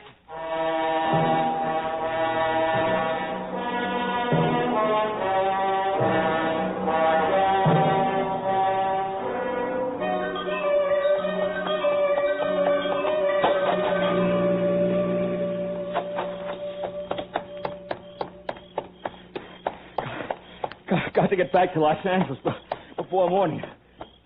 See how far on this road sign. 17 miles. You better keep running, kid. You got a long way to go. Where are you? Who is it? It's me, kid. You know where I am. You left me there. Look, I didn't mean it. I didn't mean it. No, but you did it. Now you gotta run. You gotta run for the rest of your life. Just L.A., that's all. I'll be safe there. You understand? I'll be safe. You can't beat this, kid. I can. I ate 2 meals yesterday in the soup kitchen. If I get back in time for breakfast, they'll remember me. Nobody will ever know I left the town. Nobody. Nobody. You'll know it, kid. And I'll know it. We'll always know it. You better run, kid. You can't hurt me. You're a dead man. You're dead. You're dead.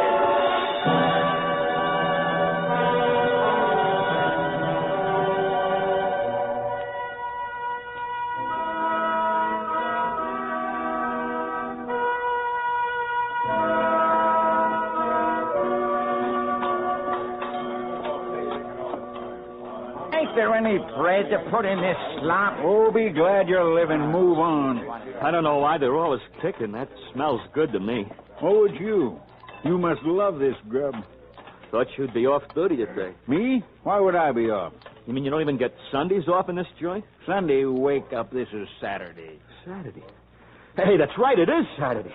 They're hanging signs and big banners all along the main drag for the parade. What kind of parade? For the Shriners. Well, you get to see that for free. That ought to be your speed. Yeah, that's me.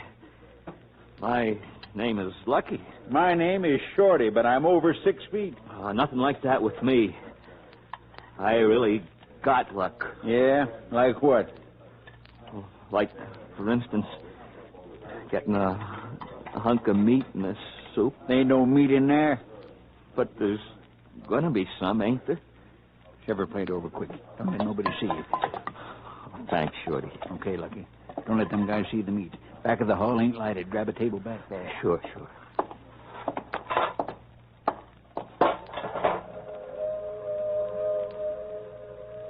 Ain't you hungry, kid? Why don't you eat? I'll eat. You'd better. You'll need strength. You gotta have strength to keep moving. I made it here. I'm all right. Sure. You made Shorty remember you, and the day will stick in his mind because of the parade. That's smart, but it isn't enough. Why ain't it enough? You didn't kill another hobo, kid. You killed a cop. Only a railroad bull, but still a cop. They never close the books when a cop gets killed, Lucky. They work all day and all night. They ask questions. I got answers. You better have them. And you better have them fast. You'll have to think on your feet, kid. And you're tired. I gotta get some sleep. Where, though? Where? Sign pointing up the street said Lincoln Park. It's only 6 a.m. I can sleep there. And get picked up for vagrancy? That's bad. They'll bring you in for that and then start on something else. I can hide.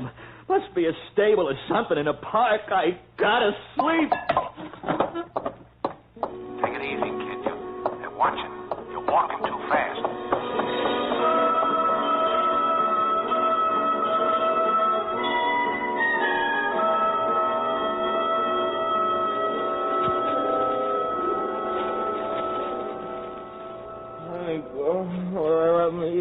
Let me sleep. Go away. Let me sleep. Time to get up, son. There's a man here to see you. Mom, I didn't do anything honest. It was a mistake. You shouldn't have left home, son. I begged you not to go. Now the man is here. Tell him to go away. Tell him I'm sleeping. I'm sleeping too, Lucky. Go away. Leave me alone. No. I want you to get ready for what's coming. Where did you spend last night, kid? In a flop house. Yeah, which one? I didn't pay no attention to the name. It was just a flop house. Where was this flop house at, Lucky? How should I remember? I've never been in L.A. before. I don't know the names of no streets. What did the place look like? Looked like a flop house. You think they'll buy that? What did the place look like, Lucky?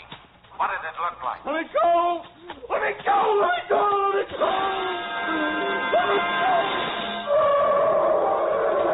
Hey, what's going on in here? Help! Make him let me go! Be quiet, he won't hurt you. All right, Goliath, put him down. Down!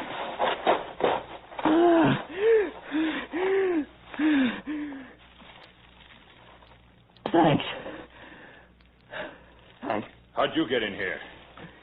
The side door was open. I thought this was the park stable. It's the elephant house at the zoo. What are you doing here? I just wanted to sleep, that's all. You're lucky you weren't stepped on in that hay. One of them might have rolled right over on you during the night. During the night? Yeah. Yeah, I was here all night. They might have killed me. They got a good mind to call the cops and turn you in. No, please don't do that. I'm broke. I couldn't go anyplace else. Give me a break. If I find a job, I'll be okay. All right. Now get out of here and stay out. Thanks. Thanks a lot. I'll get a job. I'll be all right. So you're going to get a job, eh? Why didn't you do that yesterday instead of hopping that freight? They won't know about the freight if I get a job. If a guy killed somebody, the cops wouldn't expect to find him looking for a job. 2 hours sleep in there. That wasn't much. It was enough. I'm young. I'm strong. You're running again, kid. You're running again.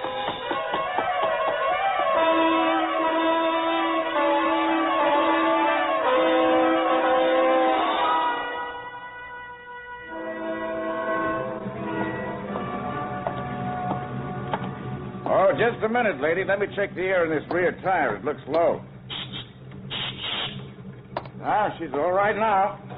Thanks, and hurry back.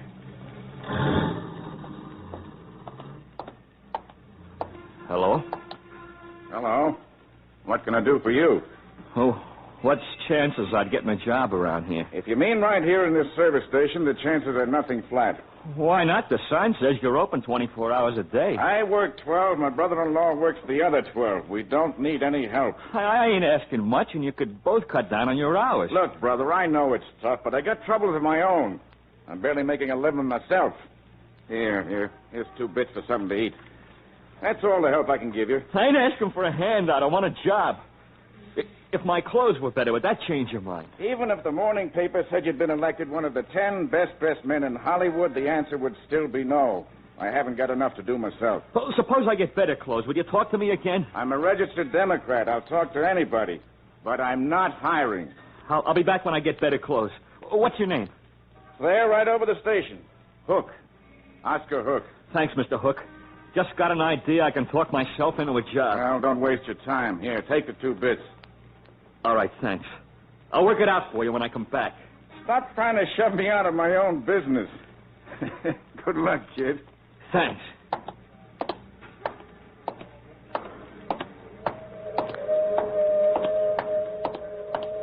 I wondered when you were going to think about that, Lucky. Think about what? The clothes. So they're dirty, so what? Not all clothes get dirty that way. Where'd that coal dust come from? From the freight. What does that prove? Well, don't you know there isn't much coal brought into Southern California? That car may be the only one in 6 months. And I was killed on it, Lucky. Better think of something else, kid. You better think of something else. I'll get rid of these clothes. I'll get others. That won't be easy. Lots of people have seen you in those clothes. I told you how cops work. Coal dust on your clothes, and there was coal dust on mine. I got it all over me, too. And you got no money to buy new duds. I'll get them. I'll go down to the cheap stores. Somebody will trust me. Maybe. But the cops will be looking for somebody with coal dust on his clothes. They'll check the stores. You'll be easy to remember, Lucky. You'll be very easy to remember. I'll pick a small store. They can't check them all. They can't check them all.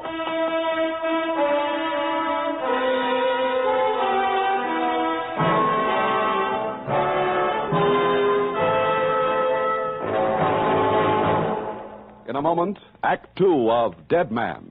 But first, a word from our sponsor. This, of course, the middle commercial. After which, now we return to Act 2 of James M. Cain's Dead Man, with Humphrey Bogart as Larry Knott and William Tracy as Lucky.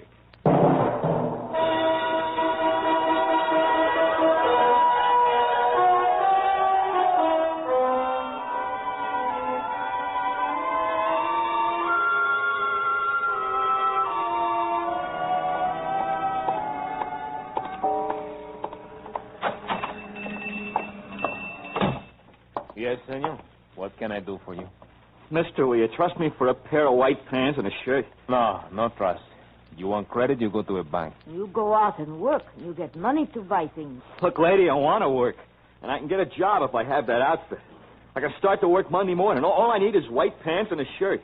I have to pay cash myself. No trust. Don't you understand? This means a job for me. I got to get that outfit. I'll pay you next Saturday as soon as I get paid, honest. Look, I would like to help you, but I can't do it. Okay, it's your store. I've been out of work a long time. What kind of job you gonna get? Why you need white shirt and pants? Maybe he's going to drive an ice cream truck. No, it's a gas station. They got a rule. You got to have white clothes before you can work there. They all wear white clothes. White clothes to put the grease in the trucks. One day you're going to look worse than you do now. What else would I want an outfit like that for? Holy smokes, my own things are better for the road, ain't they? I don't look like I own a yacht, do I? Tell me, where's this gas station you're going to work? Hollywood. A guy named Oscar Hook owns the place. It's an Acme station. You don't believe me? You call him up and ask him. Hollywood's the other side of town. How'd you get over here? I walked. All the way over from there to get stuff with a job? That's a long walk. Why'd you pick my store? I asked half a dozen places. Somebody's got to have a heart.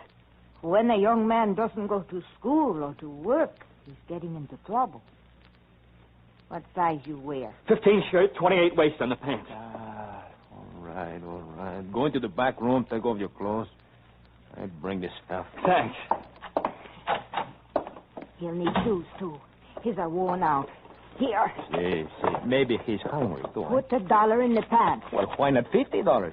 Make him a full partner in the store. Go. Here's your things. You want to wrap up the old ones? No, throw them away. You got pretty dirty. You're covered with black. Yeah, I did some work yesterday. I cleaned out a big fireplace in the restaurant for something to eat.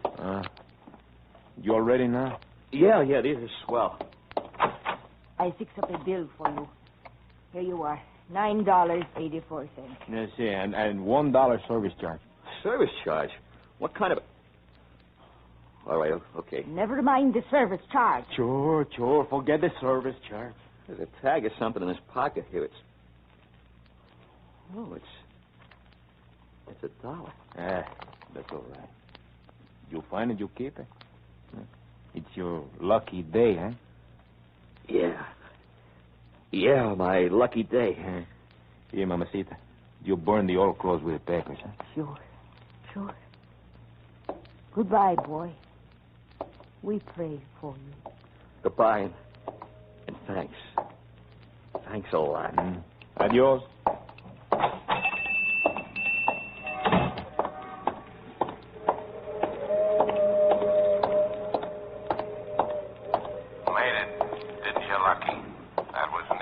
I'm all right now. I'm clear. Yeah, but what about the old clothes? I left them. I'm rid of them. Sure, but somebody else has them now. That's the evidence, kid. He noticed the dirt. They're going to burn them. That's what they said. You won't see them do it, though. How are you going to know? I'll go back and get them. No, you can't. That'd look funny. You said you didn't want them. I changed my mind. I'll burn them myself. Where? You got a private apartment? Someplace where you can turn a key? Look kind of funny building a fire in an empty lot to burn clothes. Besides, they might think you was faking about the job. They'll burn them. They said so. Sure. They'll burn them. Walk a little faster, kid. Walk a little faster, kid.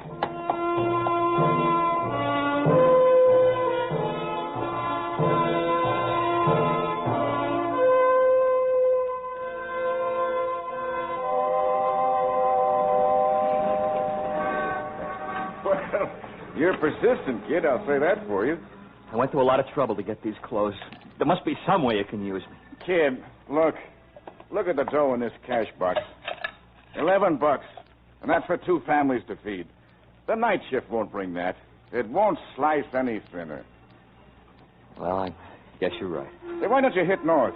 This town's dead right now. You could earn a living picking fruit up there. Yeah, it'd be great in the road in this white outfit. I can get you a ride in a line haul truck. Guy I know drives that route tonight. He'll leave about 7 o'clock. They like company to keep 'em awake. But that means you have to stay awake, too. You look tired. Maybe you got a place I could lay down until then. Not here. You got any dough? $1. There's a cheap hotel a few blocks up. Sack in there and sleep till just before 7. Okay, I'll see you later.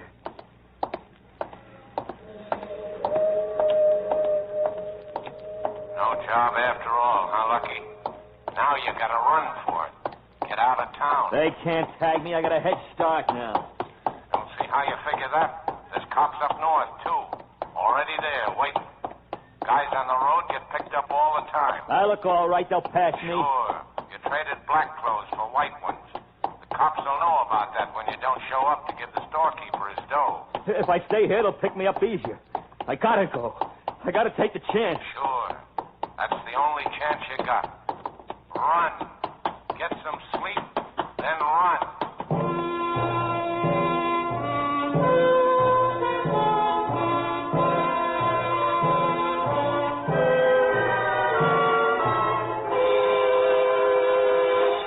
What do you have, bud? I want a room. You can call me at 6:30 tonight. That's $50. Sign this card. What's the matter, bud? You forget your name? No, I just haven't written it in a long time. I haven't even heard anybody say it, except for my nickname. Can't take nicknames. Sometimes the cops come by. They want to see the list. Cops? What for? Who knows? They got to look like they're doing some kind of work, don't they? What's the matter? Cops worry you? No. Why should they? Well, it's something you know better than me. Here, here's your change from the buck and your key. Okay. That's my name. Ben Fuller. Where's the room? Straight down the hall, room 13. Ain't superstitious, eh? No.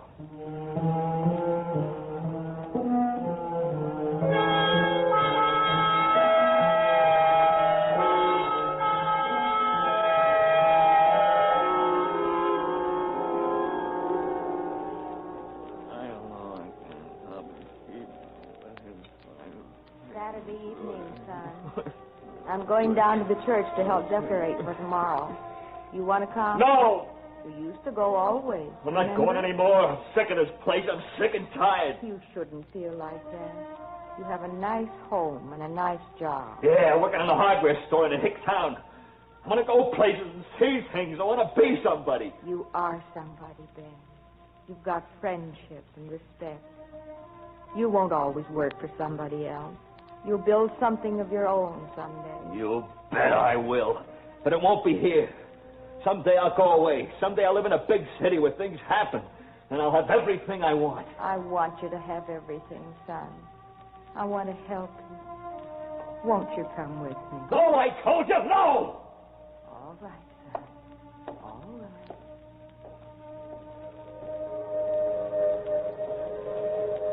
Hello, Lucky. No, wait, Mom. Wait, I'll come with you. Too late, Lucky. You can't go now. I didn't mean to hurt you. I didn't. You never wanted to hurt anybody, but you did. Even your mother. That's a lie. Is it, Lucky? Maybe it is. Maybe she deserved it, expecting a smart kid like you to rot away in a dead little town. It wasn't dead. It was a good town. We had a basketball team and a band that played in the park in the summer and a lake where we could swim. Yeah, but that was for kids, not for a man. Your father wasted his life there, too, didn't he? No, he didn't. He was the best barber in town. Everybody loved him. Everybody. That wasn't good enough for you, though. What did you want, Lucky? I don't know. What's that noise? It's pretty plain. Listen to it. What are they doing? What are they building? A gallows, Lucky. That's where they're going to hang you. You're not going to see it? I'll kill you, not. I'll kill you. You already did. You can't do it again. You can't get rid of me. I'll kill you. I'll kill you. I'll kill you. I'll kill you. Wake up. Oh, just a minute. I'd hate to have you for a customer at night, bud. What are you doing, throwing a fit? I was dreaming, that's all. Dreams like that you can have. Come on, at 6:30. Ain't you got to catch a truck or something? Yeah. Yeah, thanks. I'll check out right away. I'm getting a ride north.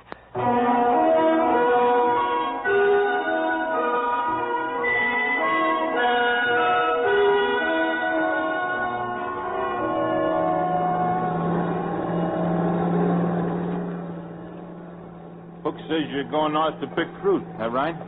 Only till I get enough dough to buy a new suit and a train ticket home. I want to go right back. Sure. Can't go back on the bum. I never should have left. Yeah, most guys I carry feel that way. But they never know till they try. Some of them start back too late. What do you mean? Health is gone or they're getting a one-way jam. Hey, I got to make a stop here for a few minutes. You mind? We ain't even out of town. I know, but I got to stop here.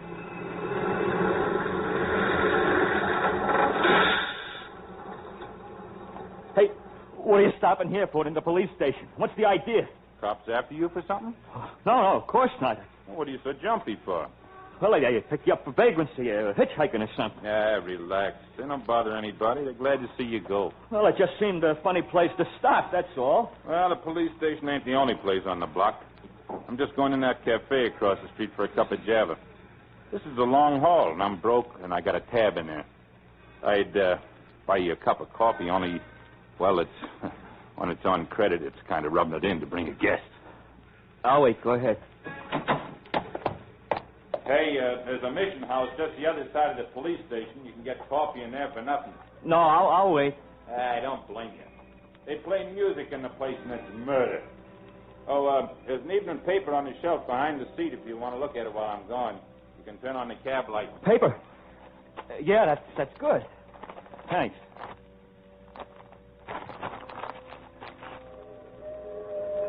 What are you looking for, Lucky? What? I'm just looking at the paper, that's all. I'm not a very important guy. Maybe it wouldn't be on the front page. Ah, there it is, Lucky. Page 3. L.R. Knott, railroad man, killed. Read it, kid. The decapitated body of L.R. Knott, railroad detective assigned to a northbound freight, was found early this morning on a track about 15 miles north of Los Angeles. It is believed he lost his balance while passing another train and fell beneath the wheels. They don't know. They don't know. No, kid. Only you and I know. You can't know. You can't know anything. You're a dead man. You got no head in your body. You can't talk through my imagination, that's all. You mean conscience, don't you? Get away. You can't come back now. You're dead. You don't know anything. I'm free. I'm free. You don't know anything. All right, Lucky. I don't know. You've beaten the law, Lucky. They can't catch you. Nobody knows now. Nobody but you. You win, don't you, kid? I'm a dead man. You win, don't you, kid? I'm a dead man. You win, don't you, kid? I'm a dead man.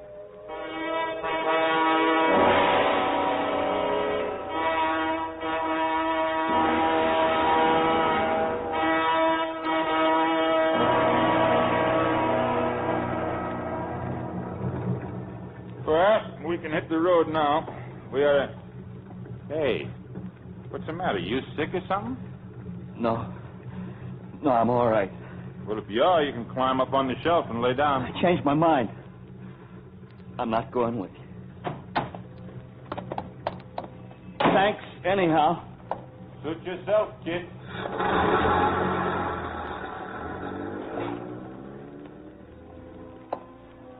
So long, mister. So long, mister.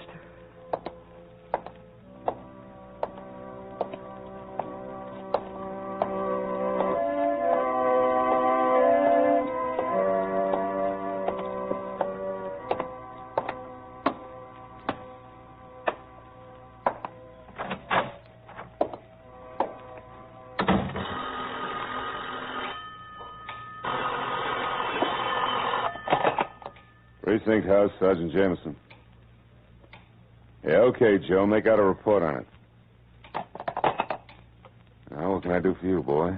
I want to give myself up. What'd you do, kid? Steal something? Or you're trying to get a free ride home? No. I killed a man. When did it happen? Last night. Where? On the railroad tracks going north. It was like this. Wait a minute, kid. Wait till I get a card. Okay, what's your name? Fuller. Ben Fuller. No middle name? They call me Lucky. Lucky, huh?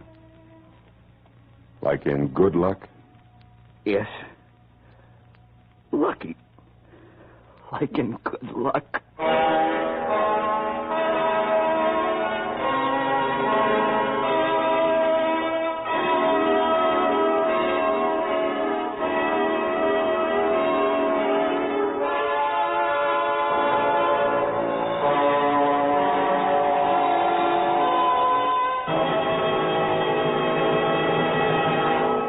Humphrey Bogart will be back with you in just a moment. But first, here you would have a closing commercial. After which, here again is Humphrey Bogart. Next week, a story by the big fellow himself, Ernest Hemingway. And in weeks to come, other great yarns by John P. Marquand, Stephen Vincent Benet, John O'Hara, Louis Bromfield, Christopher Morley, James Thurber, James Gould Cousins, Ben Hecht, Irvin Cobb, Thomas Wolfe, and other great names published in the Charles Grayson anthology, Stories for Men. Tonight's story was adapted for radio by Joel Murcott. The music composed and conducted by Lynn Murray. Dee Engelbach directed and produced for Santana Productions. Until next week when we meet again, good night.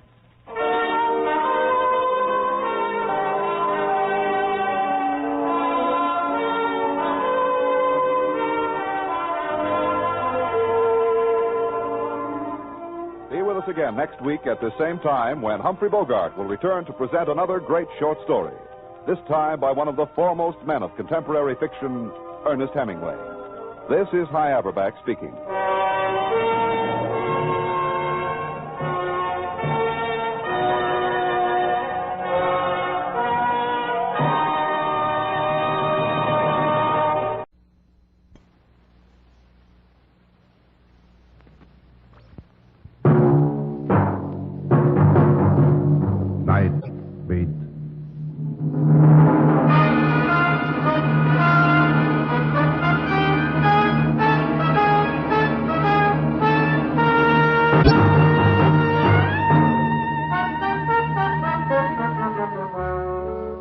Lucky Stone is the name. I'm the guy that writes that column that's buried somewhere in the middle of your Examiner, called Night Beat. They call me Lucky for the same reason they call a fat man Slim. Because the best you can hope for on a job like this is chronic bronchitis, rings under your eyes, and the fact that you're awake when regular folk are asleep. Sometimes the worst happens to you. A story grabs your heart and shakes it until it hollers uncle. A corpse in the dark alley is the business at hand. In the big city, a dead man is a pretty impersonal thing. But this one I had a special interest in, because they wanted me to identify it.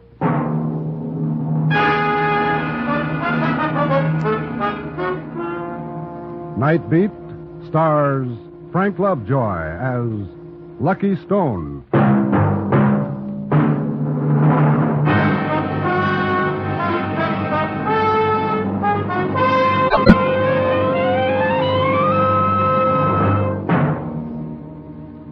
It was early morning when I walked into the county morgue. There was that same familiar ammonia smell stinging my nostrils, that gleaming tile, that cold, empty feeling you get. The way the morgue always swipes across your face like the tail end of a nightmare. The police lieutenant was waiting for me. He nodded for the attendant to pull back the white sheet. Well? Yes, that's him. That's Ted Carter. Okay, that does it. We had to get positive identification. You were the only one we could reach. Sorry I had to get you out of bed. Oh, that's all right. Guess that winds it up. Be seeing you. Thanks for the trouble. Now, wait a minute. Huh? What do you mean, be seeing you and thanks? What happens now? We go back and catch up on our sleep? I know you had a friendly interest in the kid, Lucky, but he got it the way all hoodlums eventually get it. He was going straight, and you know it. You're getting sore about it. Who did it? Who killed him? Lucky, go into any book joint, any gin mill, look in any back alley, any flop house. Whoever you find there could have done it. Take your pick. Take my pick? Nobody talks. Nobody remembers anything. In my book, it's murder by person to persons unknown. Just like that? Just like that. Maybe for you it's that way, but not for me, Lieutenant. I've known that guy since we were kids. I was lucky and he wasn't. I talked him into going straight, and now he's dead for it. It's crazy to think that way, Lucky. Okay, it's crazy. Somebody didn't like the idea of his going straight. And if I don't find out who it is, I'm going to start having some lousy dreams, Lieutenant. And I'm a guy that likes to sleep sound.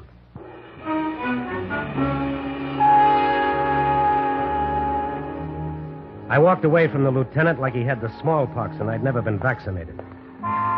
When I hit the street, it was raining. The sky was gray and there was a cold chill in the air. I waited for a cab thinking that for the first time I hated this city. I hated it because somewhere in that rain was Ted's killer. What was he doing now? Sleeping? Having his morning coffee? Waiting for the first editions to come out and see how well he'd done? You'd have to look hard to find anything about Ted. Page 6, ex-hoodlum found shot, period. When you're an ex-anything, that's a nice way of saying you're dead, brother, lie down. When a cab showed up, I went over to see Ted's girl, Joan. As soon as she opened the door, I knew she'd found out. Her face looked pinched and pale, and her eyes were red like she'd squeezed out the last tear. Lucky, why did it have to happen like that? I'm sorry, Joan. You didn't go down to... No, I couldn't. I understand. Who do you think did it? I don't know. He told me he was all through with the racket. Well, what was he doing? Who'd he been mixed up with? He never told me anything. I never asked him. I believed him when he told me he was going straight. I'm going to find out who killed him, Joan. Look, Lucky, you and Ted lived in different worlds. He wouldn't want you to get hurt because of him. This is for the police, Lucky. I'm sorry, the police aren't interested. Well, then why should you... Because he followed my advice, and now he's dead. Now, who was the last guy he worked for, Joan? Who got sore when Ted decided to go straight? I don't know, Lucky. I don't know.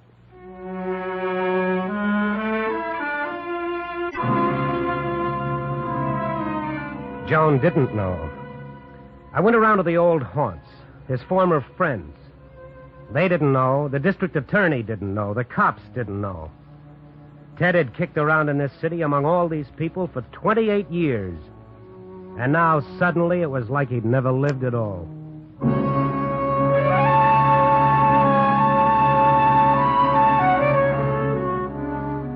Then I remembered a little item from his old life. A little item with baby blue eyes and red hair.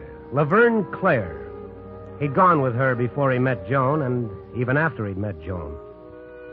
I know he'd kept sneaking back to Laverne like a drunk trying to decide whether to spend his last coin calling Alcoholics Anonymous or buying a glass of Muscatel. I went looking for Laverne. She had the number 4 spot in one of those 5 times a day shows on the untidy side of town. When I got there, I had to wait until the fleshy part of the entertainment was over, and then I went to her dressing room. Now, Ted spent a lot of time telling me how crazy he was about you, Laverne. Yeah? He was a sweet guy. Ted was all right. He liked to tell me about the way you looked when you danced. Yeah, sure. Where's my drink? That bottle there. Pour me, will you? Oh, sure. Say when. I'll be when. Here you are. Thanks. Who do you think killed him, Laverne? Look, Mr. Stone, you're a nice guy. So why don't you go back to your office and write your column about pretty things, Mr. Stone. Nice, harmless things. You don't want to get mixed up with Bailey or with that guy, Jerry. Bailey? I didn't say Bailey. Oh, so it's Bailey. The character that parlays pinballs into diamond stick pins. Number rackets, Bailey. So Ted knew something in here? No, I didn't say that. I didn't say anything. Get out of here. Right away. You understand? Oh, yes. Yes, I'm beginning to understand.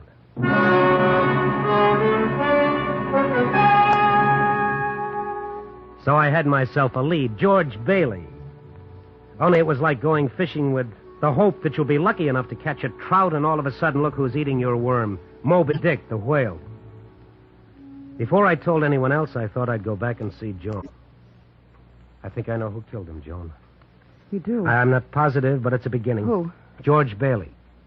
Know him? Bailey. Who told you it was Bailey? You're getting pale, Joan, so you think it was Bailey, too. Listen, Lucky, stay away from Bailey. He's trouble. Yeah? I'll let you know exactly how much trouble. I'll see you later. Lucky. It's dangerous. Please be careful. The lieutenant told me anyone could have killed Ted. He invited me to take my pick. I'm going over and see that cop. I've taken my pick. George Bailey.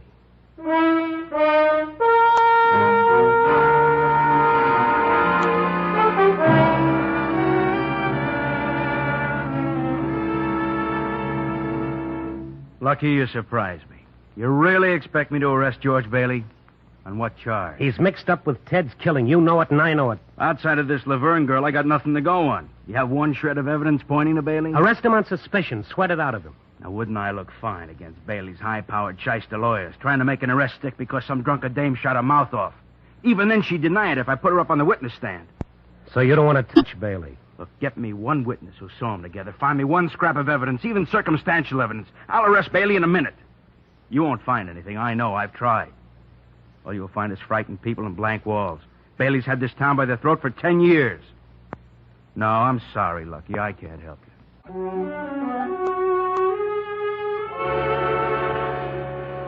But I couldn't stop. I was like a snowball somebody started rolling down a hill. I didn't know where I was going or what would happen when I got there, but I had to keep rolling. They've got a name for that. It's called a guilt complex, and I had it in Technicolor. Ted was dead because he'd believed in me. I couldn't forget that any more than I could forget my name. Then I remembered my column. Sure, why not? The little poems to the first robin, the jokes about the smog, the stories of the happy winos that have to move over. I was going to work on Bailey in the only way I knew, and keep my fingers crossed that something would happen. What big-shot racketeer sends for his aspirin every time someone mentions the back alley murder of Ted Carter? When is the district attorney going to get wise and change the address of Mr. B from a downtown penthouse to an upstate death house?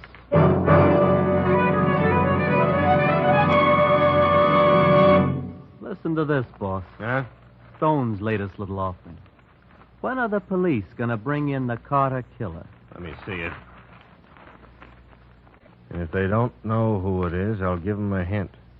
Think of Daly and reach for the letter B. How long's he going to get away with that? Hand me the phone. Sure.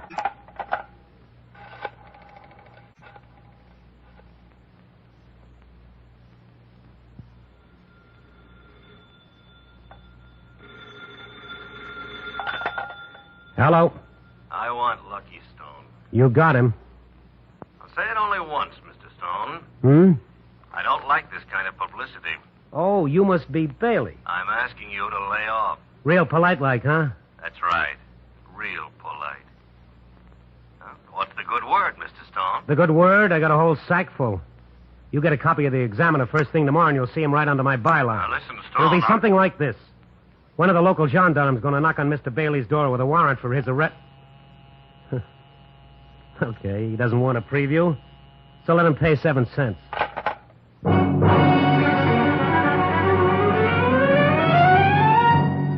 Well, that was more like it. So Bailey was beginning to squirm. Well, on him it looked just fine. I worked late on the column that night, giving Bailey enough needles to sew a circus tent. I was feeling pretty good. That guilt complex about Ted Carter wasn't hurting quite so much. I unlocked my door and stepped inside. I didn't have to shut the door. It was shut for me. I've been waiting for you, Mr. Stone. Well, as long as you're here, make yourself at home. You're a wisecracker, ain't you? Like your friend, Ted Carter. What do you know about Ted Carter? Oh, he was a regular card. Okay, what do you want? My boss sent me over to take a look at you. Your boss? Mr. Bailey. And you're little boy Blue, huh? Yeah, a wisecracker, all right. Well, tell that boss of yours I'll be dropping around to see him for an interview. Uh-uh. Huh? He don't want it that way. He sent me to see you instead. Yeah? He don't like people who don't pay attention to his telephone messages. He thinks you're very nasty, yapping all the time that he had something to do with the Ted Carter killing. So? So, like I said, Mr. Bailey don't like it. Okay, Buster, now get out of here. Not right now. Mr. Bailey wants me to teach you a lesson. For this blackjack. Mr. Bailey don't like smart guys. Wisecracker.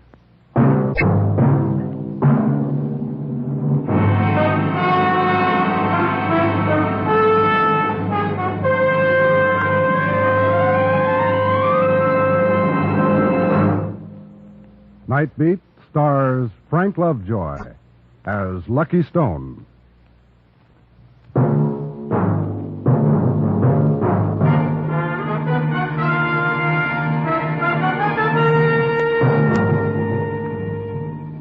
I woke up with a nice view of my ceiling.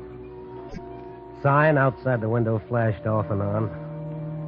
And every time it flashed on, it was like that punk of Bailey's with his blackjack testing his strength on my skull and doing fine. After a while, I crawled to my knees and worked my way over to the wall. And I climbed up the side of the dresser until I reached the phone.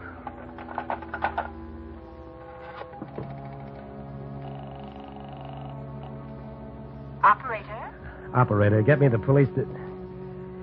No, never mind. Skip it. All of a sudden, I didn't want the police in on this. I wanted this to be a private party. All of a sudden, I wanted to feel a gun in my hands.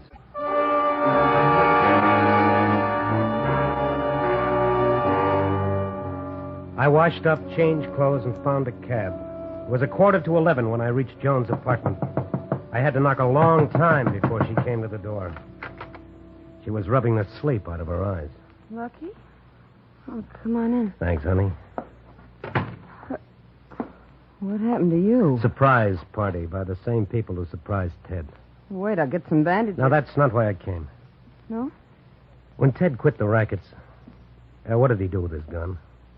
He asked me to keep it. He said then I'd know he was on the up and up. Why? I want Ted's gun. What are you going to do with it? Never mind. Just get me the gun. No, Lucky. You'll only get... The gun. It's in the bottom drawer of the dresser. I'll get it.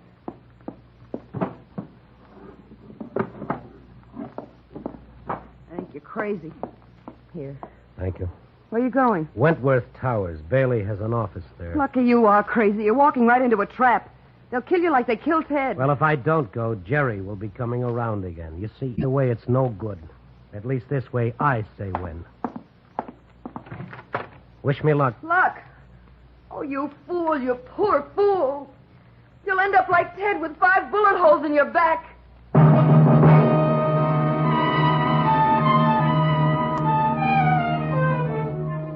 When I got to the Wentworth Towers, it was almost midnight. The streets were deserted. The only sounds were distant traffic. The front door was locked, and the only light in the lobby came from the night elevator. An old man sat inside the elevator dozing. I pounded on the window. He reluctantly got to his feet and started walking toward me. He snapped the lock and pushed open the front door. Nobody in this building now? All the offices are closed. Not all of them, Pop. I have an appointment with Mr. Bailey. You have? Yeah. Okay, I'll take you up. 24th floor. Come on.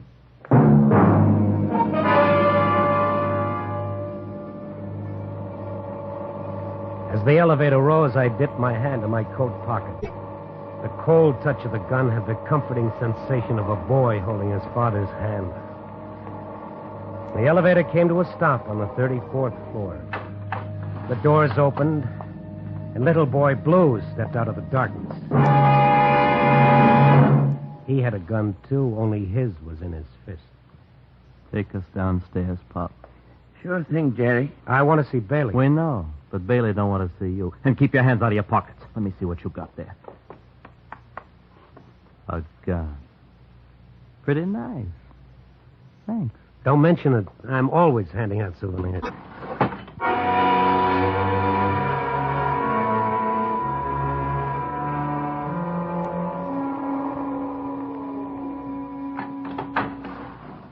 go out first, Pop, and open the street door.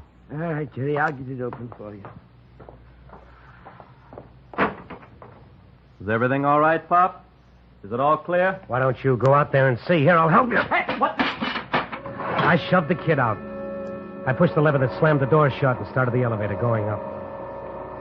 I could see little lights blink on the instrument panel as I passed each floor. Bailey was on the 34th floor, and I was getting closer. Closer.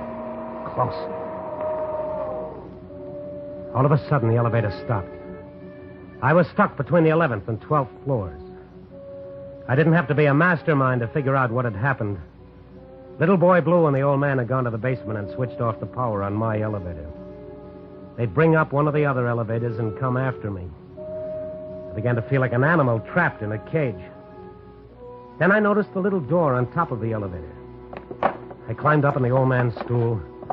I pushed the door upward and grabbed the sides of the opening. And I started pulling myself out.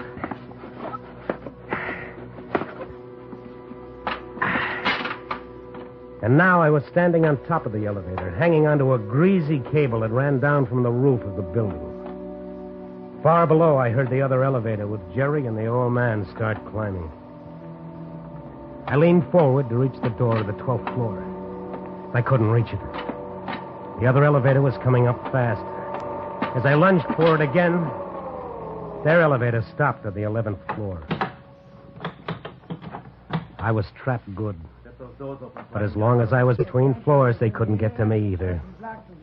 Little Boy Blue figured it that way, too. Well, how are we going to get his elevator down here so we can get at him? You wait here. I'll go down to the basement and get him down to the 11th with the emergency train. All right, but hurry.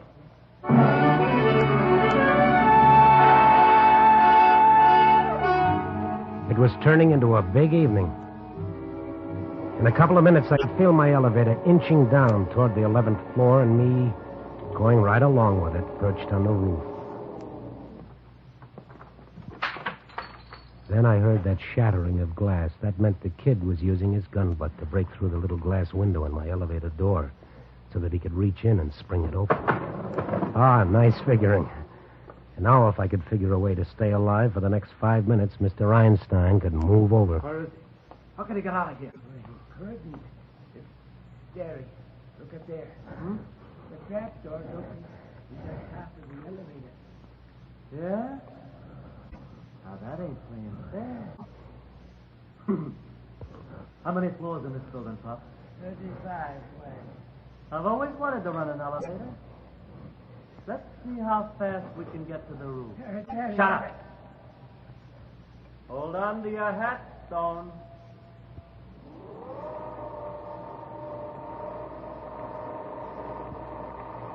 We were rising a mile a minute. All I could do was sprawl down and watch the roof of that building coming at me. Faster and faster. The top pulley singing around and around, louder and louder. The roof was rushing to meet me like we were lovers from way back. Faster and faster, almost to the top. Almost.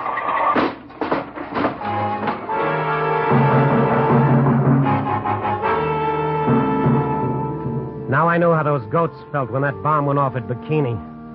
The shock of the elevator smacking against the huge top springs shook me up like a bag of cement in a concrete mixer. But I was alive, which is always encouraging. Jerry stopped off on the 35th floor.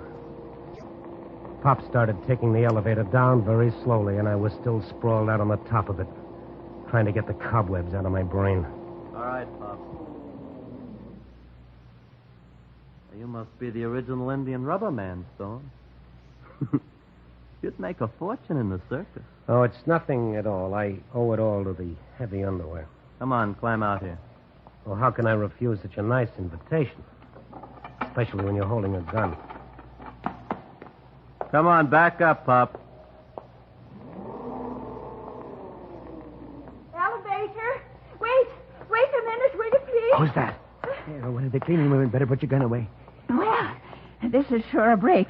I thought you'd be taking a snooze. All right. Come on, get in. Yeah, let's all get in. It's hard to get an elevator this time of night. We rode down, the four of us. No one said anything. The cleaning woman was half dead on her feet, her head bobbing, half asleep. Oh, that lovely, innocent, tired old gal was saving my life. So long as she was with us. I'll get out on the 3rd floor, Pop. I'm going to the dressing room. 3 it is. Here you are, number 3. Thank you.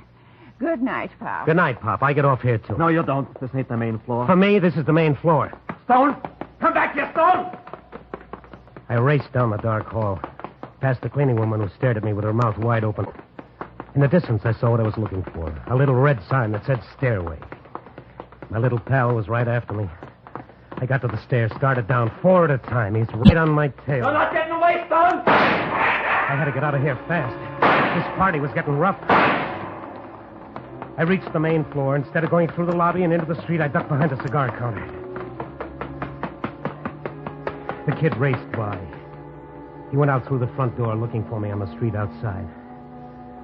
I looked at the indicator over the night elevator door. The old guy was still parked on the 3rd floor. I went to the stairs again and down into the basement. I needed an elevator, and there were several parked there for the night. I commandeered one. I was getting to be a regular genius with these elevators. Well, this was going to be the end of the little game. I was finally on my way up to Bailey.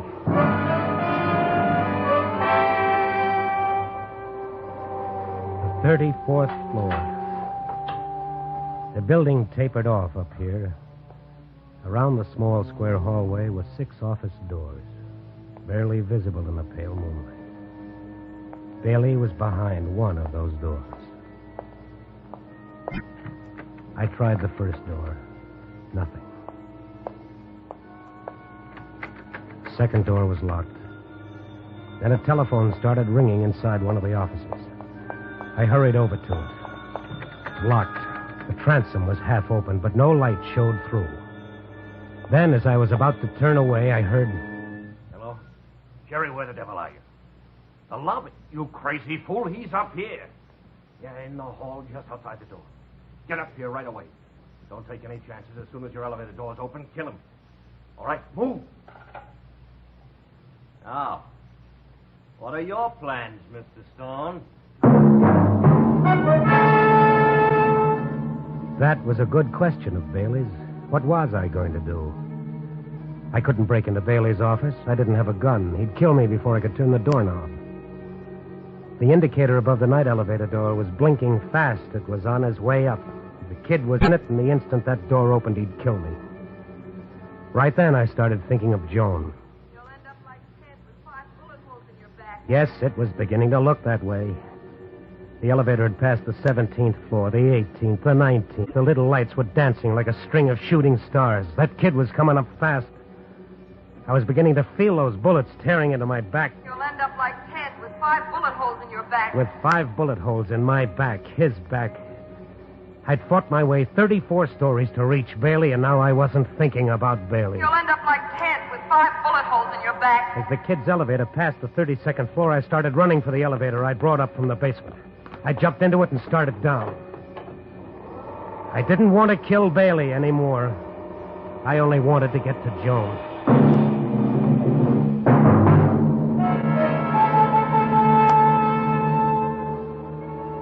Joan was waiting for me when I got to her apartment.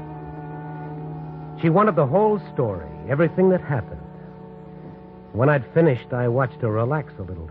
Then you didn't kill Bailey. No, Joan, I didn't kill Bailey. Oh. Police siren. Sounds like it's stopping in front of the house. Yeah. They came here sooner than I expected. Sooner than you... Lucky you've been lying to me. You did kill him. They've come to arrest you. You lied. I haven't lied, Joan. They haven't come to arrest me. They've come to arrest you. Me?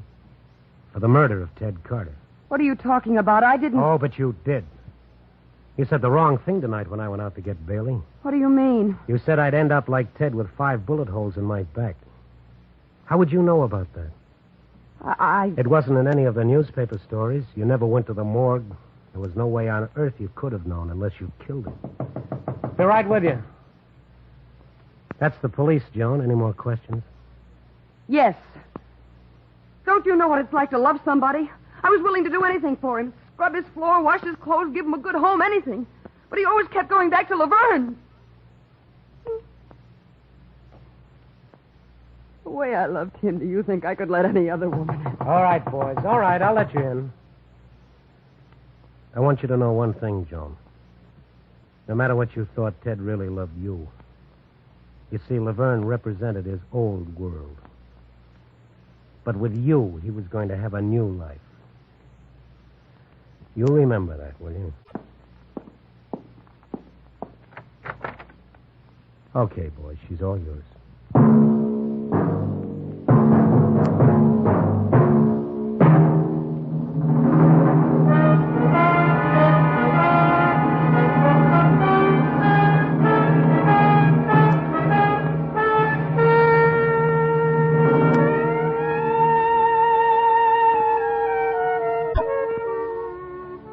Yeah, that's the story of Ted Carter, murdered in the name of love. Okay, if that's what love does to you, I'll string along with Pinochle. I'm just feeling low tonight. Because murder is only a symptom of what we're suffering from. The disease is selfishness and jealousy and greed. Too many of us have decided that the golden rule may have been all right for Grandpa, but nowadays the fashionable thing is dog eat dog. But then I think, how can that be? How can any of us hurt or hate or even be indifferent to those around us when in this whole crazy world all any of us ever really have is each other? Well, that does it for tonight. I called Bailey, and I told him I'd made a mistake, but then he'd made him too, so it was a Mexican standoff. It's a nice job. You finish up, you yell for the copy boy, you grab for a second-hand sandwich and a tired cup of coffee, and then you start all over again. Because tomorrow you've got another night beat. You don't know where the story's coming from or where it's going to take you, but you know it's somewhere out there in the dark waiting for you. I'll tell you all about it next week. Copy boy.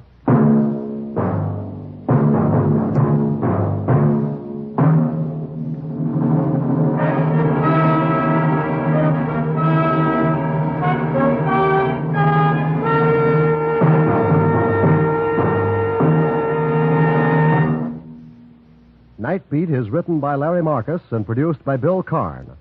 Music is composed and conducted by Frank Worth. Frank Lovejoy can currently be seen in the Motion Picture Academy nomination Home of the Brave and the Universal International production of South Sea Sinner, and is featured in the forthcoming Warner Brothers production The Rock Bottom. This is NBC, the national broadcasting company.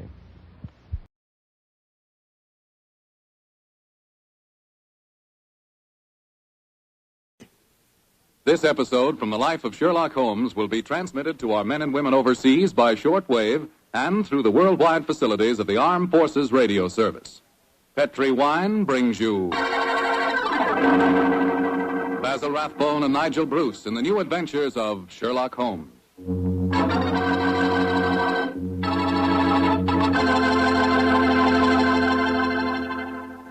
The Petri family, the family that took time to bring you good wine, invite you to listen to Dr. Watson tell about another exciting adventure he shared with that master detective, his old friend Sherlock Holmes. And say, I want to tell you about a little present I've got for you.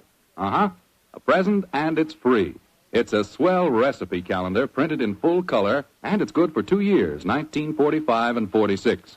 But best of all, this calendar not only gives you the dates, it gives you loads of swell recipes and ideas for cooking with Petri wine.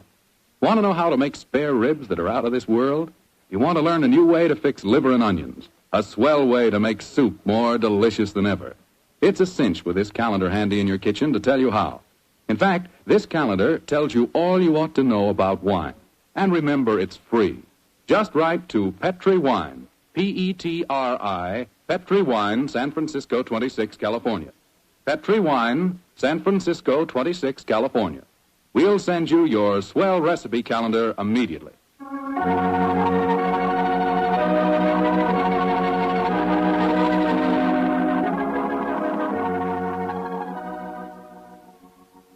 And now for our weekly visit with the genial Dr. Watson. Good evening, Doctor. Good evening, Mr. Foreman. come in and settle yourself down. Thank you. You're looking particularly comfortable tonight, Doctor. Feet up on the sofa and the puppies asleep on your lap. Yes, my boy. The three of us went for a long walk on the beach this afternoon. And Monty and Winnie had a running battle with the seagulls. In consequence, they've been fast asleep ever since we got home. Oh, I hope you're not too tired, Doctor. I'm counting on a new Sherlock Holmes story, you know. No. I'm all ready for you, Mr. Foreman. In fact, I was going through my notes on the case just before you arrived. Well, last week you told us it concerned a strange society who held their meetings in an underground vault of a furniture warehouse. Yeah, that's right, my boy. Now, down, Winnie. Get down, Monty. No. Down.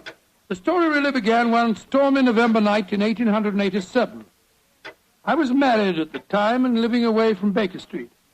On this night in question, my wife had already gone to bed, and I was nodding in front of the fire over one of Clark Russell's fine sea stories. I'd had a very tiring day, I remember. It was about the hour that a man gives his first yawn and glances at the clock, when suddenly my front doorbell jangled discordantly. Our servant Edna had gone up to bed, so I crossed to the window and opened it. It was very dark, but I could just see the outline of a figure standing on my doorstep. It looked like a woman. Suddenly, a cultivated voice called up to me. Is the doctor in? Yes, madam. I'm the doctor. Then please come at once. It's a matter of life and death. I have a carriage waiting. Gracious me. All right. I'll be down immediately.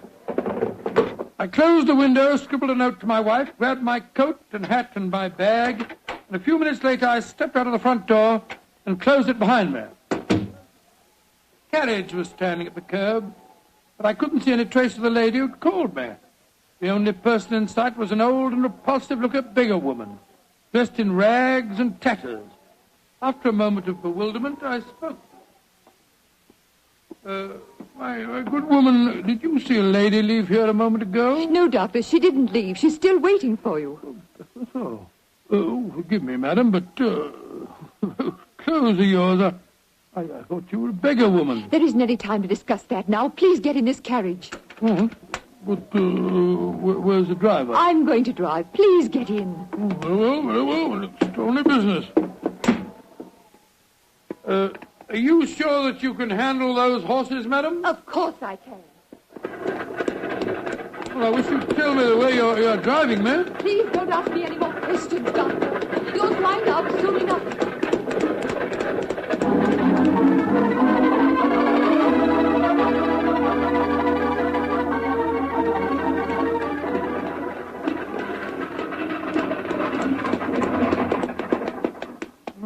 Thank heavens we've finally reached our destination. Must have driven halfway across London. Oh, hello. Must be somewhere down near the river. No dwelling places here. Nothing but enormous warehouse. Why have we stopped here, madam? Oh, this is where we're going. Please follow me down these steps. I wish you'd tell me where you're taking me. We have a club here in the basement. You'll see for yourself in a moment. It's a very solid-looking door. How do you propose to get past it? I'll show you.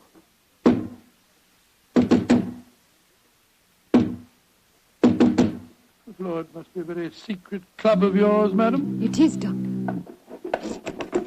Who knocks? Number 7. Give the password. To the lanterns. You may enter.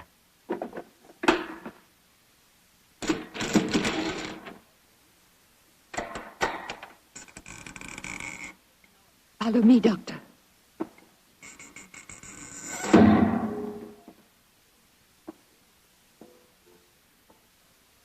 Madam, I do wish you'd tell me where you're taking me.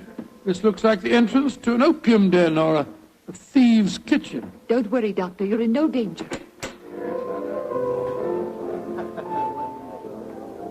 There. Does that look like a thieves' kitchen? Great Scott, I don't believe my eyes. A luxuriously furnished room. What a strange collection of people. Some look like beggars, others in full evening dress. Amazing. Number 7. Who is this man? He's a doctor. I went to fetch him. I thought I said there were to be no strangers inside. Now, look here, my here. good man. I've been extremely patient, but my temper's beginning to wear a little thin. Either let me see your patient at once or show me out. My time's valuable, and I don't propose to waste it. I'm sorry, Doctor. Where is Julian? He's in the back room. And if you know what's good for you, Doctor, whatever you call yourself, you'll forget everything you see in here. Stop threatening me, sir. I'm not in the least interested in your blasted club. Just take me to the patient.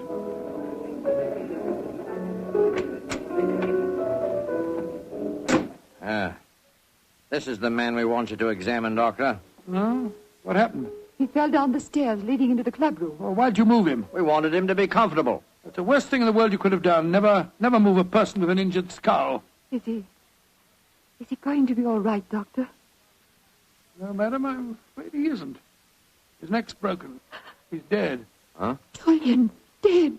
You sure of that, Doctor? Of course I'm sure of it, my good man. I'm afraid you need an undertaker, not a doctor. We must tell the others. All right, quiet, everybody. Quiet. Quiet. Julian is dead. Julian dead? Oh, this is terrible. Who is this man? He's a doctor. Oh, better get him out of here at once. We don't want any strangers nosing about. That's right.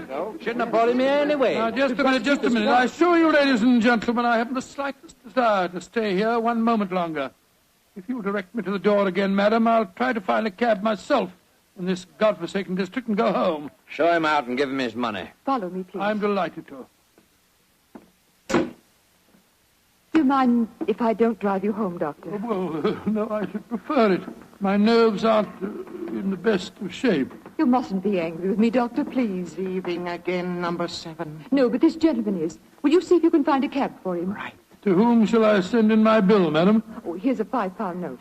That should cover your time and trouble, shouldn't it? No. It's far too much, madam. No, Doctor, it's late at night and it hasn't been a very pleasant case for you. Please take it. Oh, it's very kind of you, very generous indeed. But by the way, how did you happen to come to me in the first place? I was driving about looking for a doctor and a policeman directed me to your house. Oh, I see. I have found a cab for you. Thank you, my man, thank you. Oh, Doctor, may I come round in the morning for a death certificate? Of course. You remember my address? Yes, but I don't know your name. Watson. Dr. Watson. Dr. Watson? Not the Dr. Watson who's associated with Sherlock Holmes. Oh, right, madam. I'm flattered that you know of me. Good night, Doctor. And please forget about everything you've seen here tonight.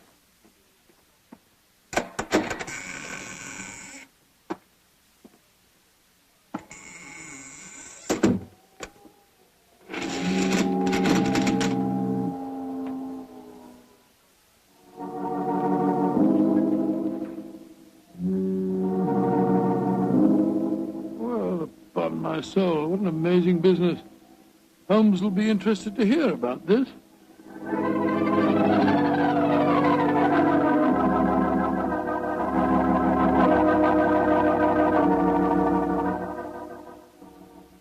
And that's the way it was, Holmes. One of the most curious adventures I ever had without you. Very interesting, Watson. You say this underground cellar was luxuriously furnished. Yes, and the people there were an amazing mixture. Some were in rags and some in evening dress.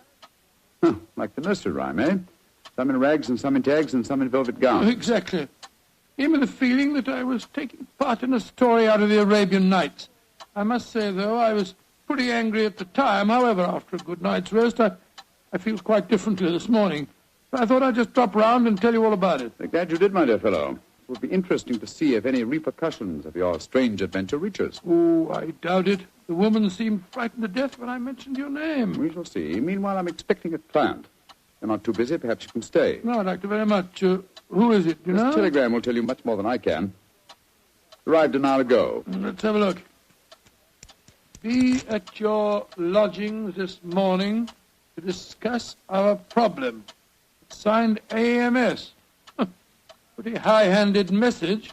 Be at your lodgings. Oh, please. What do you suppose AMS stands for? I was just toying with that problem when you arrived. Could it be the American Medical School? No, there's no such body. It's the American Medical Association. Oh, yes. The imperious tone of the message inclines me to believe that the A stands for amateur. Very possibly. Amateur Masker Society. Or The amateur murderers? That would be a nice thought, wouldn't it? Ah. That is their representative now, no doubt, to save us further guesswork. Holmes, it looks like the same carriage that I drove in last night. The girl standing on your doorstep, dressed in the height of fashion. Mrs. Hudson's letting her in. Splendid. It seems that we have not heard the end of your adventure. Go and meet the lady at the top of the stairs, will you, old chap, and save Mrs. Hudson's legs. Right, you are, Holmes. Thank you, Mrs. Hudson, thank you. All right, come in, madam. Want to come in? Thank you, Dr. Watson. Mr. Sherlock Holmes. At your service, madam. Won't you sit down? I'm Lady Dorothy Brownlee. It's your voice. You're the lady who fetched me last night, dressed up as a beggar woman. Yes, I am, Dr. Watson. Forgive me for being so mysterious at the time. Doubtless you have come to consult me regarding last night's unfortunate accident at the Amateur Mendicants Society. How did you know what the initials stood for, Mr. Holmes? Well, after hearing Dr. Watson's story of last night's happenings, the connotation seemed obvious. Am I right? Perfectly. Last night, when Dr. Watson told us Julian was dead, we thought it was an accident. And now you think it is murder, eh? Lady Bromley, if you expect my help, there must be no more mystery. Just what is this Amateur Mendicant Society? I'm afraid it'll be a little hard for you to understand our motives. We're a group of people, rather wealthy people, I suppose, who find pleasure in deliberately leading a seamy life disguised as beggars. We use the basement that you were in last night, Doctor, as our headquarters. We keep our beggars' clothes there and change out of them before we go home. Oh, what a fantastic idea. What a futile, worthless way of spending your leisure time, Lady Bromley. I suppose it must seem so, Mr. Holmes. But we're curious to learn how the other half lives. And of course, there's a certain thrill in rubbing shoulders with the police. At least we do some good. Indeed. I should be interested to learn how. All the money we make as beggars we give to charity. Oh, do you really? And you feel that this gesture on your part absolves you from any responsibility to the real beggars whose livelihood you're impairing? I hadn't thought of it just like that. No. Then I suppose you won't want to help us. Oh, that's quite another matter, madam. As a professional detective, I cannot afford to be a moralist. Yes, I will investigate this case for you, though I warn you my fee will be an extremely high one. Money isn't important, Mr. Holmes, as long as we can solve Julian's death without bringing the police into the case. Lady Brownlee, who is the dead man? The man you refer to as Julian? Julian Trevor, the poet. He was the one who started our society. Yes, I think I've read some of his work. Decadent. Distinctly decadent. Well, what makes you think that he was murdered, Lady Brownlee? Well, after you left last night, Dr. Watson, there was a terrible scene. You remember Sidney Holt? Oh, was he the big fellow who was so unpleasant to him? Yes, that's the one. Oh, do I remember him? He said that he saw Lord Cecil deliberately trip Julian as he came to the head of the staircase. Oh, Lord Cecil being... Lord Cecil Dyrenforth, son of the Earl of Meersham. Oh, yes. There was a bitter argument. Cecil accused Sidney of doing the same thing. Then they had a dreadful fight. It ended up with Cecil threatening to go to the police. Well, that's when we decided to send a telegram to you, Mr. Holmes. Oh, yes, I see. So the proof of murder depends on such flimsy evidence as to whether the dead man fell or, well, should we say, was pushed? What it seems like. Mr. Holmes, even though you don't approve, please help us, won't you? Yes, Lady Brownlee, I will. Then you come back with me now to our headquarters? I shall join you within the hour. In the meantime, my old friend Dr. Watson can go with you. But Holmes, what can I do without you? You know my methods, old chap. Act accordingly. Oh, very well, Mr. Holmes. But you promise you'll be there. I promise you that I will be there, madam. Thank you so much, Mr. Holmes. We'll be expecting you. Come on, Doctor. Well, I'll just get my hat and coat. Holmes, what are you up to? Go with her and ask no more questions. I shall join you within the hour. Holmes, there's a glint in your eye. I don't think you believe her story. Of course I don't, Watson. Well, then what? Then go with her, old fellow, and keep your wits about you. The game's afoot.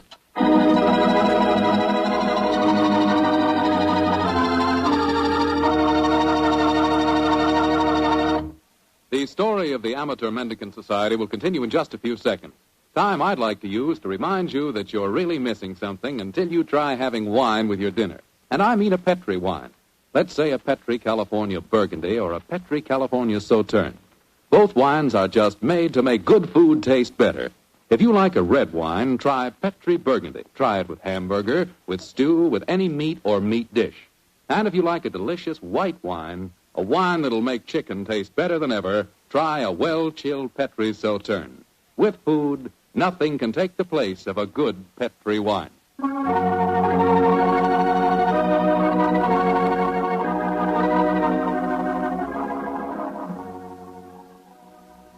And now back to tonight's new Sherlock Holmes adventure. The Amateur Mendicant Society, a group of wealthy eccentrics who pose as beggars, have come to Sherlock Holmes and Dr. Watson with a problem. One of their members has apparently been murdered, and the famous pair have been asked to investigate the killing. As we rejoin our story, Dr. Watson, still awaiting the arrival of the great detective, is cross-questioning 3 of the members at the headquarters of this unusual society. I'm afraid that I don't find your stories very convincing. Oh, don't you now? Well, then suppose you stop asking questions until Sherlock Holmes gets here. He's the man we've engaged to settle this business, not you. We're paying for his services, not those of his assistant. Mr. Holmes asked me to conduct this preliminary investigation, my good man. I'm perfectly familiar with his methods, so keep a civil tongue in your head if you want us to continue with this case. I'm not answering any more questions till he gets here. Insufferable fellow. Lord Cecil, you say that you saw Holt deliberately trip the dead man as he came down the stairs last night. Yes, I did. Well, where were you standing, sir? At the head of the staircase. Holt was beside me, and as Julian came by, he deliberately... Excuse me, number 11, excuse me. What is it? There is a strange man just come in. He is dressed as you when you work, but I do not remember to have seen him here before. He speaks very rough. Did he give the correct signal? Yes, and the password. He must be a new member. I suppose we better see him. Bring him in. Oh, bad time for him to come here, confound it. This way, please. Tommy, what a nice place you got here. Yeah, what a nice place. Certainly do yourselves proud, don't you? Who are you, and how did you get in here? I'll give the signal and the password just like Julian told me to. Are you a friend of Julian? Of course I am. He told me to meet him here today. Who are you, really? Are we all friends here? Yes, you can talk freely. Then permit me to introduce myself. I am Don Luis Jose Fernando de las Torres at your service. Why do you want to join us? When Julian told me about it, it tickled my, my funny bone. It is a so charming idea, aficionados of mendicancy. I suppose he's all right. Of course I'm all right. Now, where is Julian, please? He will vouch for me. He's in the other room. He had an accident. An accident? Not a bad one, I hope? A very bad one. Dr. Watson, you better take him in there and break the news to him. Very well. Follow me, sir. This is terrible. Please, tell me what happened, Doctor. I'm afraid you must prepare yourself for a shock, sir. Your friend is dead. Dead?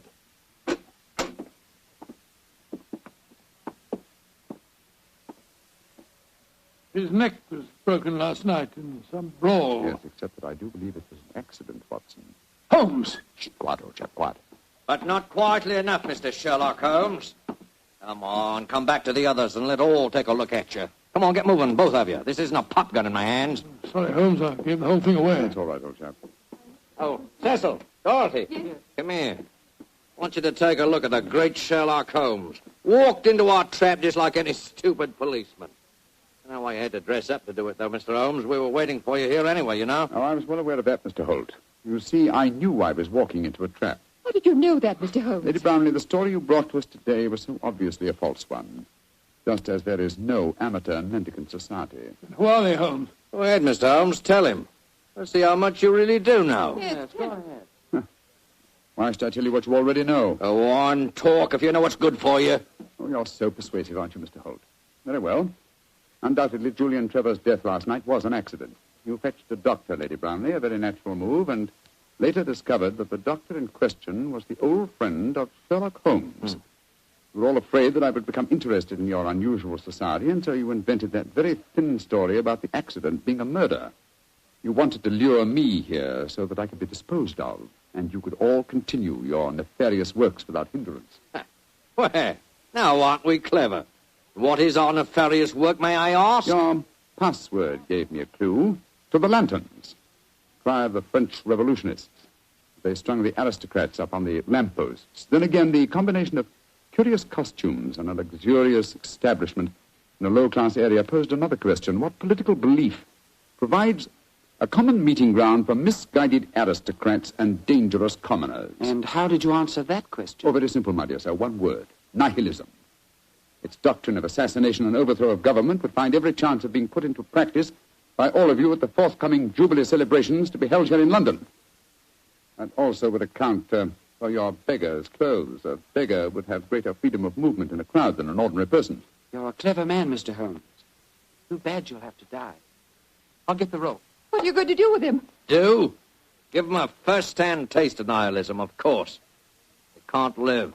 They know too much. Well, you can't possibly do this, you know. The police will track us here. By the time the police get here, you and your friend Holmes will be blown to kingdom come. Here's the rope, Sidney. Oh, right. Hands together, Mr. Holmes. That's it. Ah! Oh, mind that bandaged wrist of mine, will you? It's confoundedly sore. Oh, isn't that a shame now? Is this any better? Ooh. Tie up the doctor, Cecil, while I bind Holmes's legs. With pleasure. I can't go through with this. What do you mean, Dorothy? You can't go through it. I just can't stand by and see two innocent men murdered. Don't be a fool, Dorothy. We can't let them live. They know too much. I don't care. If you go on with this, I'm going out for the police. You fool. Oh, Tie her up as well, Cecil. leave me alone. Sit down there beside him. Go on. You're a devil, Sidney. Oh, shut up. Now, Mr. Holmes, I'm going to fetch a little invention. A little invention I'm sure you'll be interested in. Mr. Holmes, it's a pity you and your friend didn't learn to mind your own business. I'm afraid it's too late to teach an old dog new tricks. It's too late now, at any rate. Quite comfortable, Dr. Watson? Don't you speak to me, sir. You're a filthy traitor to your country. Rubbish. Here we are. Example of Mikhail Petrov's mechanical genius. This bomb will blow the entire building sky high, and the three of you with it. Now, I wind the time clock so, and we'll set the fuse to go off in 5 minutes. It'll give us plenty of time to get away. So.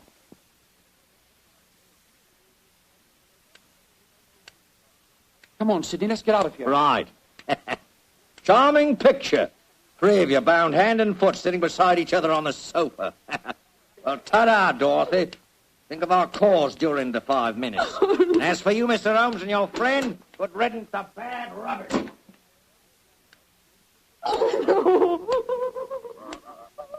Well, Holmes, this looks like the end. Afraid so, old chap. I blame myself. If I hadn't been so infernally noisy when I recognized you, we wouldn't be in this mess. Wasn't your fault, old fellow. I think they suspected me anyway. Well, I must say it seemed to me that you told them a great deal more than was necessary about your suspicions. Surely you could have pretended ignorance. Oh, I suppose I could have done. I can't die yet. I'm not ready to Courage, die. Lady Brownlee, courage. And by the way, was I right in assuming that your associates are nihilists? Of course they are. They're planning to assassinate the Prime Minister during the Jubilee celebration. Prime Minister, great heavens, Holmes, we've got to get free. Assuming some miracle happened, and we did get free, and your former associates were arraigned in court, would you testify against them? Oh, of course I would. But what chance is there of that? That clock! That devilish clock! Why doesn't it stop ticking? If it bothers you that much, Lady Brownlee, I'll stop it for you. Holmes, your hands are free. Of course they are, my dear fellow. The bandaged wrist I mentioned just now concealed a razor-edged blade. I cut through the ropes almost before our friends had left the room. Then why did you keep us in the suspense, Mr. Holmes? I wanted to be quite sure that you'd testify in the forthcoming trial, madam. There we are. That renders the bomb harmless. Aha! And that means that the police have sprung the trap that I set to your associates, Lady Brownlee.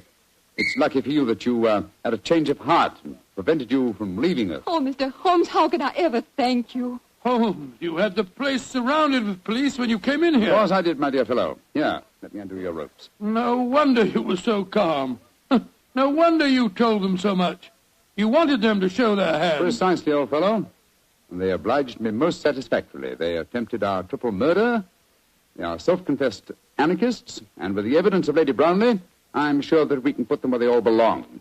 Considering it barely noon, I think you'll agree, Watson, that is a very comprehensive morning's work.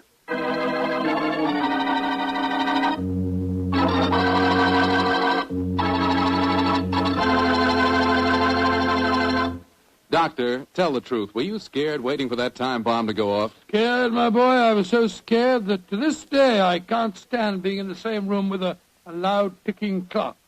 Each tick of the clock seems to speak to me. Seems to say, tick-tock, this is the end. Tick-tock, this is the end. The clock ever speak to you like that? Well, yes, Doctor. How did you know? Well, what's the clock say to you? Tick-tock. Petri took time to bring you good wine. Petri took time to bring you good wine. Gracious me, Mr. Foreman. Well, you listen to your clock, and I'll listen to mine. Gosh, Doctor, can I help it if I like to hear about Petri wine? After all, that Petri family really knows how to make good wine. And it's no wonder. They've been making wine ever since they started the Petri business generations ago, way back in the 1800s. And because the making of Petri wine is a family affair, well, they've been able to hand on down from father to son, the skill and experience of each preceding generation. So naturally, when it comes to turning luscious, sun-ripened grapes into fragrant, delicious wine, well, you just can't beat the Petri family, because Petri took time to bring you good wine. And say, don't forget to take time to send for your Petri recipe calendar. It's free. Just write to Petri Wine, P-E-T-R-I, Petri Wine, San Francisco 26, California. San Francisco 26, California. This offer is intended to apply only in those states and other localities where its acceptance is permissible by law and regulation. And now, Dr. Watson, what adventure are you planning to tell us next week? Well, next week, Mr. Foreman, I'm going to tell you a story of old Vienna. The Vienna of sparkling lights, beautiful women, and lilting music. And of an extraordinary murder that takes place to the accompaniment of a Mozart sonata. Boy, that sounds like a thriller. I'll see you for sure next week. Just a minute. Before I go, Mr. Foreman, I want to urge every registered nurse listening in to get all the facts about the Army Nurse Corps. The Army needs you, nurses, needs you desperately. They'll make you an officer at once and give you every chance to further your post-war careers. So if you're a registered nurse under 45, call at your local Red Cross chapter and get all the details. Or wire collect to the Surgeon General, U.S. Army, Washington, D.C.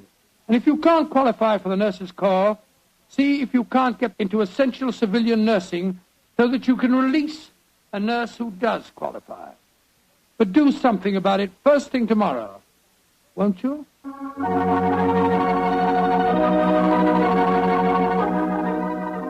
Tonight's Sherlock Holmes adventure is written by Dennis Green and Anthony Boucher and is based on an incident in the Sir Arthur Conan Doyle story, The 5 Orange Pips. Mr. Rathbone appears through the courtesy of Metro-Goldwyn-Mayer and Mr. Bruce through the courtesy of Universal Pictures, where they are now starring in the Sherlock Holmes series. The Petri Wine Company of San Francisco, California, invites you to tune in again next week, same time, same station. Meanwhile, don't forget to take advantage of our offer of a free recipe calendar. Oh, the Petri family took the time to bring you such good wine. So when you eat and when you cook, remember Petri wine. To make good food taste better, remember... Petri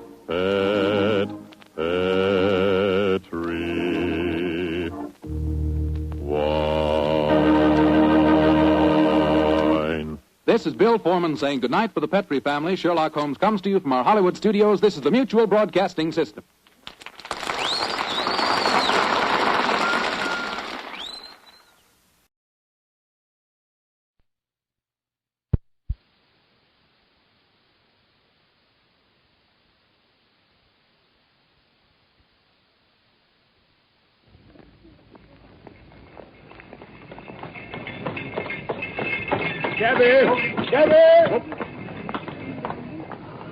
Capital, my dear Watson. Let us return to our humble abode. 221B Baker Street, please, cabby.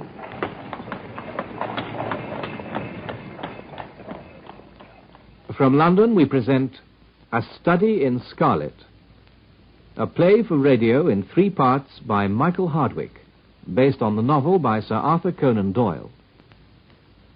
A Study in Scarlet, Episode 1. Stamford, I found it. I found a reagent which is precipitated by hemoglobin and by nothing else. Dr. Watson, Mr. Sherlock Holmes. How are you? How do you do? You've been in Afghanistan, I perceive. Now, how on earth do you know that, Mr. Holmes? Never mind. It was many years ago, but I shall never forget that fateful meeting in the laboratory at Bart's Hospital. I was home from India, invalided out of the army, and looking for lodgings in keeping with my pension. Holmes had just found a suite of rooms at number 221B Baker Street and wanted someone to share them.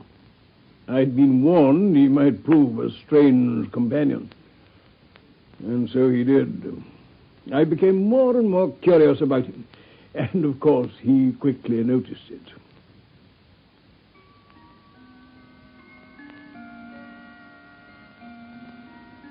I trust, Doctor, that these few weeks have not proved to you that I'm too difficult a fellow lodger after all. Far from it, Holmes. I don't mind admitting you puzzle me, though. Puzzle you? Well, the way you work like a fiend sometimes, and at others you lie on the sofa there, hardly uttering a word or moving a muscle from morning to night. And there's those curious visitors of yours. In one afternoon, a grey-headed, seedy fellow looking like a peddler, then an old white-haired gentleman, a fashionably dressed young girl, and a railway porter. Then that little sallow, rat-faced fellow Lestrade, who's been here 3 times in a single week. Well, I have a trade of my own. I suppose I'm the only one in the world. I'm a consulting detective. Consulting detective? Here in London, we have lots of government detectives and lots of private ones. When these fellows are at fault, they come to me, and I manage to put them on the right scent. Lestrade is a well-known detective. He got himself into a fog recently over a forgery case, and that was what brought him here. I see. And these other people? Oh, they're mostly sent on by private inquiry agencies. I listen to their story, they listen to my comments, and then I pocket my fee. It's simple enough as you explain it. But, Holmes, I don't really think that... I say, that fellow down in the street, I wonder what he's looking for. Oh, you mean the retired sergeant of Marines? Oh, now that really is going too far. Oh, well, we shall soon see. He's coming to our door. You know, the trouble is, Watson, that there are no crimes and no criminals these days. What's the use of having brains in our profession? I know well that I have it in me to make my name famous. No man lives or has ever lived who has brought the same amount of study and of natural talent to the detection of crime which I have done. And what's the result? There is no crime to detect. Or at most some bungling villainy with a motive so transparent that even a Scotland Yard official can see through it. A person to see you, Mr. Holmes. Oh, thank you, Mrs. Hudson. Come in. Letter by hand for Mr. Sherlock Holmes. Thank you. May I ask, my good man, what your trade may be? Commissionaire, sir. Uniform away for repairs. And you were... Sergeant, sir. Royal Marine Light Infantry, sir. No answer, Sergeant. Very good, sir. Good day, gentlemen. Good day, son. Well, I'm blessed. Now, how in the world did you deduce that? Why, even when he was down in the street, I could see a great blue anchor tattooed on the back of the fellow's hand. That's Mac to the sea. He had a military carriage, however, and regulation side whiskers. There we have the Marine. He was a man with some amount of self-importance and a certain air of command. You must have observed the way in which he held his head and swung his cane. No. A steady, respectable, middle-aged man, too, on the face of him. All facts which led me to believe that he had been a sergeant. Wonderful. Commonplace. But I said just now that there were no criminals. What? It appears that I'm wrong. Look at this. What? Would you mind reading it to me aloud? What is that? Oh, yes, certainly, yes. My dear Mr. Sherlock Holmes, there has been a bad business during the night at 3 Lauriston Gardens off the Brixton Road. A man on the beat saw a light there about 2 a.m, and as the house was an empty one, suspected that something was amiss. He found the door open and in the front room discovered the body of a gentleman, well dressed and having cards in his pocket, bearing the name of Enoch J. Drebber, Cleveland, Ohio, USA. There had been no robbery, nor is there any evidence as to how the man met his death. There are marks of blood in the room, but there's no wound upon his person. We are at a loss as to how he came into the empty house. Indeed, the whole affair is a puzzler. If you can come round to the house any time before 12, you'll find me there. Yours faithfully, Tobias Gregson. Gregson is the smartest of the Scotland Yarders. He and Lestrade are the pick of a bad lot. They have their knives into one another, too. They're as jealous as a pair of professional beauties. There'll be some fun over this case if they're both put upon the scent. Come on, get your hat. You wish me to come? Yes, if you have nothing better to do. Oh, splendid.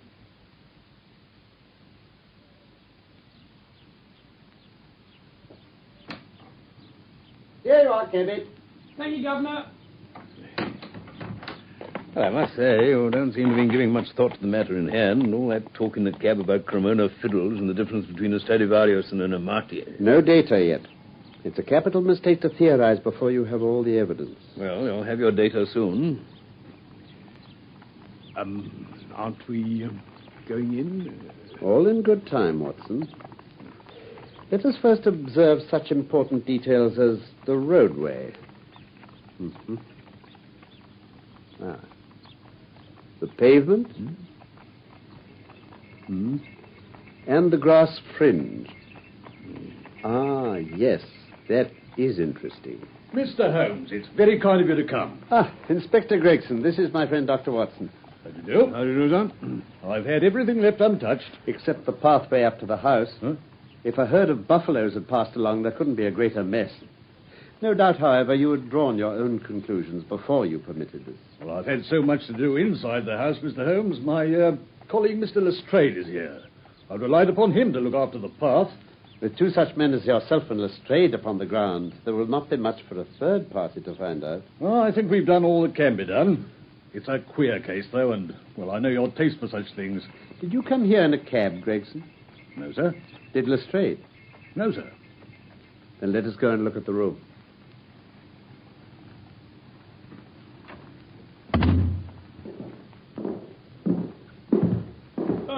Good morning, Mr. Holmes. Good morning, Lestrade. I think you've met Dr. Watson. Well, of course, at your rooms. Yes, how do you do? Well, this case will make a stir, sir. Beats anything I've seen, and I'm no chicken. You found no clue? None at all. You're sure there's no wound? There are splashes of blood all over the place. Do you want to examine the body, sir? Yes, just a quick look, I think. Yeah. Mm-hmm. Yeah. Well, that seems to be all. Just a sniff at his lips. And a glance at the soles of his patent leather boots. Yeah. Well, I think I've seen everything I need to see. He's not been moved at all. Well, no more than was necessary for the purposes of our examination. Then you can take him to the mortuary. There's nothing more to be learned. Right. Let's have the stretcher. Hello? What's that? Well, it's a ring. There's been a woman here. It's a woman's wedding ring. Well, this does complicate matters. Heaven knows they were complicated enough before. You're sure it doesn't simplify them? Simplify? All right, you can take him away. Yes, sir. Come, Gregson. There's nothing to be learned by staring at the ring. What did you find in his pockets? Gold watch and chain, gold ring with a Masonic device. Gold pin, bulldog's head with rubies as eyes. Cards of Enoch J. Drebber of Cleveland, corresponding with the EJD upon the linen. No purse, but loose money to the extent of £7.13. Oh, and 2 letters. One addressed to E.J. Drebber and one to Joseph Stangerson. At what address? American Exchange, Strand, to be left till called for. They are both from the Guion Steamship Company and refer to the sailing of their boats from Liverpool to New York. Have you made any inquiries as to this man Stangerson? I did at once, sir. I've had advertisements sent to all the newspapers, and one of my men has gone to the American Exchange, but he has not yet returned. Have you sent to Cleveland? We telegraphed this morning. How did you word your inquiries? We simply detailed the circumstances and said that we should be glad of any information that could help us. You didn't ask for particulars on any point which appeared to you to be crucial. I asked about Stangerson. Nothing else? Is there no circumstance upon which this whole case appears to hinge? Will you not telegraph again?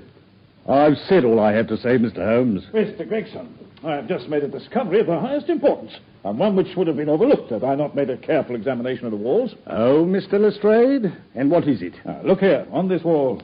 Oh, now, stand there. I'll strike a match. Look at that. What does it say? I can't quite see. R-A-C-H-E. Rach? What do you think of that? The murderer's written it with his or her own blood. You see this smear where it's trickled down the wall? That disposes of the idea of suicide anyhow. Now, why was that corner chosen to write it on? I'll tell you. You see that candle on the mantelpiece? Yeah. It was lit at the time, and if it was lit, this corner would be the brightest instead of the darkest portion of the wall. And what does it mean now that you have found it? Why, it means that the writer was going to put the female name Rachel, but was disturbed before he or she had time to finish. You mark my words, when this case comes to be cleared up, you'll find that a woman named Rachel has something to do with it. All very well for you to laugh, Mr. Sherlock Holmes. You may be very smart and clever, but the old hound is the best when all's said and done. Oh, I really beg your pardon, Lestrade. You certainly have the credit of being the first of us to find this out. And as you say, it bears every mark of having been written by the other participant in last night's mystery. I have not had time to examine this room yet, but with your permission I shall do so now. Now, where's my lens?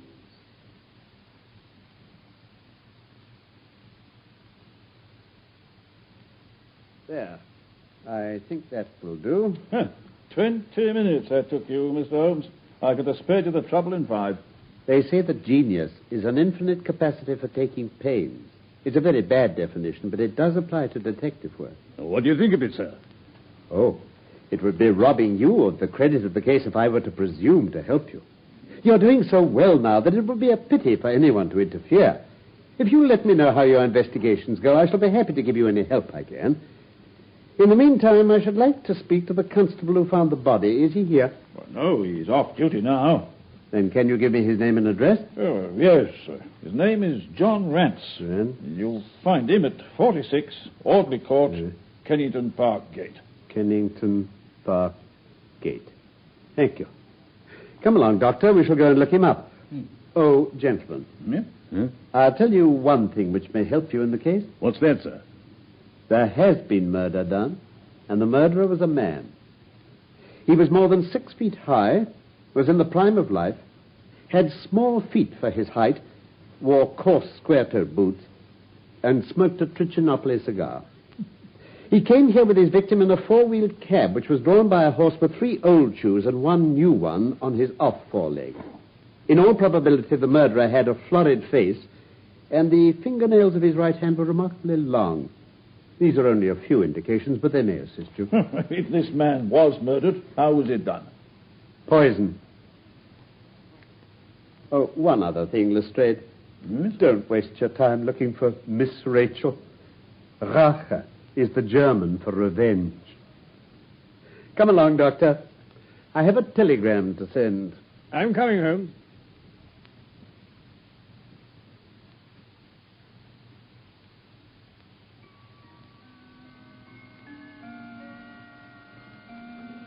Now that I've sent my telegram, we can go and see this Constable John Rance. You amaze me, Holmes. Surely you're not as sure as you pretend to be of all those particulars you gave? There's no room for a mistake. The very first thing which I observed on arriving there was that a cab had made 2 ruts with its wheels close to the curb. Now, up to last night, we've had no rain for a week, so that those wheels, which left such a deep impression, must have been there during the night. Since the cab was there after the rain began, and was not there at any time during the morning, I have Gregson's word for that. It follows that it must have been there during the night, and therefore that it brought those 2 individuals to the house. Well, that seems simple enough, but how about the other man's height? When a man writes on a wall, his instinct leads him to write about the level of his own eyes. Now, that writing was just over 6 feet from the ground. It was child's play. And his age? Well, if a man can stride 4.5 feet without the smallest effort, he can't be quite in the sere and yellow. That was the breadth of a puddle on the garden path which he had evidently walked across. Patent leather boots had gone round, and square toes had stepped over. There's no mystery about it at all. Is there anything else that puzzles you? Well, the fingernails and the Trichinopoly cigar. The writing on the wall was done with a man's forefinger dipped in blood. My glass allowed me to observe that the plaster was slightly scratched in doing it, which would not have been the case had the man's nail been trimmed. I gathered up some scattered ash from the floor. It was dark in color and flaky, such an ash as is only made by a Trichinopoly. I flatter myself that I can distinguish at a glance the ash of any known brand, either of cigar or of tobacco. And the florid face, then? Ah, that was a more daring shot. Though I've no doubt that I was right. You mustn't ask me that at the present state of the affair. There is much that is still obscure. Though I've quite made up my mind on the main facts. As to poor Lestrade's discovery, it was simply a blind, intended to put the police upon a wrong track by suggesting socialism and secret societies. It was not done by a German. Oh. If you notice, the A was printed somewhat after the German fashion. Now, a real German invariably prints in the Latin character, so that we may safely say that this was not written by one, but by a clumsy imitator who overdid his part. Oh, no. It was simply a ruse to divert inquiry into a wrong channel. I'm not going to tell you much more of the case, Doctor. You know, a conjurer gets no credit when once he's explained his trick. And if I show you too much of my method of working, you will come to the conclusion that I'm a very ordinary individual after all. Oh, I shall never do that. You have brought detection as near to an exact science as it ever will be brought in this world. I'll tell you one other thing. Patent leathers and square toes came in the same cab. And they walked down the pathway together as friendly as possible, arm in all probability. When they got inside, they walked up and down the room. Or rather, Patent Leather stood still while Square Toes walked up and down. I could read all that in the dust, and I could read that as he walked, he grew more and more excited. That's shown by the increased length of his strides. He was talking all the while and working himself up, no doubt, into a fury. Yes. Then the tragedy occurred. Well, I've told you all I know myself. For the rest is mere surmise and conjecture. We have a good working basis, however, on which to start. And now we must hurry, for I particularly want to visit Constable Rance in Kennington. Let's go find a cab.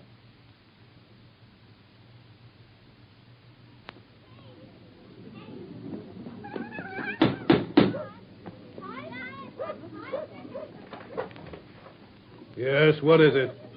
You are Constable John Rance? What of it, who wants to know? My name is Sherlock Holmes. Inspector Lestrade said I could find you here. It's about the business at Lauriston Gardens, Brixton Road. I made my report at the office. Can't a man get a bit of rest when he's off duty? We thought that we should like to hear it all from your own lips. Oh, well, I shall be most happy to tell you anything I can, sir. Come in, gents. Thank you. Sit you down on the sofa, gents. Now, what was it? Just let us hear it all in your own way as it occurred, please. Very well. Well, my time is from 10 at night till 6 in the morning. 1 o'clock it began to rain. And I met Harry Murcher, who has the Holland Grove bin. We stood together at the corner of Henrietta Street a-talking. Well, presently, maybe about 2, a little after, I thought I'd take a look around and see that all was right down the Brixton Road.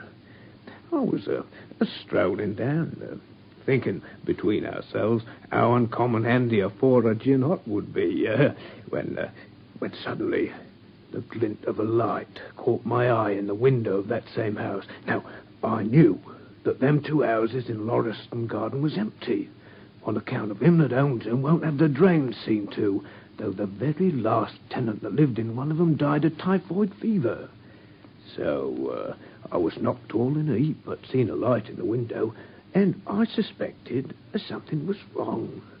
When I got up to the door, all was quiet inside, so I went into the room where the light was a-burning. There was a candle flickering on the mantelpiece, a red wax one. And by its light, I saw... Yes, I know all that you saw. You walked round the room several times, and you knelt down by the body, and then you walked through and tried the kitchen door, and then... Where was you hid to see all that? Seems to me that you knows a good deal more than you should. Here's my card. No, don't get arresting me for the murder. I'm one of the hounds, not the wolf. Mr. Gregson or Mr. Lestrade will answer to that. Go on, though. What did you do next? Went back to the gate and sounded my whistle. That brought Murcher and 2 more to the spot. Was the street empty then?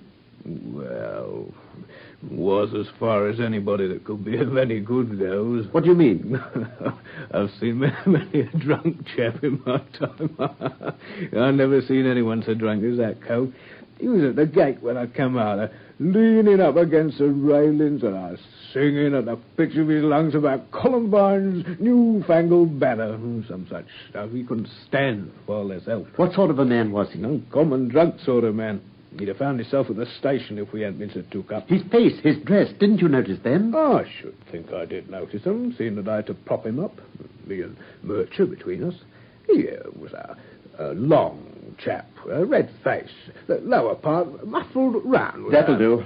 What became of him? Well, he didn't have to do without looking after him. I'll wager he found his way home all right. How was he dressed? Brown overcoat. Had he a whip in his hand? A whip? No. He must have left it behind. You didn't happen to see or hear a cab after that? No. Well, there's half a sovereign for you. Oh. Oh, thank you, sir. I'm afraid, Rance, that you will never rise in the force. That head of yours should be for use as well as ornament. You might have gained your sergeant's stripes last night. The man whom you held in your hands is the man who holds the clue to this mystery and whom we are seeking. But I tell you... There's no use arguing about it now. I tell you that it is so. Come along, Doctor.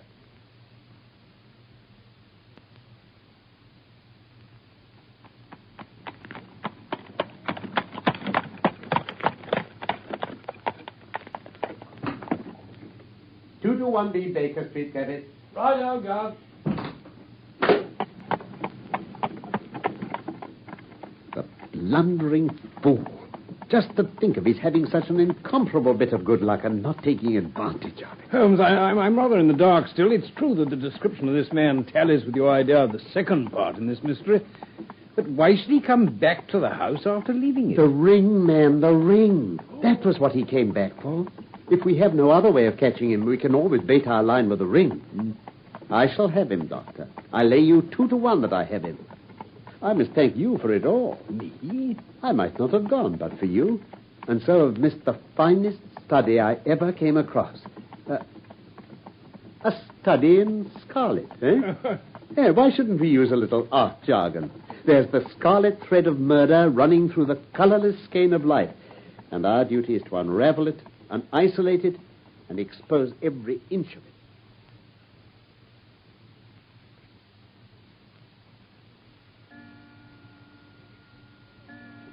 Watson, what's the matter?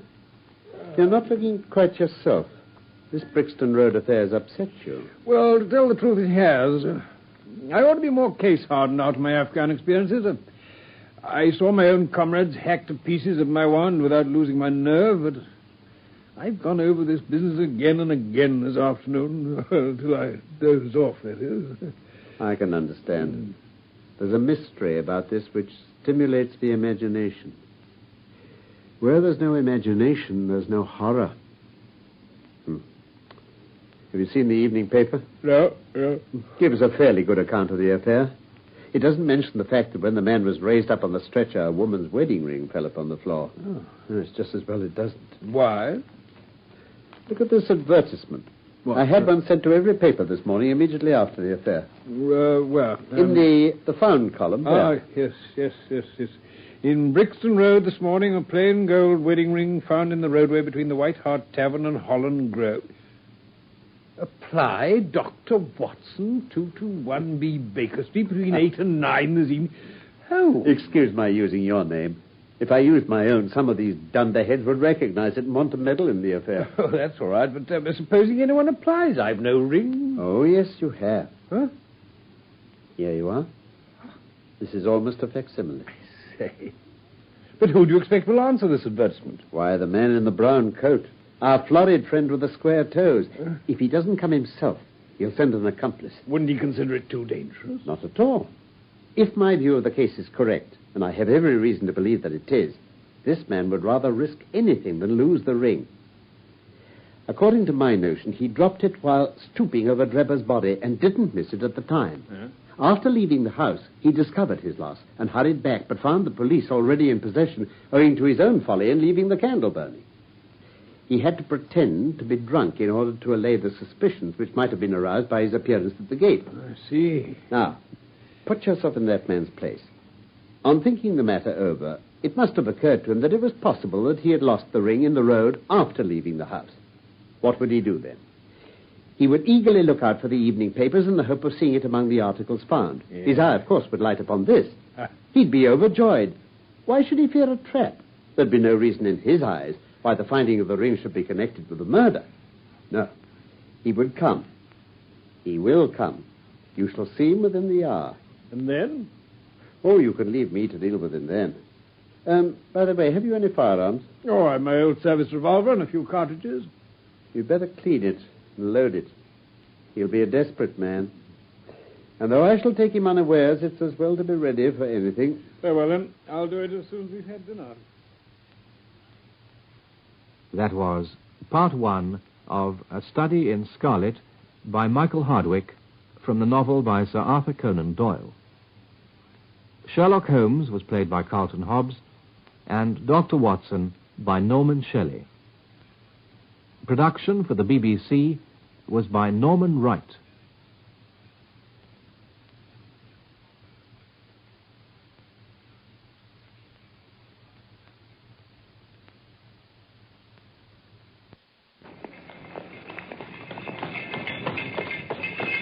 Cabby! Capital, my dear Watson. Let us return to our humble abode. 221B Baker Street, please, cabby.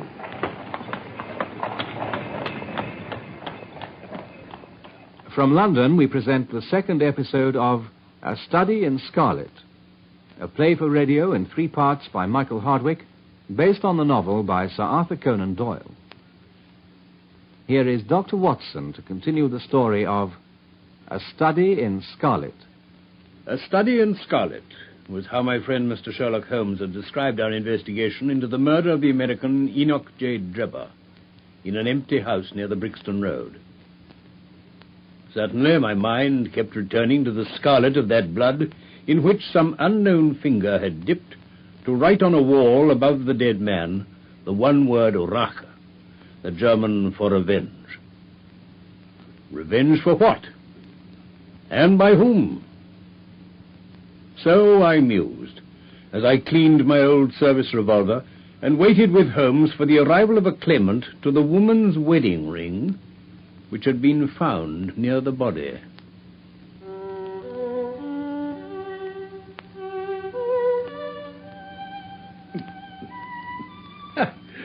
Well, the old pistol seems none the worse for lying idle. The plot thickens, Watson.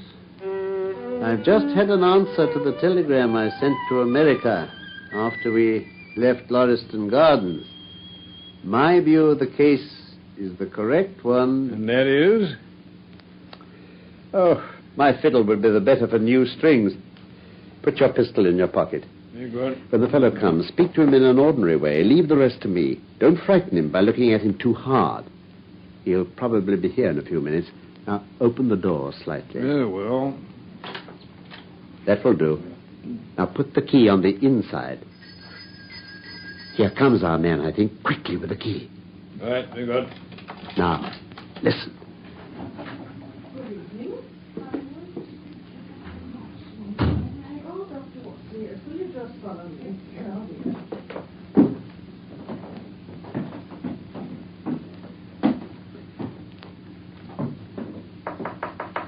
Come in. Yes, my good woman? It's, this has brought me, good gentleman, here in the paper, a gold wedding ring in the Brixton Road. It belongs to my girl Sally, as was married only this time 12 months, which her husband is steward aboard a union boat. And what he'd say if he come home and found her without her ring is more than I can think, he being short enough at the best of times, but more especially when he has the drink. If it please you, she went to the circus last night along with... Is that her ring? Ah, the Lord be thanked. Sally will be a glad woman this night. And what may your address be? 13 Duncan Street, Houndsditch. There's a weary way from here. The Brixton Road doesn't lie between any circus and Houndsditch. The gentleman asked me for my address. Sally lives in lodgings at 3 Mayfield Place, Peckham. And your name is... My name is Sawyer.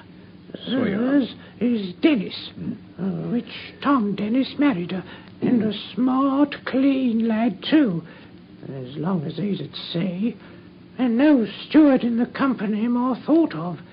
But when on shore, what with the women and the liquor shops... Holmes, give it to her. Here's your ring, Mrs. Sawyer. It clearly belongs to your daughter, and I'm glad to be able to restore it to the rightful owner. If he could have come home and found her without it, I don't know what he might have done. Thank you, good gentleman. Oh, my poor Sally, what will she say? Good night to you, Mrs. Sawyer. Good night to you, sir. I'll follow her. She must be an accomplice. She'll lead me to it. Wait up for me, Watson.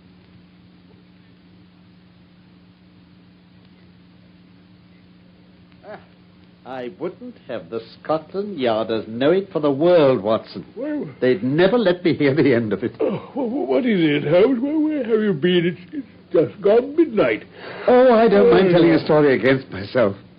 That creature had gone a little way when she hailed a four-wheeler which was passing. Yeah. I managed to be close to her so as to hear the address. But I needn't have been so anxious, for she sang it out loud enough for it to be heard at the other side of the street. Drive to 13 Duncan Street, Houndsditch, she cried. This begins to look genuine, I thought. And having seen her safely inside, I perched myself behind. You perched yourself? Huh? Oh, that's an art which every detective should be an expert at. Well, away we rattled and never drew rein until we reached the street in question. I hopped off before we came to the door and strolled down the street in an easy, lounging way. I saw the cab pull up. The driver jumped down, and I saw him open the door and stand expectantly. Nothing came out, though. What? When I reached him, he was groping about frantically in the empty cabin, giving vent to the finest assorted collection of oaths that I ever listened to. There was no sign or trace of his passenger, and I fear it'll be some time before he gets his fare. On inquiring at number 13, we found that no one of the name either of Sawyer or Dennis had ever been heard of there. But you don't mean to say that tottering, feeble old woman was able to get out of the cab while it was in motion without either you or the driver seeing it? Old woman be damned. We were the old women to be so taken in. He must have been a young man, and an active one, too, besides being an incomparable actor. The get-up was inimitable. Yeah, well. He saw that he was followed, no doubt, and used this means of giving me the slip. It shows that the man we're after is not as lonely as I imagined he was, but has friends who are ready to risk something for him. Now, Doctor, you're looking done up. As you say, it's gone midnight. Take my advice and turn in. Yes, I think I will. You turning in, too? Oh, not yet a while, I fear. This smouldering fire and my violin will keep me company long into the watches of the night, I fancy. Good night. There's a strange problem still to unravel. A very strange problem indeed.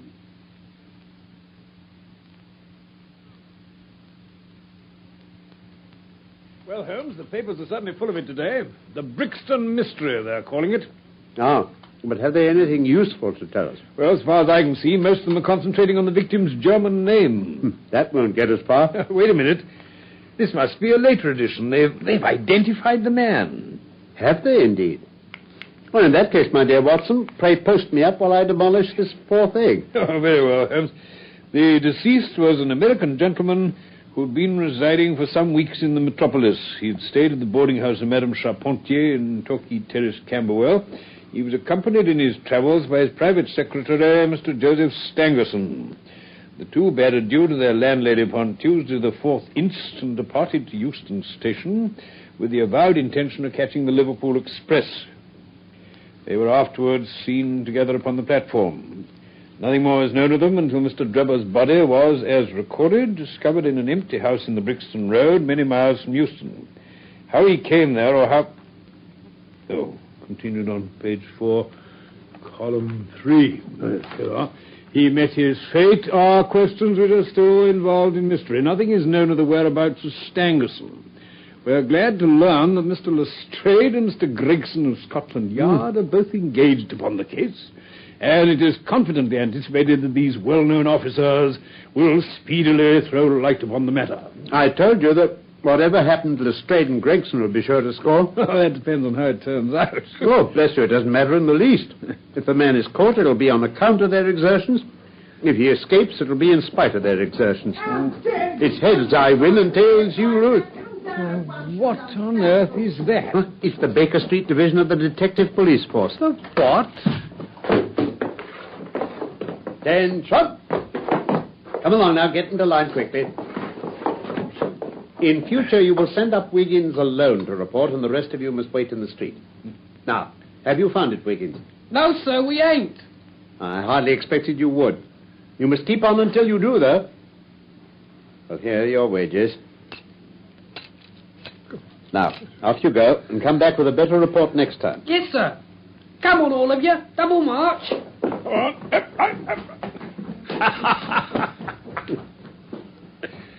Now, Holmes, what on earth? There's more work to be got out of one of those little beggars than out of a dozen of the force. The mere sight of an official-looking person seals men's lips. These youngsters, however, go everywhere and see everything.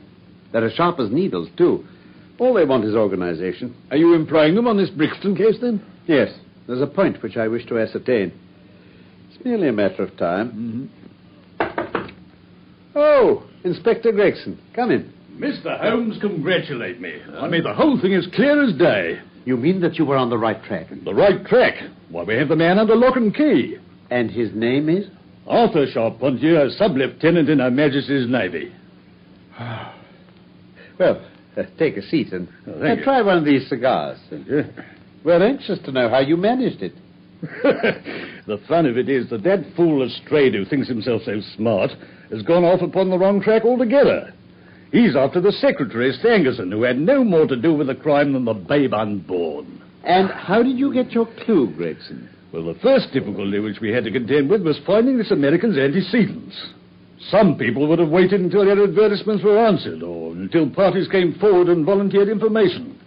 But that's not Tobias Gregson's way of going to work. You remember the hat beside the dead man? Yes, by John Underwood and Sons, 129 Camberwell Road. Oh, I had no idea you'd noticed that. Well, anyway, my belief is you should never neglect a chance, however small it may seem. To a great mind, nothing is little. Quite. Quite, yes. Well, I went to Underwood and asked him if he'd sold a hat of that size and description. He looked over his books and came on it at once. He had sent a hat to Mr. Drebber, residing at Charpentier's boarding establishment, Torquay Terrace. Thus I got at his address. Smart. Very smart. I next called upon Madame Charpentier. I found her very pale and distressed. Her daughter was in the room, too, an uncommonly fine girl she is, I may add. She was looking red about the eyes, and her lips trembled as I spoke to her. That didn't escape my notice. You know the feeling, Mr. Holmes, when you come upon the right scent, a kind of thrill in your nerves. Before I even started to question them, I felt that these people knew something about the matter. Now, ladies, have you heard of the mysterious death of your late boarder, Mr. Enoch J. Drebber of Cleveland? Oh, there, now, dear. Yes, sir, we have heard about it. At what o'clock did Mr. Drebber leave your house for the train? At 8 o'clock. His secretary, Mr. Sangerson, said there were 2 trains, one at 9:15 and one at 11. He was to catch the first. And that was the last you saw of him? Madam, I asked whether it was the last you saw of him. Yes, it was. Oh, Mother, no good can ever come of falsehood. We did see Mr. Drebber again, sir. God forgive you. You've murdered your brother. But Arthur would rather we spoke the truth. You'd best tell me all about it. Half confidences are worse than none. Besides, you don't know how much we know already. Oh, on your head be it, Alice. Perhaps you'd better leave us together. Yes, Mother. Now, sir, I had no intention of telling you all this, but since my poor daughter disclosed it, I've no alternative. Having once decided to speak, I will tell you all without omitting any particular. It's your wisest course, madam. Mr. Drebber had been with us nearly 3 weeks. He and his secretary, Mr. Stangerson, had been travelling on the continent. Yes? Mr. Stangerson was a quiet, reserved man. Oh, but his employer, I'm sorry to say, was far otherwise. He was coarse in his habits and brutish in his ways. How so? But the very night of his arrival, he became very much the worse for drink, and indeed, after 12 o'clock in the daytime, he could hardly ever be said to be sober. But his manner towards the maidservant was disgustingly free and familiar. And worst of all, he assumed the same attitude towards my daughter and spoke to her more than once in a way which, fortunately, she's too innocent to understand. But on one occasion, he actually seized her in his arms and embraced her. Oh, his own secretary reproached him for it. But why did you stand all this? I suppose you can get rid of your boarders when you wish. Would to God I'd given him notice on the very day he came. But it was a sore temptation. They were paying £1 a day each, and this is the slack season, and I am a widow, and my boy in the Navy has cost me much. I acted for the best. This last was too much, however, and I gave him notice to leave on account of it. I see. Oh, my heart grew light as I saw him drive away.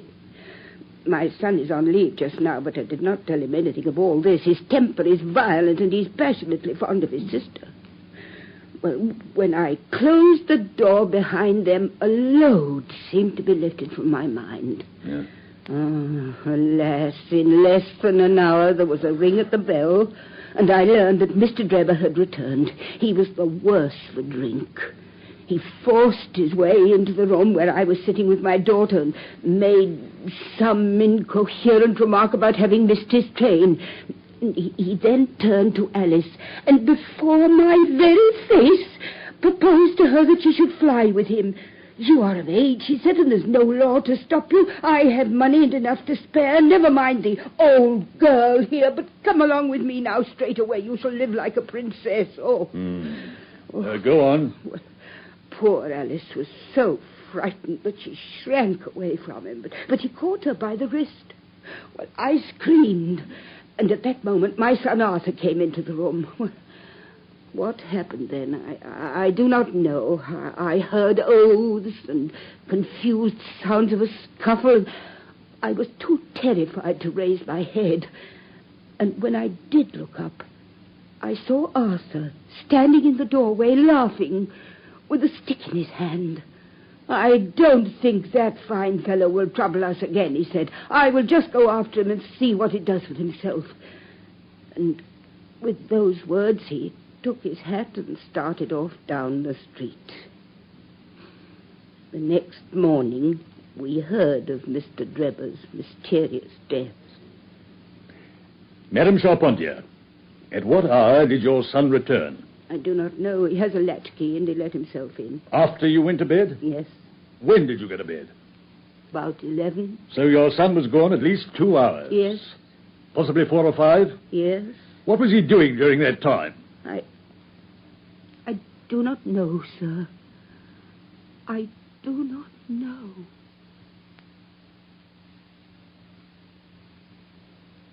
Of course, after that, there was nothing more to be done.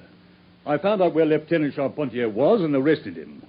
When I touched him on the shoulder and warned him to come quietly with us, he answered us as bold as brass, "I suppose you are arresting me for being concerned in the death of that scoundrel Drebber." We said nothing to him about it, so that his alluding to it had a most suspicious aspect. Very.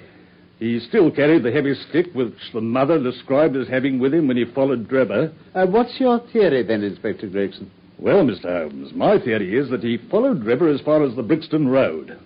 When there, some occasion arose between them, and in the course of which Drebber received a blow from the stick in the pit of the stomach, perhaps, which killed him without leaving any mark. The night was so wet that no one was about, so Charpentier dragged the body of his victim into the empty house. As to the candle and the blood and the writing on the wall and the ring, they may all have been so many tricks to throw the police onto the wrong scent. Well done. Really, Gregson, you're getting along. We shall make something of you yet. Well, I flatter myself that I've managed it rather neatly. The young man volunteered a statement in which he said that after following Drebber for some time, the latter perceived him and took a cab in order to get away from him. On his way home, Charpentier... Yes, I think the whole case fits together uncommonly well. What amuses me is to think of Lestrade, who had started off upon the wrong scent. I'm afraid he won't make much of it. Why, by Jove, here's the very man himself. Come in, Inspector Lestrade. Oh, so you're here, Gregson. I suppose, Lestrade, you've come to consult Mr. Sherlock Holmes.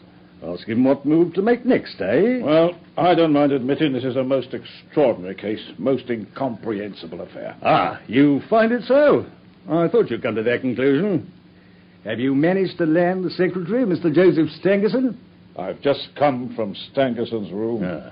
We've been hearing Gregson's view of the matter. Would you mind letting us know what you have done, Lestrade? No, Mr. Holmes, no objections at all. I freely confess that I was of the opinion that Stangerson was concerned in the death of Drebber. Was? A fresh development has shown me that I was completely mistaken. Well, well. I fancy we'd better take the events in their sequence. Very well. Full of the one idea, I set myself to discover what had become of the secretary. He and Drebber had been seen together at Euston Station about 8:30 on the evening of the 3rd. At 2 in the morning of the 4th, Drebber had been found murdered in the house off Brixton Road. The question which confronted me was to find out how Stangerson had been employed between 8:30 and the time of the crime, and what had become of him afterwards. I telegraphed to Liverpool, giving a description of the man and warning them to keep a watch upon the American boats. I then set to work calling upon all the hotels and lodging houses in the vicinity of Euston. You see, I argued that if Drebber and his companion had become separated that evening, the natural course for Stangerson would be to put up somewhere in the vicinity for the night, then to hang about the station again next morning to look out for his employer. They'd be likely to agree on some meeting place beforehand. So it proved. I spent the whole of yesterday evening making inquiries entirely without avail. This morning I began very early, and at 8 o'clock I reached Halliday's private hotel in Little George Street. Good morning, sir. Can I help you? Yes, I'd like to know whether a Mr. Stangerson is living here. Oh, certainly, sir. No doubt you're the gentleman he was expecting. He's been waiting here for a gentleman for 2 days. Yes. Where is he now? He's upstairs in bed. He wished to be called at 9. Well, I'll go up and see him at once, then. Yes, sir. The Boots will take you. Boots? Yes? Morning, sir. Take this gentleman up to Mr. Stangerson's room. Yes. Would you follow me, sir? There's his room, sir, just along here. Thank you very much. Thank you, sir. Oh. Cool. What's that? It looks like blood. Coming from under his door. You're right. It's locked, sir. Well, stand out of the way while I put the shoulders wet. Yeah, but, sir, I Get think... back.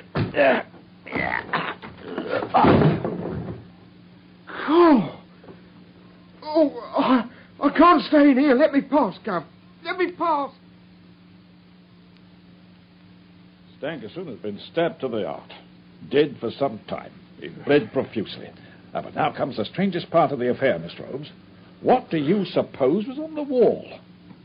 The word Rache, written in letters of blood. Well, that was it. Great heaven. Get on with the details, Lestrade. Well, the murderer was seen.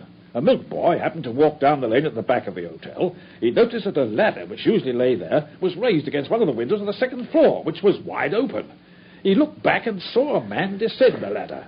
He came down so openly that the lad imagined him to be some carpenter or joiner at work. Took no notice beyond thinking it was early for anyone like that to be at work. And he has an impression that the man was tall, had a reddish face, and was dressed in a long brownish coat. Did you find anything in the room which could furnish a clue to the murderer? Nothing. Stangerson had 80-odd pounds in his pocket. Whatever the motive for these two crimes, it certainly wasn't robbery. There were no papers in the pockets, except a telegram, dated from Cleveland about a month ago, containing the words, J.H. is in Europe. There was no sender's name. And there was nothing else? Nothing of any importance. His pipe was on the chair beside the bed. There was a glass of water on the table. And on the windowsill, a small chip ointment box containing a couple of pills. What? At last! What's that, Mr. Holmes? The last link. My case is complete. Oh, well, just what do you mean, Mr. Holmes? I have now in my hands all the threads which have formed such a tangle. There are, of course, details to be filled in, but I'm as certain of all the main facts, from the time that Drebber parted from Stangerson at the station up to the discovery of Stangerson's body, as if I'd seen them with my own eyes. I'll give you proof of my knowledge. Could you lay your hand upon it? Yes, I have them here. Don't attach any importance to them, though. Let me see them. Doctor, are those ordinary pills? No, they're certainly not. Pearly grey colour, small, round, and, let's see. Yes, almost transparent against the light. From their lightness and transparency, I should imagine they're soluble in water. Precisely, sir. Now, would you mind going down and fetching that poor little devil of a terrier, which has been bad so long, and which the landlady wanted you to put out of its pain yesterday? Oh, yes, very well, Holmes. What are you going to do, Mr. Holmes? I will now cut one of these pills in two. One half we return into the box for future purposes. The other half I will place in this wine glass. If you'd be kind enough to pass me the carafe, Lestrade. Yes, here you are. Thank you. Now then, I pour into the glass a teaspoonful of water. Ah. You perceive that our friend the doctor is right. The pill readily dissolves. I shall now add a little milk to make the mixture palatable.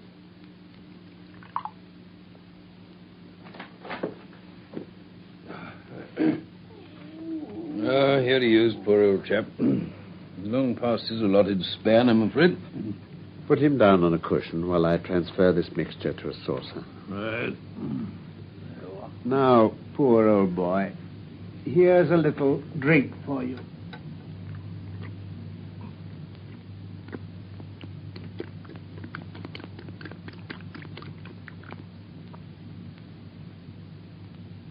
Well? It can't be a coincidence.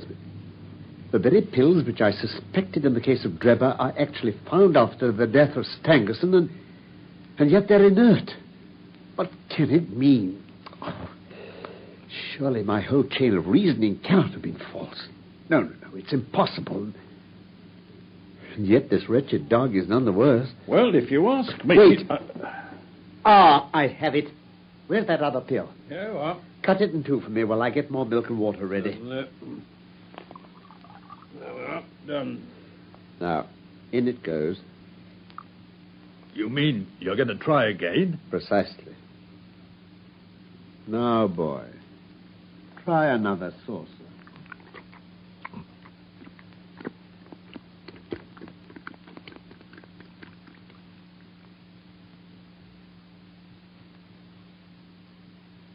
That was part 2 of A Study in Scarlet by Michael Hardwick from the novel by Sir Arthur Conan Doyle. Sherlock Holmes was played by Carlton Hobbs and Dr. Watson by Norman Shelley. Production for the BBC was by Norman Wright.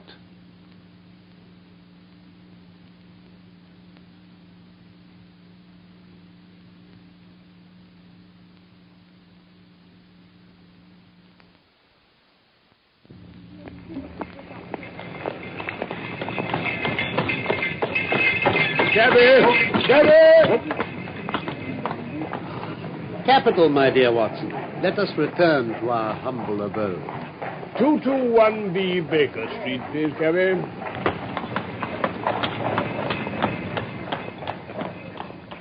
From London, we present the final episode of A Study in Scarlet, a play for radio in 3 parts by Michael Hardwick, based on the novel by Sir Arthur Conan Doyle. Here is Dr. Watson to continue the story of A Study in Scarlet. Inspector Gregson of Scotland Yard had been crowing over his colleague Lestrade.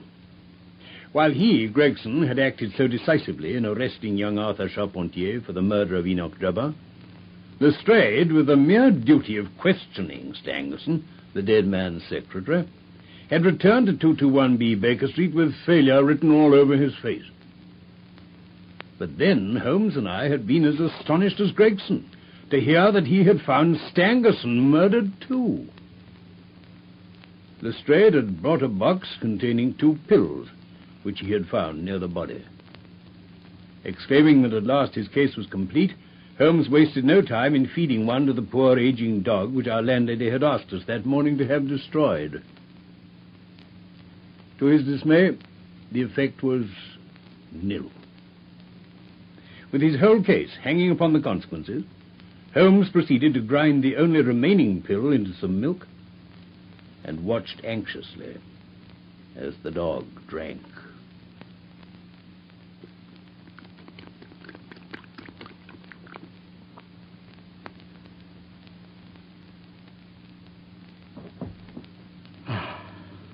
Poor old chap. He worked. I should have had more faith. I ought to know by this time that when a fact appears to be opposed to a long train of deductions, it invariably proves to be capable of bearing some other interpretation. Of the 2 pills in that box, one was of the most deadly poison and the other was entirely harmless. I ought to have known that before ever I saw the box at all. Well, I don't like saying it in front of you, Gregson, but I'm right out of my depth. I really am. You're not alone, Lestrade. Now, look here, Mr. Holmes. We want something more than mere theory and preaching now. It's a case of taking the man. I made my case out, and it seems that I was wrong. Young Charpentier is locked up and couldn't have been engaged in this second affair. Lestrade went after his man, Stangerson, and it appears that he's wrong, too. Now, can you name the man who did it? Can't help feeling that Gregson's right, sir. Holmes, if I may say so, any delay in arresting the murderer might give him time to perpetrate some fresh atrocity. There'll be no more murder. You've asked me if I know the name of the murderer. I do. What? The mere knowing of his name is a small thing, however, compared with the power of laying our hands upon him. This I expect very shortly to do. But how? I have good hopes of managing it through my own arrangements, but it's a thing which needs delicate handling. We have a shrewd and desperate man to deal with. As long as this man has no idea that anyone can have a clue, there's some chance of securing him. But if he has the slightest suspicion, he'd change his name and vanish in an instant among the 4 million inhabitants of this great city. Without meaning to hurt either of your feelings, I'm bound to say that I consider him to be more than a match for the official force. And that is why I have not asked your assistance. Now, look here. If I fail, I shall, of course, incur all the blame due to this omission. But that I'm prepared for. At present, I'm ready to promise that the instant I can communicate with you without endangering my own arrangements, I shall do so. Well, I don't know about that. Would you... Sir, please, sir. What, sir? Yes, Wiggins? I've got the cab downstairs, sir. Good boy. Lestrade, Gregson. Yes? Why don't you introduce this pattern of handcuffs at Scotland Yard? You see how beautifully the spring works? They fasten in an instant. The old pattern's good enough if we can only find a man to put them on. Yeah. Very good, very good. The cabman may as well help me with my boxes. Just ask him to step up, Wiggins. Yes, sir. Holmes, you never said anything about setting out on a journey. Nor I did, Watson. However, I must just get this small portmanteau ready. What is this, Mr. Holmes? Yes, Holmes, I really think you ought to... Oh, not been used for so long, these buckles are dreadfully difficult. Here, let me help you. No, the cabman can do it. Ah, there you are, my good man. Yes, Governor. Just give me a hand with this buckle, if you please. All right, sir. What's that? No, keep still. Gentlemen, let me introduce you to Mr. Jefferson Hope, the murderer of Enoch Drebber and Joseph Stangerson. We have his cab. It will serve to take him to Scotland Yard. Jefferson Hope, I think, Mr. Lestrade, in view of my seniority of service. Oh, very well. Jefferson Hope, I arrest you in the Queen's name for the murders of Enoch Drebber and Joseph Stangerson. And I must caution you that anything you say will be taken down and may be put in evidence.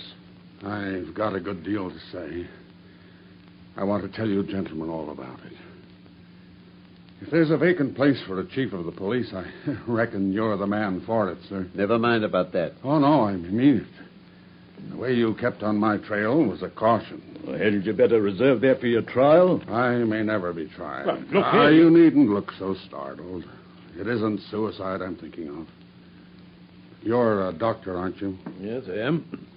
Then put your hand here, on my chest. Well, as you wish. Well? Why, this man has an aortic aneurysm. Yes, that's what they call it. I went to a doctor last week about it, and he told me it is bound to burst before many days have passed. It has been getting worse for years. I got it from overexposure and underfeeding among the Salt Lake Mountains. I've done my work now, and I don't care how soon I go. But I should like to leave some account of the business behind me. I don't want to be remembered as a common murderer. Dr. Watson. Yes, Inspector? Do you consider there is immediate danger? Most certainly there is. In that case, it's clearly our duty in the interest of justice to take his statement. Will you write it down, please, Mr. Lestrade? All right. I have cautioned you, and you are at liberty to give your account, which this officer will take down. I understand. I'll sit down with your leave. By all means. Thank you. This aneurysm of mine makes me easily tired, and that tussle we had just now hasn't mended matters. I am on the brink of the grave, and I'm not likely to lie to you, gentlemen. Right. I'm ready. Proceed, then. It doesn't much matter to you why I hated those two men. It's enough that they were guilty of the death of two human beings, a father and a daughter, and that they had, therefore, forfeited their own lives. That girl was to have married me in America 20 years ago. She was forced into marrying that same Drebber and broke her heart over it. I took the marriage ring from her dead finger, and I vowed that his dying eyes should rest upon that very ring, and that his last thought should be of the crime for which he was punished.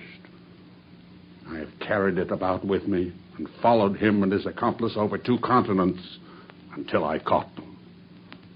If I die tomorrow, as is likely enough, I die knowing that my work in this world is done, and well done. Yes, get on. When I got to London, my pocket was about empty, and I found that I must turn my hand to something for my living. Driving and riding are as natural to me as walking. So I applied at a cab owner's office and soon got employment. It was some time before I found out where my 2 gentlemen were living.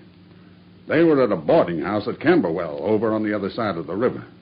I had grown my beard, and there was no chance of their recognizing me. Go where they would about London, I was always at their heels. At last, one evening, I was driving up and down Torquay Terrace when I saw a cab draw up at their door. Presently, some luggage was brought out. Time, Drebber and Stangerson followed it and drove off.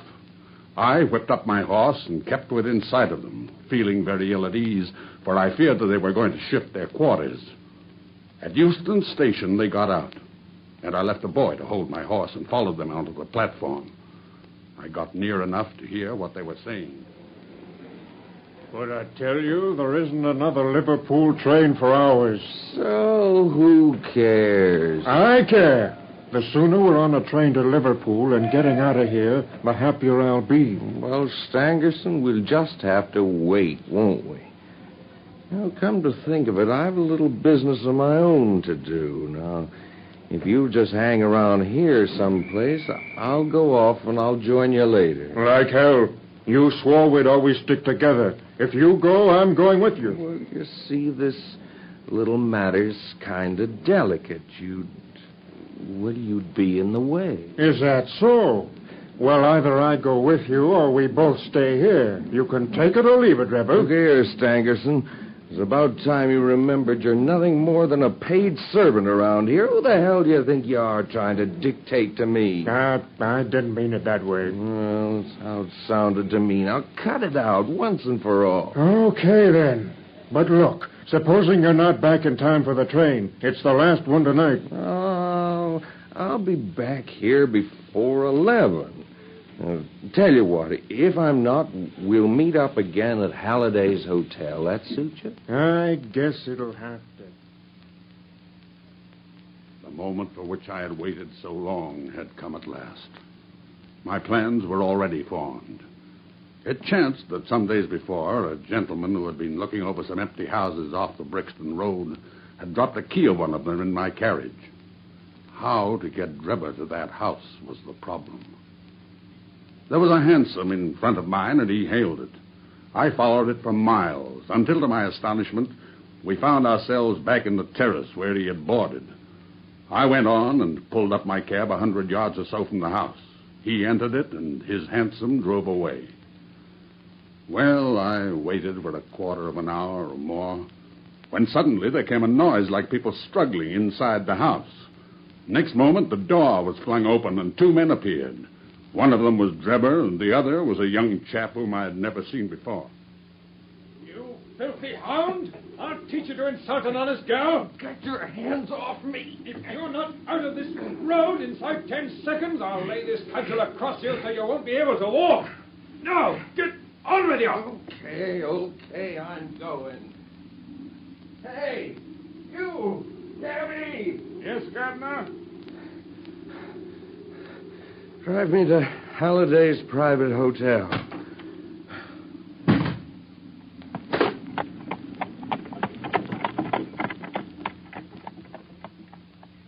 When I had him fairly inside my cab, my heart jumped so much with joy that I feared lest at this last moment my aneurysm might go wrong. I was once janitor and sweeper out of a laboratory in the States. One day, a professor was lecturing on some alkaloid which was so powerful that the least grain meant instant death. When they were all gone, I helped myself to a little of it. I was a fairly good dispenser, so I worked this alkaloid into small soluble pills, and each pill I put in a box with a similar pill made without the poison. I determined that when I had my chance, my gentlemen should each have a draw out of one of those boxes while I ate the pill that remained. From that day, I had always my pill boxes about with me, and the time had now come when I was to use them. It was nearer 1 than 12, and a wild, bleak night blowing hard. My hands were trembling and my temples throbbing with excitement. There was not a soul to be seen. When I looked in at the cab window, I found Drebber huddled in a drunken sleep. Come on there. Come on, wake up. Wake up, I say. What's the matter? It's time to get out. All right, cabby. Now, you better follow me, sir. Is this the hotel? Halliday's? Oh, come along now, sir. I'll help you.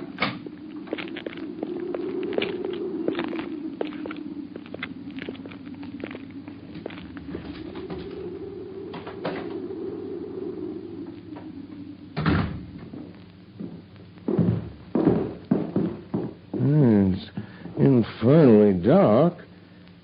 Say, what kind of a hotel is this? We'll soon have a light. Just light this candle. There. Now, Enoch Drebber, who am I? Who? What do you mean? I don't... No. Yes, you dog. I have hunted you from Salt Lake City to St. Petersburg, and you've always escaped me. But now your wanderings have come to an end. No, keep away from me. What do you think of poor Lucy Ferrier now? Punishment has been slow in coming, but it has overtaken you at last. Would you murder me? Who talks of murdering a mad dog? What mercy had you upon my poor darling when you dragged her from her slaughtered father and bore her away? Wasn't I killed her father? But it was you who broke her innocent heart. Let the high God judge between us. You see this box? What is it? What are they? They're just a couple of pills. Choose and eat. There is death in one and life in the other. I shall take what you leave. Let us see if there is justice upon the earth, or if we are ruled by chance. Poison? You're mad. I won't do it. Oh, yes, you will with my knife at your throat. Choose and eat. This way, you have a 50-50 chance. If you don't take it, it'll be my knife and no chance for you at all. Very well. I'll eat. Now, I'll take the other, and we shall see. It doesn't taste. You've got it. You must... You...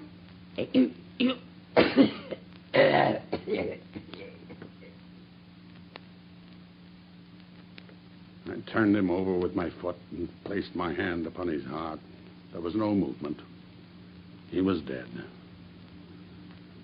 The pulses in my temples were beating like sledgehammers, and I believe I would have had a fit of some sort if the blood had not gushed from my nose and relieved me. I remembered a German being found in New York with rash written up above him, and it was argued that the secret societies must have done it. I guessed that what puzzled the New Yorkers would puzzle Londoners, so I dipped my finger in my own blood and printed it on the wall. And then I walked down to my cab. I had driven some distance when I put my hand into the pocket in which I usually kept Lucy's ring and found it was not there. It was the only memento I had of her. Thinking that I might have dropped it when I stooped over Drebber's body, I drove back, and leaving my cab on a side street, I went boldly up to the house. I walked right into the arms of a police officer who was coming out. I managed to fool him by pretending to be hopelessly drunk, but I had to go away without that ring. So much for Drebber, then. How about Stangerson? Oh, I knew that he was staying at Halliday's hotel. Early next morning, I took advantage of some ladders which were lying in the lane behind the hotel, and so made my way into his room in the gray of the dawn. I woke him up and told him he was to answer for the life he had taken so long before. I gave him the same choice of poisoned pills. But he sprang from his bed and flew at my throat. In self-defense, I stabbed him to the heart. I see. You got all that, Mr. Lestrade? Every word. Well, is there anything you'd like to ask Mr. Holmes? There's only one point on which I should like a little more information. Who was your accomplice who came for the ring which I advertised? Oh, I can tell you my own secrets, but I don't get other people into trouble. He had no hand in the deaths of those two men and knows nothing of them. I think we can accept the truth of that, Gregson. Very well, Mr. Holmes. But now, gentlemen, the forms of the law must be complied with. On Thursday, the prisoner will be brought before the magistrates, and your attendance will be required. That's understood, Inspector. Until then, I will be responsible for him. Come along, if you please, Mr. Lestrade. We may as well use his own cab, but I'm afraid we can hardly let him drive it. You'll have to oblige. Well, oh, never mind. At least I can drive a cab. Come along, Hope. Let's be moving. My dear Watson, Gregson and Lestrade will be furious about his death. Well, it was better for the poor devil to die in his cell than on the scaffold. His life was hanging by a thread. I fancy they won't see it that way. Where will their grand advertisement be now? How they must have been looking forward to the trial. I must admit it would have been pretty interesting. Never mind. I wouldn't have missed the investigation for anything. There's been no better case within my recollection. Simple as it was. Simple? Now, let me see if I can make it clearer. Now, this was a case in which you were given the results and had to find everything else for yourself. I approached the house with my mind entirely free from all impressions. I began by examining the roadway, and there, as I've already explained to you, I saw clearly the marks of a cab, which, as I ascertained by inquiry, must have been there during the night. Yes, but just a moment. How could you know it was a cab and not a private carriage? By the narrow gauge of the wheels. The ordinary London growler is considerably less wide than a gentleman's brougham.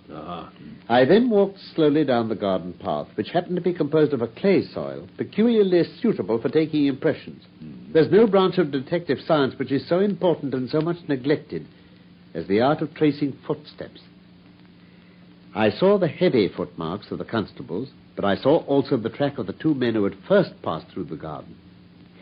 It was easy to tell that they had been before the others, because in places their marks had been entirely obliterated by the others coming upon the top of them. In this way, my second link was formed, which told me that the nocturnal visitors were two in number. One remarkable for his height, as I calculated from the length of his stride, and the other fashionably dressed, to judge from the small and elegant impression left by his boots. What next?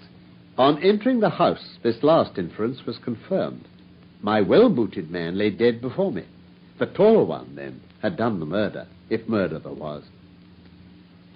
Having sniffed the dead man's lips, I detected a slightly sour smell, and I came to the conclusion that he'd been poisoned. I argued from the hatred and fear expressed upon his face that the poison had been forced upon him.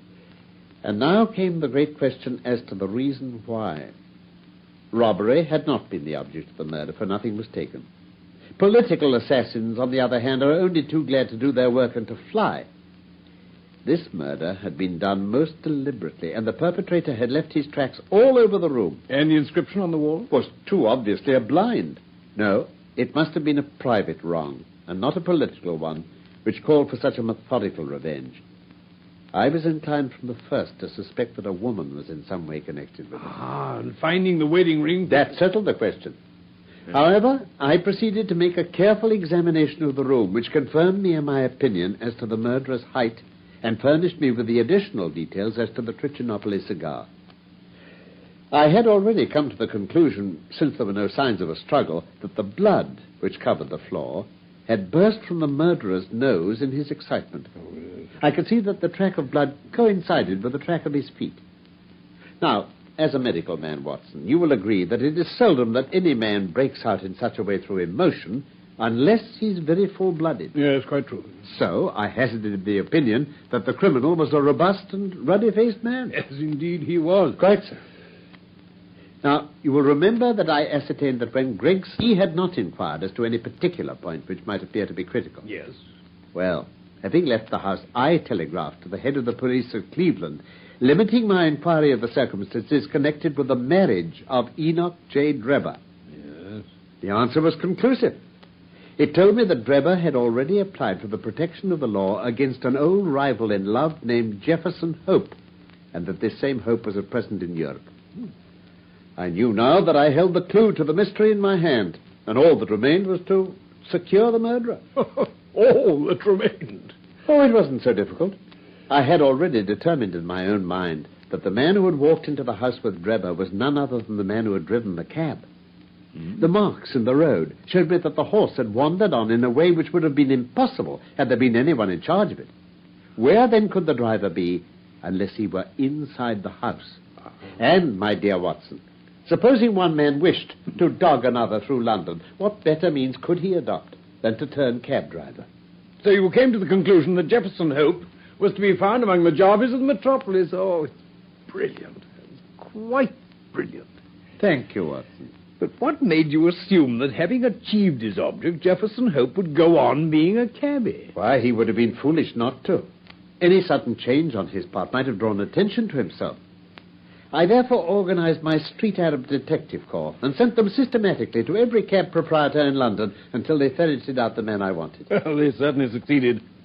But, Holmes, how about the murder of the other man, Stangerson? Ah, that incident was entirely unexpected. Through it, I came into possession of the pills, the existence of which I had already surmised. You see, the whole thing is a chain of logical sequences without a break or flaw. It's wonderful. It's remarkable. You should be publicly recognized for this, Holmes. Oh. You should publish an account of the case. Oh, no. Well, if you won't, I'll do it for you. I have all the facts in my journal. The public shall know them. You may do what you like, Doctor. Hello? Yes, Mrs. Hudson. The echo's just come, Mr. Holmes. Oh, just throw it down there, Mrs. Hudson. I'll look at it later. No, I'll have it, please. Oh, very good, sir. Thank you. Shall you be in to lunch, gentlemen? I fancy we shall. Thank you, sir. Thank you, Mrs. Hudson. I say, listen to this, Holmes. The public have lost a sensational treat through the sudden death of the man Hope, who was suspected of the murders of Mr. Enoch Drebber and Mr. Joseph Stangerson. The details of the case will probably never now be known, though we are informed upon good authority that the crimes were the result of an old-standing and romantic feud. If the case has no other effect, it at least brings out in the most striking manner the efficiency of our detective police force. It is an open secret that the credit for this smart capture belongs entirely to the well-known Scotland Yard officials, Messrs. Gregson and Lestrade. It is expected that a testimonial of some sort will be presented to these two officers as a fitting recognition of their services. Well, Holmes, what about that? Didn't I tell you so when we started, Watson? That's the result of all our study in scarlet. To get them a testimonial.